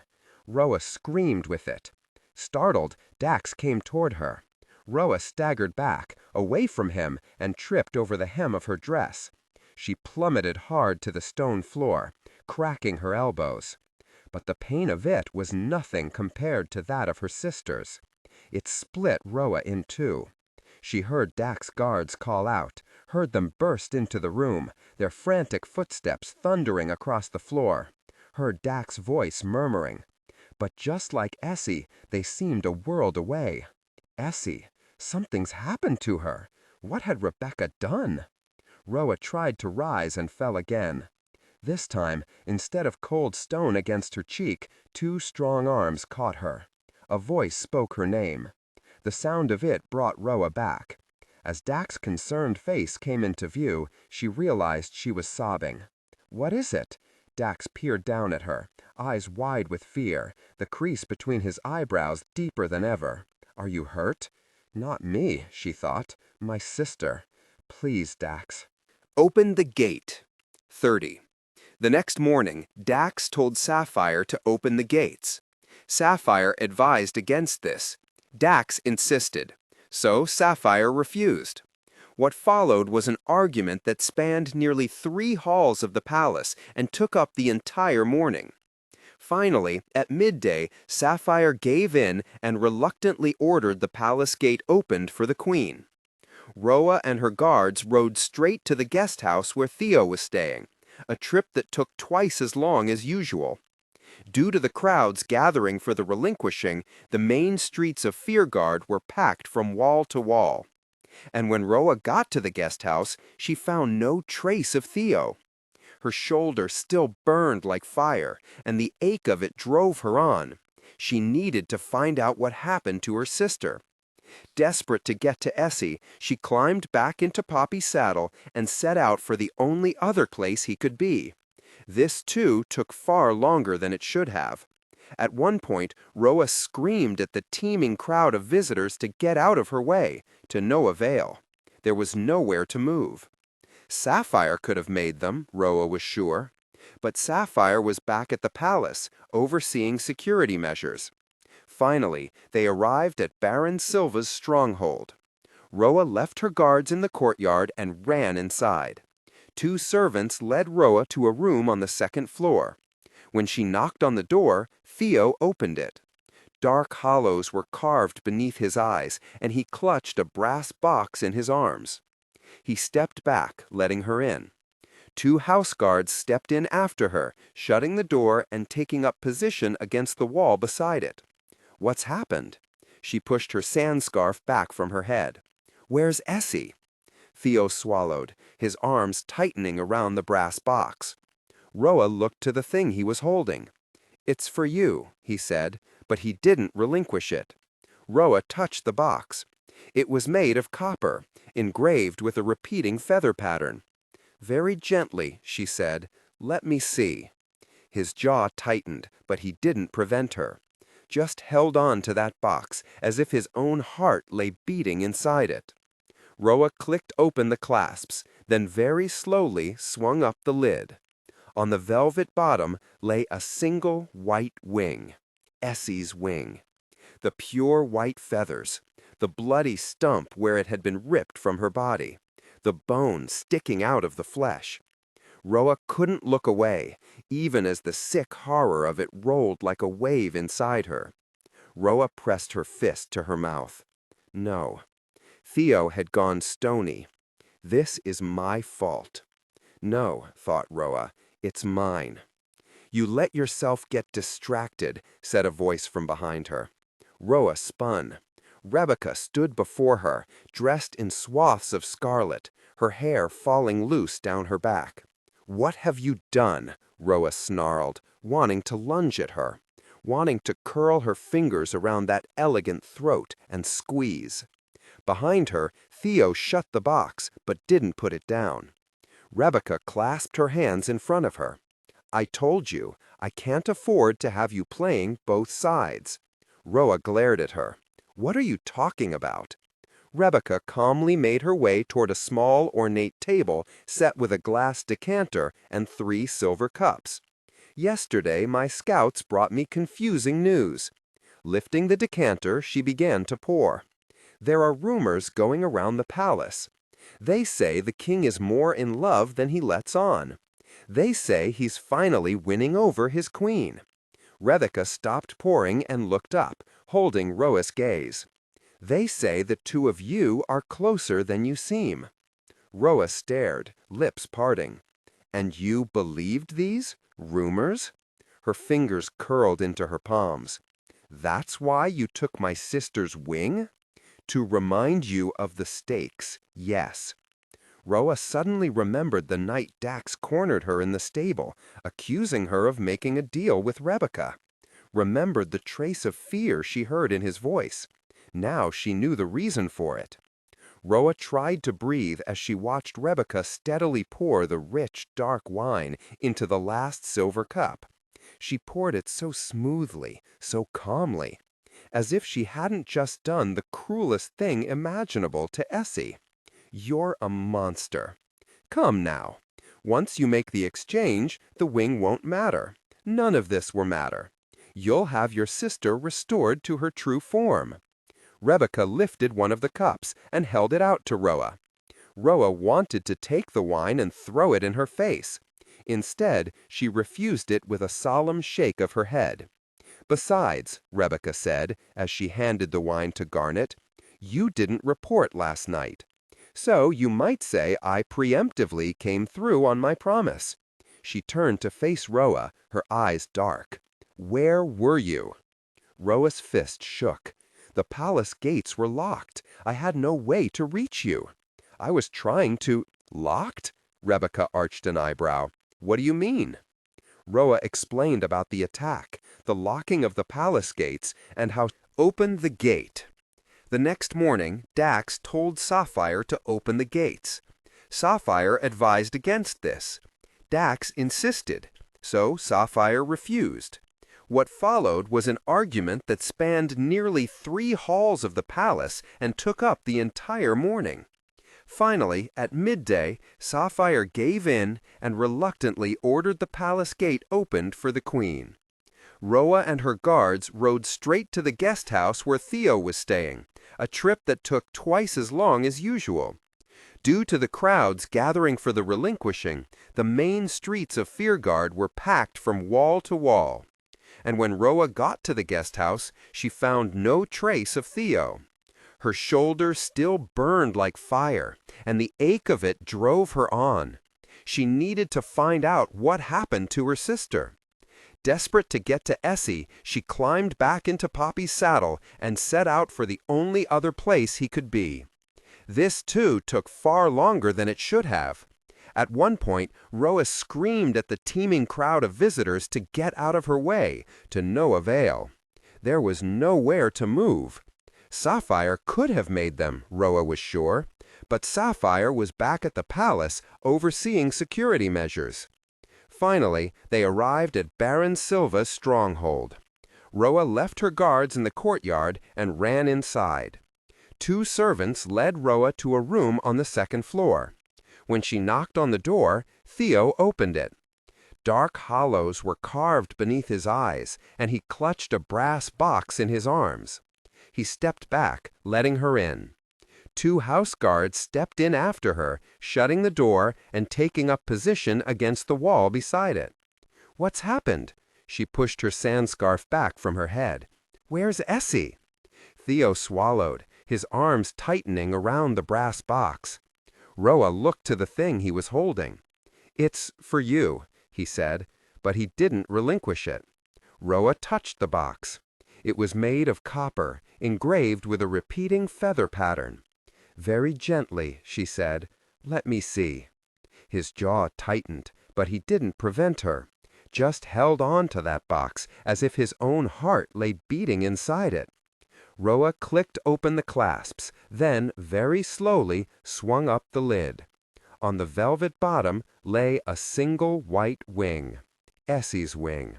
The pure white feathers, the bloody stump where it had been ripped from her body, the bone sticking out of the flesh. Roa couldn't look away, even as the sick horror of it rolled like a wave inside her. Roa pressed her fist to her mouth. "No." Theo had gone stony. "This is my fault." "No," thought Roa, "it's mine." "You let yourself get distracted," said a voice from behind her. Roa spun. Rebecca stood before her, dressed in swaths of scarlet, her hair falling loose down her back. "What have you done?" Roa snarled, wanting to lunge at her, wanting to curl her fingers around that elegant throat and squeeze. Behind her, Theo shut the box, but didn't put it down. Rebecca clasped her hands in front of her. "I told you. I can't afford to have you playing both sides." Roa glared at her. "What are you talking about?" Rebecca calmly made her way toward a small, ornate table set with a glass decanter and 3 silver cups. "Yesterday, my scouts brought me confusing news." Lifting the decanter, she began to pour. "There are rumors going around the palace. They say the king is more in love than he lets on. They say he's finally winning over his queen."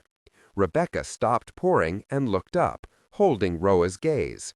"They say the 2 of you are closer than you seem." Roa stared, lips parting. "And you believed these rumors?" Her fingers curled into her palms. "That's why you took my sister's wing?" "To remind you of the stakes, yes."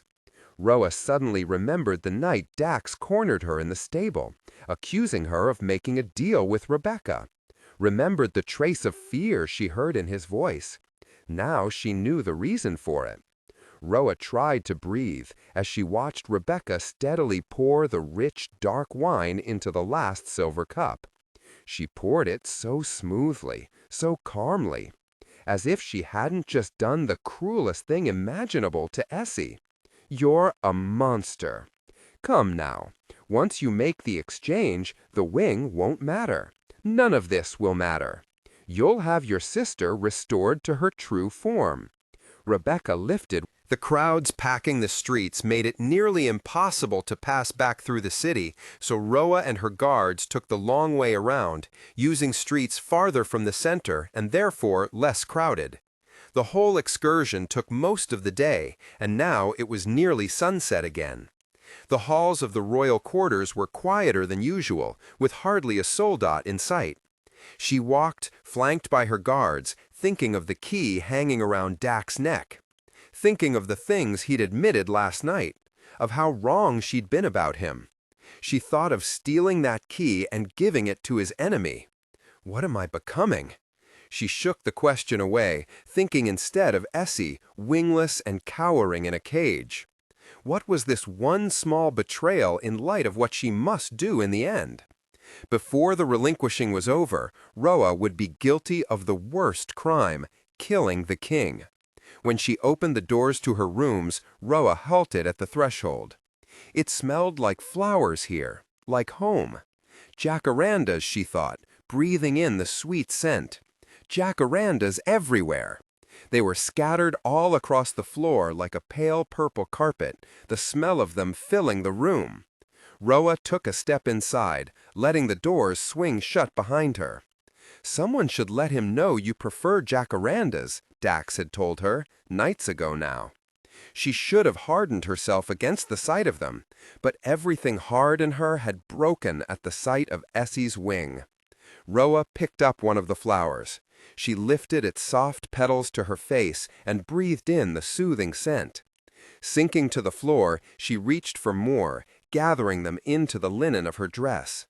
Her pulse beat loud and hot in her veins as she rose, walking through the spilled jacarandas, trying not to crush their petals, and stepped out onto the balcony. The sky was a smear of orange and pink as she looked across to the king's quarters, where Dax sat on the flat marble surface of his balcony's semicircular balustrade, his shoulders pressed against the wall, facing her rooms. As Roa's gaze met his, he raised the goblet in his hand in greeting. But he didn't smile, and his brow was furrowed. She'd left the palace earlier, without any explanation for last night. He thought she'd gone to Theo. He'd been worrying about both things there on that balcony, she could tell. The king and queen watched each other for a stretched-out moment as the sun sank lower in the sky. Like 2 opponents across a gods and monsters board, both awaiting the other's move. Dax went first. Tipping back his goblet, he drank deeply before pushing himself down from the marble ledge. Even from this far away, Roa could see the key hanging around his neck. Holding her daze, he fisted his hand over his heart in a scrublander salute, then disappeared into the orange glow of his rooms. Roa took a deep breath. She knew what she had to do. Knew that if she didn't do it, there would be a second wing in a second copper box, or worse. knew that before this night was over, her heart was going to be broken no matter what choice she made. It was just a question of what heartbreak she could live with. 31. Roa didn't bring a lamp with her. She knew the way to Dak's room by heart now. But this time, as she walked through the dark passage, her fingers trembled as they trailed along the walls. Her stomach felt full of knots. She stood before the hidden door, pressed the latch, and pushed it open. The Dragon King was alone, stretched out on his bed. His elbows were crooked, and his hands were cupped behind his head. His mouth curved down, and his forehead pinched into a delicate frown as he stared up at the ceiling. At her presence, Dax didn't sit up, merely turned to look. His gaze swept over her. She wore a kaftan this evening. He himself had given her this one. It was dark purple, the color of bruised storm clouds, and the silk was so sheer as to be almost translucent. It matched the jacaranda tucked behind her ear. The way he was looking at her now was all tenderness. His face was wide open, letting her read him, letting her know everything he was thinking and hoping and wanting. "I assumed we were done with lessons," he said, sitting up, his hands gripping the wooden bed frame beneath him. "I'm not here for lessons," she said. Dak's feet were bare. His shirt sleeves were rolled up to his elbows again, and the laces at his collar were loose, as if he found his clothes confining. "Then what are you here for?" Roa looked to his throat. As her gaze fell upon the shape of the key hanging there, she had a strange and sudden urge to tell him everything. That, of course, was a terrible idea. It was the fastest way to seal Essie's fate, not to mention her own. The cost of treason was death, and Roa was certainly committing treason. But the cost of not going through with the plan was Essie. When she didn't answer his question, he asked another one. "How is our friend Theo?" He looked down at the floor as he said it, avoiding her gaze. But she knew what he thought. She'd given him every reason to think it. "Dax," she whispered, "I don't want Theo." When his face tilted up again, she saw the question in his eyes. Deep below the surface, something thrummed within her. Something she hadn't let herself desire before. Because he was the enemy? Because he preferred Lirabel? Because Roa needed to save her sister? Except, only one of those things was true now. She hugged herself, suddenly afraid of her own conflicted heart. Gathering up her courage, Roa moved toward the bed. "I'm not interested in being one of many," she said, as she slowly stepped between his legs, which were bent at the knees. Dak's hands tightened around the edge of the wooden bed frame, as if he didn't trust himself to let go. "Say you're mine," she whispered, staring down at him, "or I won't have you." He tilted his head back, raising his eyes to hers. "Who else's would I be?" She thought of his reputation, of all the girls he gave his smile to and took into his bed. "You're the one who taught me to never reveal myself." He let go of the bed frame, his gaze tracing her.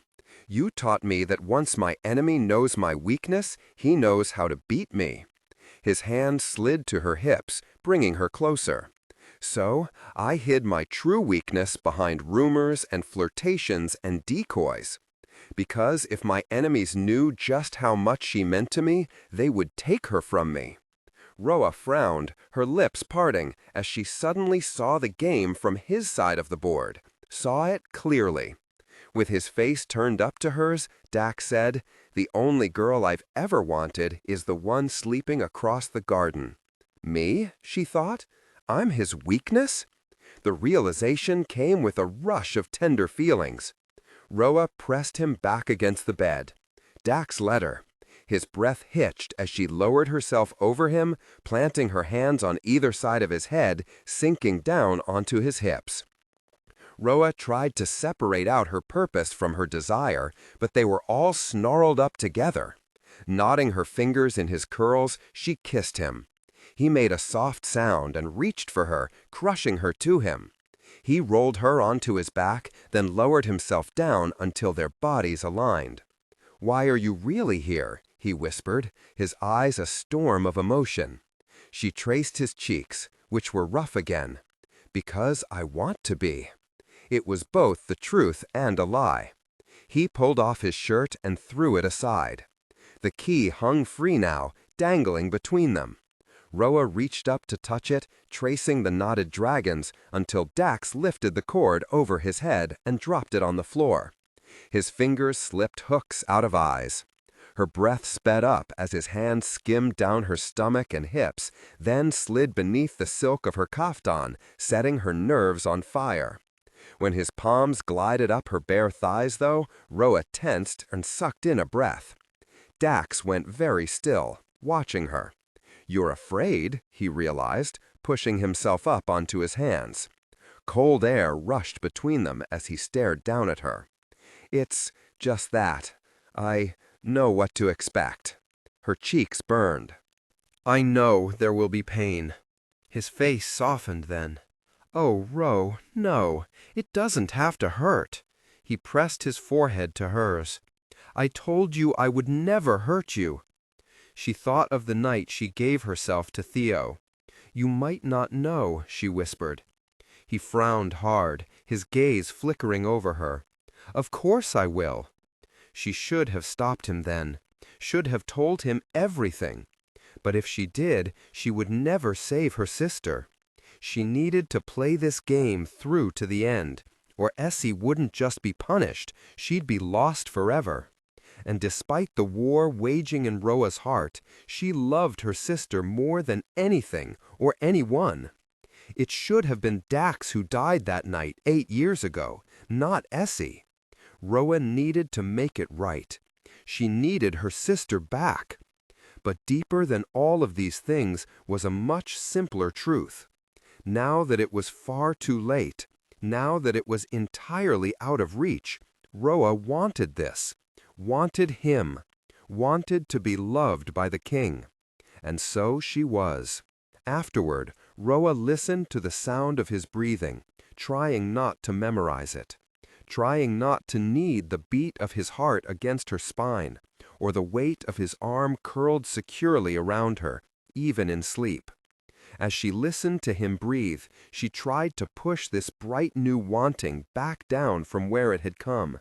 Roa shut her eyes tight, trying to remember her purpose, trying to sharpen it inside her like a knife. Essie, the key, midnight. Untucking herself from Dax, she pushed herself to the edge of the bed. Casting her gaze over the floor, she found his shirt, and then the key. Her eyes burned as she picked it up and slipped its cord over her head. Outside in the night sky, the moon had almost reached its zenith. Roa quickly dressed, but just before stepping into the passage, she looked back to the bed, where Dax slept, oblivious to her treachery.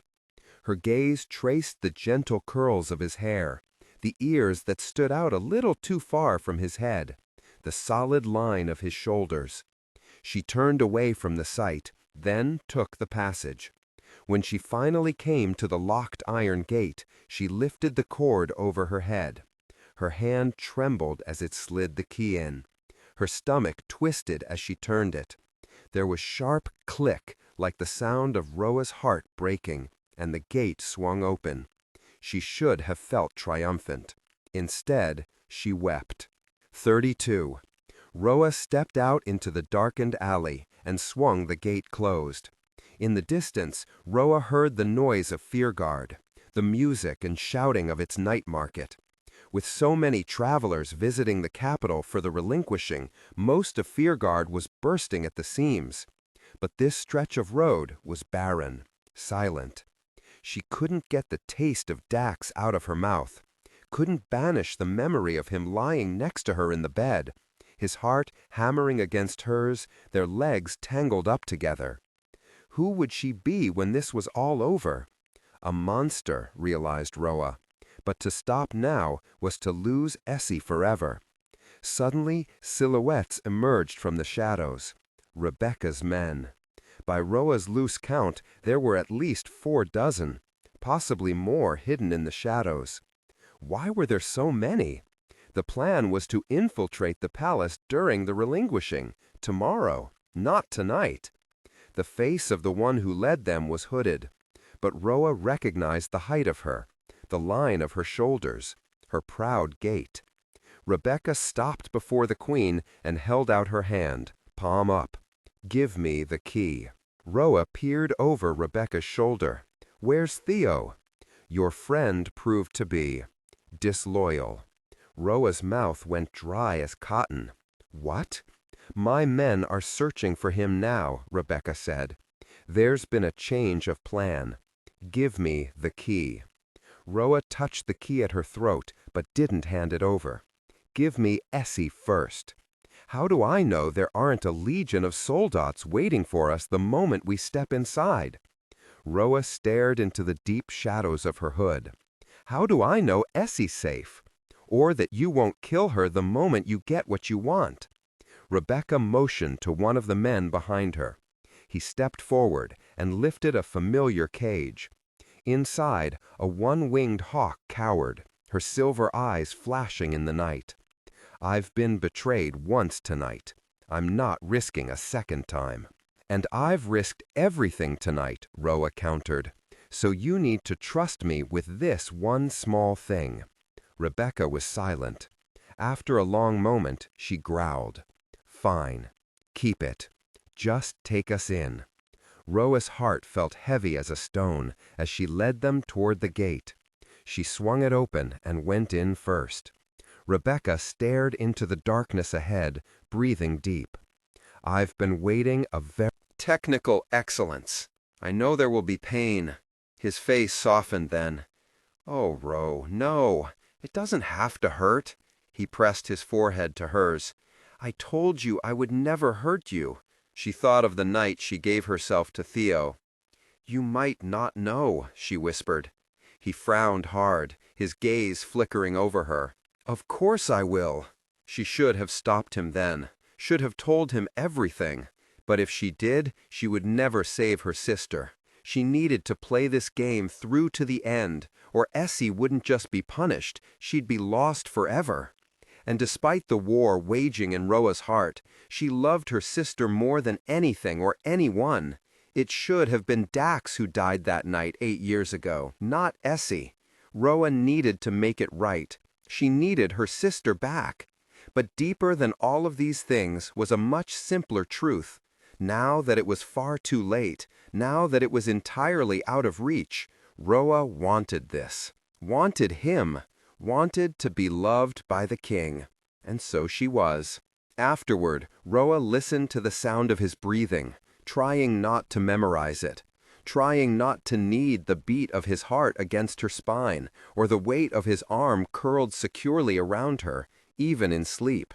As she listened to him breathe, she tried to push this bright new wanting back down from where it had come.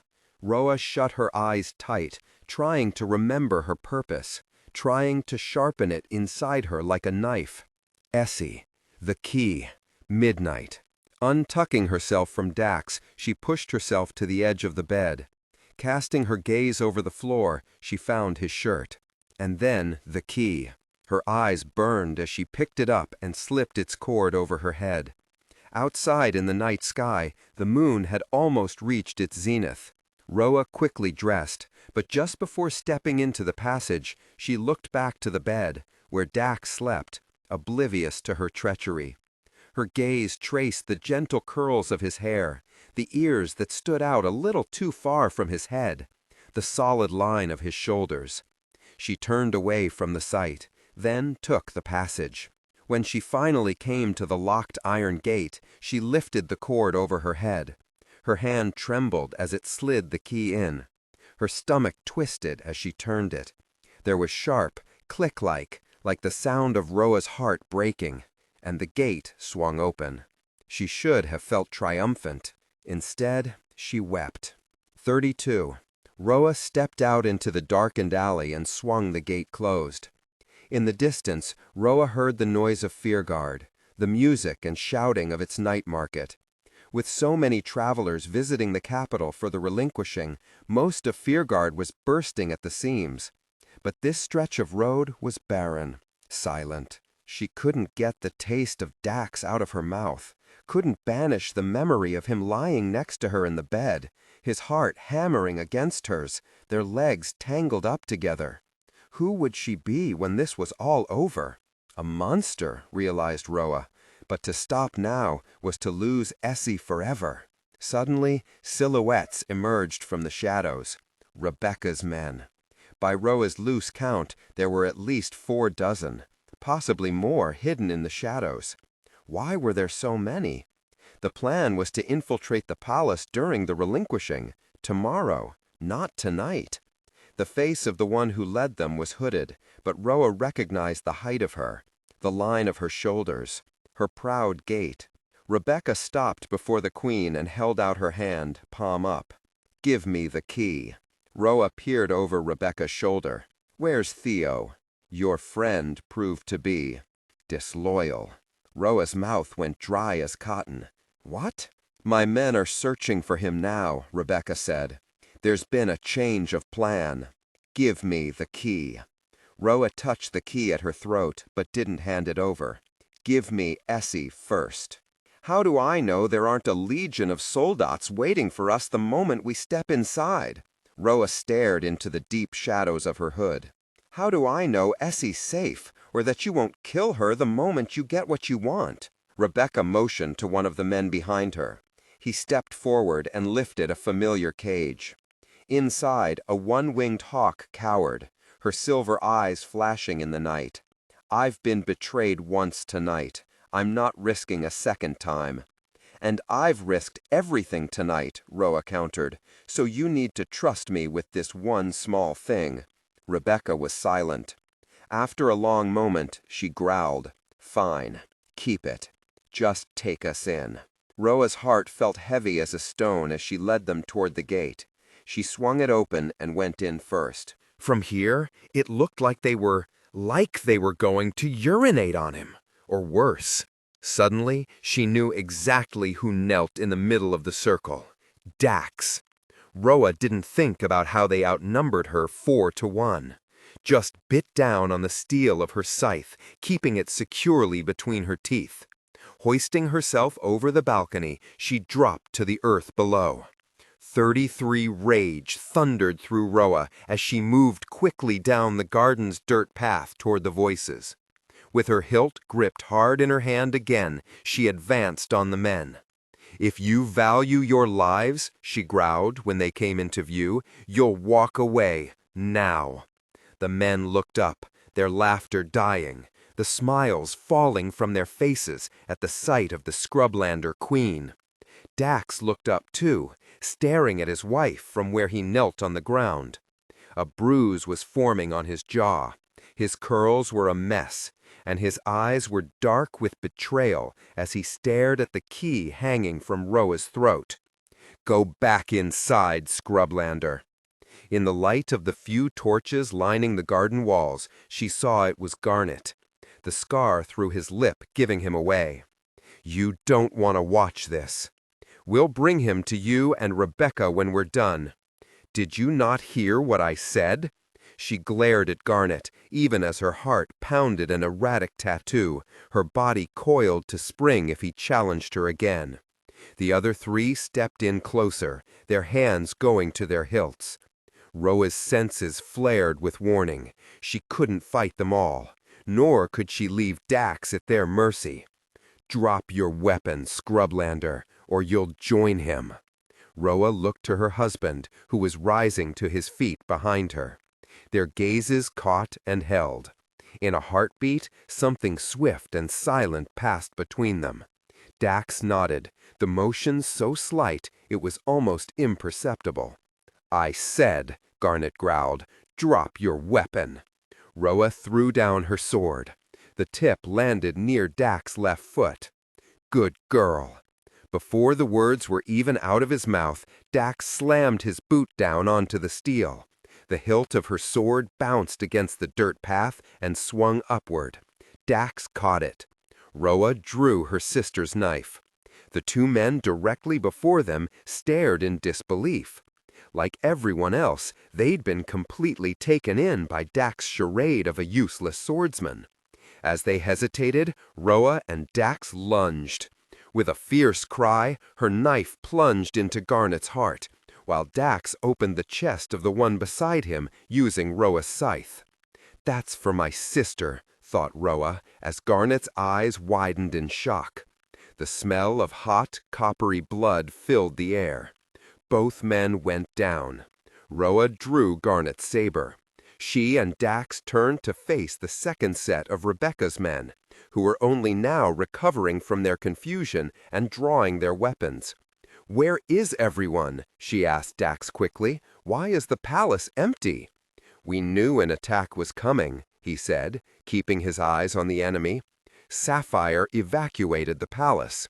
Roa frowned. The whole palace? That wasn't possible. Rebecca had eyes everywhere. She would know if an entire palace's worth of soldats and staff had left through the front gate in the middle of the night. Unless they didn't leave through the front gate. "On the count of 3, Dax murmured, snapping Roa's attention back to the danger at hand. As one, they thrust. Roa's opponent was twice her size, but also twice as slow. She slashed and lunged again and again. A heartbeat later, the man was disarmed and backed against the wall beneath the arcade. His eyes pleading, his hands raised in surrender. Roa heard the thump of a body hit the earth behind her. "I'll finish him," said Dax, stepping up to her side. "You think I can't?" "No," Dax said, taking the saber from her and giving the man a quick death. Roa watched the dark red blood streak down the plaster wall as his body slid to the ground. "I just didn't want you armed when I did this." Raising both blades, Dax turned on her. It was Roa whose back hit the wall now. 2 bloodied blades turned against her. Dax's thoughts were diamond clear on his face. He was remembering the way she'd stepped into his room earlier tonight, the way she'd come into his bed. He was seeing her wake for him to fall asleep, then pick up the key from the floor, seeing her unlock the gate. "I've ruined us," she thought. "I've ruined everything." Or maybe they were ruined long before now. Maybe they were ruined the day her sister died in his place. "A message arrived tonight," he said, his voice low, telling of a threat inside the palace. He gripped both weapons properly now and held himself like an expert swordsman. "I prayed to every god it wasn't you." Roa lifted her chin, even as her heart quailed. "But the proof is right there, hanging around your throat." He was looking at her like she wasn't the girl he'd made love to earlier, like that girl no longer existed for him. She doesn't, Roa realized. I can never be that girl again after what I've done tonight. Dax stepped closer. "Did you plan it all out with her? How to best seduce me?" She could hear the sound of his broken heart in his words. Roa knew what a broken heart felt like. She'd felt hers shatter into 1,000,000 pieces the day Essie died. She felt it shattering now. Roa tried to harden herself against it. "You've come this far. There's only a little bit farther to go." She thought of Essie locked in that cage. Essie fading away. Essie gone forever. "What have you done with the girl I love?" Dax came closer. Their gazes locked. "I want her back." He dropped one blade, Roa's scythe, in the grass and gently touched her cheek. "Give her back to me." Roa wasn't sure which was more dangerous, his steel or his touch or his words. "That girl is gone," Roa said, thinking of everything she'd done and still had yet to do. "Don't waste your love on her." He lowered his sword. "You think love is as fragile as that? Like a stalk of wheat, easily broken in a storm? That's not what love is." Dax stepped in closer. "Real love is the strongest kind of steel. It's a blade that can be melted down, its form changed with every bang of the hammer. But to break it is a task no one is capable of, not even death." Roa stared at him. What was he saying? That he loved her, even now? "You're a fool," she whispered, the words stinging her throat. And then, with his sword lowered, she shoved him hard enough to send him stumbling. Roa found her scythe lying in the grass. In a heartbeat, she had her alabaster hilt in her hand, the curved blade raised and ready to strike. But Dax struck first. Roa barely caught the flash of steel coming at her. Their swords clashed. Dax forced her back, relentlessly thrusting. Roa ducked, forever moving so he couldn't back her into another wall. It was then that she realized just how much he'd been holding back. She could barely fend him off. His furious blade came down on hers, knocking it out of her hand. He shoved her, just as she'd shoved him. Roa tripped and went down hard. Pain shot through her elbows. A heartbeat later, he had her pinned beneath him. One hand kept her wrists trapped above her head, while the other held his blade across her collarbone. Shocked at the quick defeat, Roa stared up at him. They were nose to nose now, breathing hard. "You're not the kind of girl who grasps at power for its own sake," he said, the heat of him rolling over her. "Why have you done this?" Here, the light of the garden torches made his skin glow gold. Just for a moment, he seemed almost godlike above her, as if Namsara himself, the golden god of day, had come down to this pit of darkness just to interrogate her. Roa gave in to him. "You weren't who I thought you were," she whispered, her gaze tracing his face. "And then, suddenly, you were. I thought you'd broken all your promises. I thought you didn't care. I thought you were a dangerous king." The pressure on her throat let up just a little, and even when I realized the truth, I still needed to save my sister. He went rigid at those words. "What? Essie never crossed?" She held his gaze, daring him to disbelieve her. But Dax knew the stories of her people. Knew about the Skyweaver and uncrossed souls, and the reason for the relinquishing she's trapped. I have to set her free. There was a fierce crease in his brow now. With his blade still pressed to her throat, he said, "Go on." She looked beyond him, to the lightening sky, thinking of the Skyweaver's knife sheathed beneath her dress, of what she must do once the sun set tonight. When someone dies in another's place, an exchange can be made, but it must happen on the relinquishing she. She could see him trying to recall everything he knew about the relinquishing, everything her tutors had taught him all those years ago. "It was supposed to be you," she whispered, looking up into his eyes. "Not her. You were the one who was supposed to die." "Like Sunder," he said. It surprised Roa. She hadn't expected him to remember that story. The man who eluded death. So, death took someone else in his stead. Before Roa could answer him, a sound broke the moment. Footsteps rang out through the arcade, and with them came voices. One voice made both Dax and Roa stiffen. Rebecca. But before she came within view, darkness drenched them. A black shadow flew overhead. Roa felt the rush of wind on her face, felt the earth shudder beneath a great weight. A familiar sound echoed through the garden. Several loud clicks in rapid succession.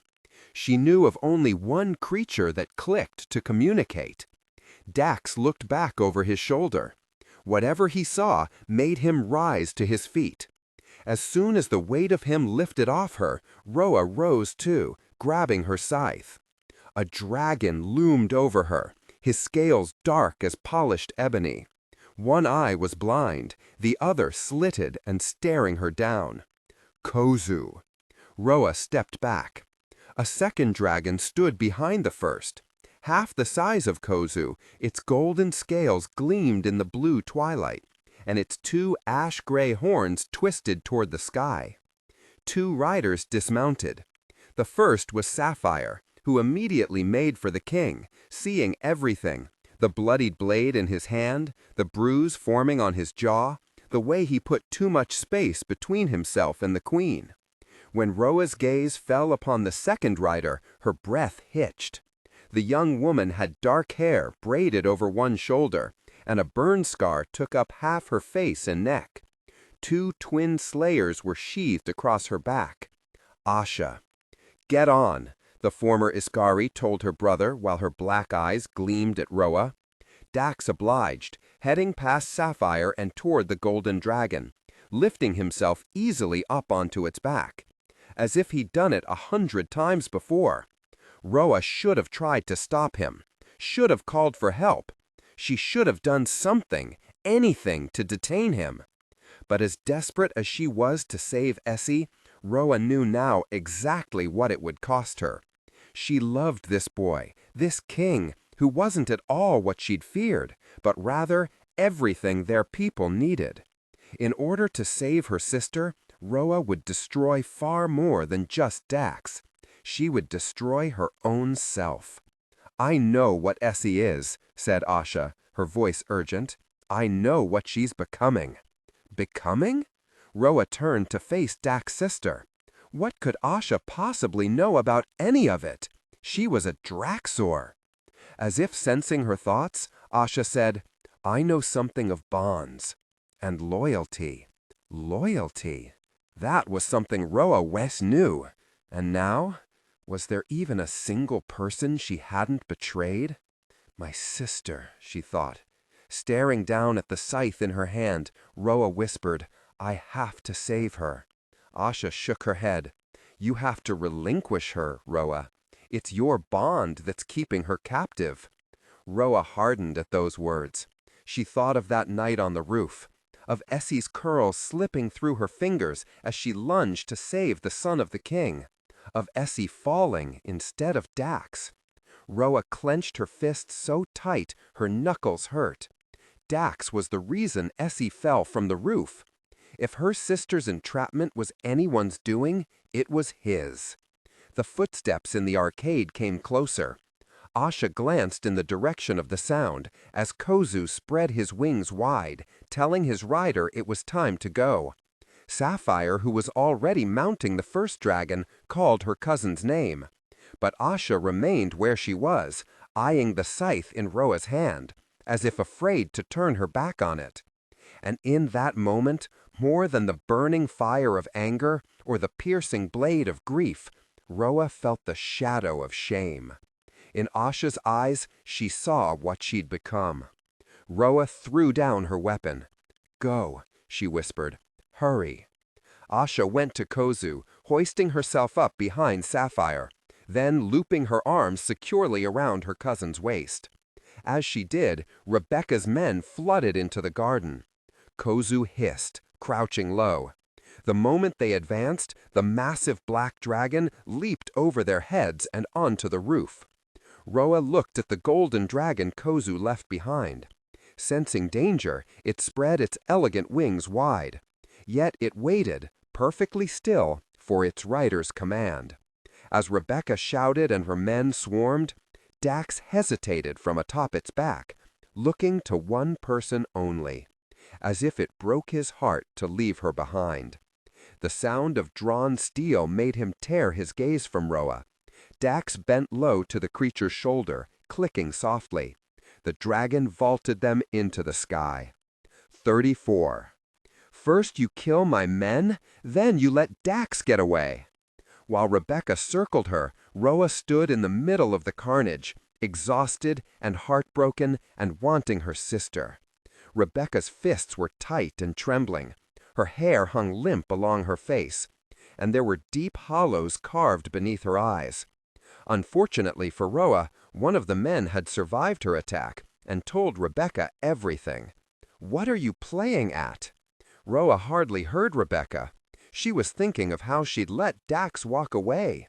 In letting him go, had she doomed Essie? "What have I done?" "I want to see my sister," she said, turning to leave the garden. 4 armed men immediately blocked her way out. "Seize her," said Rebecca. Roa drew the Skyweaver's knife, her last remaining blade. When they grabbed her arms, Roa tried to fight them off. She used her elbows and knees. She slammed her heels into their shins. But there were so many more of them, and they held her firm, prying the Skyweaver's knife from her fingers. It fell to the earth with a thud. "Let me go!" she hissed. Rebecca picked up the knife, tucking it into her sash. Just then, a pair of frantic footsteps sounded in the arcade. Hands went to hilts.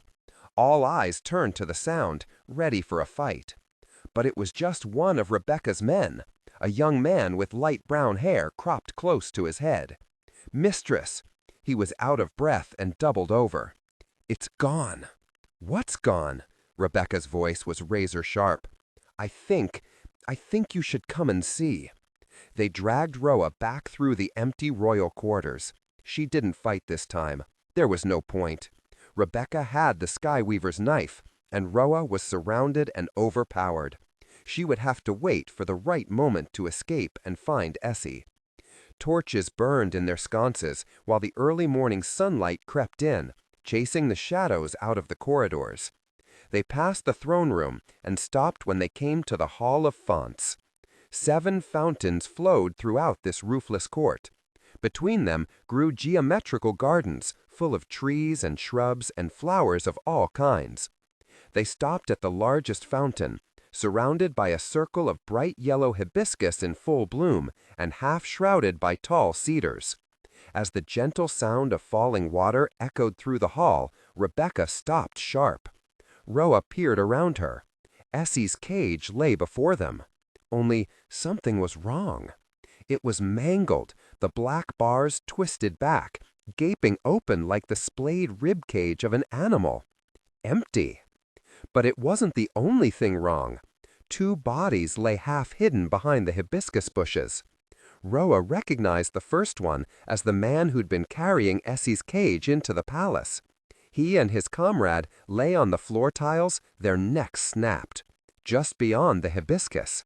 There was no blood, no sign of a struggle. Whatever had done this had done it very quickly.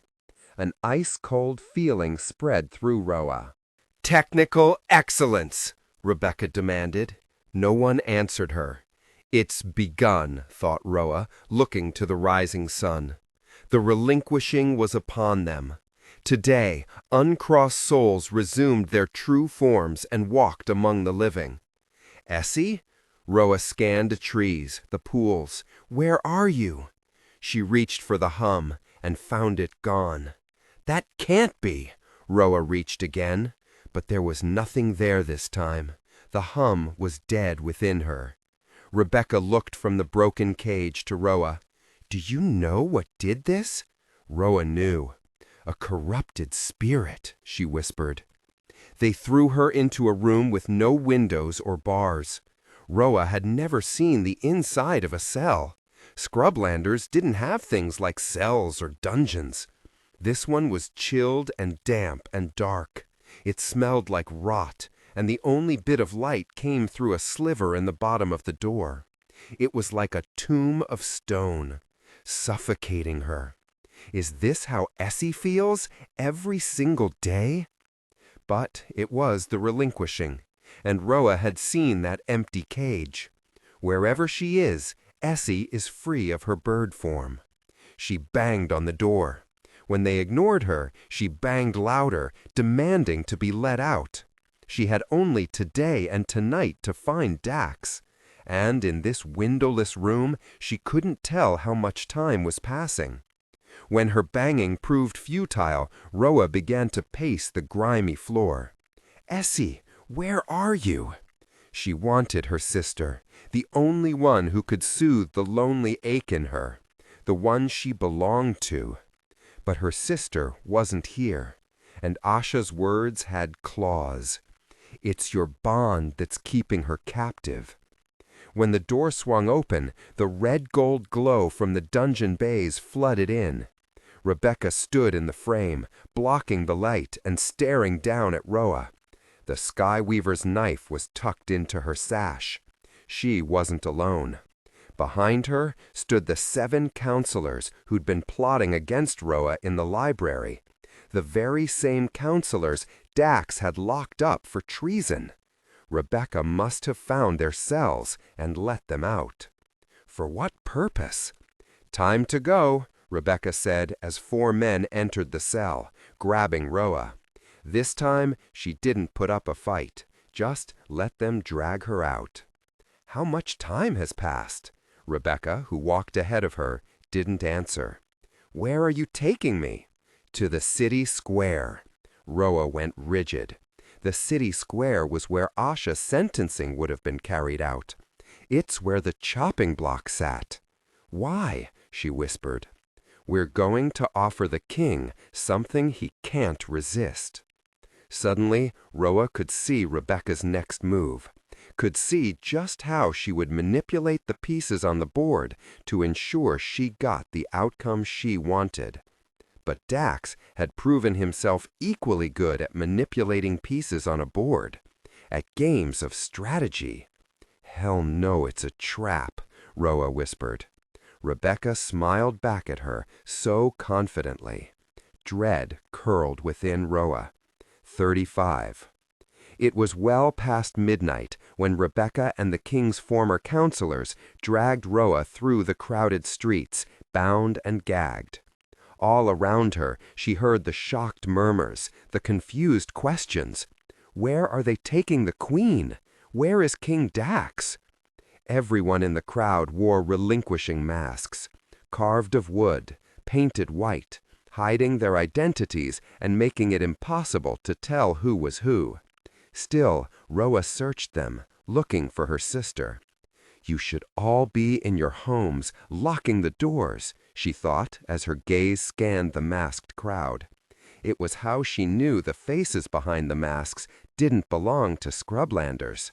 Scrublanders would already be gathered around their heart fires by now, their doors bolted, their lights snuffed.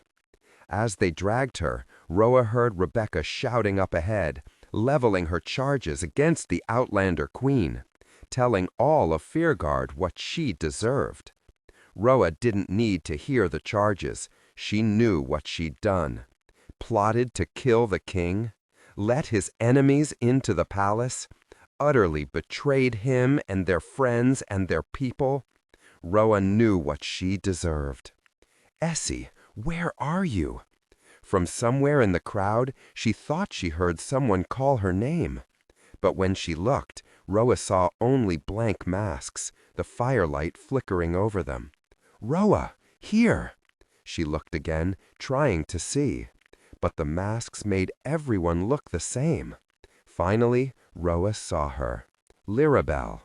She'd pulled her relinquishing mask down just for a moment, allowing Roa to identify her. Lirabel was fighting to get to her. Roa could have dug in her heels, could have made it difficult for them to keep dragging her, at least until Lirabel caught up. But then Rebecca would take Lirabel too. Roa couldn't let that happen. She'd promised to keep her friend safe. Suddenly, the crush of the crowd overwhelmed them, and Roa lost sight of Lirabel. Her handlers dragged her onward, bruising her as their fingers drove into her arms. The moment they entered the public square, Roa saw the chopping block, its surface hacked with the sentences it had carried out. The wood was stained brown with blood. Her stomach twisted at the sight of it. Rebecca wouldn't. She couldn't. Beside it stood the broad-shouldered and brawny executioner. Both his hands gripped the hilt of the biggest, heaviest sword Roa had ever seen. Her blood ran cold. Rebecca's men formed a ring around the chopping block, keeping the crowd at bay. One of her men grabbed Roa's shoulders, forcing her to her knees so hard the pain made her gasp. The rope tying her wrists bit into her skin. Her gag cut into the corners of her mouth. Roa cast her gaze over the sea of masked faces, looking for one face more than any other. "Where are you, Essie? I need you." "Tonight we put a traitor on trial," Rebecca called to the crowd. Roa, who was losing feeling in her bound hands, looked up over the buildings and the city walls. For sabotaging the safety of our city?" Roa looked away from the sky to the torches burning in the hands of the perplexed crowd, like beacons of light. For plotting the death of the king?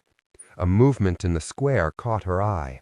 One person shoved forward, fighting their way through a crowd that didn't know who to side with, their outlander queen or the king's counselors.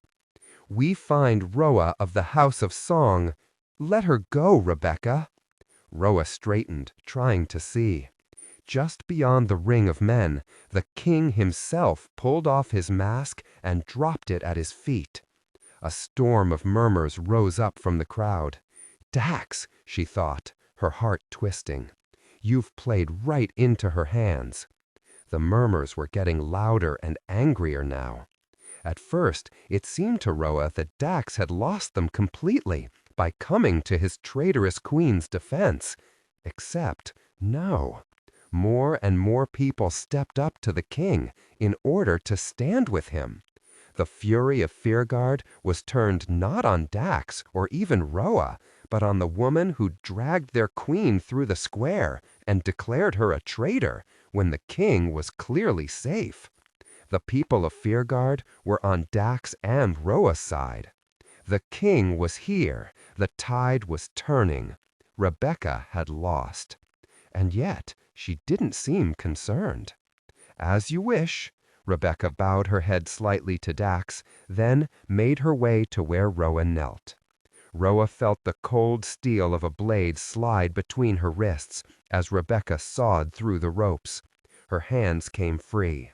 Rebecca pulled Roa to her feet, then grabbed her wrist tightly, pressing the hilt of the Skyweaver's knife into her palm and wrapping Roa's fingers around it. Roa looked up to find the girl's eyes dark and glittering and full of vengeance. "Now's your chance to save your sister," she said. And then to Dax, "If you want her, come and fetch her." As the guards parted and Dax stepped through, Rebecca turned Roa toward the king and gave her a small shove. Roa stumbled, then looked upright into the eyes of the boy she loved. This was her plan all along, Roa realized, for me to kill him with all of Fearguard watching. By ensuring there were witnesses to Roa's murder of the king, Rebecca would get everything she wanted. Dax dead and Roa dethroned. Rebecca had won. Because soon the sun would be up and the relinquishing would be over. Once it was, Roa's chance to save Essie would be gone. If Roa wanted to set her sister free, she needed to act now, before the night was over. Dax stepped in close, loosening her gag and pulling it down. "I told you what I would do," she whispered, staring up at him. "Why would you come for me? Why would you walk straight into a trap?" "Because if it wasn't for me, Essie wouldn't be gone," he said, brushing his thumb across her jaw. "And because this is destroying you." He cupped her face in his warm, strong hands. "And because I love you." For a heartbeat, Roa saw that little boy sitting across the Gods and Monsters board. This was the end of their game. Roa had to make this move, and he was going to let her. Ro's eyes burned with tears as she looked to the lightning sky, then down to the white humming blade in her hands. "I'm ready," he said, as if seeing the thoughts in her eyes. Roa lifted the knife. And then a voice cut through the night. "Where is my sister?" Roa paused. Her heart began to hammer fast and loud in her ears. She knew that voice. Turning, she saw a girl step out of the crowd. She wore a sky-blue dress that came to her knees. Except for her hair, which was plaited, she seemed a mirror image of the queen. "Essie, Dax, and Roa," said at the same time. But the hum was still silent. And as Roa reached desperately for their bond, she found it gone. Instead, there was a gaping wound, an empty void, as if this wasn't her sister at all. From behind the circle of Rebecca's men, Essie saw Roa. Their gazes caught, and Roa saw that her eyes were no longer dark brown, but silver. "There you are," Essie smiled, but it wasn't her usual smile. This was something colder and hungrier. "I've been searching all night for you." Essie looked to the men separating her from Roa. "Let me pass." They didn't. Instead, they drew their blades. Essie's smile twisted into a snarl. She raised her hand, and when she brought it down, their necks snapped like twigs. The light in their eyes went dark. They crumpled to the ground. Corrupted. The word bled through Roa's mind, even as she fought it. No. More men replaced them. These too went down, dropping to their knees. Their eyes went wide, and their fingers clawed at their throats, while Essie choked them to death without ever touching them. When their bodies hit the ground, the silence in the square was thunderous. Roa stared at her sister, while the screams rose up like a wave crashing from one wall to the other. The crowd pushed at one another, trying to get away from the horror standing at its center. But this was still her sister, Roa knew, still Essie, only twisted, poisoned, changed. Her spirit was corrupted. Roa thought of the dead men beside that broken cage, thought of what brought the House of Shade to ruin, thought of the corrupted spirit that left no one in his family alive but his dog, a creature that didn't know how to let go. More than all of these things, Roa thought of the last relinquishing. "I don't want to be trapped anymore," her sister told her that night. "I want to be free." What if, by not relinquishing Essie, Roa had kept her trapped, caged, unable to cross? Now, when Essie tried to get to Roa, no one stopped her. "Did they hurt you?" That silver gaze was tender on her face. Roa shook her head, reaching to touch her sister. Essie's cheek was warm and soft, and so familiar beneath her hand it made Roa want to weep. She pulled her sister close, holding her tight. With the hum silent, with their bond gone, Roa couldn't sense her sister's thoughts or feelings, which meant Essie couldn't sense hers either. "I thought you wouldn't find me," Roa whispered, their cheeks pressed together. "I'll always find you," Essie said. "I thought you were gone." Essie shook her head and pulled away, looking into Roa's eyes. "I'm here, and I won't let anything separate us again." Roa turned to Dax, but her hand reached for her sister's, gripping it tight. With their fingers woven, Roa memorized the warmth of Essie's palm, the pulse beating in time with her own. "I'm sorry," she said, keeping her gaze locked with the king's. "I never meant to hurt you." Dax halted, glancing from Roa's hand intertwined with her sister's to her face. "I never meant to break us," she said, squeezing Essie's hand, never wanting to let go. As the unearthly knife hummed against her skin, she thought of her sister's loud laugh and the sight of her bright smile and the comforting warmth of her spirit. "Everything I know about love I learned from you," she whispered, her vision blurring. "You taught me that sometimes love means holding on so tight." Her fingers tightened around the knife, a knife that loosed souls from their moorings. With her sister at her side, Roa lifted the blade. And sometimes, the tears slid down her cheeks, sometimes it means letting go. Turning away from the king, Roa plunged the knife into her sister's corrupted heart. 36. The breath hushed out of Essie's lungs. She looked down to the hilt of the Skyweaver's knife embedded in her chest. Her silver eyes widened, her legs weakened. Roa caught her before she fell, sinking down to the ground, pulling her into her arms. The hum flared up, loud and fierce between them. The silver bled out of Essie's eyes, leaving those ebony irises. Essie held Roa's gaze, unwavering. "I'm sorry," Roa whispered. Essie reached to touch her sister's face. "No," she whispered back. "Thank you." She smiled faintly, as grateful tears shone on her cheeks. "Thank you for setting me free." There was a sound like a sigh as Essie closed her eyes and dissolved into silver-bright mist. The mist swarmed Roa, kissing her hands, her face, her hair.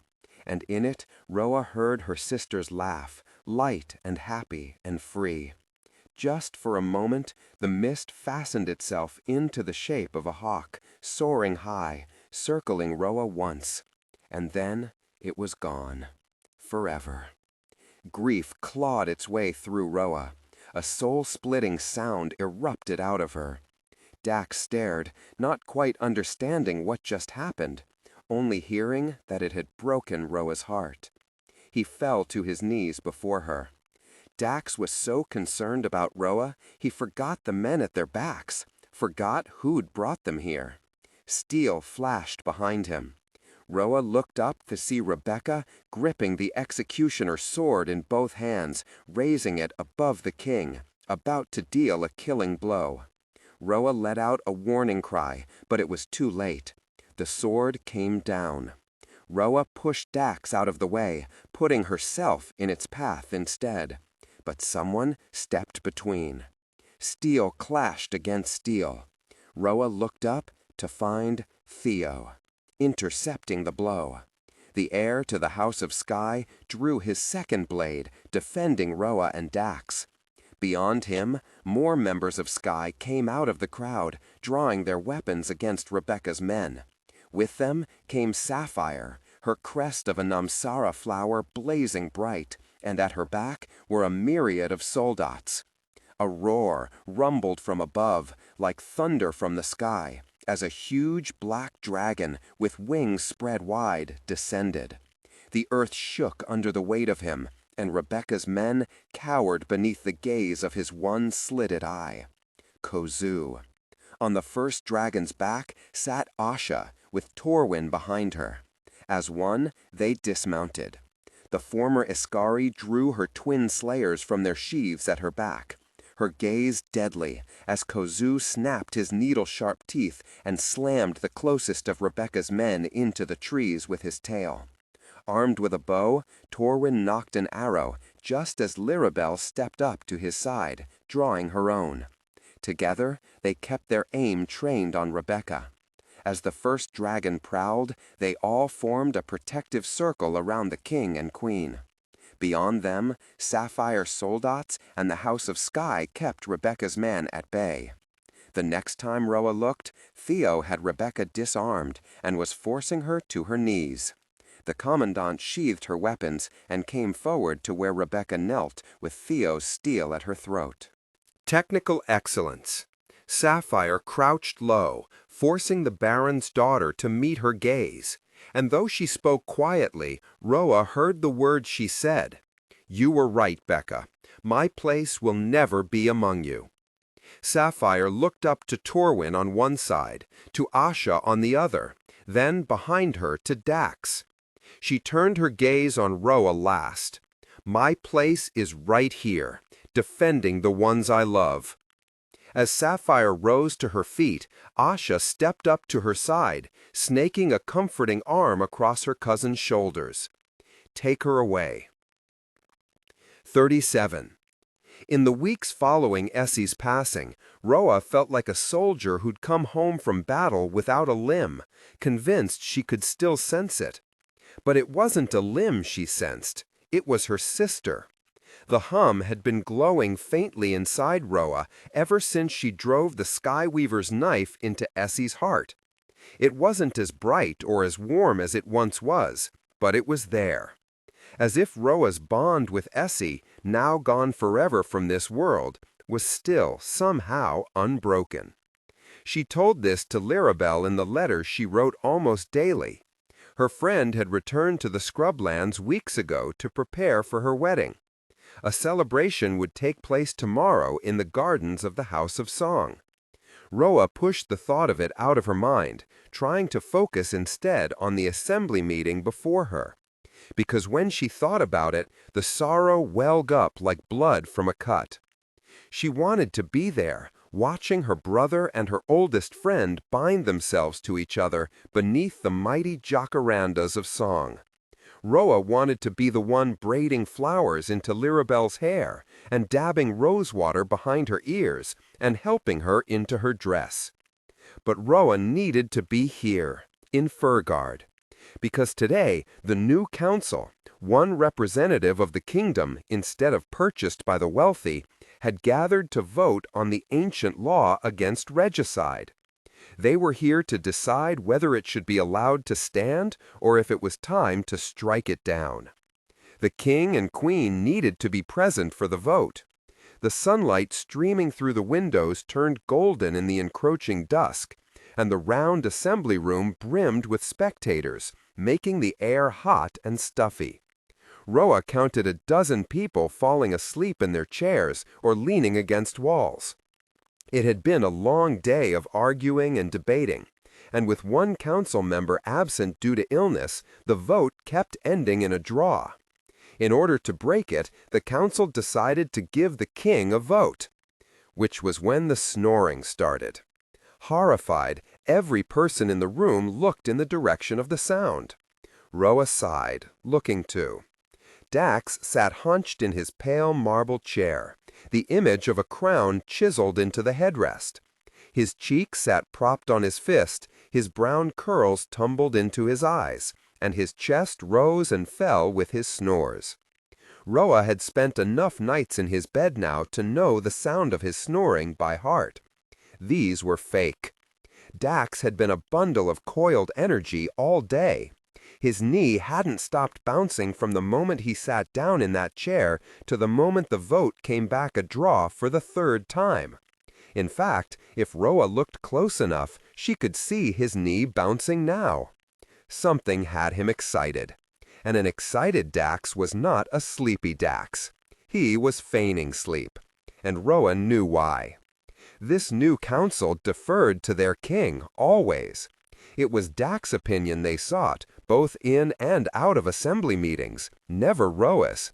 And here they were again, looking to Dax. But if he was asleep, he couldn't cast his vote. My queen? The eldest counselor looked to Roa. She was a scrow woman with long gray hair that fell loose down her back. The queen glanced away from her snoring husband, fixing her attention on the 10 men and women now awaiting her decision. What is your vote?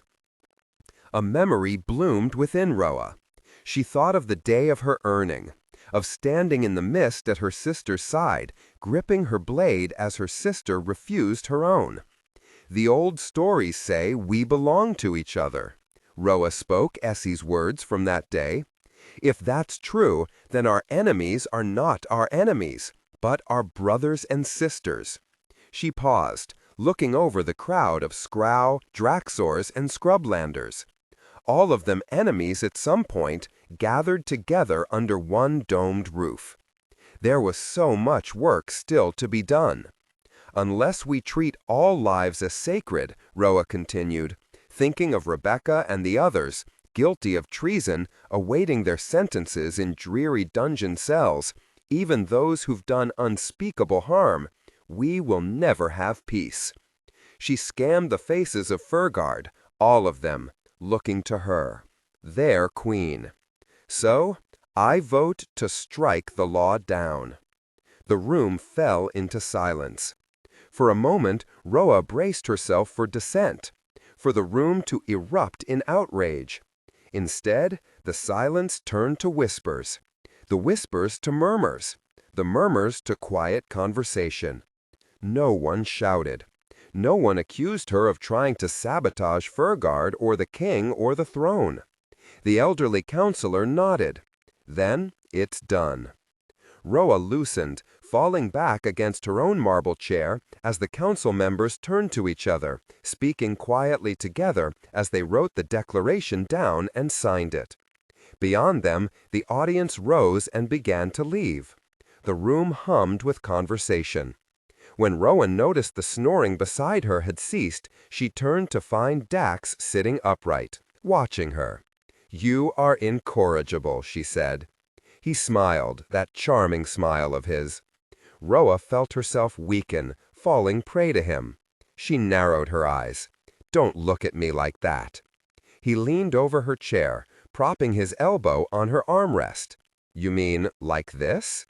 His gaze softened, hooking into hers. "Yes," she murmured, leaning into his warmth. "I'm merely admiring my queen." He kissed her brow, where a gold circlet rested. Truly, she has no equal. That night, just before snuffing the lights, Roa walked out onto the balcony.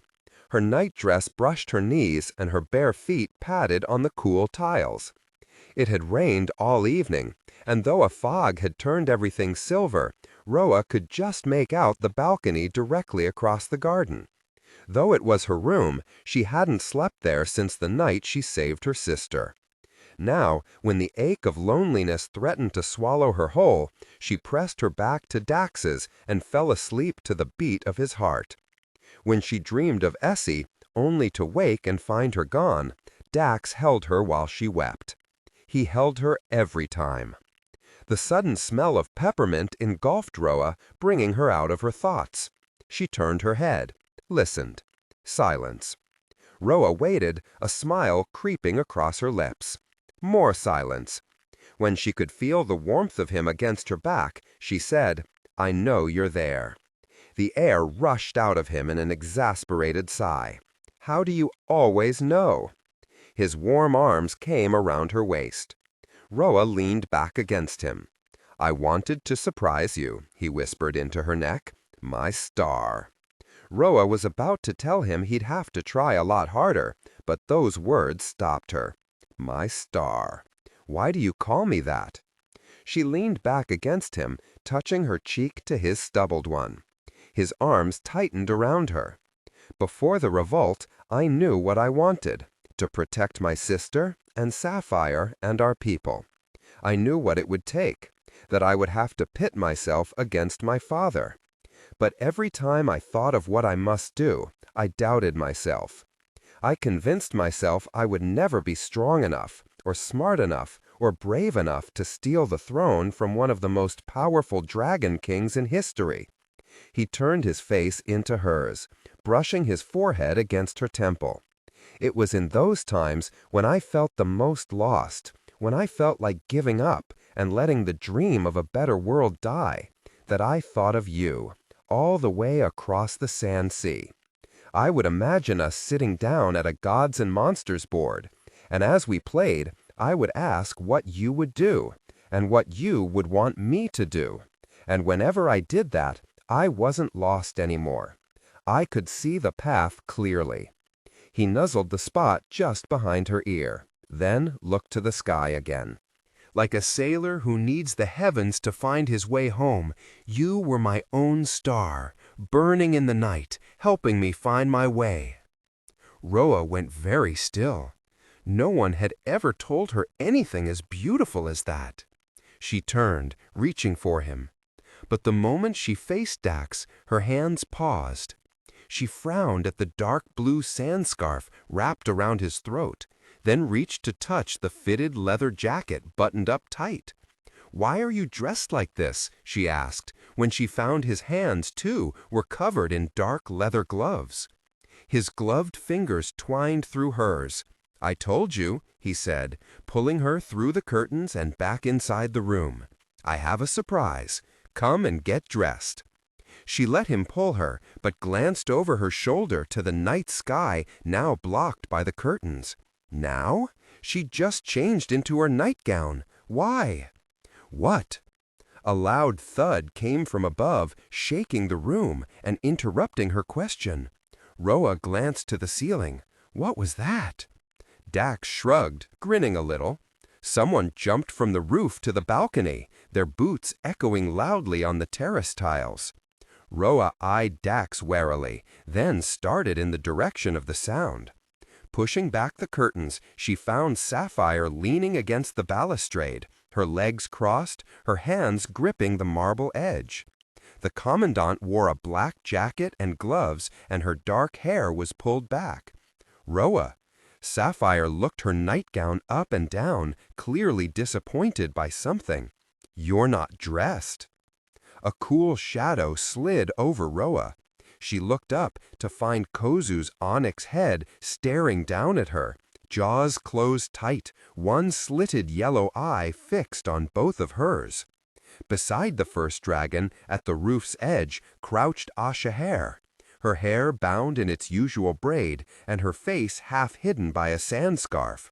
"Seriously, Dax?" Asha called at the sight of Roa's nightgown. "We gave you one task." "What's going on?" Roa asked them. "I was supposed to make sure you were dressed when they got here," said Dax, stepping out, holding clothes all folded neatly in a pile. Jacket, gloves, wool leggings, boots, and one of Roa's sand scarves. A faded yellow one. "If you put these on, we'll tell you everything." Roa stuck out her chin in defiance. "Tell me everything, and I'll think about getting dressed." Suddenly, a second serpentine face looked down over the roof, startling Roa. It was the golden dragon Dax had escaped on the morning of the relinquishing. Smaller and more elegant than Kozu, its scales rippled in the misty starlight. It clicked at Roa. Roa stepped carefully back, right into Dax. "Don't be scared," he said, his arm hooking around her waist. "Don't be scared," she whispered, "of the dragon staring at me like I'm its next meal." He shook his head. "She's gentle, and I'll be flying with you." Roa tensed. "Flying with me?" She stepped away from the king, looking from him to Sapphire to Asha above. "This was your surprise."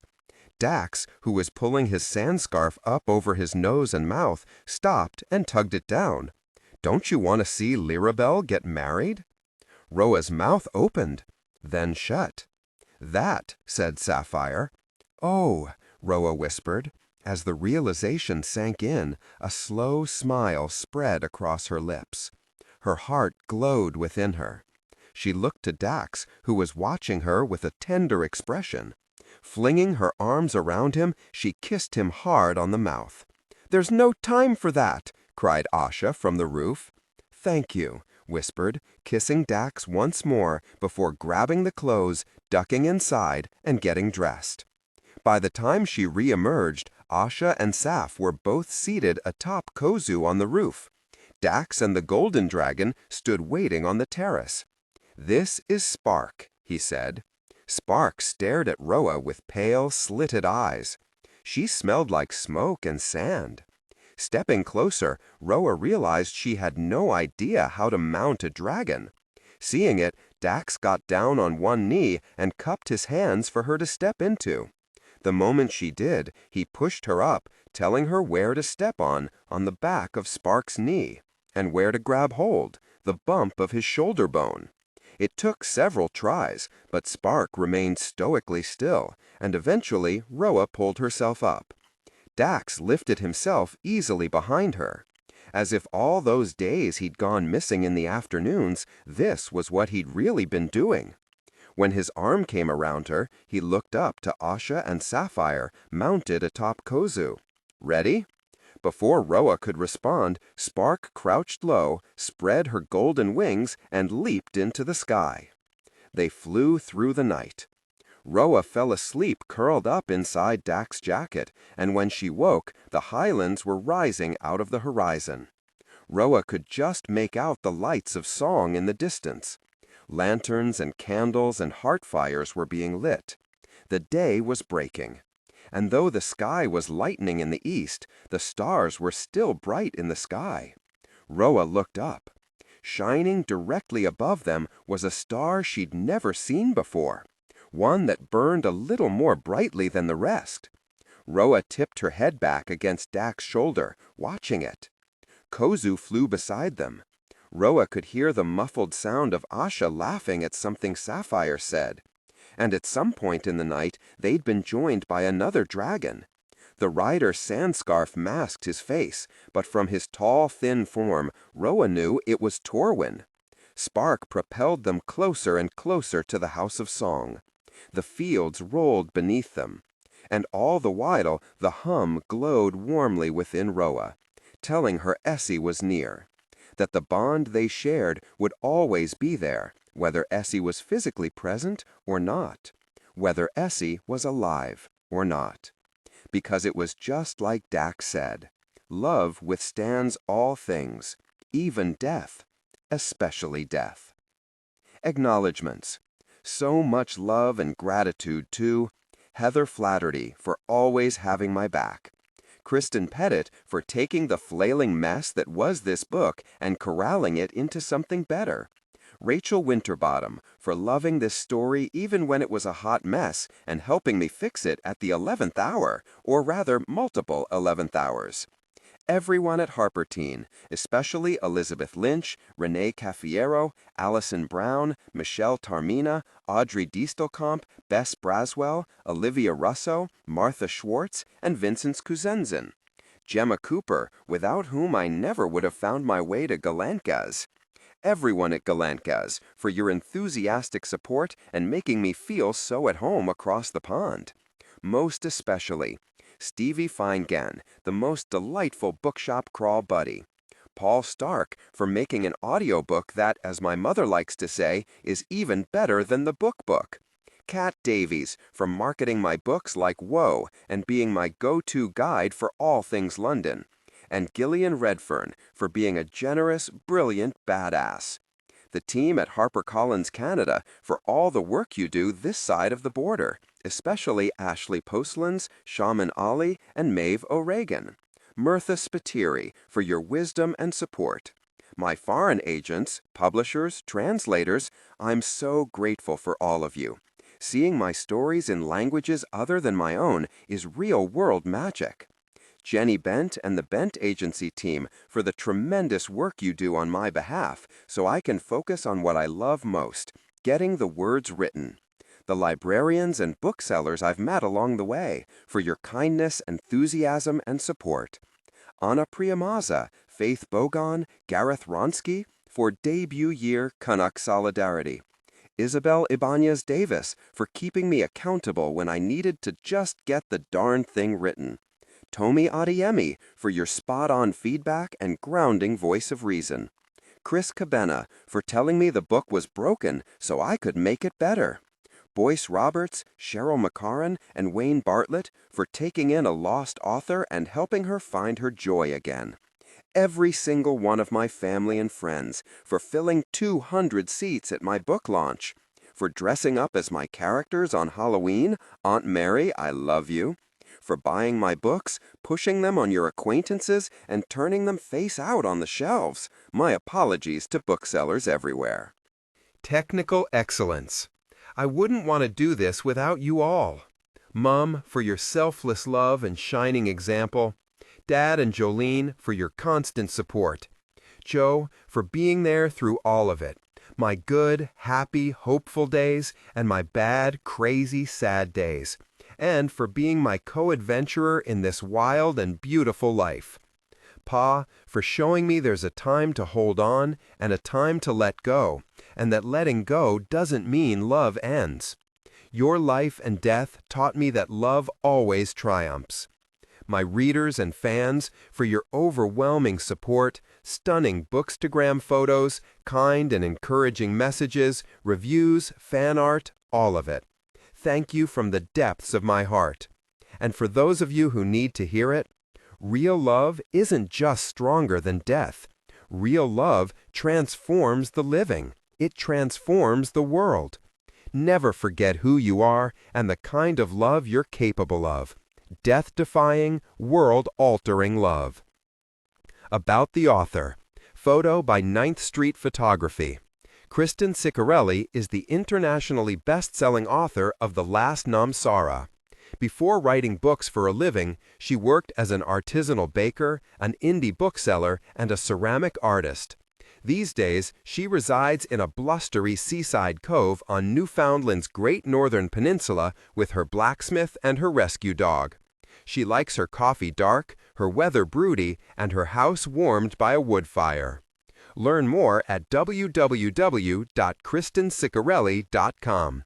Discover great authors, exclusive offers, and more at hc.com. Books by Kristen Ciccarelli. The Last Namsara. The Caged Queen. The Sky Weaver. Back ad. Discover your next favorite read. Meet new authors to love. Win free books. Share infographics, playlists, quizzes, and more. Watch the latest videos. www.epicreads.com. Copyright. Harper Teen is an imprint of HarperCollins Publishers. The Caged Queen. Copyright 2018 by Kristen Ciccarelli. All rights reserved under international and Pan-American copyright conventions.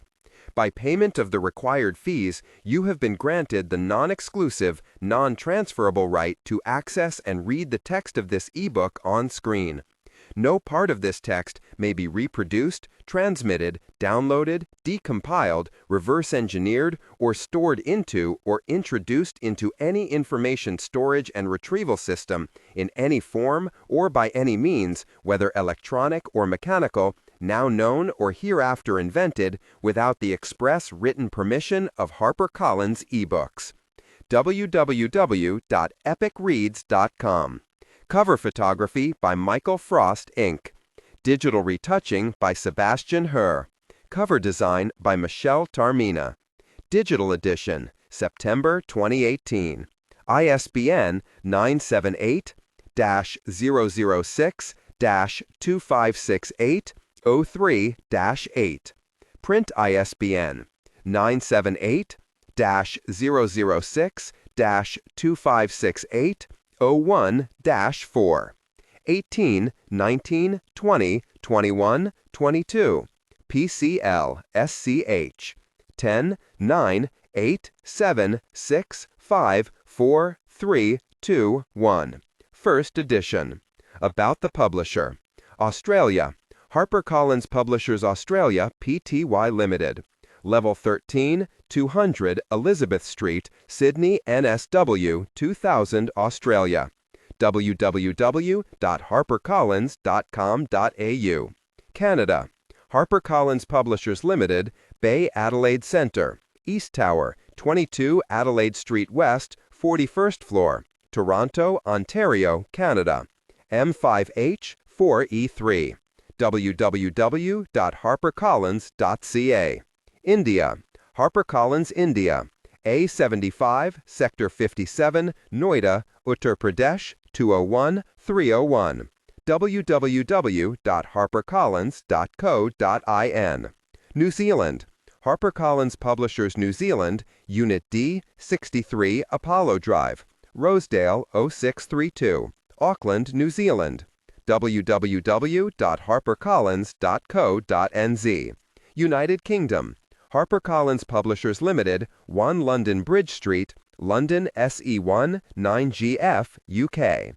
www.harpercollins.co. United States. HarperCollins Publishers Inc., 195 Broadway, New York, NY 1000. www.harpercollins.com. Contents. 1. Cover.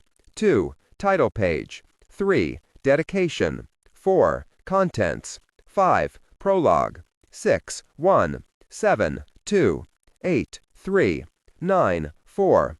10. 5. 11. 6. 12. 7. 13. 8. 14. 9. 15. 10. 16. 11. 17. 12. 18. 13. 19. 14. 20. 15.